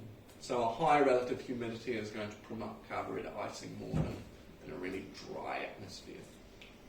Okay, engine, we're making sure that we've got the correct cruise power setting. T's and P's are in the green. What are T's and P's? Temperature, pressure. Good. So temperatures and pressures. Nicely in the green there, green for good, red for bad. Fuel management, doing our fuel log. Mixture is leaned for cruise or enriched for descent. What does the mixture do? What does that control?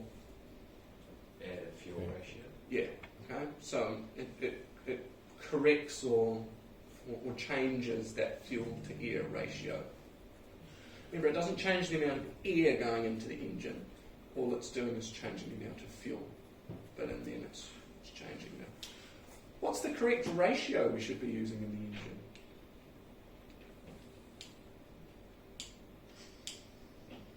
I'd say fuel rich for takeoff. But there's a specific figure. So again, it sort of varies on the aeroplane, but 15 to 1 or 12 to 1. And that's just parts per volume. So 1 part of fuel to 12 parts of oxygen, or 12 parts of, or 15 parts of air.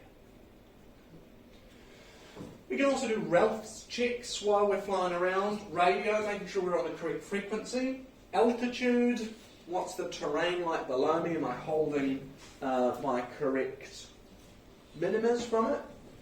If I'm flying over a built-up area, how high above the ground do I have to be? 1,000 metres AGL. 1,000 feet. AGL. Okay. In what radius?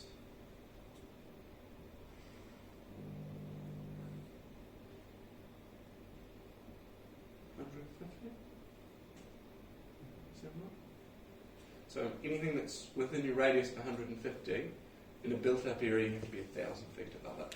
What about in an unbuilt-up area? How high above the ground do I have to be? 500. What do you mean by 150?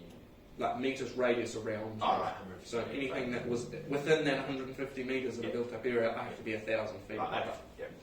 So that's why if I'm doing a trial flight around the city, I'm going to stay at least 150 metres away from the sky tower, so I don't have to be up in controlled airspace.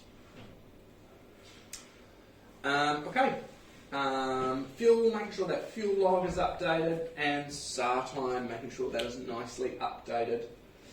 If I'm going to do a multiple leg flight, okay, so if I'm going from A to B to C, and let's say from A all the way to C is going to take me 3 hours, but it's going to take me an hour and a half to get from A to B, what should my SAR time be? An hour and a half. So I would never ever file a flight plan with a SAR time at my very end destination. Because what happens if I crash just after takeoff? I'm waiting 3 or 4 hours until someone's going to come and look for me, and by that time I've probably bled to death. Okay? So I'm going to put my SAR time for my first turning point, my first destination. Okay? All I have to do is just radio up and update it as I go. This is what a navigation plan looks like. So we'll have a little bit more of a look at this when we start doing our practice exam, and then our little flight plan that we'll do later on. So it's not that easy to see here, but we've got from to, lowest safe altitude, planned altitude, track and true, wind, heading, variation, heading magnetic, compass heading, distance in nautical miles, ground speed, EET, which means estimated elapsed time. So we've figured out by that distance and the ground speed how long that leg is going to take me.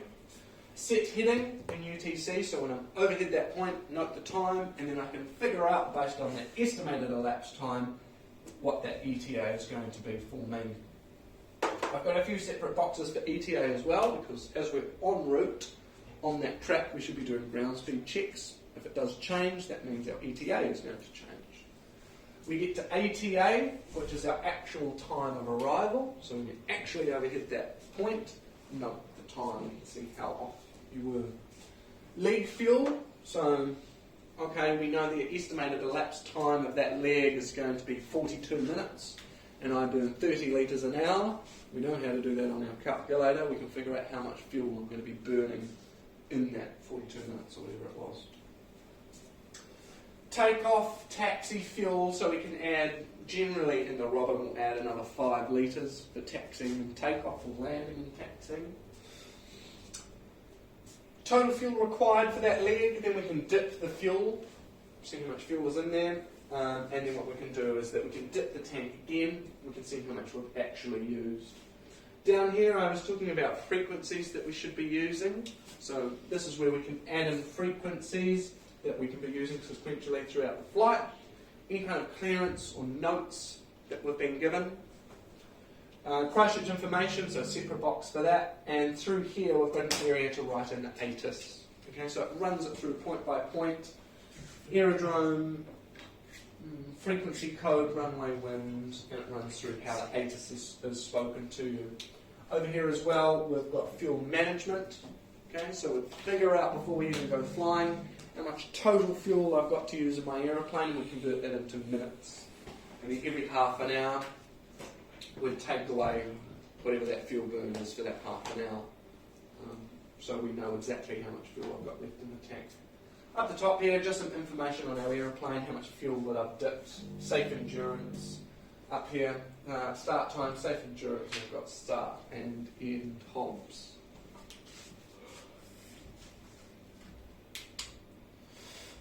So, when we first get you into navigation type exercises, we just primarily start with good old map reading. Ground to air, air to ground. What is showing beneath me? And this is one of these skills that, as certain flight organisation is moving more and more towards electronic flight dag type things, so big fancy GPSs, iPads, and that's great. As a licensed pilot, you going on a cross country, I'd really recommend an iPad of some sort. AFPlan, Runways, whatever you want to use.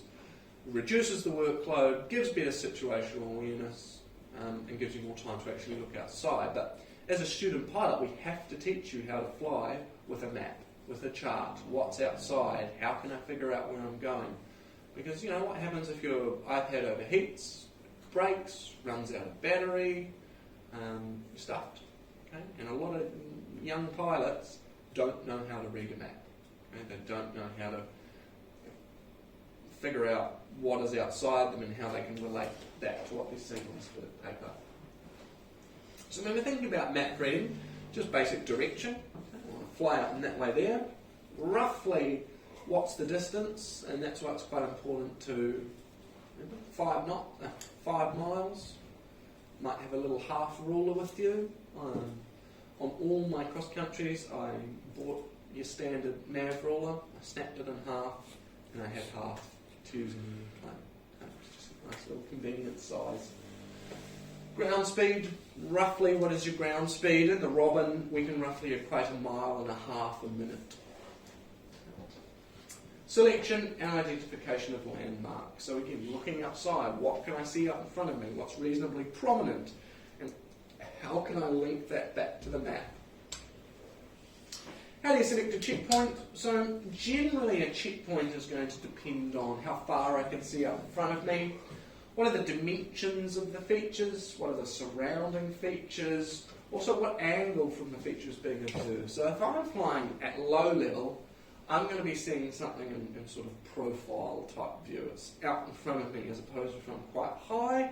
What I'm doing is I'm looking down almost as a bird's eye type view, which is generally how the maps are produced. Okay? So on the maps, definitely a bird's eye type view, but the topography is also marked on here as well, sort of the colour shading.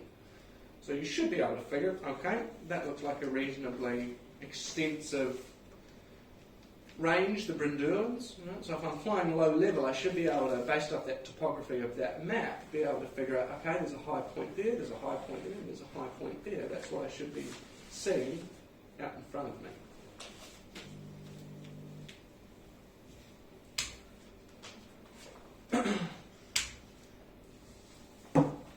So quite often if you're flying over a reasonably empty area, a good checkpoint will be railroads, prominent road, or maybe the track that you've planned is going to be flying parallel to, again, a railroad or train tracks or a prominent road.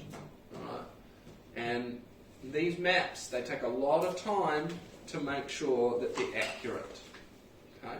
So what you see on the map is what you're going to see on the ground. Makes it quite difficult at night. But what are the yellow marks on the map? You get back to law. Prominent towns or like So at night, okay, if I'm doing a night VFR flight, those yellow spludges is what I should be able to see at night. Okay? That's the lights at night.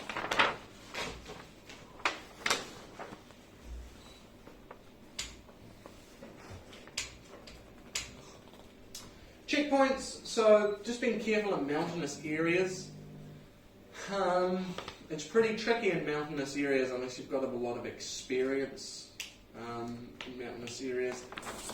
Again, the North Island not too bad because we've got Taranaki, Narahoe, Ruapehu. If you can't figure that out, then you probably shouldn't be flying a small aeroplane. But in the South Island, I mean, those Southern Alps, one valley can look exactly like another valley. And if you get it wrong, there's no exit at the end of the valley. It gets narrower and narrower, you get no point to turn around. The interval between checkpoints, remember checkpoints would be something reasonably prominent that we should be able to identify.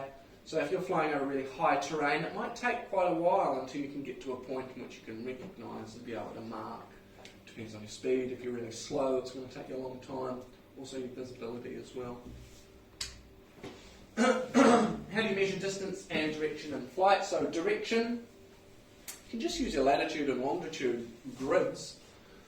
That longitude is pointing straight up to true north there. You can roughly estimate what your direction might be. Remember, we generally fly around using magnetic headings, so just being aware of what that variation might be around that certain area. Distance, so rulers can be too big for the cockpit use, so those big long ones tend to get a bit in the way. So like I said, I snapped one in half and I used half of it. Rule of thumb, okay, that is literally where you measure your thumb, and you can figure out what it might be. If you start flying all the time, you're going to start having favourite pens or, certain equipment. I mean, on some of my other pens, I actually measure certain parts on it, so I know how long it is. Look at the pen, put it on the map, figure out how far it roughly is.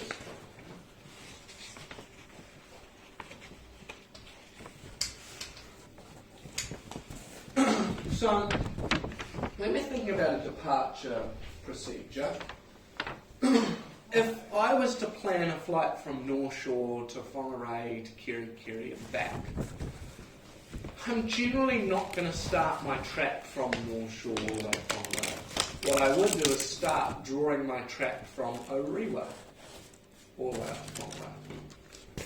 Because if I'm going to take off out of North Shore, my flight plan isn't going to be exactly accurate, right? Because I've got to follow defined departure procedures. I can't fly, hit the runway and then head on out. But what I can do is from North Shore climb up to the height that I want, fly bang overhead Orewa, set heading, and that way I've got a nice tidy line all the way through to Whangarei. So you should record the actual departure time, note set heading, calculate your ETA. What does ETA mean? Estimated time of arrival. Good, so calculate the estimated time of arrival for your next checkpoint, turning point or aerodrome, and you should transmit a departure report. Once you've got to your top of climb, generally run through a bit of a safety check to make sure your aeroplane is all happy. Okay. So you can see here that this person here is flying from North Shore to Orewa. Okay, sure. But then at Orewa, set heading, you're at your altitude, nice tidy leg, all the way through to wherever you go.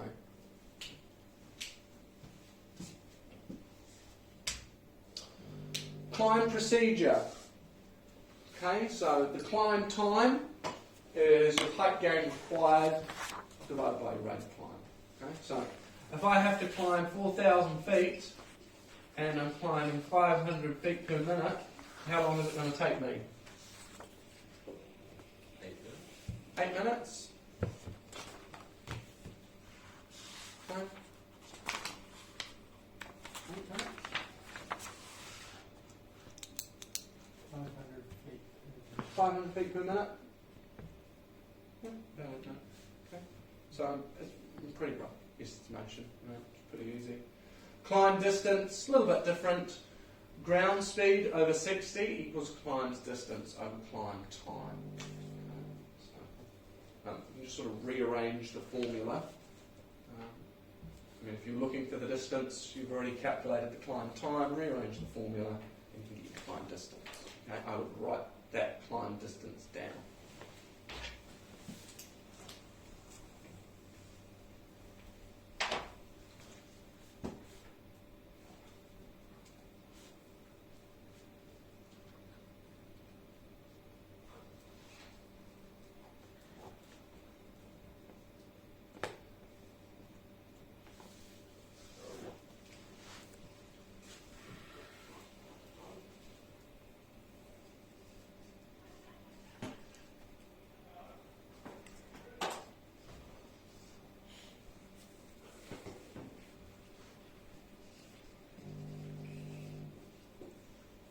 Okay, what is it?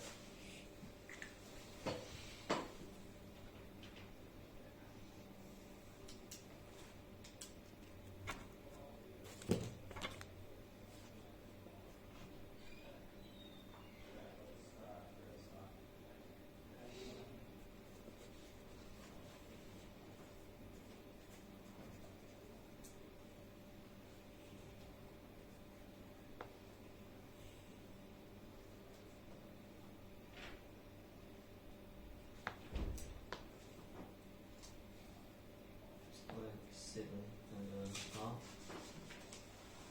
7.5.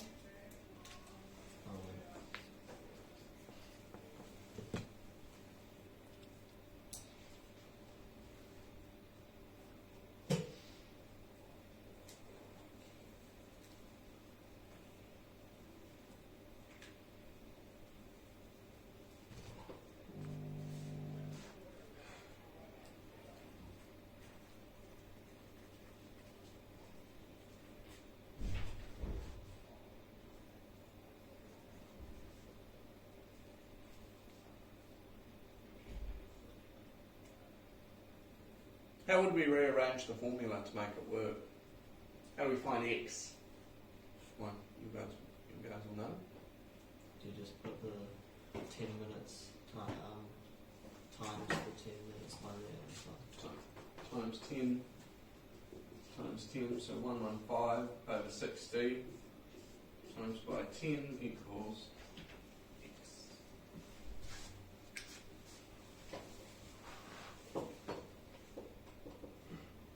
So we'll do it on a calculator. Here we go.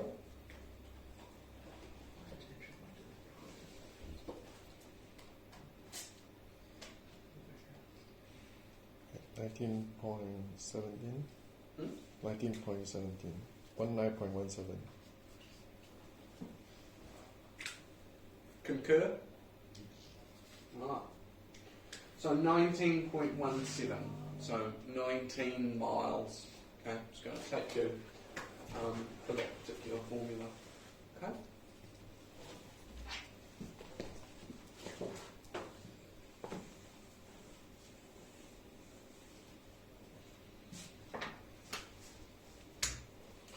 Once it's up a climb, like we were talking about a little bit before, confirming correct altitude, nose, what has that got to do with anything?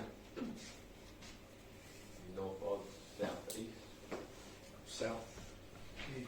Even so. Sading, so especially with the E, T's and P's are in the ground, make sure you get the power correct, and your mixture setting is correct. Ralph's, trim accurately, okay, the Robin doesn't have autopilot, but if you trim it out nicely, makes your job a lot easier. Calculating your ground speed, updating your ETA, transmit position reports, plan the descent, and review that aerodrome plate that you're heading towards if you're going to be doing a landing there.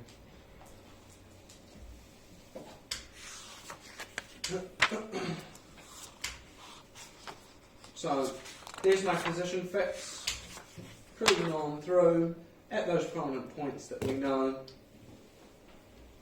What is the cruise procedure? So ground speed equals 60 over time times by distance.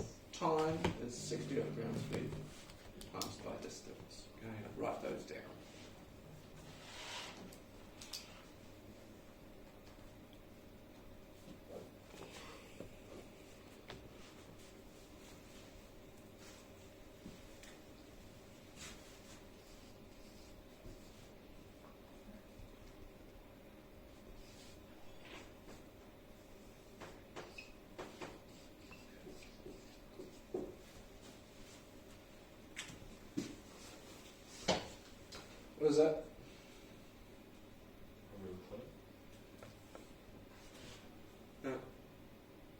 figures aren't always going to be as nice and easy as that.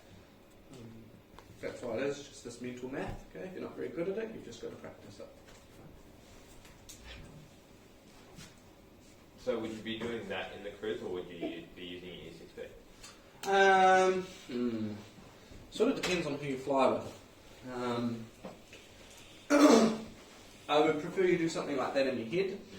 I don't have to have the exact figure, but I want something that's reasonably close to it. When we start to learn how to do the 1 in 60 rule, personally, I don't mind if you want to use your flight computer for that one. But again, depends on who you're flying with. A lot of people will want to see you just doing the mental math, trying to figure it out. That way your eyes are outside most of the time. If you're faffing around with your whiz wheel, then that's time you're not looking outside. Descent time, descent distance, just the same, okay? Track error. Alright, before we, does anyone want a 5-minute break or walk around? Anyone? No? Track error, okay? So, we're starting to get into the 1 in 60 rule here as well, okay? Which is going to be pretty important for your exam. I think if you have an E6B, I think it's actually written on it.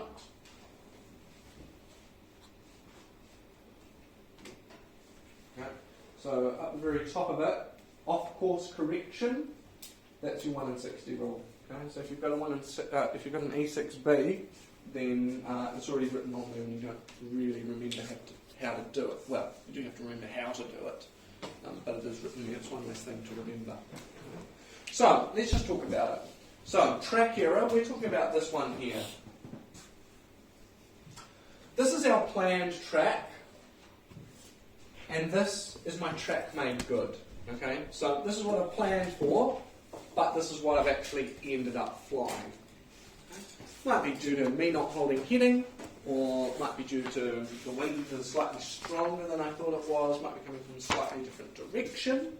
But with our track error, we can start to do some calculations to then correct back to my destination.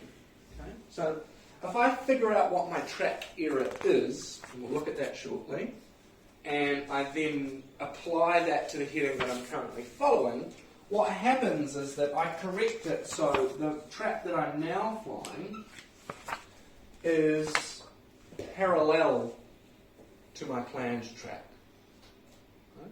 Which in the long run isn't really going to help me, okay? Because my destination is here and I'm going to end up over here. Okay? So what I need to do is figure out another angle to bring myself from that parallel track to take me back to my originally planned destination. And what we do is we figure out what's called the closing angle. So total correction is my track error plus my closing angle. Wait, so do you just go back to your original course, or do you angle it back so you get to your actual destination? Get to the destination as opposed to going back and intercepting your track and then following that again. Because the primary reason we're doing this closing angle and figuring out what it is because the weather is different. Okay, so the wind is different. So that heading that I was initially flying is wrong. So, total correction, track error plus correction angle.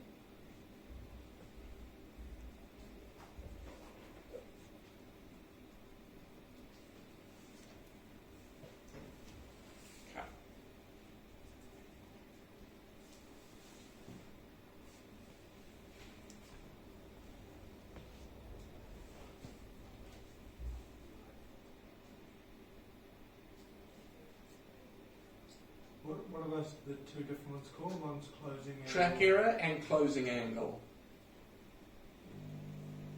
So the track error is just the continuation.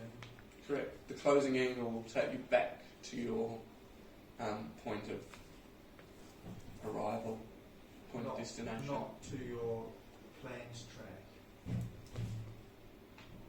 which one, because there's three there, like track error, then closing angle, and then other closing angle. Yeah, so, I mean, they're both the same angle. This angle, and this angle, and this angle, and this angle. So, your track error will take you parallel to your originally planned track.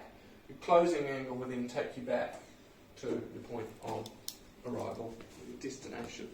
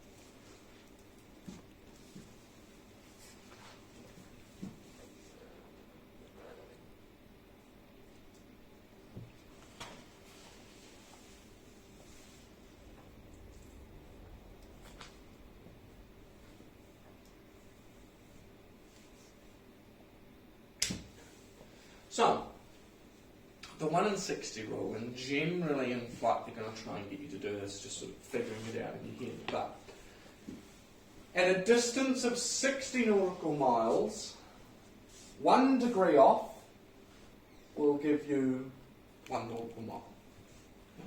So at 60 nautical miles, 5 degrees, 5 nautical miles, 10 degrees, 10 nautical miles. So, okay. Here we go. So again, on the E6B, it's actually written there. Okay, so I do believe it's got these two written on it. Slightly different words. Distance off. Distance gone. Yep.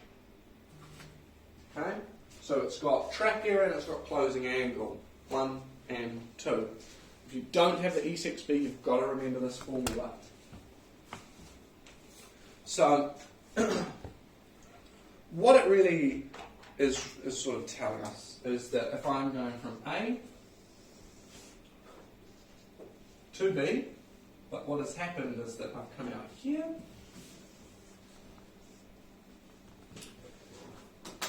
how we measure it, okay, is all based off your original track. Okay, it's all based off your original track.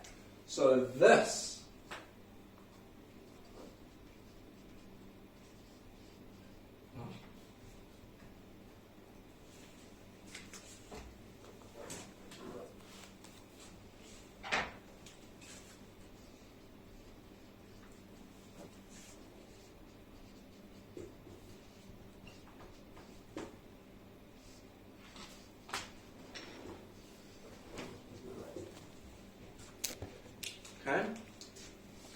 that is where the numbers come from. This is not distance gone. This is not distance to go.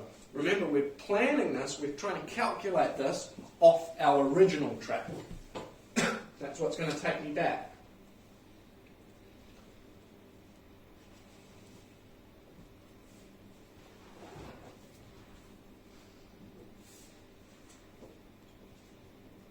Okay, I want everyone to be really, really careful about that.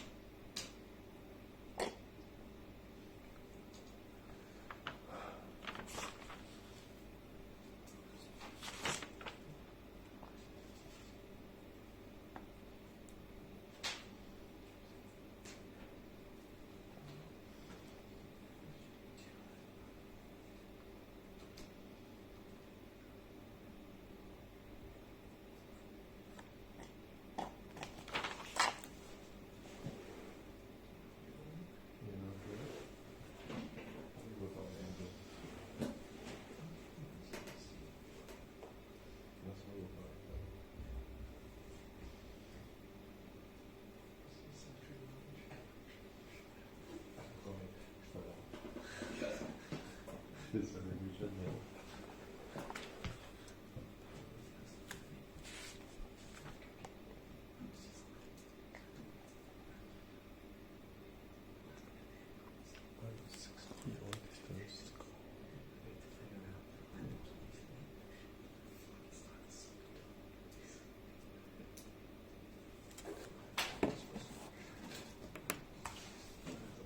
Oh, way out.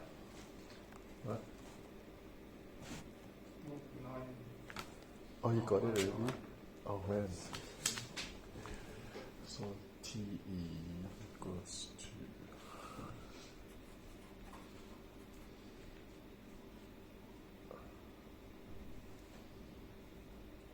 60 times distance of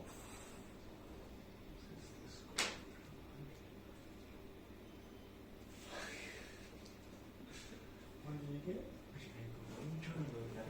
how do you get this distance and this distance? Yeah, do you remember in your maths? But you need to Oh, I don't understand the I got 11. You I think you just carried too many. Basically, you need to find But you the have to track subtract error zeros. and closing angle, then you get One. TC. So track error formula is that 60 times distance Oh, of times it by 60. So this is the distance of. So But it's a calculation on the Well, 16. yours sounds right.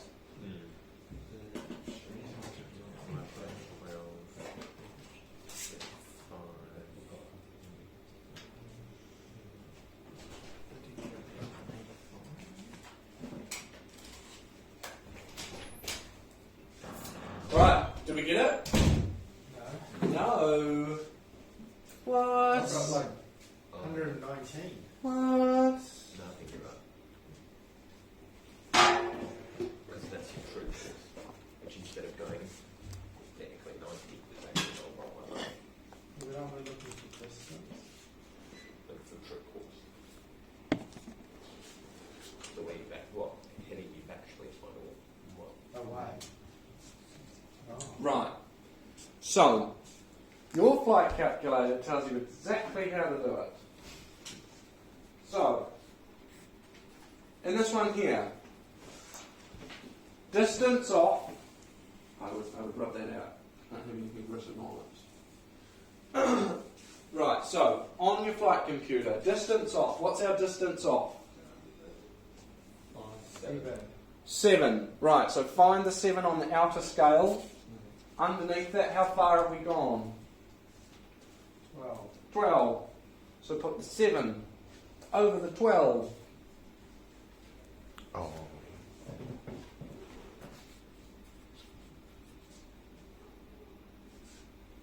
Right, 7 is over the 12. What does your little triangle read? 35. 35. The triangle reads 35, but the 10 reads. 3.5. 3.5 sounds about more, right? Oh, so we've just got our decimal place in the wrong.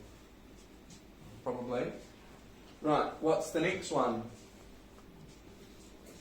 Just do it the same way on your calculator. 8.4. 8.4. Closing angle. Total correction equals 3.5. 8.4, 9 and 11. 11.9. Has someone done it on the calculator?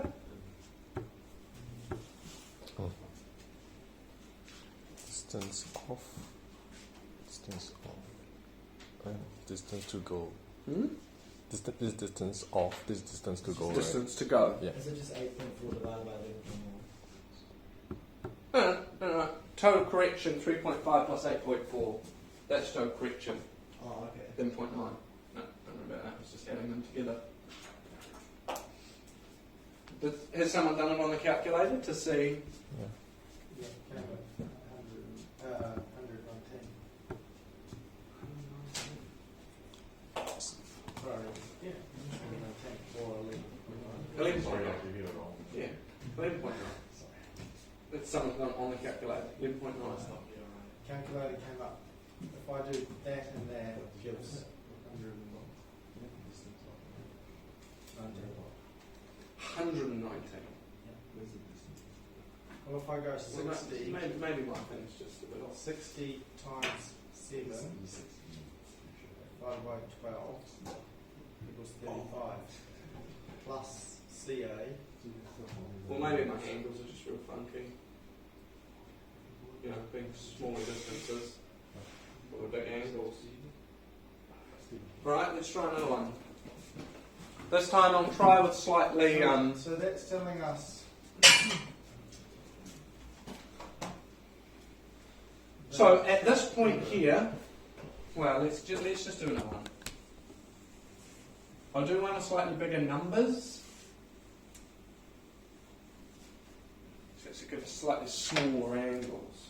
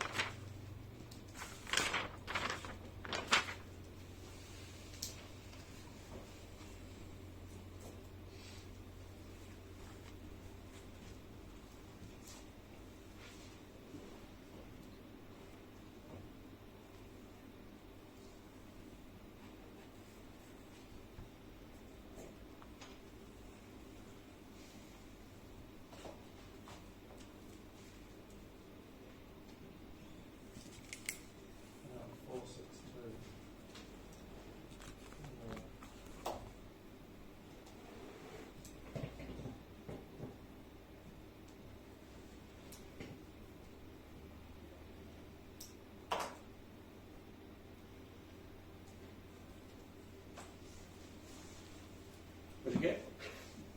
462 or 46.2.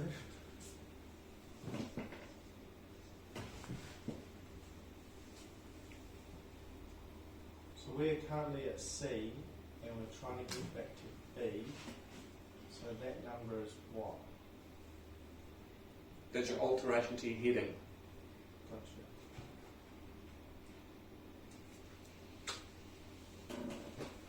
How do you do it on this flight computer? So, I mean, you can break it down and do it section by section. Oh, okay. So you can go 60 times by your distance off. What is that? Divide it by your distance gone. So basically I'm using the multiply and division method on this thing. You can do it. Or you can do it... I thought there's a formula. Yeah, there is a way to do it. Yeah.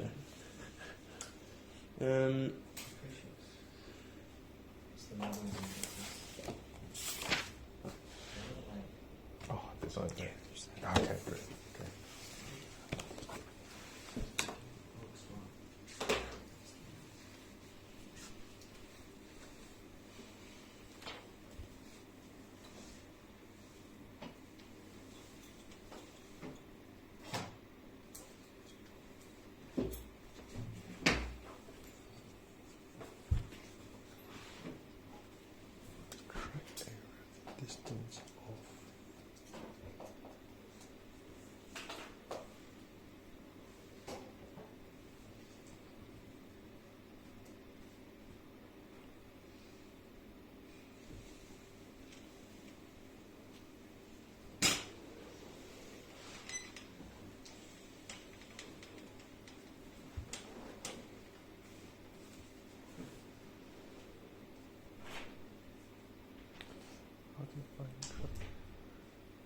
So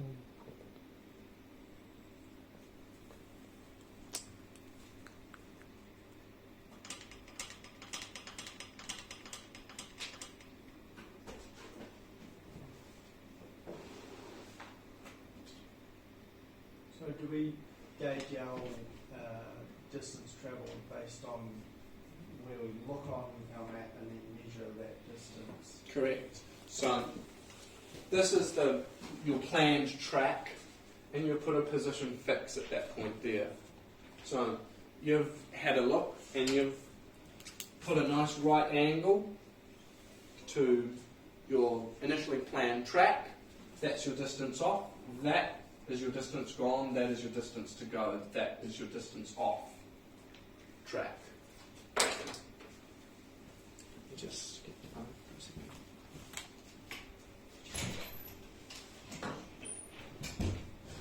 How do we work out that it's 25? Because obviously we can only measure how far we've gone, right? Not how far we've Got to go. theoretically on the track. No, just position fixes. Yeah. Working out. So if you planned to go here, but you're actually here, what's that distance? From the track. But you don't know. Oh, so You've got to know where you are. you just strike it as a 90 back to that line.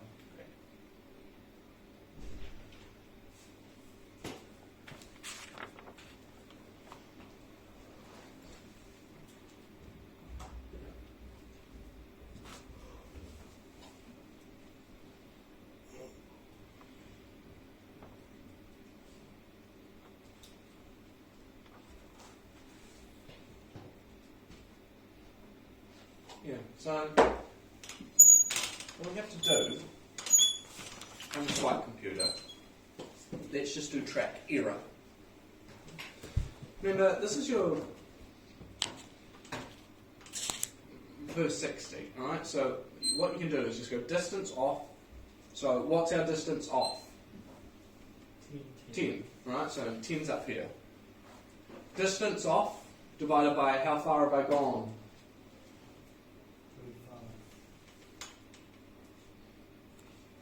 10 over the 25, look at the 60, that gives you 24. Okay? So 24, what's our closing angle? So 60 over distance off, 10.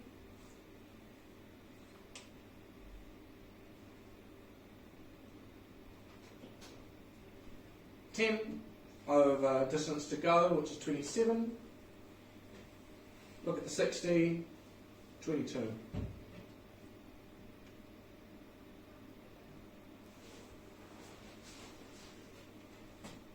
Okay?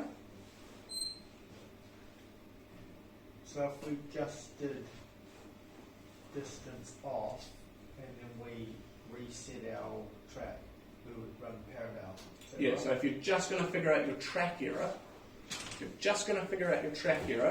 what will happen is that you just fly out like that. We then add that closing angle, so then takes you back to the, well, follows that line there.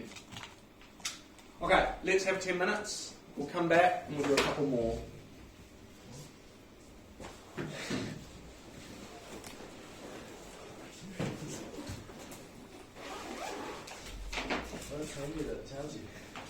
Yeah, right. That's one of the reasons why the E6B is quite good. It's literally just got it on it.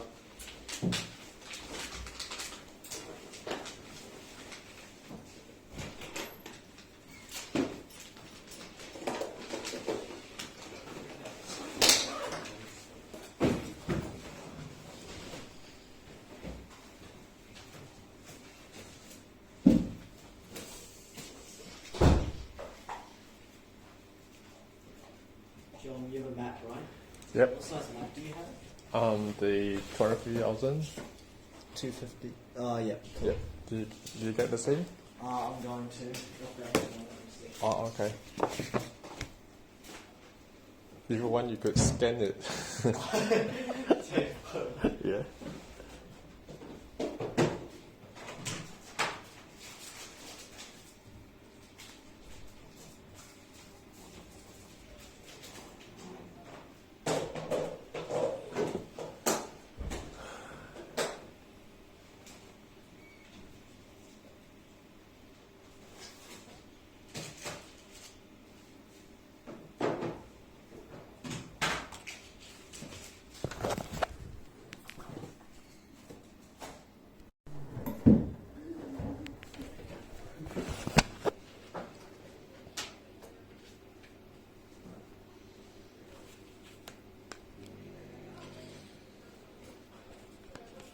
Right, when you're ready, off you go.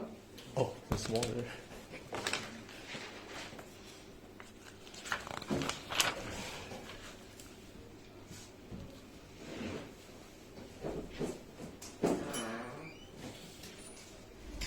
I don't even understand what I'm doing. Does your Wizworld tell you? Oh. I don't know what one we're meant to be working out. We're always working out closing angle. Closing angle. Well, you need to work out both. And then add the three together. We are.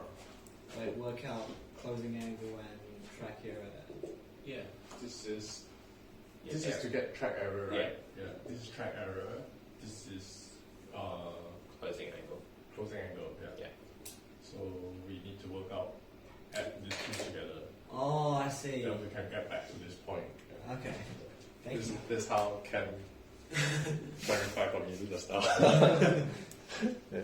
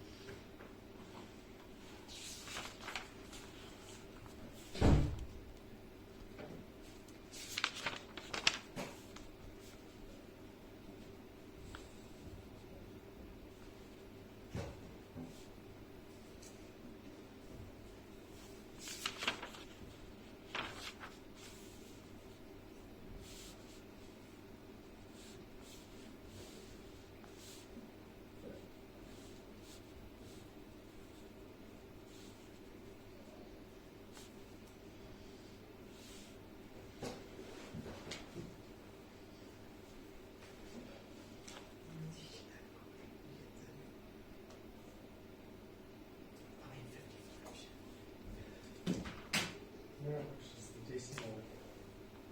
That's right. Keep this not in. The decimal point stuff is what's throwing. Yeah.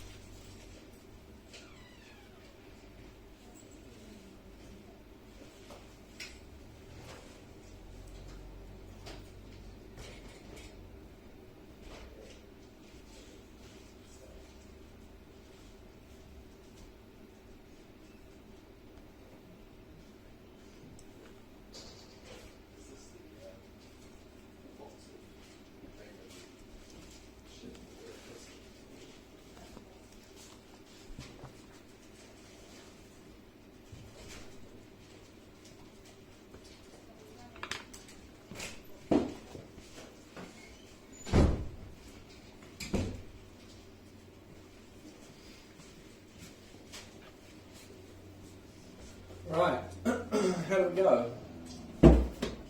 Almost done? Yeah, I'm just having trouble with deciding which decimal point.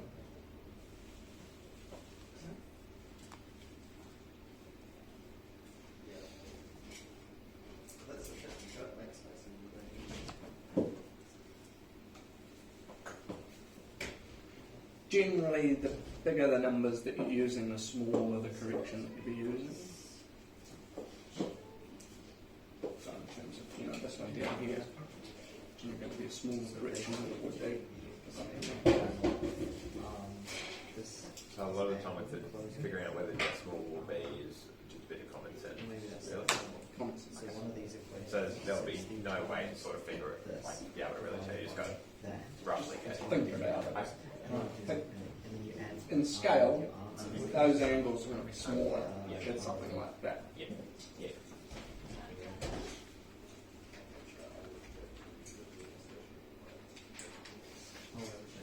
And in a real life situation, when you're actually doing this in the flight plan, you're going to have that heading that you were given, that you were tracking initially. So just think about it. You know, if it's a whole 90 degrees or like that, just think about it. Is that really going to take me back to my destination, or is maybe 9 degrees going to be more appropriate? Yeah. And then you just add it to get the total. And most of the time, this is the stuff you'd be doing during this flight. So, You'll definitely get a question on this in the exam, no doubt about it. So if you have got P6B, it's just written on it. So does that movement allow for the existing wind that's created with drift? So if that wind then died off, you would have to redo it because you sort of go back overshoot.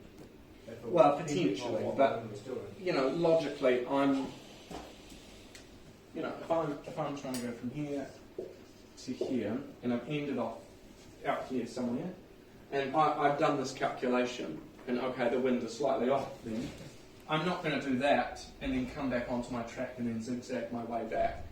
As I'm coming back, I know what that track is, I've got it drawn on my chart. So if I see that track, then I'm just going to intercept the track and keep going towards B. Okay? Logically think about it. Okay, what do we get for the first one? 55.8. Second one? Did we all concur with 55.8? Yeah.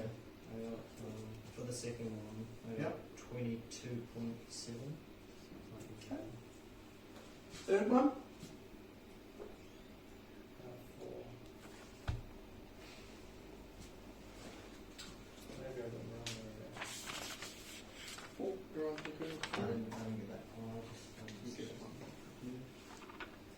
Okay, so let's just keep moving on a little bit. Again, it's one of these skills you just have to keep practicing. Right? You sort of remember the process on how to get it based on your flight computer. Oh, it's really different for the second one. What'd you get? That's 6.8. 6.8.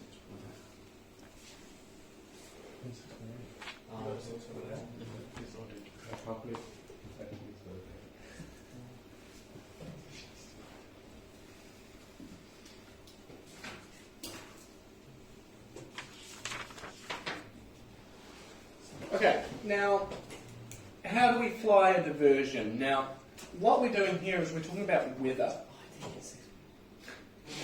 I put a decimal in between the 2 and the 9, and now I didn't get 6.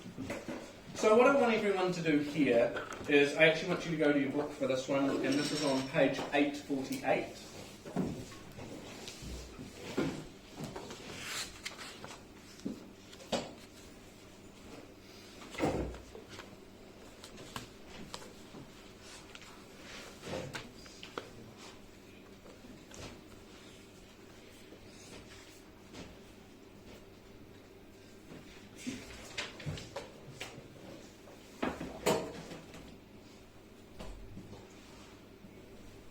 Okay, so we're looking at this from a purely practical point of view.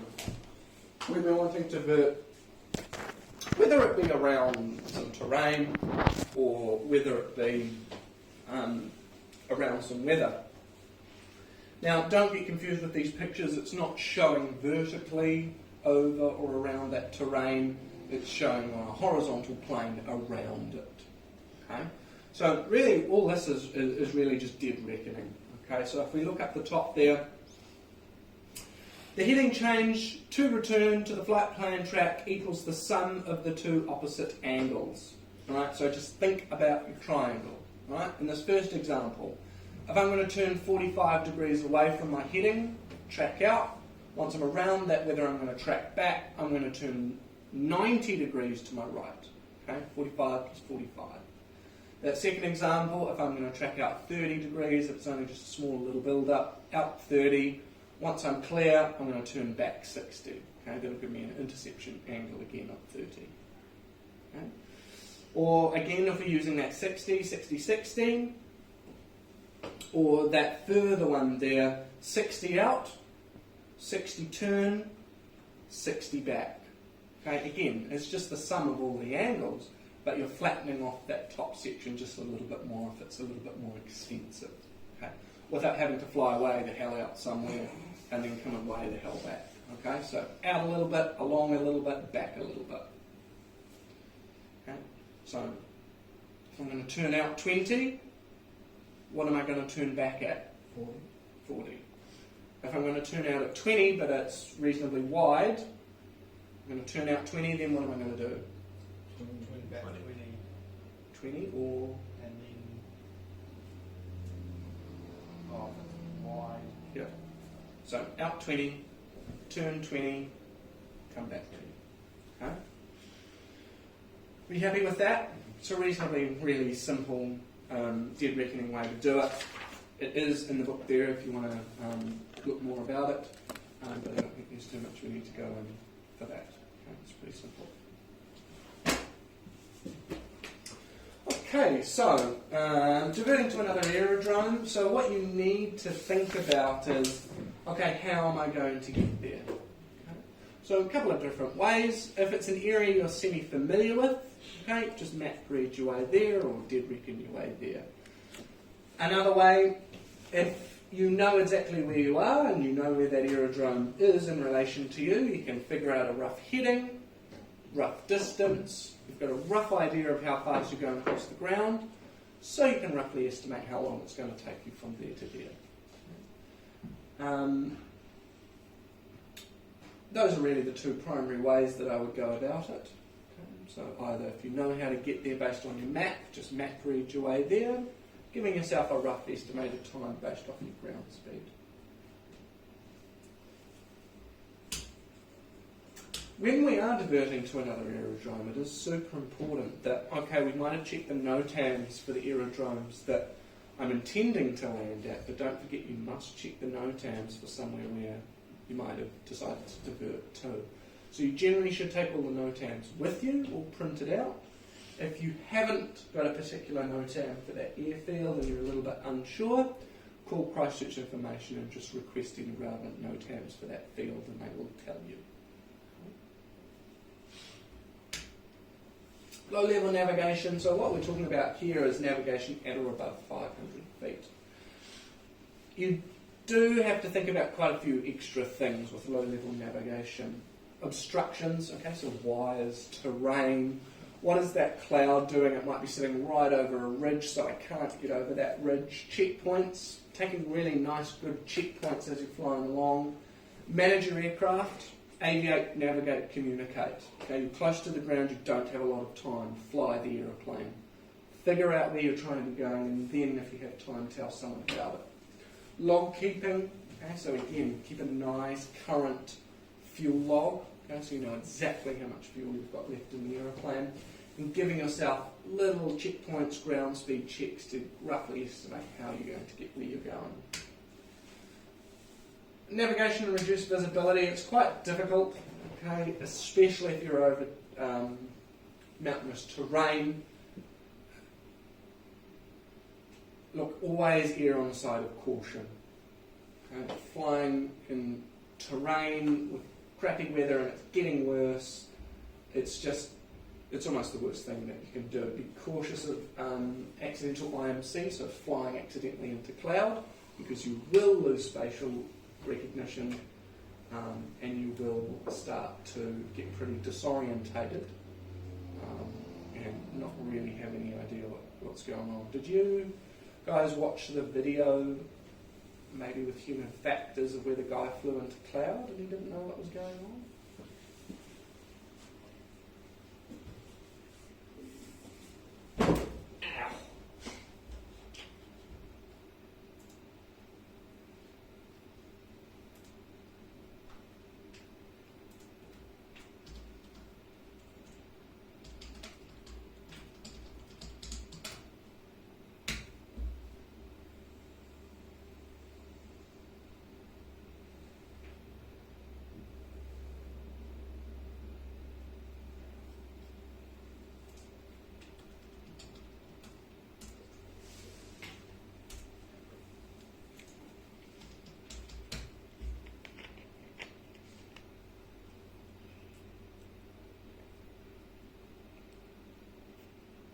Let me just check if this is a thing.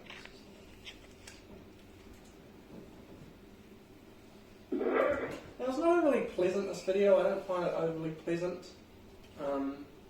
It's okay, everything's okay in the end. But it just shows just how quickly everything can get just a little bit out of control.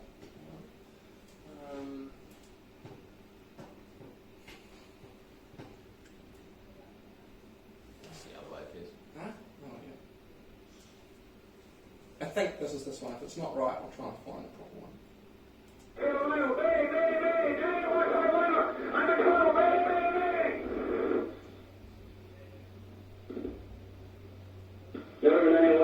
Whatever you read.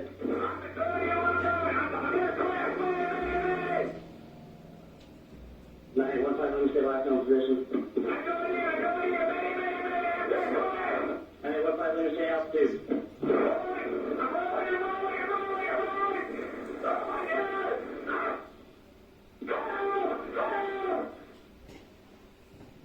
Coming forward, Dodge, release the stick, go forward on the stick, and then slowly back again.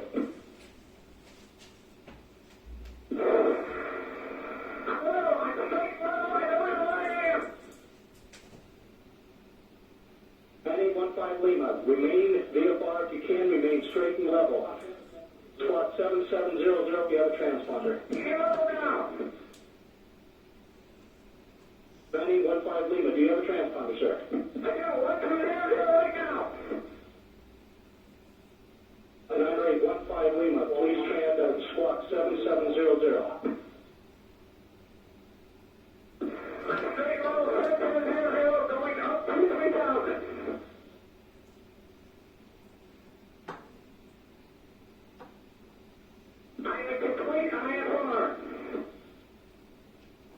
November 15 Lima, trying to remain straight and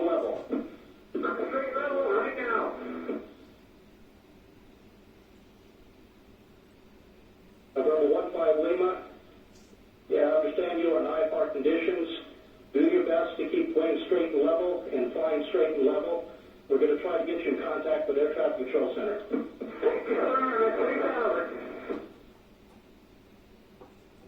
Okay, November 90815 Lima. Are you able to switch frequencies? 90815 Lima, contact Chicago Center 118.15. 118.15. If you do not establish communications, come back to us immediately on this frequency. 118.15. November 15 Lima, Roger.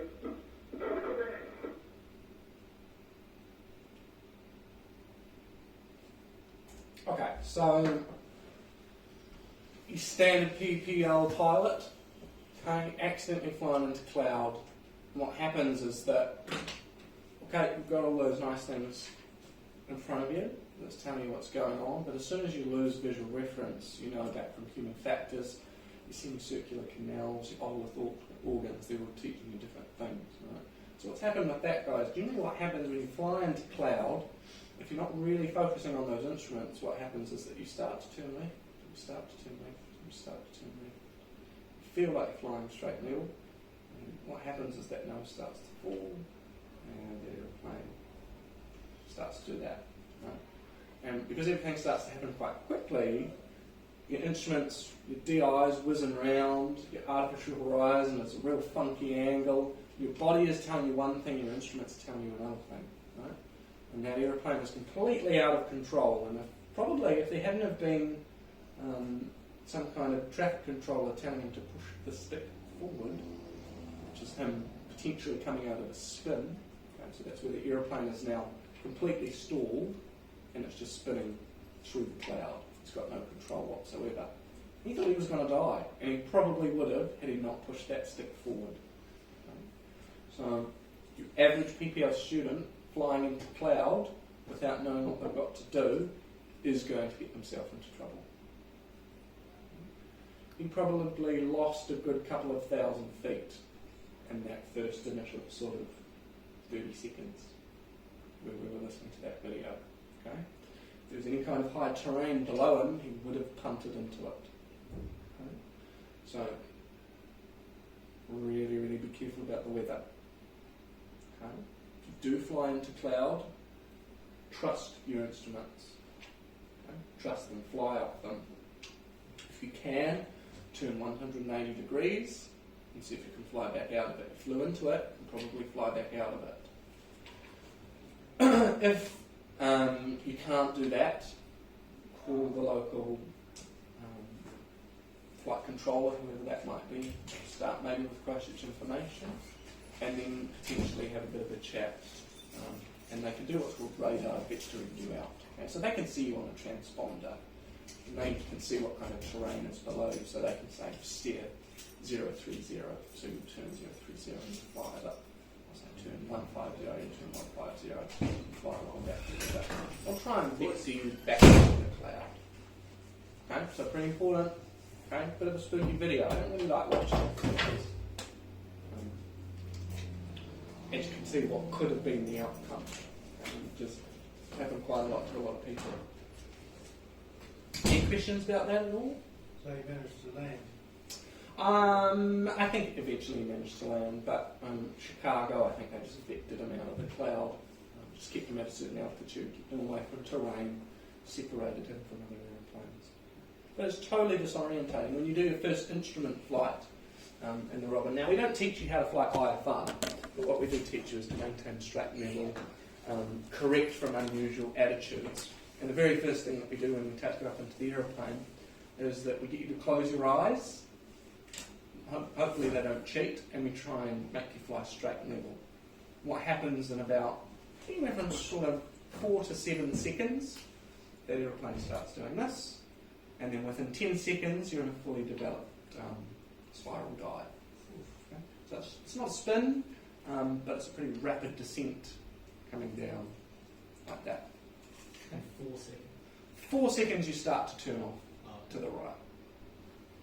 And then it sort of just gets worse and worse from there. Because remember, back from human factors, if you're sitting still, your body thinks it's straight and level, right? So if there's a gentle turn, there's no other reference to you to feel that. And then it gets to a point where you just get completely out of control. Same thing happened with JFK Jr. If you know anything about him, he took his beach bonanza. He's never flown at night before, and he decided to fly up to wherever it was, out to his holiday home. Flew into cloud, got completely disorientated, and spiral dived straight into the sea without having any kind of reference of being able to what was going on or how to fix it. Okay? So pretty important stuff. Okay? So, be really cautious of that accidental IMC. Use the low visibility, bad weather configuration. In the Robin, for us that's 10 degrees of flat, and we're cruising on at 75 knots. Why do you think that's quite a good thing? Why would I want to cruise along at 75 knots as opposed to 95? You've got more time. More time, right? Less airspeed is more time. Increase your reaction time if something was going to happen, because with reduced visibility what you're going to find is generally you're going to be lower down, there's going to be low cloud, so there's going to be lots of birds and all sorts of stuff flying around in that reduced layer that you've got to fly in. Okay? So it gives you more time to get out the way. Scan those instruments. Okay? Pretty important, especially when you're at low level and you might potentially be flying towards rising terrain as well. So although you're following along the cloud base, you should be recognising that this terrain is slowly coming up to meet you. So use your chart effectively, mark position and time regularly, draw lines freehand, okay? Forget about the ruler, forget about your flight computer, fly the aeroplane, navigate and communicate. Estimate a direction, including variation. Remember, we fly off magnetic, we don't fly off true. Look for prominent checkpoints and features if able to. Head to lower terrain, generally the coast. Okay.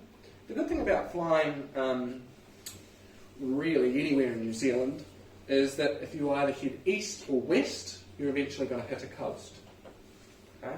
And you can just follow the coast back down. Generally, map reading off a coast is reasonably easy, okay? Because there's going to be a few towns, you know, there's going to be a pretty prominent little Greenhead Tail or Mangai Heads, Cape Rodney, this sort of harbour up in here. Coastal flying is a little bit easier than maybe flying through the middle of the North Island, which is a lot of sort of same high terrain. Maintain a very good lookout, right? Eyes outside. Turn on all external lights. Why do you think we might turn on all external lights? Others can see you. What's quite with this external lights as well, the birds are more afraid of your lights than they are your engine sound. Okay, so the birds will be able to see your lights coming to get out the way, and they are bothered by the sound. And if you can, if you're aware of your position, making plenty of position reports. Okay, that lets everyone else know. Flying in that potentially bad weather configuration, you're confined within that layer, letting other people know what's going on. You're probably going to be a little bit stressed, so plain language over the radio can sometimes help. Helps you maintain your situational awareness, and it actually lets other people know that, okay, this guy might be in a little bit of trouble, let's maybe try and help him, or stay well clear of him. Okay. Night time and current heading, check DI. So this is when we're thinking about whether, okay, this isn't really looking overly familiar outside. So if you do have a rough idea where you are on the map, note the time and the current heading. Other than that, on a piece of paper, on your nav log. Check DI against compass. Okay, so you might not have been doing those SADI checks, keeping that DI aligned with the compass. So as you've been following your heading based off the DI, what is the DI? What's it called when the DI moves when you're flying around? Wander. Okay, that DI has a thing called wander. Because remember, when we set that DI, okay, we'll set it for that exact magnetic heading at the time, but as soon as we leave the ground, right, that Earth is rotating underneath us. Okay, so that heading does change over time. Magnetic compass will follow those flux lines, but because you've set that DI to a certain heading, in realistic, that's going to wander to what it actually is at the time. Apply heading to last known location. Make a correction and look for a checkpoint. Okay, so thinking about that 1 and 6, see if you've got a rough idea of where you are. If next checkpoint does not appear, apply the lost procedure. So generally the reasons you've become lost is poor planning. Okay, both pre-flight and also that sort of step ahead planning that you should be doing with your cross country. So staying ahead of the aeroplane, being really aware of what's the next heading that you want, and really following that track that you've got planned, right? Looking outside, not being complacent. It could be variation, okay, so you've read the variation wrong on your chart and you've added an incorrect correction. Drift is different to what is expected, you're not holding your heading, DI compass is unaligned, you're not following your checkpoints, the wind is different. Metal near compass, okay, so I personally have a metal clipboard that I write on. If I was to put that up near the compass, that is going to make the compass move. And if I'm going to align my DI to that compass now, then it's just wrong. So I'll be following a wrong heading. Poor weather, and quite a big one is get home-itis. What is that? You have to be home by certain times. You start making not the best decisions for your safety, but just to get to a certain place on time. Yeah. So these external pressures, whether it might be just a private pilot, you've got to get home that night, or you've got passengers that need to be somewhere. From a commercial point of view, if your boss is really trying to make you fly through really crap weather, you're not going to get paid today if you don't go. One of the biggest issues of accidents, this get-home-itis, they push into bad weather that they shouldn't have flown into.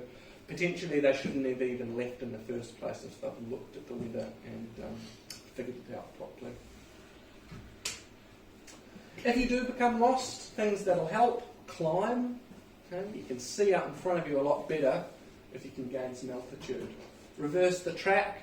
You flew from somewhere, you can try and fly back. Geography, so again, looking at your map, what have you got around you? Is there little lakes? Is there a high terrain? Is there an inlet? Is there a river?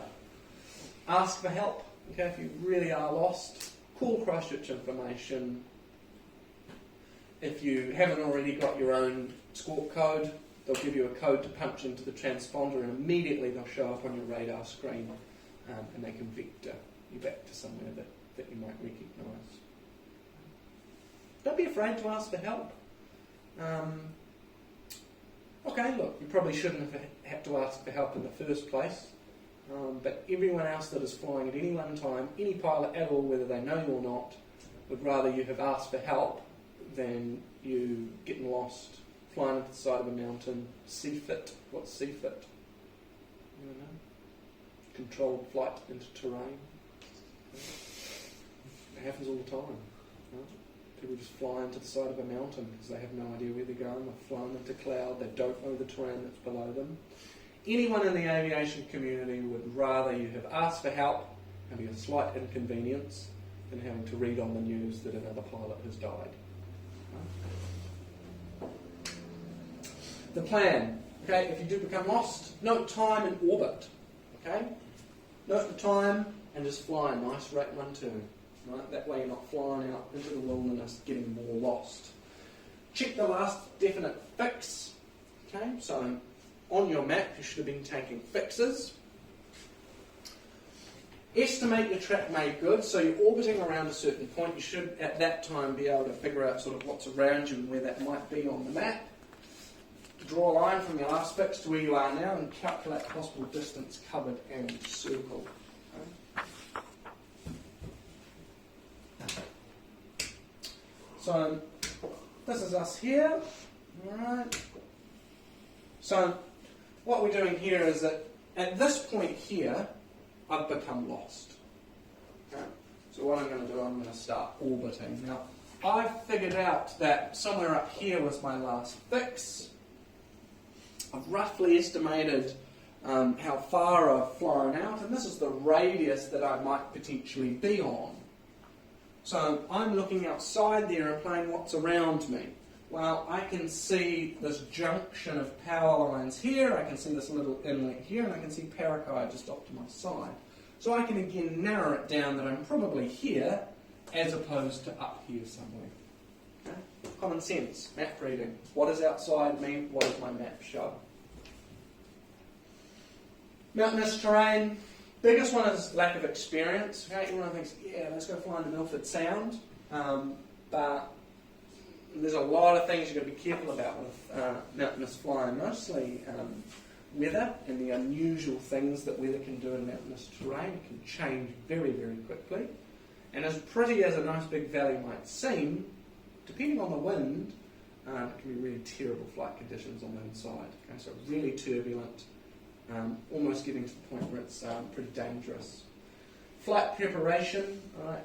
Be really, really aware that if you are going to take a valley system, making sure that you've talked to someone local that flies those valleys all the time, because they'll be able to give you little nuggets of information that you would never have on your own.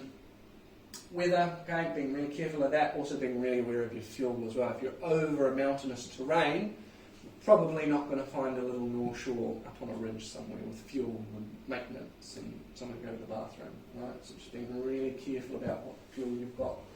Decision making, try and make an early decision and stick to that decision. Okay, that decision might be we're turning on back home. That's the best decision we could possibly make. Just like when we're talking about go-arounds. Any go-around that you're going to make is the best one. So, in the mountainous terrain, pre-flight preparation is big. Okay, attain a really thorough MET briefing. Also an operational briefing as well. You can't just fly into places like Milford Sound. You do have to ring up the operator, and they give you a whole bunch of information about how you should join, how you should get out, need local knowledge. Prepare a thorough flight plan, use flight following. Okay, what we mean by that is Christchurch information, so you follow the flight plan, because if you do punt into the side of a mountain, it makes it really quite difficult to see. Especially if the weather is turning to custard, it may be a day or two before people start coming looking for you. Good checkpoints, monitor fuel accuracy accurately, calculate evening civil twilight, and you should land well before that time. Okay? Because as we know with mountainous terrain, although out on the coast the sun might be nice and shining, if you're down in a valley system and the sun is out there, it gets pretty dark and it gets pretty cold pretty quickly. Okay? Especially with the lack of light in a valley system, it makes it quite difficult to see rising terrain, and makes it difficult to see. Okay, if I'm going to pass over that ridge, it makes it difficult to see what's on the other side of that ridge. Okay, it might be a ridge, but then another ridge. So it makes it difficult for me to climb, if I can do that at all. Okay, so we've been through a whole bunch of stuff. Any questions about any of that? Mostly common sense stuff. Okay. Make an early decision. If you fly into cloud, turn around 180 degrees. If you can't fly over that cloud, trust your instruments and ask for help.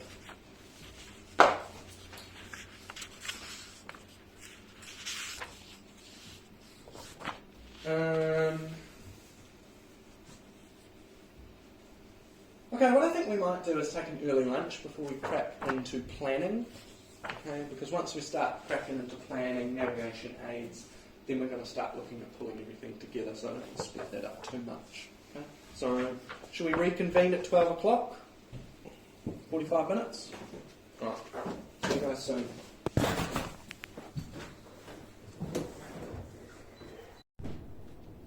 Alright everyone, last little chunk. So, half day. Right, so let's finish off the slideshows, alright? And then what we'll do, we'll crack into looking at putting it all together and looking at that practice exam, which is sort of going to test everything that we've done so far. And then depending on how that goes, what we might do, we might just do another little couple of practice questions, and then if we've got time to kill, we'll finish at around 4 today. Okay, can't finish too early, but we'll finish around 4. We might look at some quick fire questions on that PPL exam website.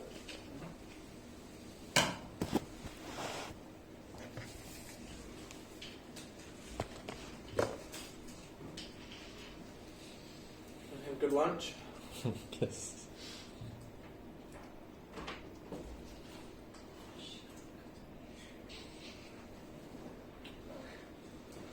It's nice and cool down here. I know it's hot everywhere else. I'm kind of enjoying being in the classroom. Right, so with the flight planning, pre-flight planning, weather NOTAMs, ATC, and any kind of special equipment that we might take with us. So, what do you need? Well, you need up-to-date charts. Okay, I, as an instructor, if you come to see me to try and sign out a flight, and your map is out of date, your AIP is not up to date, I'm not letting you jump in an airplane. All right, it's just critical. It's the law. You've got to have those up-to-date pieces of paper. Plenty of pencils, a couple of pens. What type of pen should I not take flying with me?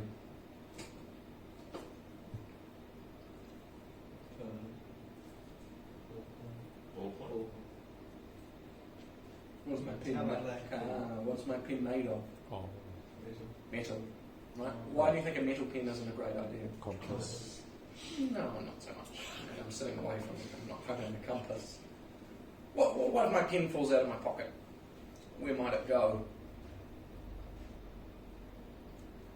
So it could fall into the controls. Okay? And if it falls down into the well, into the controls somewhere and jams itself in,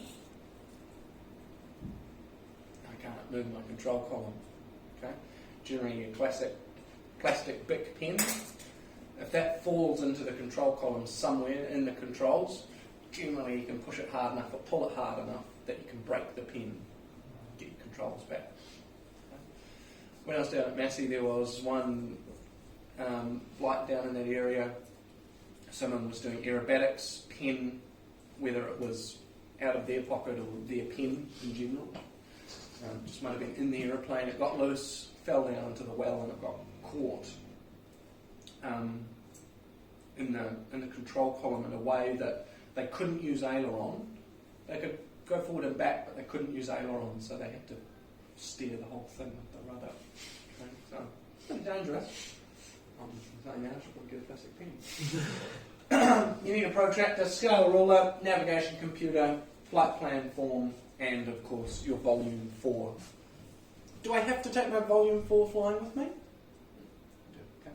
The law says appropriate charts and publications. That's pretty loose. Okay, what that might say is that you can take out the appropriate plates to where you think you might be going.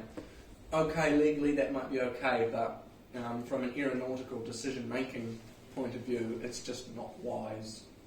Okay, you want to have everything available to you in case you need it. So, we had a little bit of a look at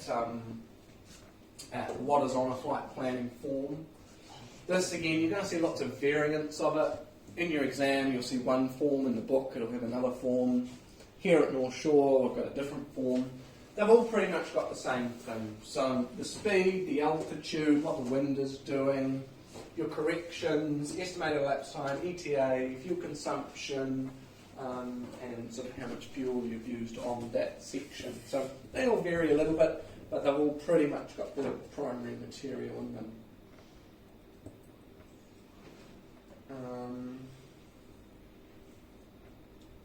So when we're trying to decode the weather, you'll know that we don't get an R4 anymore, but we do get a GRA4. And as part of that GRA4, you get the AAW. What's the AAW? For area wind. Yeah, or aviation area winds.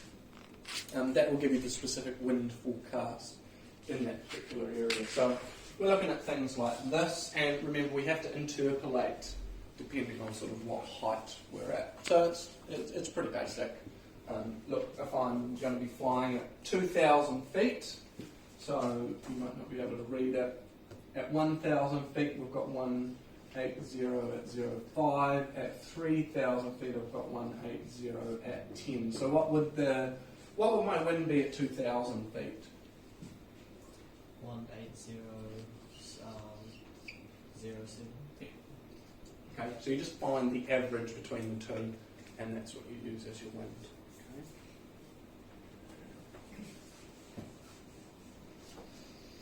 Okay. As part of when you're looking at the weather as well, remember clouds are really important as well. Okay, I want to fly as high as I possibly can, but I can't just fly into cloud as we looked at before.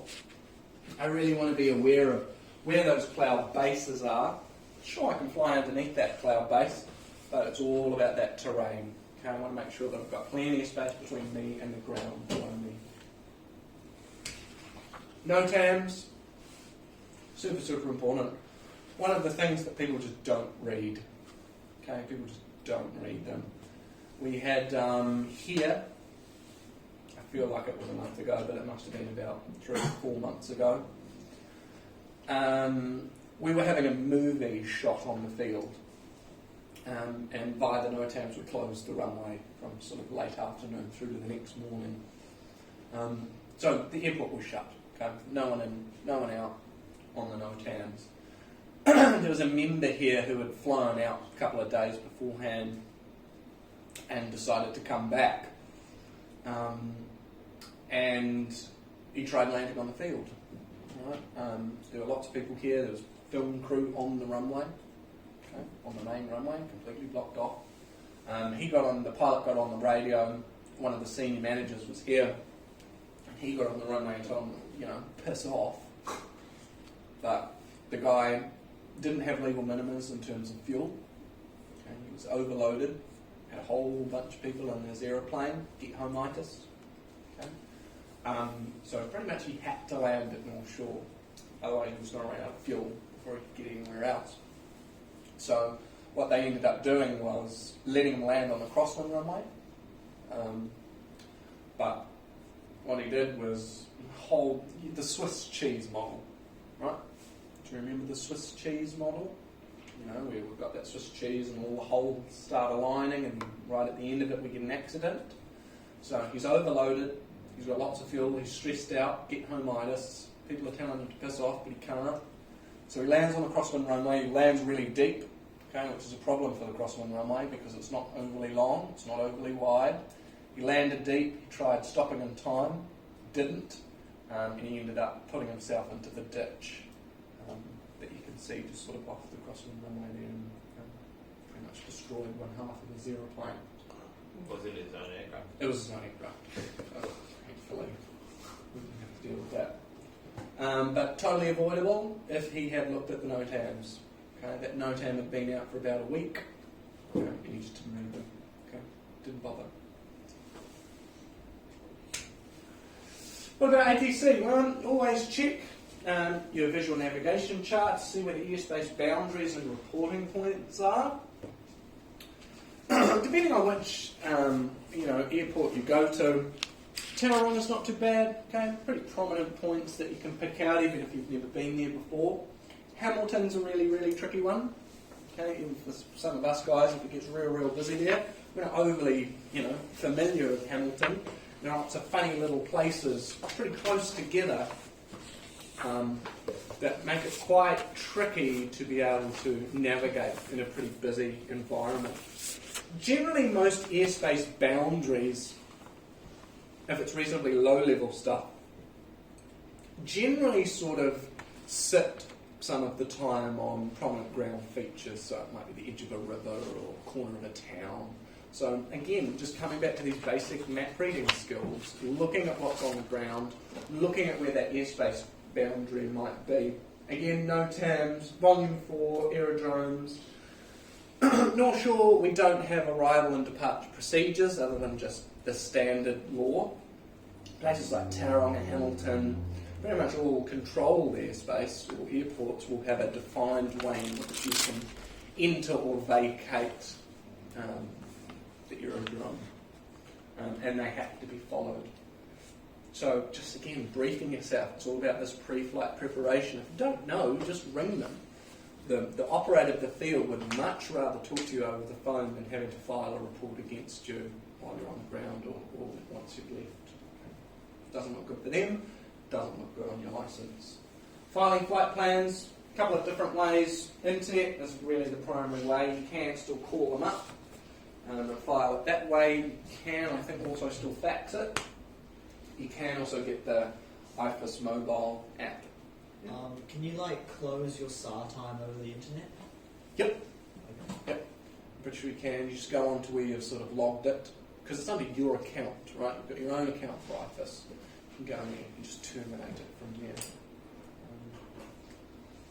But when you're terminating a flight plan, generally what we would do is that once we're sort of getting pretty close to North Shore, or overhead North Shore, or even on the ground, we just call up Christchurch information, and they can swap it all over. You know, in saying that, we've got internet, we've got phone, we've got fax, we've got cell phone, we've got radio. Sometimes none of them work very well. I was doing a flight down, I was down near Tauranga, and the cloud base was really, really low. Oh, maybe it wasn't really, really low, but it was low enough that I couldn't call up Christchurch information. So I couldn't get hold of them on the radio. I was just too low. I couldn't get my signal out over the terrain. At that time, I didn't have a headset that could link up to my phone, so I couldn't ring them. Didn't have any reception on my phone anyway, so there was not a huge amount I could do, and I was getting pretty close to SAR time. And I really wanted to update that because I don't want to get charged and just don't want to go on the license. So all I did, I could just talk to Hamilton, so I just dialed up Hamilton Tower, and Hamilton Tower did it for me. Okay? So there's always an option. Just got to figure out what's going to be the most appropriate. So even though you weren't in technically Hamilton Tower's airspace, you can still it's an easier way to find that. Yeah. And I'm more than happy to do that. Right? I'm not taking up too much of their time. They can do it straight away. So what equipment should be carried? Life jackets. Pretty important if I'm going anywhere near water. Even if I'm not planned to fly over a big chunk of water, I generally always like to chuck enough in the aeroplane that if, okay, I do have to divert for some kind of reason, and I am going to be flying over water, I do want to be wearing, or I should be wearing my life jacket, but at least I want to have one in the aeroplane. Survival equipment. So, survival equipment is sort of an interesting one because it totally depends on the type of terrain that you're going to be flying over. So, if, let's say I'm flying in Australia, right through the middle of the country there, it's all desert, it's hot, it's sandy. That survival pack that I would have created for myself for that is going to be quite different to a survival pack that I would create for myself when I'm flying over quite sort of terrain, snowy, cold conditions. But there are some certain things in which should be in all survival equipment. So if you were to create a survival pack for yourself, what's some of the things you'd have in it? Water. Alright, water to some extent. Think about your aeroplane, think about how much weight you can actually carry. Right? 1 litre of water is 1 kilogram. Probably a water treatment device. So, like water purification tablets is a good one. So, a lot lighter than water itself. What else do you reckon? Rope is a really good one. Generally, that sort of parachute cord rope, big chunky rope, takes up a lot of space. That really thin parachute. A lot of people, I don't think I see one here, but some people wear those like bangles. Have you ever seen those? They're like, yeah. It's literally just parachute cord. You just unclip it, pull it out from one side, and just pull it all the way up, and it sort of unwinds itself. So look, you don't have to wear it, but it's a good thing to like clip onto your bag or something. What else? Light? Light? What? Yeah. Take a torch. Matches. Survival matches. Okay, so I wouldn't just get your standard beehives. I'd get, yeah, like a little stone, flint stone, or like waterproof matches. What else? Maybe a knife or Yep, some kind of blade. A good multi-tool is good, like a Leatherman. It's got like pliers in it. It's got screwdrivers, it's got knives, it's got all sorts. What else? first aid. Yep, definitely a first aid kit. Portable ELT. Yep. If you want, remember the ELT that you have got inside your aeroplane is portable anyway. As long as you can actually get to it in the aeroplane, like if you've had a really bad wreckage and it's hard to... If you can't get the ELT out of your aeroplane and you've crashed somewhere, where are you going to wait? At the aeroplane. Right? You can try and wait with the aeroplane if it's not going to cause a hazard to you, so if it's not on fire or it's not leaking fuel or something like that.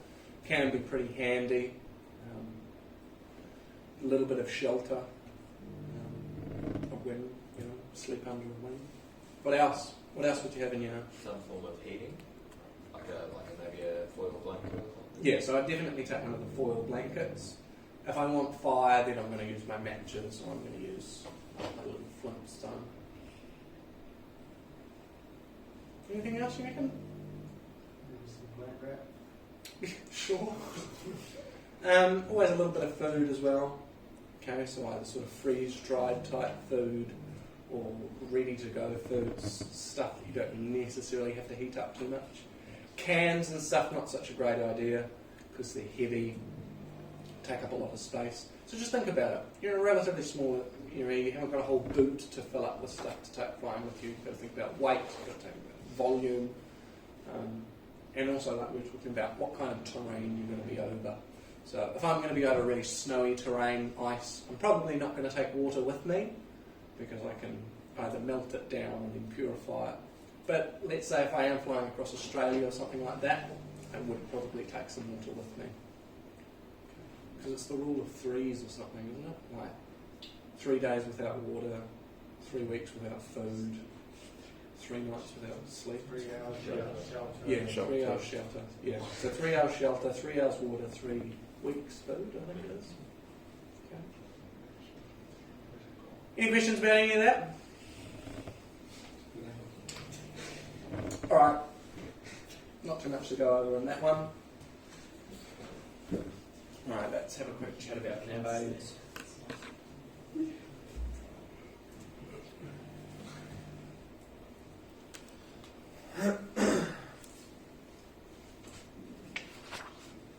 So when we do this practice exam, you're not going to need the maps that you've got.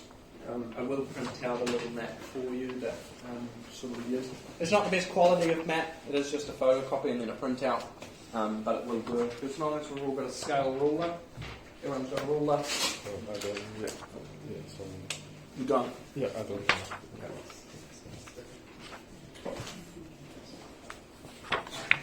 I'll go see if we got anyone. Thank you.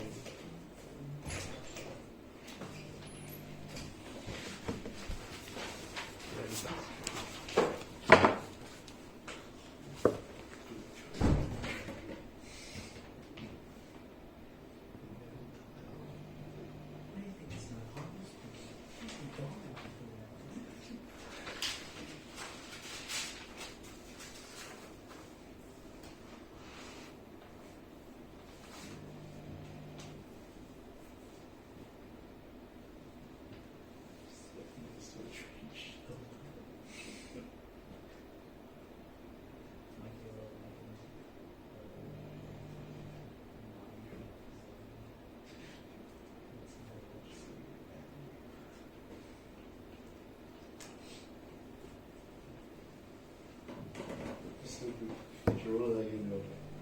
Right. Get to bring the ruler again, go. No, buy.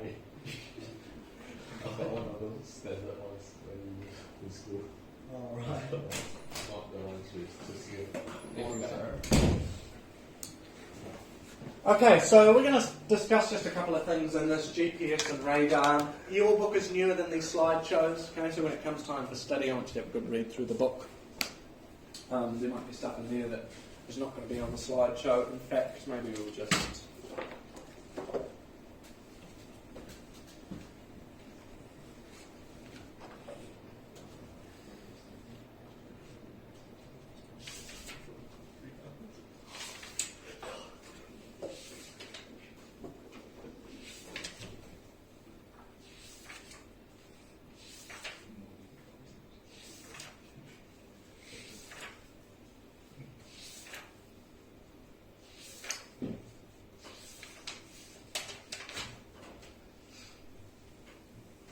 Okay, so let's talk about GPS.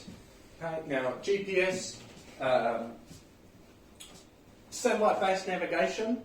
Okay, so our little aeroplane, or our car, or our phone, or our watch, whatever it is, it's got a little GPS receiver inside it. Okay, and what it's doing is it's talking to those satellites up in the constellation. Our GPS that we use is managed by the US military. Okay, it's theirs, they own it. They give us a particular band to operate over, which gives us reasonable accuracy. They operate on their own band, which takes it down to really small deviations, really, really tiny, really super accurate. It uses arcs of time to pinpoint location. So, generally in a cockpit display, it comes in many, many forms, but these are the primary ways you're going to see them. Either on a little sort of screen like this, or one of these portable, or again you get the G1000, which is the big sort of flat screen. Everything's built into it. So we do get some errors and limitations, one being multi-path error. So this is where satellite signals bounce off Earth's surface. Okay, and when these signals bounce off, they are just a radio wave.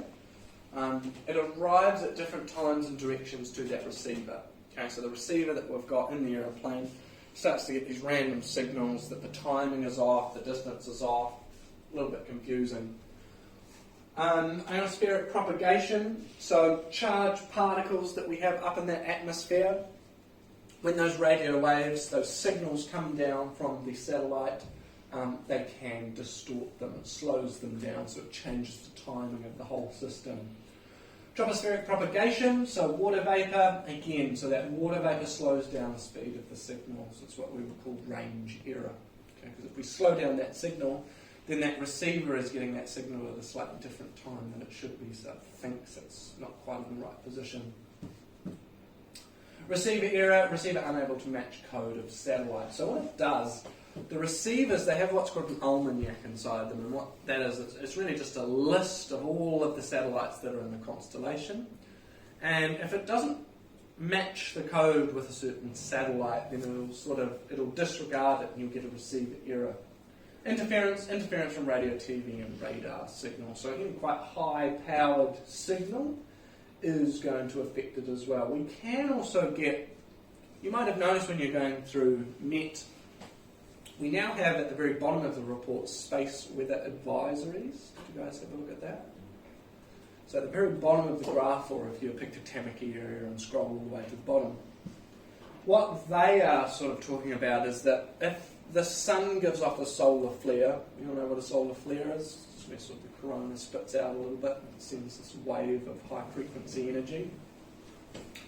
That really does interfere with the GPS, okay, so it really mucks up the signal coming from the satellite and also anything in between. We don't generally experience it too much on Earth. That's what we've got the ozone for. But when the satellites are just cruising around in space without anything covering them, it can cause a little bit of an issue, but it's not something too wide. Data insertion, so insertion of wrong waypoints or coordinates, right? User error. Fixation, don't let it distract you from keeping a good lookout. Not too bad in some of the older type aircraft that have just got a little GPS display. But some of the newer aircraft with the big GPS screens, lots of colour, lots of fun moving things, turns into a little bit of a video game sometimes, and you tend to just be looking at that screen as opposed to looking outside, especially when you've got things like TCAS. Do we all know what TCAS is? Avoiding system. So what that will do is it'll give you a warning, it'll give you a way to get out the way, but these things can be quite distracting. Okay, so you can see the little aeroplanes on the screen as long as it's got ADS-B, but remember, especially in areas like this, we do have aircraft that are flying around with no radios or microlights, stuff like that. Bad weather operations, risk of collision with other aircraft using GPS to maintain the same accurate track. Okay, so two people might be travelling along on the same track, North Shore to Pawanui. I don't know how many people fly to Pawanui from here, but on a bad weather day, right, again, everyone's sort of down low, same track, similar altitude, they're looking at their GPS as opposed to actually looking outside. PSR. So we've got two different types of radar. We'll talk about primary surveillance radar first. And this is just your classic movie. We've got the radar station, sends out that really strong signal, hits a surface, and that surface reflects that signal back. And on the radar screen, you get a little blip. Okay, and it's that blip with primary surveillance radar that only shows location. Secondary surveillance radar, this is what we're talking about, ADS-B mode C. What happens is that it sends out a signal, that aircraft takes in that signal into its transponder, and then that transponder sends a signal back to that station, and you get not only position, but you get altitude as well. Okay. Transponder, so allows the aircraft to be seen by that secondary surveillance radar. We've got off, standby, on, altitude test, and ident button. Okay, so you should have gone over this in tech. What happens when I push the, what happens if the controller asks me to squawk ident? What have I got to do? Press ident. Okay, so I push ident. What does that then do? Flashing on their screen. So it does nothing really in my cockpit, but on the radar controller screen, my little symbol just flashes. Okay, lets them know exactly who I am, because there might be other aircraft operating under the same transponder code. Right? What's VFR for an aeroplane? What's your standard transponder code? 1200. So 1200. So quite often you might have 5, 6 aeroplanes in the general area squawking 1200. So you push ident when you're asked, and your specific aeroplane will start flashing. What's the code for... What 3 codes have we got for the emergency transponder? 7700. 77. What are they each for? 75 is hijacking. Okay. 76 is communication loss. Emergency. Is everyone happy with sort of how to remember that? I always remember 5, 6, 7. And I think about it, okay, I start at 5, a hijacker's broken into my cockpit. The second thing they do is they smash my radio, and then I've got to declare an emergency. That's how I remember it, but I just remember it 5, 6, 7, in that order. Then. Is it 7, 5, stay alive, 7, 6, I need a fix, 7, 7, something, go to heaven? Yeah, there's something about that. Yeah, there is something about that. There's quite a few ways to remember them. That one I've sort of heard before, but they all sort of vary a little bit. Okay, good.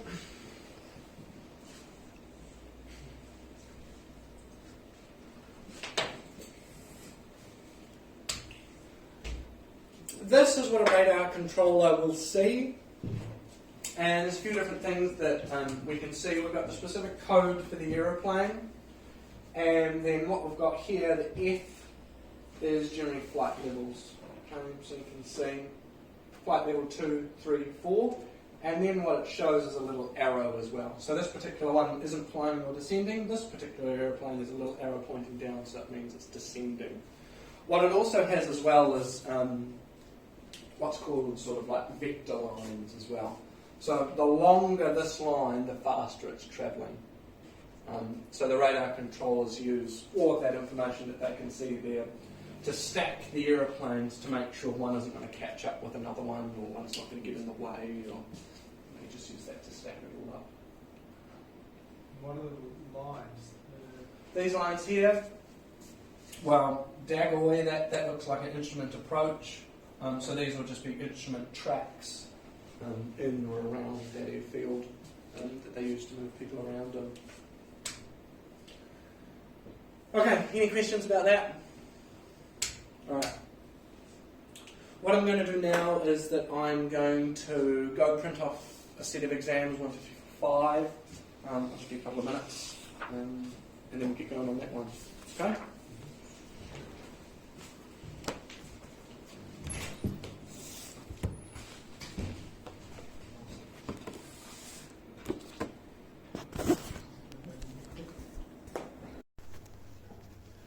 13. Given variation of 20 degrees east, wind effect 10 degrees right drift, deviation is 3 degrees west. The compass heading required to fly a true track of 320 is.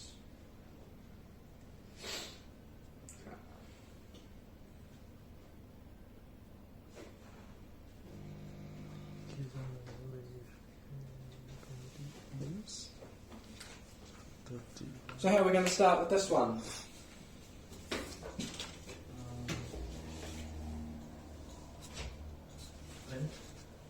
Wind? Go change the true track to magnetic.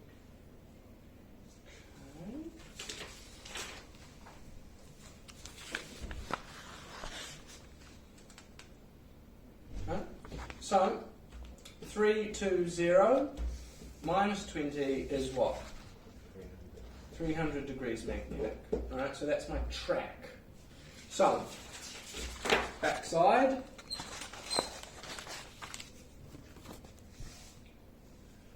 Now, remember, work backwards. So start with your track. 300.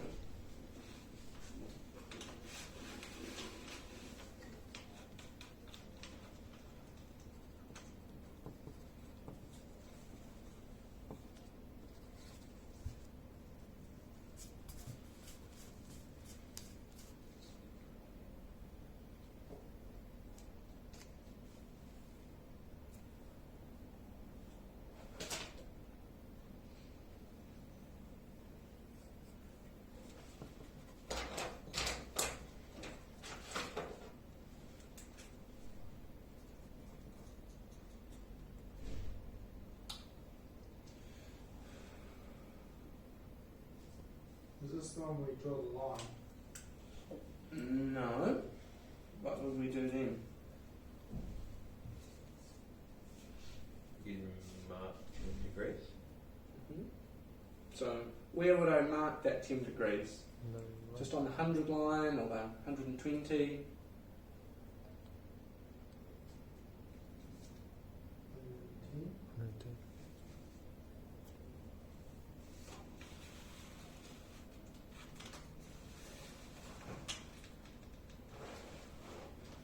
But what do we mark on 110? Well, that's what I'm asking you. What would we do with that? 100.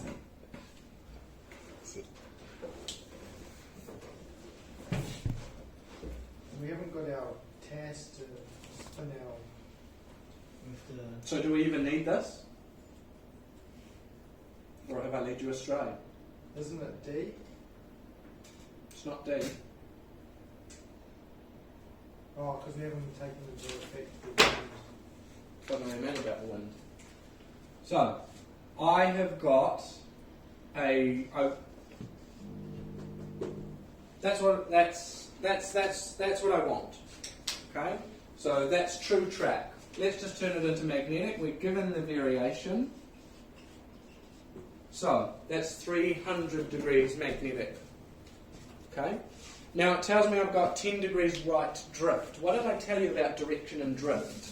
Is that to do with the nose of the aeroplane or the tail of the aeroplane? Tail. Alright, so if I'm flying along at 300 and my tail is out to the right, my nose is going to move to the left. So does that mean is it going to go up or down in terms of numbers? It's going to go down. How much drift have I got? 10. 2, 9, 0 degrees magnetic. How do you know that it's not a... Hang on, say that again. Because you're I've got 320 degrees true. Yeah. I need to turn that into magnetic. It gives you the variation of 20. That gives us 300 degrees magnetic. Tells you you've got 10 degrees of right drift. We know with drift it's about the tail. So if the tail is off to the right, that means my nose goes left, which means my heading must go down. Just on a compass rose. If I'm going to go this way, my numbers are going to go down. So because your tail is going right, My nose is going left. your wind is blowing from the right.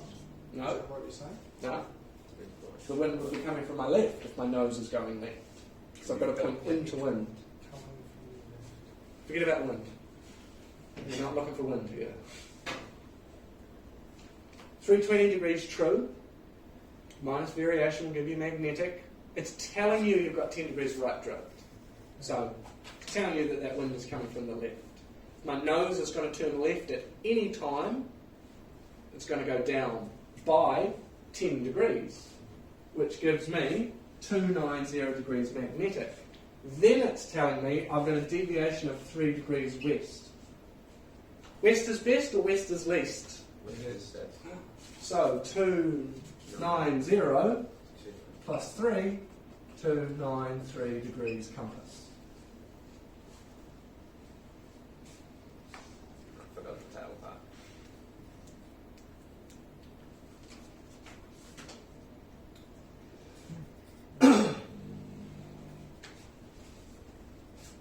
So we didn't need to use the flight view for that? That's my track, 320 degrees true. I wanted a magnetic equals 300 degrees magnetic. It's telling me I've got 10 degrees of right drift. So my tail of my aeroplane is out that way, right drift. I know this is 10 degrees. My nose is coming that way, we're moving anti-clockwise, the number has to go down. So it's 290 degrees magnetic.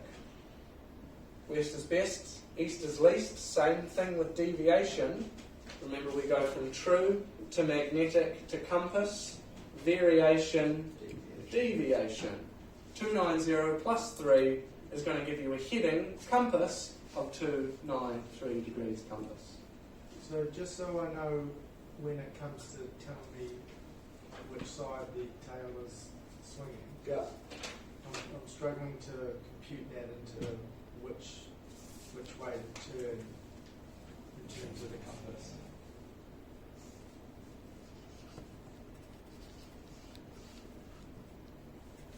.360. My aircraft.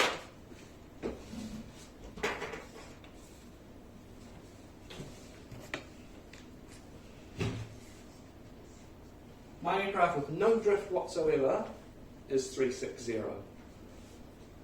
My aircraft with 5 degrees of left drift is going to be pointing which way?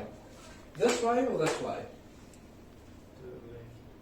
Which part of the aeroplane is to the left? Tail. So Tail.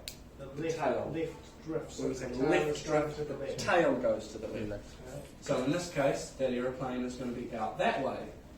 So what is my heading going to be with 3 degrees worth of left drift? That's due to the wind. Due to the not wind coming from us- this direction. Not us counteracting the wind. Well, that is us counteracting the wind if we want to maintain that track. Right. Heading and track are different. So what would my heading be if I had 3 degrees of left drift? 003. What would my aeroplane be with 5 degrees of right drift? 295. Which side of the 355. line is my tail? 355.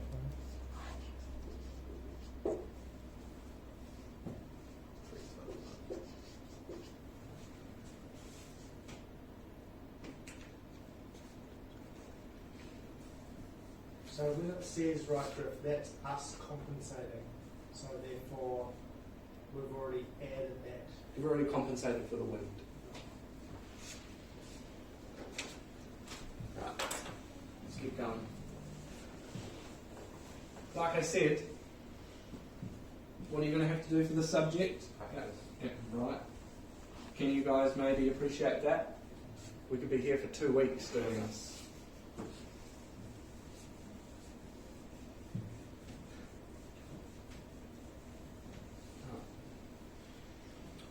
Right, what's the next question?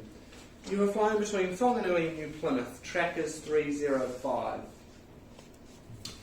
Aircraft position is pinpointed on track. Alright, well, what did I say about nav? What really helps?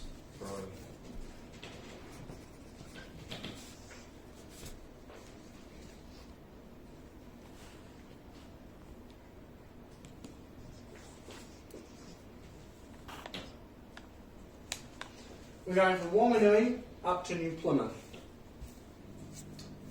The aircraft position is pinpointed on track 10 nautical miles. 10 nautical miles from Whanganui. Aircraft maintains heading 315 degrees magnetic. TAS 115. The aircraft, a little bit later on, is pinpointed 45 nautical miles from Whanganui. The time is 43. Time is 03.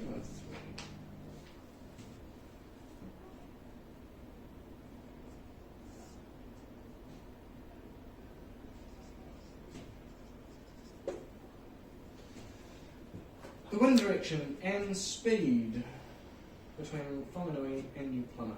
Right. What can we get straight off the bat out of this? Ground speed. How are we going to get the ground speed? Difference in time over distance. Yep. So what's our distance? What distance am I going to use to calculate? 10 nautical miles. 35. Yeah, right? Because I really want to talk about this part here. That's the part I can get the distance out of. So I've gone 45 from Whanganui, and at this point here I went 10 nautical miles.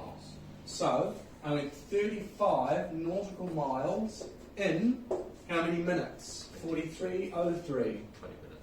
In 20 minutes. So my ground speed is, I went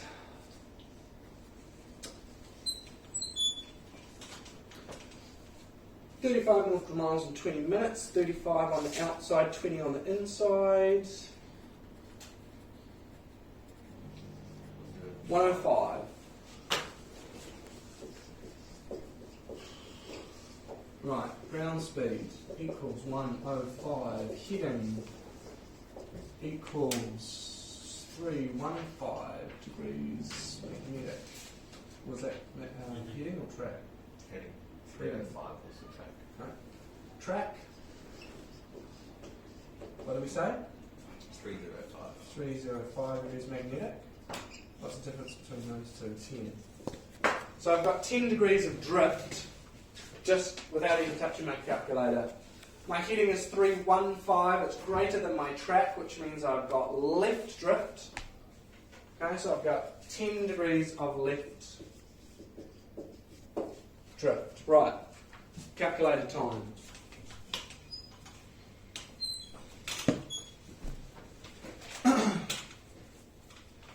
So, what was my track? 305. 305. Everyone put 305.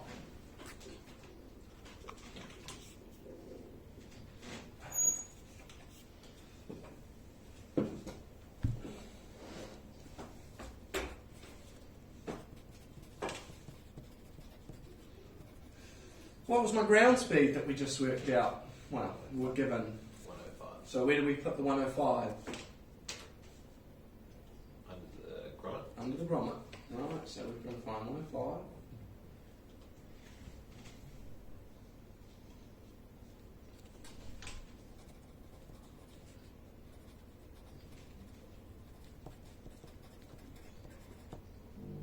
Now, if it's left drift, do we put it out here? Do we put it to the right? Or do we put it to the left? Or, yeah. Put it to the right? How much drift did we say we had? Right, where would my little mark go? Where do we slide that to when we do it the normal way? TAS. So what's my TAS? 115. So at 115, put a little dot at that 10 degrees. Where did you get the 10 from? Because that's the difference between my heading and my track. And were you given the task? Yeah, so the task was given in the question. So, what do I do at this point here? Slide it to the top. Slide it to the very top. Remember, step 1, set, wind, under, index, slide, 2, 0, mark, wind velocity above.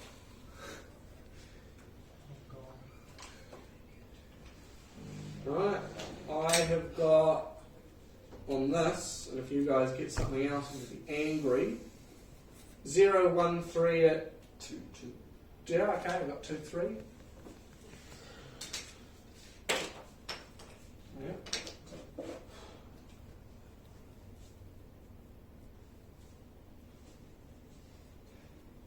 Yeah, I got 0, 1, 2. About 22.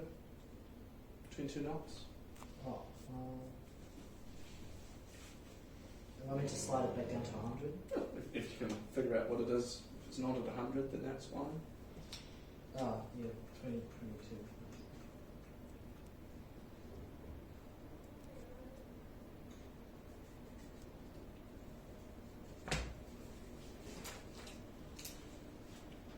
You start this again.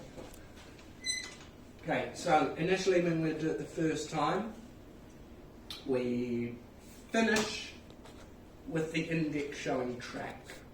What's my track?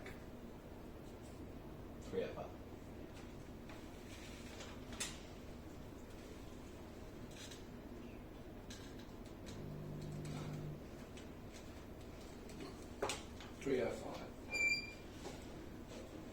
What's my ground speed that we worked out?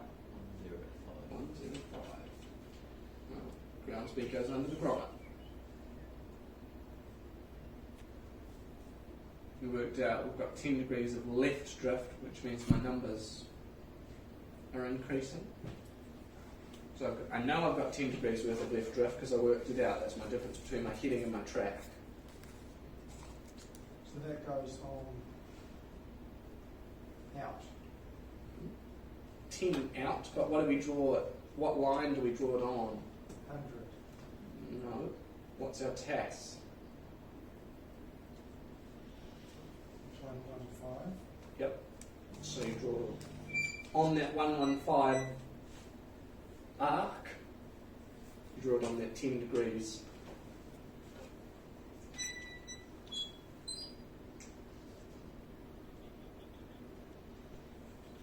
Then, what do?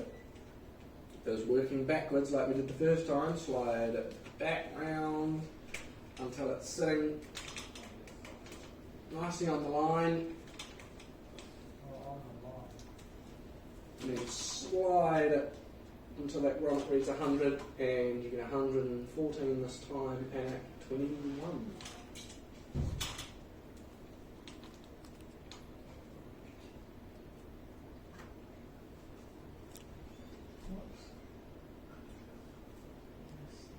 Put the grommet back on. Just slide it back down to the 0 so you can read the wind speed. What do you get? Like 122. Yep. So remember, it's not 122, it's just 22.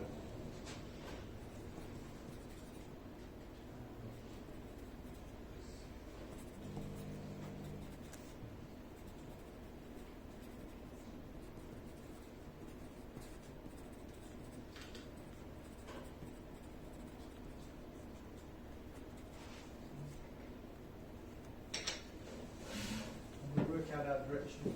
Right. The wind direction, Yeah. it's just whatever's under the index.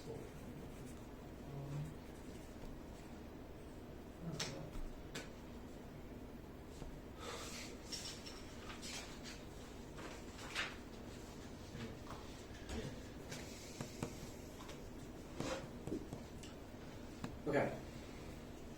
Let's have a look at the next one.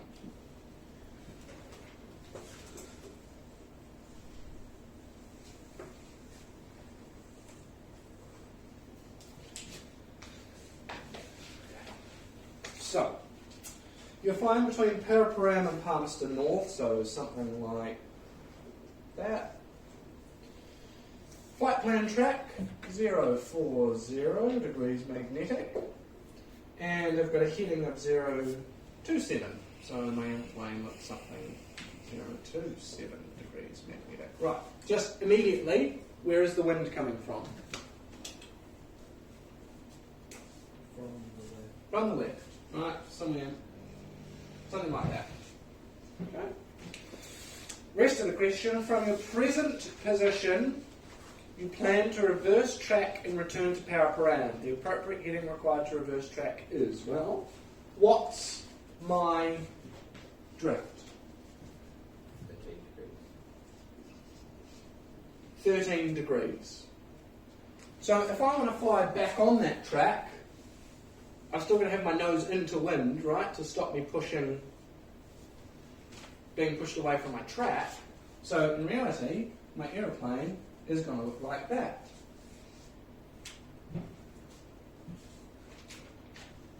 How much drift am I holding? 13 degrees. Right. 13 degrees. What's the reciprocal of 040? 220 degrees magnetic. What's 220 plus 13? 233.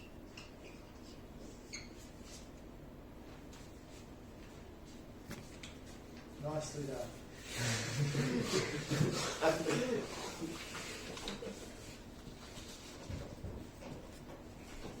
I really sucked at math. It's the one paper that I failed. Couldn't do it. Still hate it. As you might be able to tell. Yeah, you're teaching. But it is the one subject I really, really had to work out. And the only way that I can really do nav is if I draw little pictures like this. It's the only way I can visualise it. And it's easy when you look at it like that. When you look at that question initially, you're like, oh, I've got to use my computer, or it's going to ask me for some wind, or it's going to ask me what the drift is. If you just draw everything that you have up, or have been given in the question, then just work out the bits that you can. Then keep reading the question and see what it's actually asking you. Alright? Are we happy with that concept?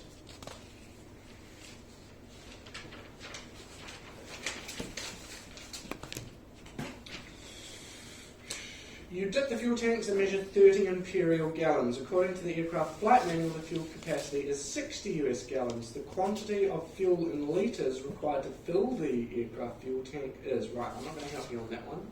That's just a simple conversion. I'll give you a hint.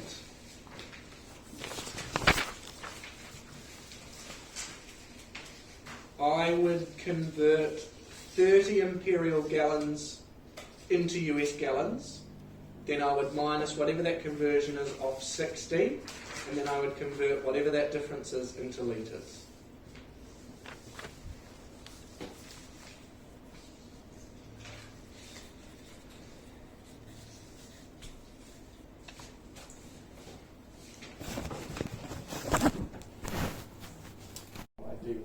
Were you, as the air club, allowed to fine him for one of them? Potentially.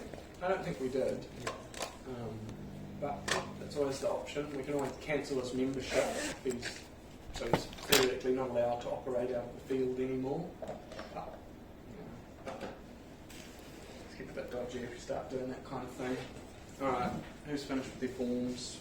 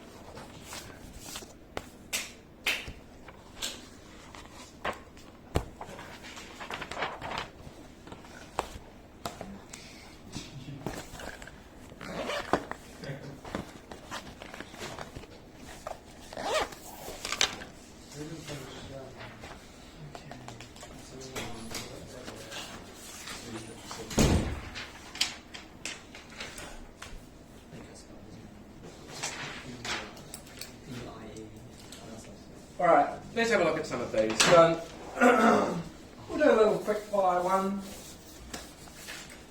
So this is what the website looks like. Okay, it's quite good. So again, you can do for all of your exams. I think there's a quick fire one somewhere.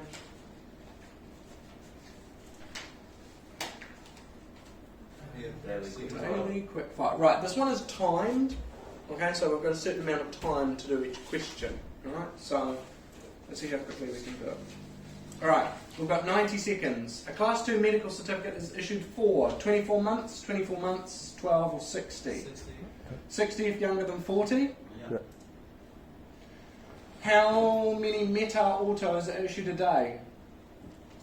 How often is a META auto issued? Twice an hour. Okay, so every 2 hours, so that is going to give you 48. When is it a requirement for passengers in your plane to fasten their seatbelts? On approach to land, but not until 500 feet. On takeoff, up until 1,500. Only when the PIC deems necessary. Any time while flying below 1,000 feet. I found some. Right one? What do you reckon? Second one. Second one? Anyone have a better idea? Alright. During a VFR flight, the compass is noted as being not operational. Can the flight continue? I think we spoke about this. No. So, no? No.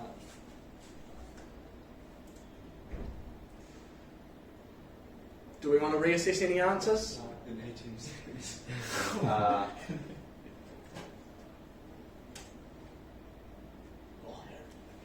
Right, so we got that one right.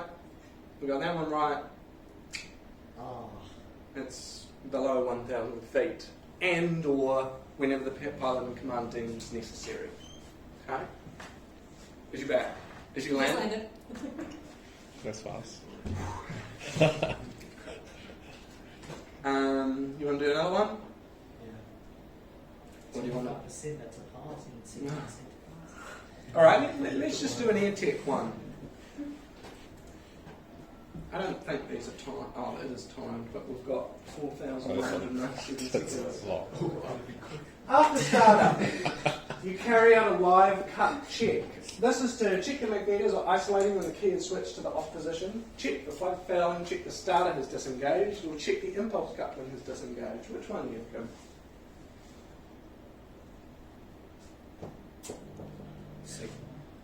Second one?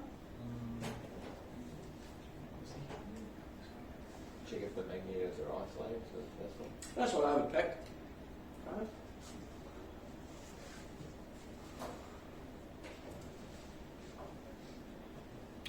What is adverse yaw? Is it the increased use of rudder trim, secondary effective roll, tendency of the aircraft to roll out of the turn, having a centre of gravity too far aft?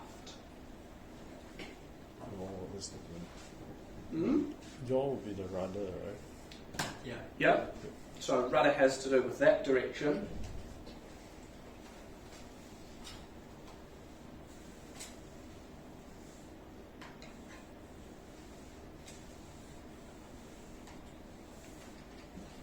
What do we think?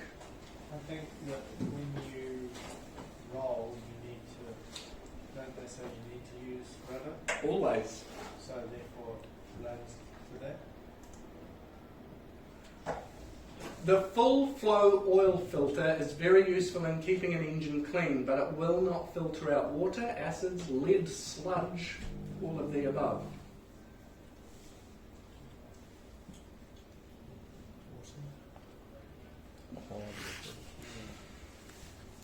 Yeah, I would say water.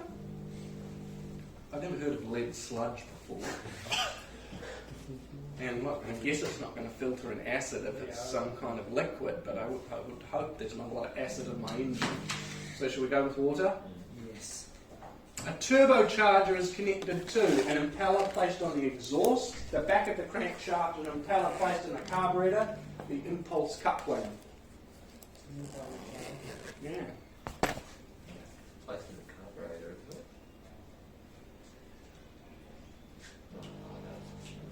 Turbocharger is connected to. What are the two types of charges that we've got? We've got a turbocharger, and then we've got a, what might you have in a car? You've got a turbocharger, and then you've got a supercharger. You've got a supercharger and you've got a turbocharger. Supercharger is driven off the engine itself. A turbocharger is driven off the exhaust gases. Okay? So it's a lot more economical for the aeroplane because it's just using the exhaust gas as opposed to using engine power to run the impeller. So I guess A. I would guess A as well. With regard to the use of aviation gasoline, which statement is true? Use of a lower than specified rate of fuel may result in a reduced power output, but is usually less harmful than higher rated fuel. Use of the next higher than specified grade as fuel is permissible if the specified grade of the fuel is not available. Use of the next lower than specified grade of fuel is permissible if the specified grade of fuel is not available. Use of the higher than specified grade of fuel usually results in lower than normal cylinder head temperatures. What do we think? Second, I would say.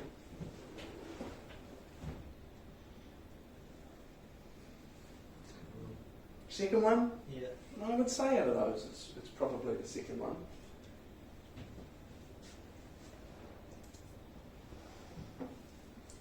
If the QNH changed from 1017 to 1012 with no correction to your altimeter while maintaining indicated altitude, what do we do? Where are we going from? From high to low. Read the from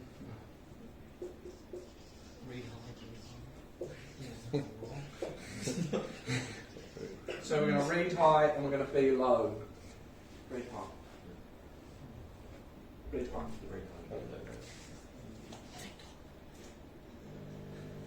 To prevent condensation forming in the fuel tanks when the aircraft is to be parked overnight or not to be used for several days, it is good practice too. What do you reckon? Drain? Yeah. Fill. Drain or fill? Drain. What is condensation formed by? Okay, where does that moisture come from? Leave the tanks partially. The air. Yeah. So if I drain the tanks, how much air is in the tank? Crack line. I would leave the tanks partially full because what you do is drain the fuel every night. That seems like a waste. Okay, I might drain it into a separate container and use it again. But remember, condensation comes from the air. If I'm going to fill more air up into my tank, then I'm increasing the chance of condensation. So if I fill it right up with fuel, I've got less air in that tank to create condensation. So fuel it then. What would the most common indication of a voltage regulator failure be? Explosion in the engine bay, high erratic voltage, flickering of the aircraft lights, complete shutdown of the electrical system.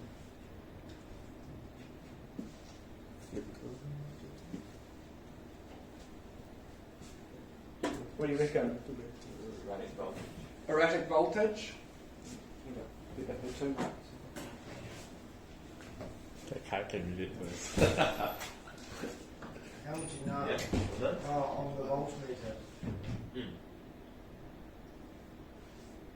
Skull. Yeah. Yes. Presence of the radars is,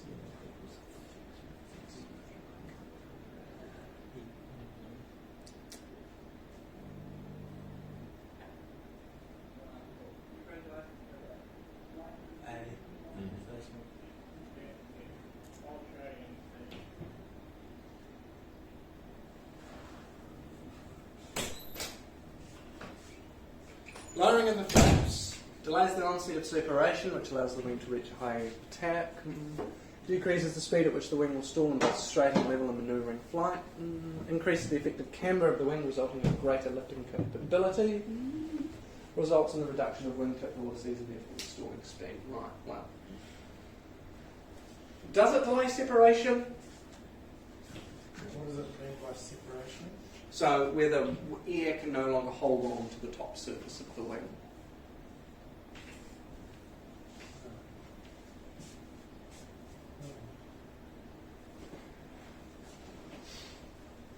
what's camber? Have a curve, isn't it? So if I've got a wing like that, or if I've got a wing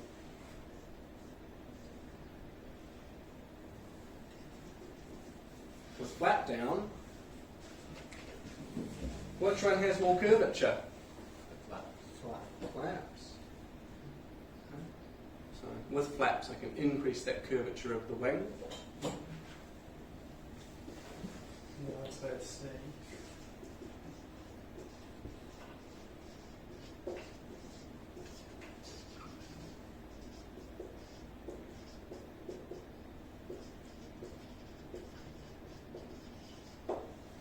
Configure about that, we're not talking about airspeed at this point here, but what we are talking about is increasing the amount of lift in the wing.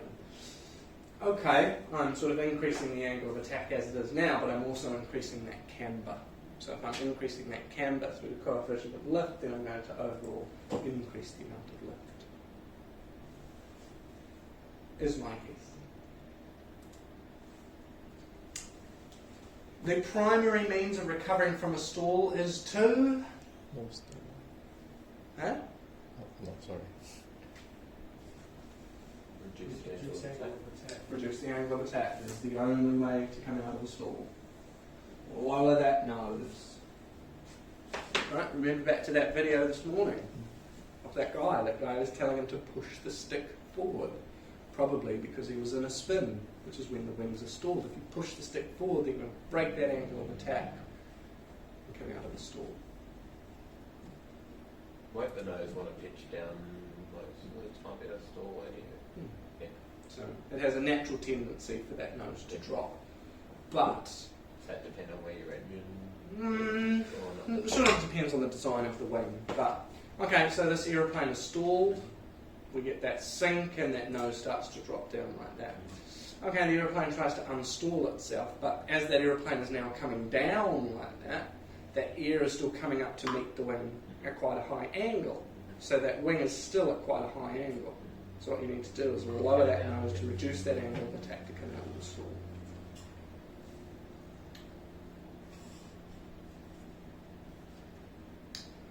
What happens if your oil temperature increases above the red line and you do not shut it down? The oil overflow valve will open, you will leak oil, severe, serious engine damage, mixture will reduce, mixture will increase.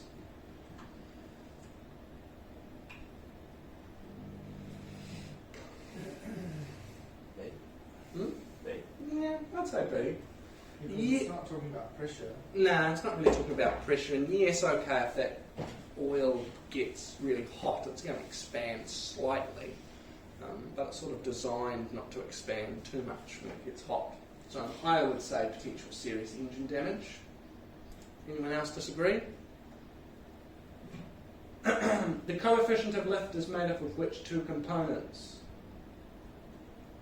Angle of attack and airspeed. Flying at altitude around clouds, you notice a gradual decrease in RPM. What would be your initial action and what would be the initial result? Leaner mixture, carb heat, increased power. Carb heat and RPM decrease. Potentially, initially. Okay, so initially when you select that carb heat, because you're injecting that hot air into the engine, plus as it's melting that ice, water is going into your engine as well. Right? You can't really burn water. So apply carb heat, RPM will initially decrease and then start to increase again once that ice has been cleared. Assume that on your run-up at an airport where the elevation is 6,000 feet above mean sea level, you notice slight engine roughness that is not significantly affected by the magneto check, but grows worse during the carburetor heat check. Under these circumstances, which of the following would be your most logical initial action? Should there be one more? Check to see that the mixture controls in the full rich. Reduce manifold pressure to control detonation. Check the results obtained with a leaner setting of the mixture control. Taxi back to flight line for a maintenance check. Yeah, that's what I would say as well. Right, we're at high sea level. Air is less dense. I want to bring that ratio back to where that engine is going to be most efficient.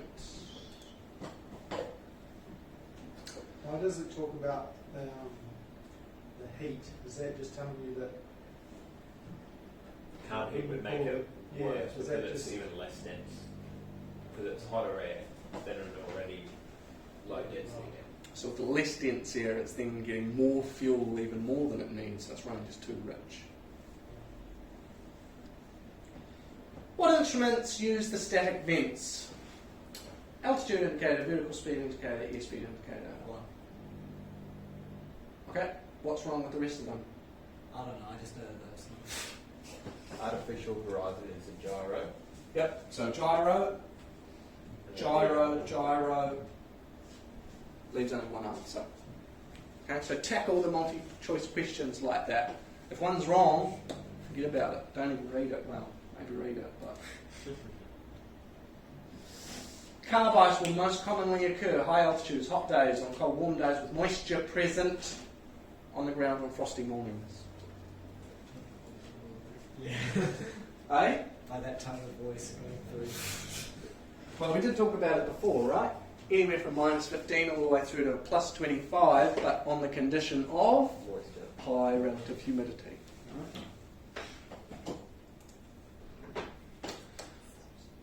Alright, here we go. What is the most important part of spin recovery?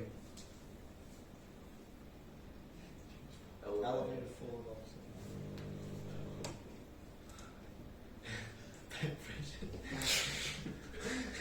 Best rate of climb occurs at 75 knots. How convenient. If you were to climb at 60 knots, you would climb faster due to high nose attitude. Climb slower due to have a slow airspeed. You will climb at the same rate, it depends on the wind. Your climb performance will be reduced. You are not at your best rate of climb. Hmm? Did you say D? No, I'd say D too. Describe the ideal properties of an aircraft designed to fly cross countries. Low camber wing, coarse pitch propeller. High camber wing, coarse pitch propeller. Low camber wing, fine pitch propeller. High camber wing, fine pitch propeller. What's a low camber wing? Is it skinny or is it fat? Skinny.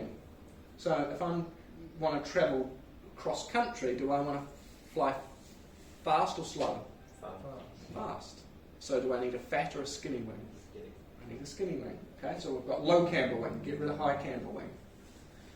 Do I need a coarse pitch propeller or do I need a fine pitch propeller? What's the difference? What's the bigger angle? Eh? Coarse. So, small angle of attack, big angle of attack. Which one do I need at high speed? Yeah, need a bigger angle of attack. Because you've got more forward speed. So that relative angle of attack between your propeller and the airflow. So when do you need a fine for During slower flight. Slower flight. So the Robins have a relatively fine pitch propeller.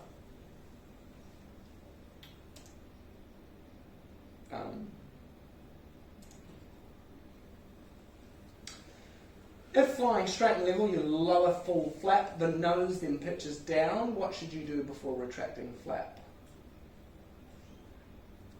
Lower the nose, increase to full power, reduce power, raise the nose. Reduce power.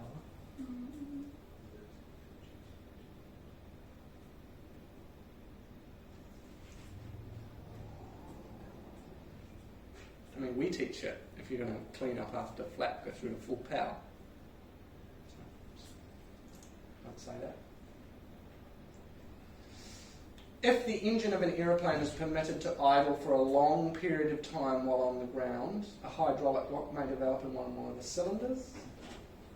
The lean mixture may cause the engine to miss or quit.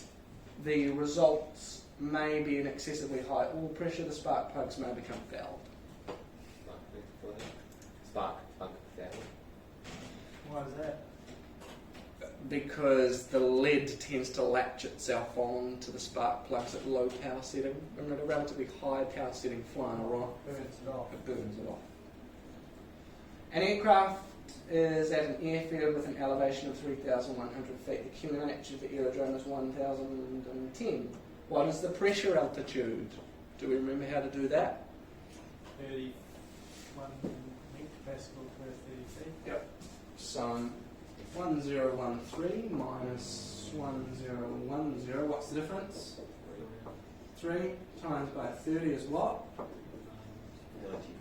90 feet. So, the aerodrome is 1013. Is that more or less 1010? Is that more or less than 1013? Okay, so it's less. So the pressure around the aeroplane is going to be less. Is that aeroplane going to operate better or worse? Worse. So what are we going to do with that 90 feet? So we're going to add it on to this, or we're going to take it away? We're going to add it on, because that aeroplane is experiencing itself as it's at higher altitude.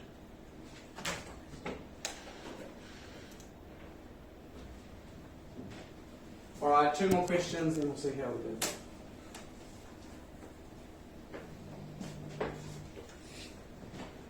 Define aspect ratio in the correct example. Span versus chord, and a Cherokee is an example of high aspect ratio. Chord versus span, and a Cherokee is an example of a low aspect ratio. Span versus chord and a glider is an example of a high aspect ratio. Chord versus span and glider is an example of low aspect. What do we think?